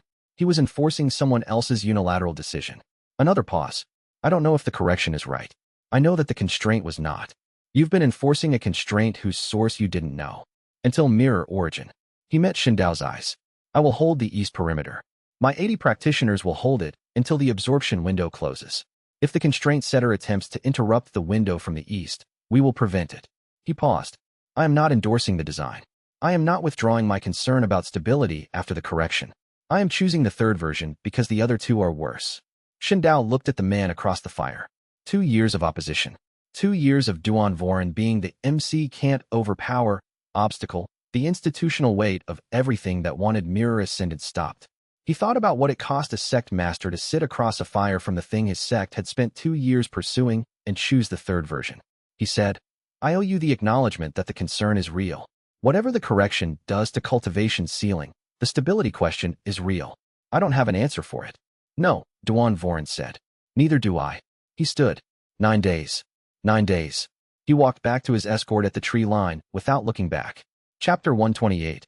What she said that evening. Shun Dao mapped the perimeter assignments. Duan Voren's 80 on the east. Fang Xiuli's 200 on the south and west containment lines. Zhu Yiren's 6 Nascent Soul practitioners at the integration site. The archivist observing and documenting. Old Crane at the north approach. His foundation building cultivation was not a combat role, but his pattern recognition was, and the north approach was where the construct would come in, and the archivist wanted a second set of eyes on the bond's transfer geometry. Wei Shuang at the inner perimeter, the last line before the integration site itself, the position that required someone who could improvise under pressure without needing instructions. Ru Wanqing, vital signs monitoring during the burst and the absorption window. Medical assessment. The position that required the most direct contact with his physical state and the ability to intervene if the qi drain during the window exceeded. She came to find him while he was still working through the assignments. She sat down across the camp table and said, I want to talk about my role. He looked up. You've assigned me monitoring, she said. Her voice was the professional voice, measured, precise, but underneath it was the dry quality she used when she was about to be direct in a way he hadn't anticipated. You're the most qualified to assess, I know. She folded her hands on the table. I've been your physician for 2 years. I'm the most qualified person in this group to monitor your physiological state during a massive qi event. That's true. She paused. It's also not the only thing that's true. He waited. You've been building toward this since before you knew what you were building toward. The design, the vault, the bond, the burst, all of it resolves in 9 days. And you've assigned me a function in the resolution. She looked at him directly. What about me being there matters to you? The ledger. He felt it reaching for a category and not finding one. He said, I want you there. That's not what I asked. She held his eyes. I've watched you assign every role in this operation based on what each person's function contributes. Duan Voren holds the east because he's the most effective east perimeter practitioner in range. Wei Shuang is at the inner perimeter because he improvises better than anyone. I'm monitoring because I'm the most qualified physician. She paused. What I want to know is whether I'm on this list because of what I contribute, or whether I'm on this list because I'm someone you want present when the most significant moment of your life happens. The fire crackled. The construct's resonance pressed from its quarterly position, patient and unchanged. He said, both. He paused. The second one more. She looked at him for a moment in the way she'd looked at him when he apologized for treating Old Crane's pain as a variable, assessing for genuineness, not as a test, but as a physician's habit. She seemed to find what she was looking for. She said, I'll be there as a physician and as whatever else I am. I'm not separating the two for the ledger's convenience. A pause. And you've been carrying the knowledge that there's something the ledger can't categorize for 2 years, and you've been doing nothing with that knowledge. That needs to stop. He said, what do I owe you for that? She said, nothing is owed. That's the part you keep missing. The fire. The mountain dark. The construct's presence in the bond like a fixed star. He said, then I'll just say it plainly. I want you there because you're the person I most want to see when it's over. She didn't smile. She had a quieter version of acknowledgement than smiling, a settling, a stillness, the way a physician's posture changes when a patient has finally said the true thing. She said, good. Now let me see the perimeter map. I want to understand the full picture before I decide where to stand. He turned the map around and showed her. Chapter 129, 9 days. 8 days. 7 The constraint setter's approach was visible in the regional resonance grid by day 7. Not visible as a person, visible as a disturbance, a specific quality in the Heaven Edict's ambient maintenance signal that the archivist had learned to read after 4 centuries of proximity to it. The signal that maintained the cultivation ceiling had always run at a constant background level, like a very low-frequency sound that became noticeable only in contrast. When the constraint setter moved, the signal moved with them. 7 days out. The archivist said. He was standing at the ridge with his writing case open and his pen running continuous notation, moving at a consistent pace, not rushing. He paused. They know where we are. They know the bond's initiation status. They're choosing not to rush because they're confident they have time. They're wrong, Wei Shuang said. They're working from a model that doesn't include the coalition, Xin Dao said. They've been watching Mirror Ascendance practitioners fail for 800 years. They know the design's requirements. They know what I have. They don't know what I've assembled around it. Unless they've been tracking our communications. Then they know and they're moving at the pace they're moving because they think that's still sufficient. He looked at the construct's position. The integration site is confirmed? The archivist had identified a clearing 2 days north of their current camp, a natural chi confluence in the mountain terrain that the construct's bond connection ran directly through. The resonance geometry was correct for the bond's full transfer. Better than mirror origin, in the archivist's assessment, because mirror origin's saturation had been specific to the construct's passive accumulation, not to the active bond's dynamics. The clearing was neutral ground. Confirmed, the archivist said. We move tomorrow. Fang Qiuli's containment line had repositioned on schedule. The ridge below was holding 200 practitioners in a formation that covered the south and west approaches. Her representative sent daily status reports. The northeast, where the construct's approach corridor ran, was the archivist's monitoring position. Wei Shuang had mapped the inner perimeter with the precision of someone who understood that the inner perimeter's job was to fail gracefully rather than hold perfectly. Old Crane came to Shen Dao's tent that evening. He said, I want to tell you something before tomorrow. Shen Dao waited. I've been with you since Dustfall because I saw what you were, and I thought it would end badly. The same way it ended badly the previous 4 times. He looked at his hands. I stayed because I thought I might be able to help it end differently. Not because I thought it would work. Because I wanted to see if it would. He paused. I'm going to see if it works. And either way, I owe you the acknowledgement that I'm glad I stayed. Shen Dao said, I owe you more than I've paid. No, Old Crane said. You paid every time. You just didn't count it the way I did. He stood. Get some sleep. He went to bed that night and looked at the vault one last time. 41 techniques. All of them there. All of them waiting for tomorrow. Chapter 130. The night before he walked to the construct's position at dusk. It was waiting at its stabilized radius, the quarterly anchor that had held for 3 weeks. The mountain forest was quiet at this hour, the birds gone silent with the dropping temperature, frost beginning to form at the grass tips where the afternoon sun had stopped reaching. He could smell the cold coming down from the higher elevations, the specific mineral sharpness of altitude air getting colder, the kind that made his breath visible. He stopped at 20 meters and looked at the construct. In the fading light, it was different than it appeared in daylight. The crystallized mirror resonance that formed its body held light differently at dusk, the technique inventory visible within it as layered colors rather than the uniform density that daylight showed. 300 years of accumulated techniques, each one a different color in his nascent soul perception, each one a different person's intention. He sat down in the grass. He went through the vault. Technique 1. The chi gathering spiral that Old Crane had demonstrated accidentally in Dustfall, the first steal before he understood what he was. Foundation tier. Old Crane's careful attention to someone he suspected was dangerous and chose to help anyway. Technique 3. Yitsong's gale severance, absorbed during a beating in front of a crowd while Yitsong laughed. Foundation tier. Technique 7. The core formation sealing technique stolen from Elder Wen's demonstration. The first time he'd understood that the realm gap was survivable. He went through all 41. Each one had a story. Each one had a cost. Each one had a person in it. He thought, the vault is not my asset column. It's the record of everyone who tried to use power against me and handed me something better instead. The mirror burst would fire with every single one of them. He thought, that's the right ending for a record. He opened the bond fully. Not the partial initiation that had been running for weeks, not the stabilized anchor, but the complete connection, held briefly and then gently released back to partial. A hello, not a transfer. Tomorrow was the transfer. The construct's resonance came back through the bond with the quality he'd learned to read over 3 weeks of proximity. Patient, present, ready, he said to it, in resonance rather than words, in the language of mirror ascendance that didn't require translation. That tomorrow they would complete what the hollow mirror sect had built for, and that whatever came after, neither of them would be waiting anymore. The construct held still in the mountain dusk. He stayed until the stars were fully out, sitting in the grass with his breath clouding in the cold, feeling the construct's presence, and the vault's weight, and the bond's connection, and the specific knowledge that tomorrow everything would change in ways he couldn't fully predict. He thought about Ru Wanqing sitting across the camp table saying nothing is owed. That's the part you keep missing. He thought about the elder's letter. I am glad you are reading this. He thought, I'm glad too. He walked back to camp. Chapter 131. One last move. They reached the integration clearing at midday. The clearing was everything the archivist had described. A natural bowl in the mountain forest, chi flowing through it from 2 converging underground channels, the resonance geometry clean and stable. The construct moved into its position at the clearing's northern approach and stopped. At the bond's partial connection, Shen Dao could feel it register the site. Correct. This was the geometry.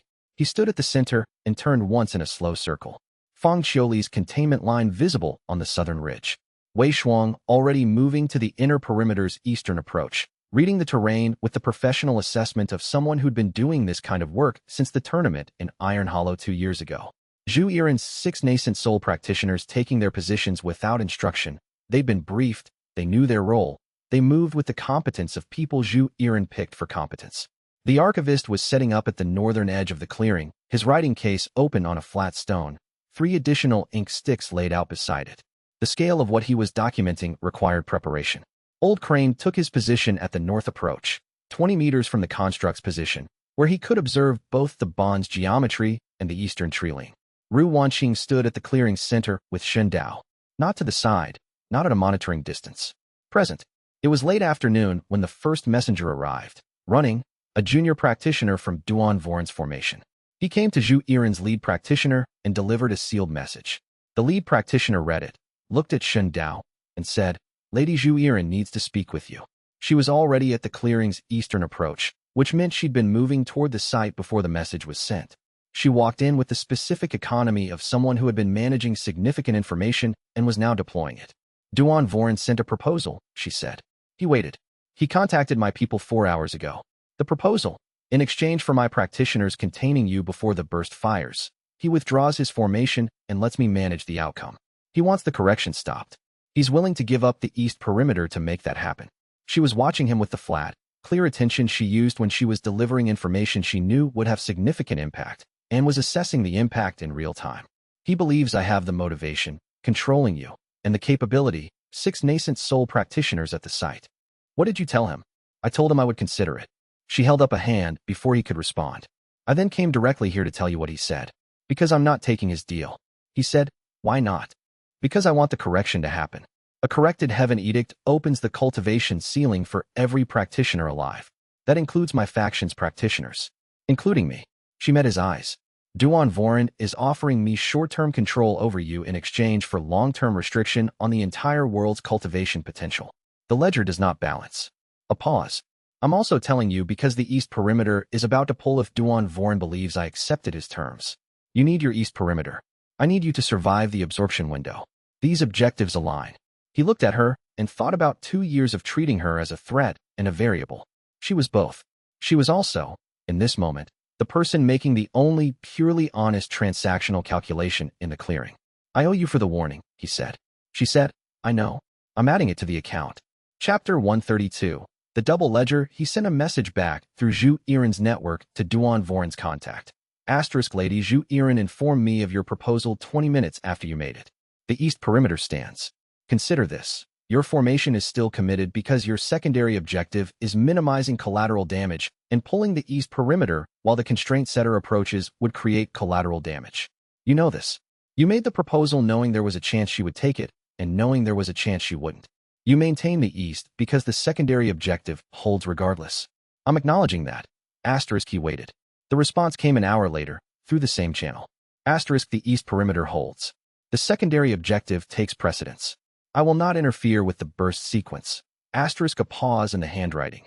A longer space before the final lines, which came in slightly different ink. Asterisk Lady Zhu Yiren is better at this than I gave her credit for. I will note that for future reference. Asterisk he filed this under. Duan Voren, relationship status. Complicated but not adversarial. Not yet. Maybe not ever. Zhu Yiren read the exchange when he showed it to her. She said, he's going to be a significant figure in whatever the cultivation world looks like after the correction. His sect is old and his reasoning is good. You should maintain the relationship. I'm planning to. She looked at him with something that was, in a person who expressed things differently, almost approval. 2 years ago you were an unawakened boy from Dustfall. She picked up her tea. I've made worse investments. She left the clearing to manage her practitioners' positions. Wei Shuang came to find him at dusk. He said, someone at the clearing's east tree line. Not one of ours. Shen Dao felt for the resonance signature at the tree line and found it. Core formation, young, the specific quality of a practitioner who had spent 2 years building something new on a foundation of significant technique loss. The vault didn't register it as threatening because the technique that was running was purely defensive. He knew that signature. I'll go, he said. Chapter 133. The Wall Yi Song was standing at the tree line with his defensive art already running. Not activated against anyone. running independently, the way a practitioner ran a technique in meditation, present, internal, not deployed, but fully active. 2 years of development expressed in the specific quality of the qi around him, contained, deliberate, built to hold rather than strike. He looked at Shen Dao and said nothing for a moment. Then, I came to see if it worked. Your technique, Shen Dao said. Yes.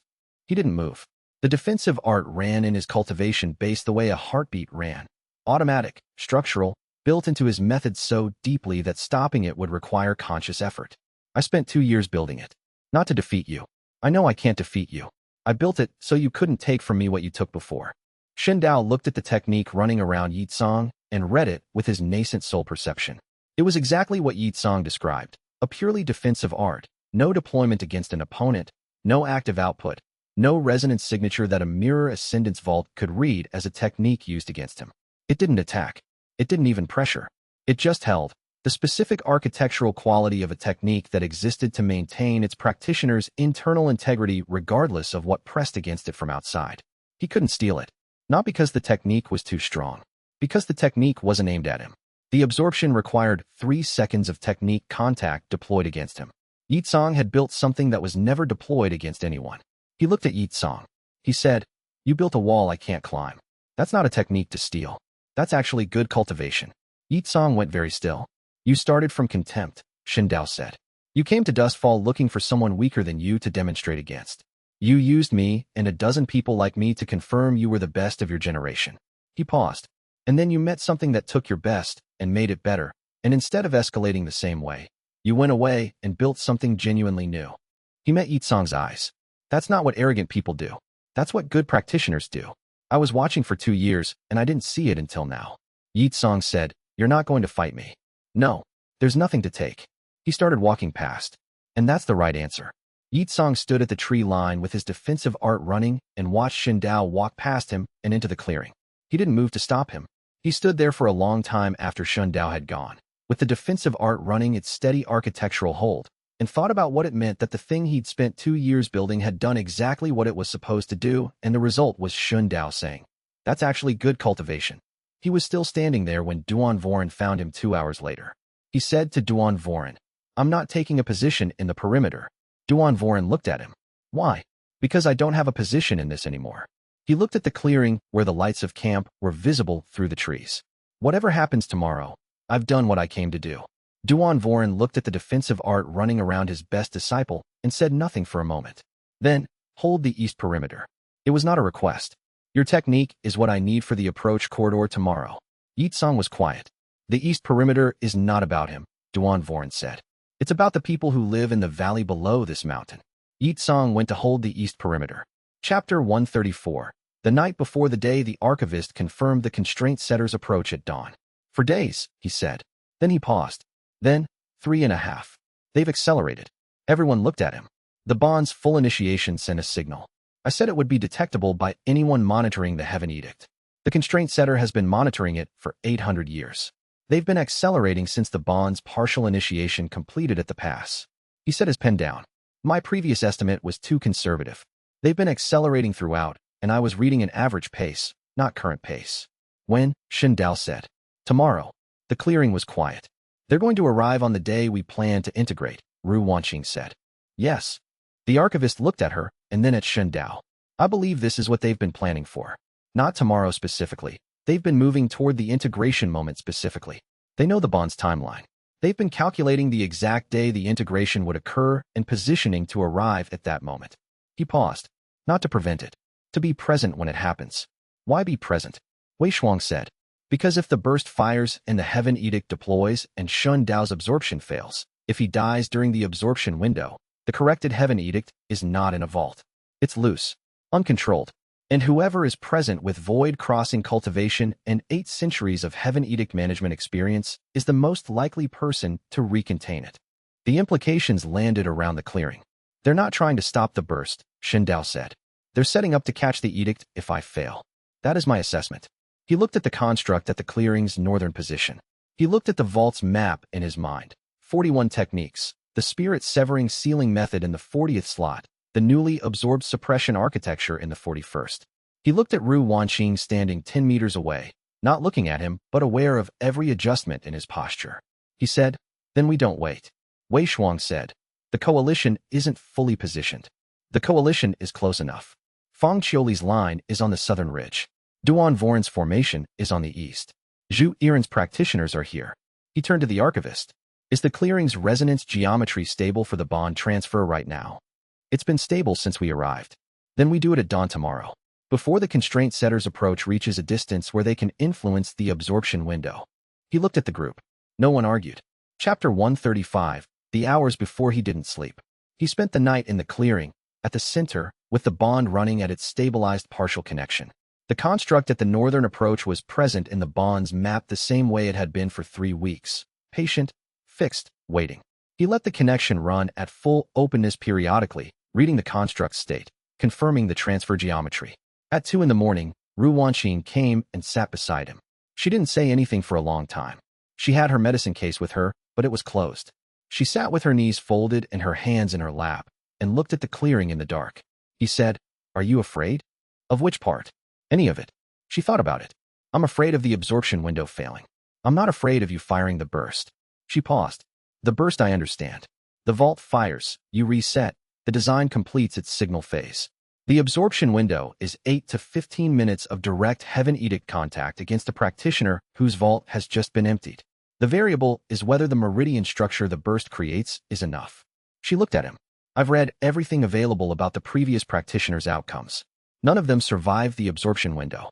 You are the only practitioner who has ever initiated the bond successfully and completed it to the transfer phase. There is no precedent for your survival. I know. I want you to know that I've run the analysis 6 times with everything I know, and the conclusion is the same every time. This is survivable. The burst at this scale, with the construct's inventory, creates a meridian structure unlike anything the previous 4 iterations had. Survivable is not guaranteed, but it's possible in a way it wasn't for them." He said, "That's enough." "Yes," she said, "it is." They sat in the clearing in the dark until the sky began to lighten. He could feel the constraint setter's approach in the regional resonance grid, moving, accelerating. They would arrive sometime in the afternoon. The burst needed to fire before noon. He could feel the archivist waking at the northern edge and beginning his final preparation notation. He could feel Wei Shuang's cultivation in the eastern inner perimeter, alert and controlled. Old Crane's foundation building Qi at the northern approach, steady. Duan Voren's 80 on the eastern ridge. Fang Qiuli's 200 on the south. He could feel Yitsong's defensive art running in the east perimeter, architectural and steady, exactly what it was supposed to be. He stood. He walked to the construct's position and opened the bond fully. He said to it, in resonance, in the language of mirror ascendance, that now was the time. The construct's 3-century patience released like breath held for 300 years. The transfer began. Chapter 136. The transfer. The bond opened like a door that had been holding its breath for 300 years. Shen Dao felt it first as pressure, not the controlled, stabilized anchor he'd been managing for weeks, but something rawer and older, the construct releasing everything it had been holding in the specific way a fist opens after years of being clenched. 3 centuries of accumulated technique. 300 years of patience. All of it moving toward him along the bond's geometry with the quality of a tide rather than a current. Not fast, not violent, but inevitable. He kept his feet. The first techniques arrived in waves, and each one was different from the last because each one had belonged to a different person. He could feel the origins in them the way he'd always been able to feel the origins. A core formation sealing technique with the specific architectural rigidity of someone who'd spent decades building walls. A foundation-level pressure art that had originally belonged to someone young, aggressive, with more power than patience. A nascent soul movement technique carrying the particular quality of a practitioner who had spent their life running from something. The construct had not distinguished between what it absorbed. Everything used against it became part of it. Everything was passing to him now. He counted 43 techniques in the first wave. Then he stopped counting. The vault filled past its architecture. He'd pushed it to 41 with Duan Voren's absorb suppression technique, past the design's stated limit. Now it was filling past 41 the way a cup fills past its rim, the excess not disappearing but organizing, layering, building, the vault structure expanding to accommodate what was arriving because the vault, he understood now, had never been a hard limit. It had been a readiness marker. A diagnostic. The wall that the design held at 40 was not a ceiling. It was a gate. The gate was open. Around him, he could feel the others responding to what they were sensing. The archivist had stopped his notation. He was standing at the northern edge with his pen in his hand and his writing case open, and his expression the specific quality of someone watching a theorem prove itself in real time. Wei Shuang had moved 3 paces closer to the site without appearing to notice he'd done it. Ru Wanqing was still. The stillness of a physician who has done everything they can do and is now watching the outcome with their entire attention, ready to act the instant there is something to act on. Old Crane had sat down. Just sat down in the grass at the northern approach, because his legs had made a decision independent of his intentions. The construct's crystallized form at the northern position was changing.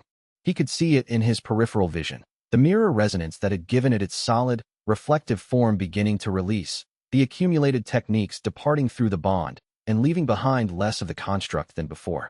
Not disintegrating, departing. 3 centuries of what other practitioners had given it, finally going somewhere.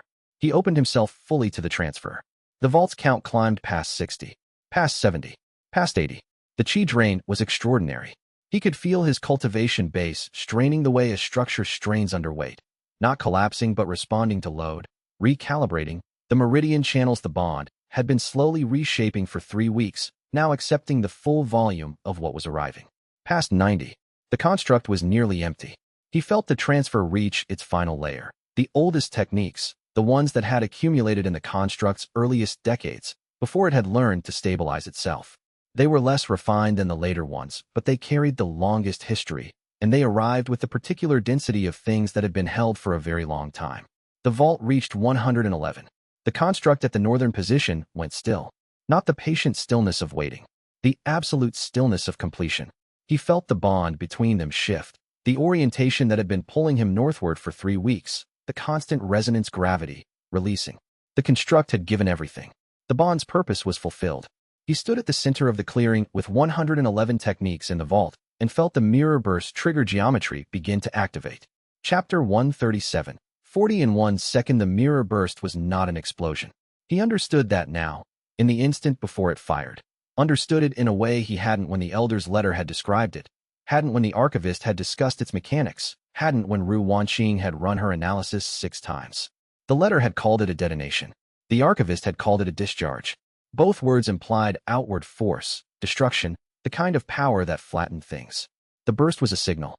Every single technique in the vault, all 111 of them, 40 from his own acquisition and 71 from the construct's accumulated centuries, aligned simultaneously. Not activated. Aligned. The difference was everything. Activation was deployment outward, a technique doing its function in the world. Alignment was something internal, each technique's resonance turning to face the same direction at the same moment. He had 3/10 of a second to think.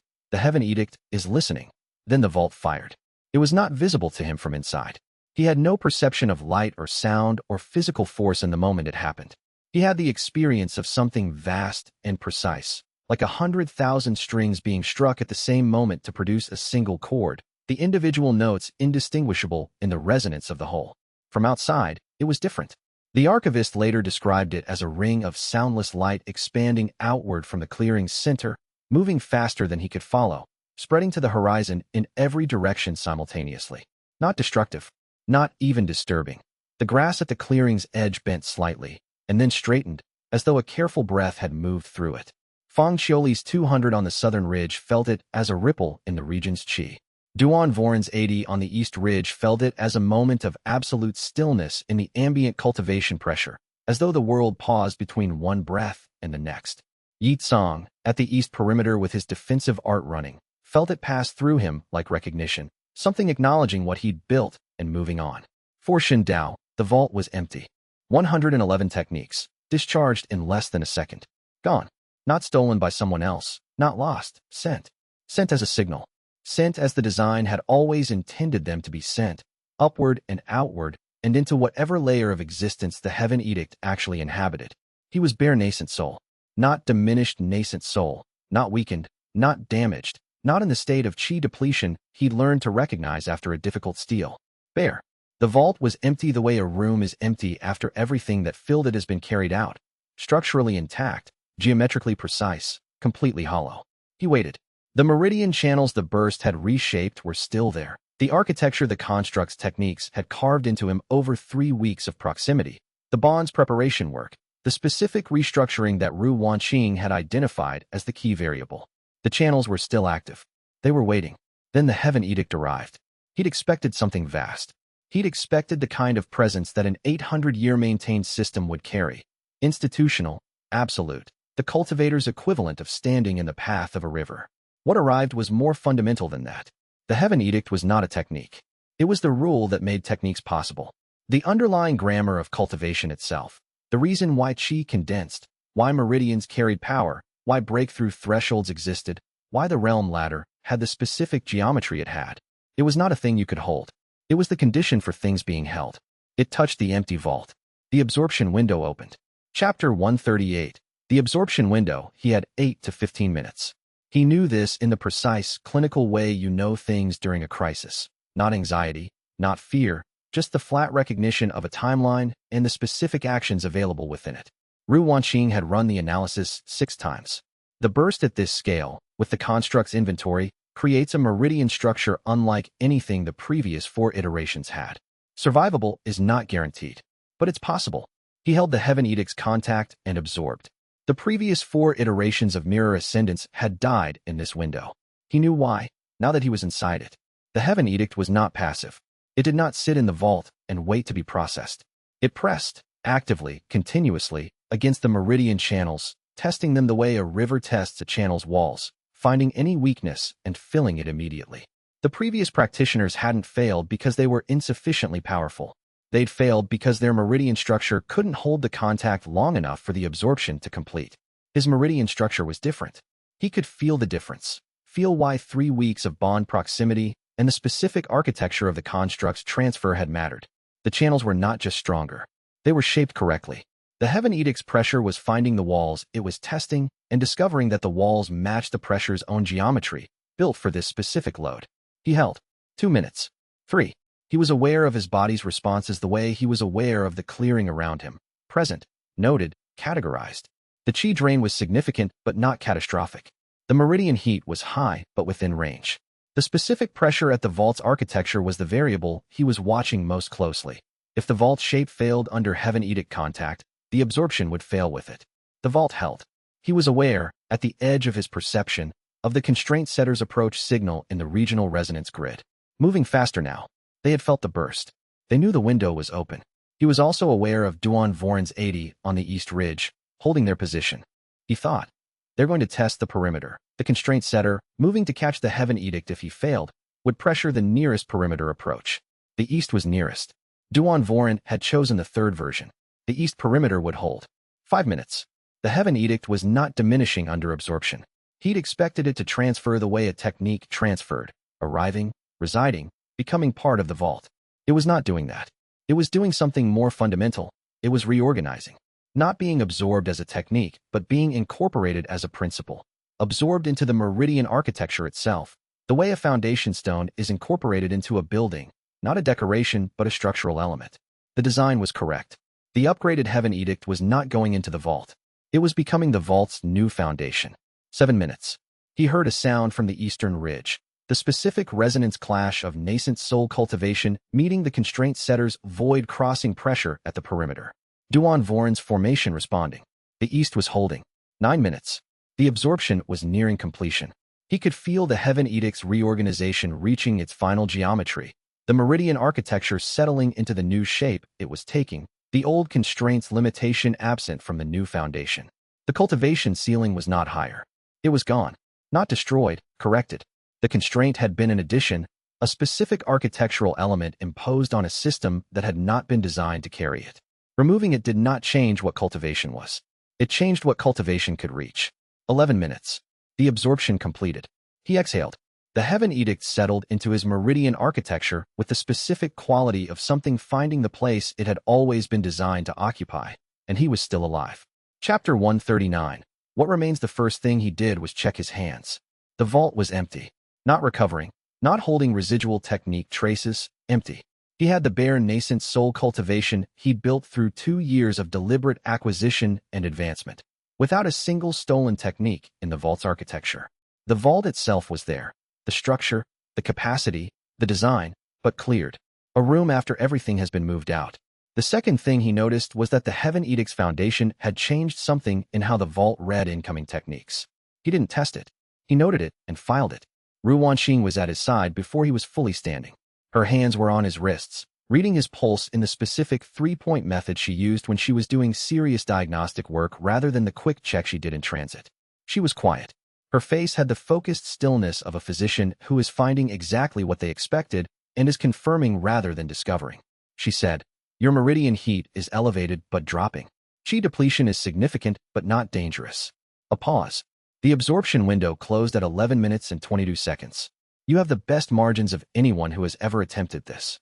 He said, "You timed it." "Of course I timed it." Old Crane arrived at a half run, not because the danger had required running, but because he was 73 years old and had been sitting in the grass 30 meters away for the last 15 minutes watching the most significant event of his lifetime, and his body had decided independently that it was done sitting. He stopped 2 paces away and looked at Shen Dao. He said nothing for a moment. His eyes were bright in a way that had nothing to do with cultivation. Then, "How do you feel?" Shen Dao considered this. "Empty, but correctly empty." Old Crane sat down again, not because he needed to, just because standing required more than he had at the moment. The archivist came last, walking across the clearing from the northern edge with his writing case closed under his arm. The first time Shen Dao had seen him close the writing case during an event rather than after it. He stopped 3 paces away and looked at Shen Dao with the expression of someone completing a calculation that has taken 4 centuries. He said, "Now you understand the design." Shen Dao said, "I understand. Now I owe myself." The archivist was quiet for a moment. Then, with the specific quality of a man who has been wrong about a fundamental thing for a very long time and is accounting for it honestly, "I spent 4 centuries ensuring this design failed. I believe the mistake was in the design itself. That mirror ascendance was a flaw that needed correcting." He paused. "I was the one with the flawed model. I was correcting the wrong error." Shen Dao looked at him. "The crack I mentioned," the archivist said. "When you survived the spirit-severing absorption, the model broke then." He glanced toward the eastern ridge, where the void-crossing pressure had receded. The constraint setter, having felt the absorption complete, had pulled back from the perimeter. They will have felt the correction. The cultivation ceiling's constraint is gone. Every practitioner alive will notice within a season, not dramatically, not as a single clear moment, but as a gradual recognition that the wall they were pressing against is no longer there. And the constraint setter will know what happened, will know you survived. He paused. They have 800 years of reasons to want this corrected, and they are not unskilled. This is not over. He said it without apology. He said it as a man who trades in accurate assessments. Shen Dao nodded. He knew. He had always known this particular ledger had more entries than one step could clear.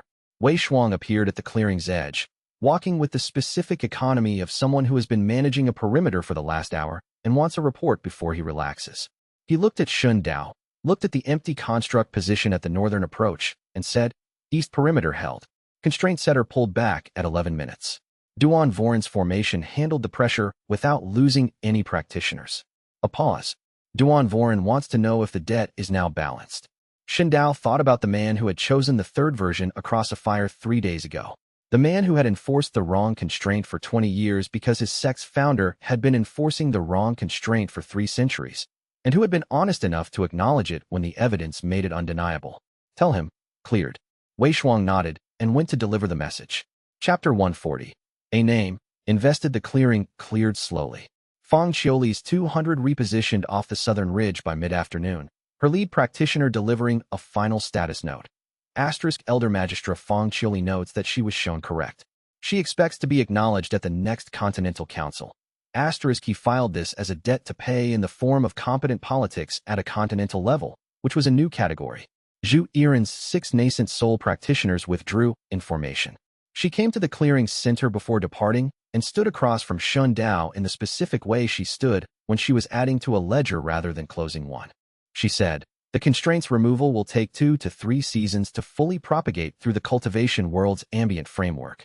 During that time, there will be instability. Practitioners who have been pressing against the ceiling for years will find their advancement accelerating unexpectedly. Most will manage it. Some will not." She folded her hands. "The ones who don't manage it will need management. That's a gap in the current continental structure." She looked at him with the flat, clear attention she used for serious investments. "I expect to be consulted on how to fill it." He said, "Consider it noted." She left. Song appeared at the clearing's eastern approach late in the afternoon, when most of the others had dispersed to their own camps. He stood at the approach and didn't move forward. Dao went to him. They stood at the approach threshold, and Song said, "The defensive art is still running. I know. It will run for the rest of my life. It's not a technique I can turn off.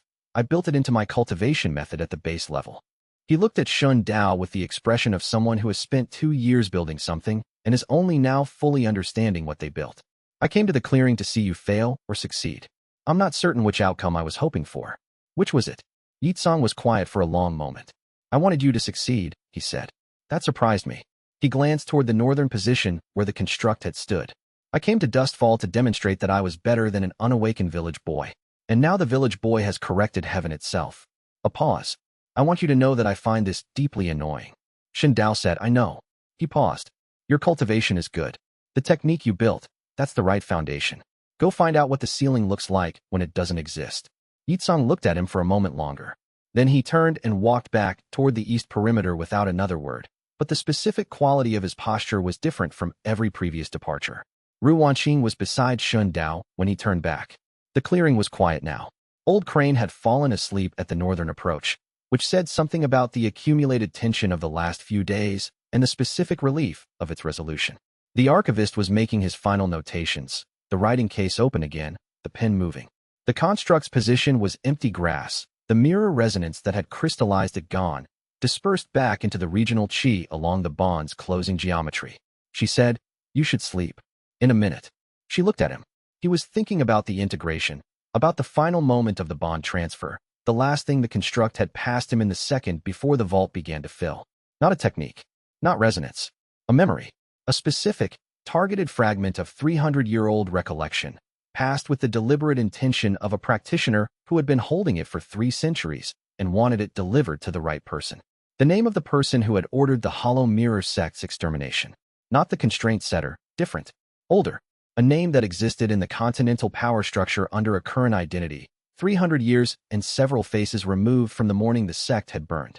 A name still attached to living power, still operating, still making decisions in the world that Dao now moved through. He had the full name. All 16 characters. Clear. She asked, "What did it give you?" He said, "A name." She waited. He thought about the ledger. About 2 years of keeping it, maintaining it, treating every transaction as a category to be balanced. About Ru Wanqing saying nothing is owed. That's the part you keep missing. About Old Crane saying you paid every time. You just didn't count it the way I did. About the jade token and the elder's letter and the line he'd read 100 times.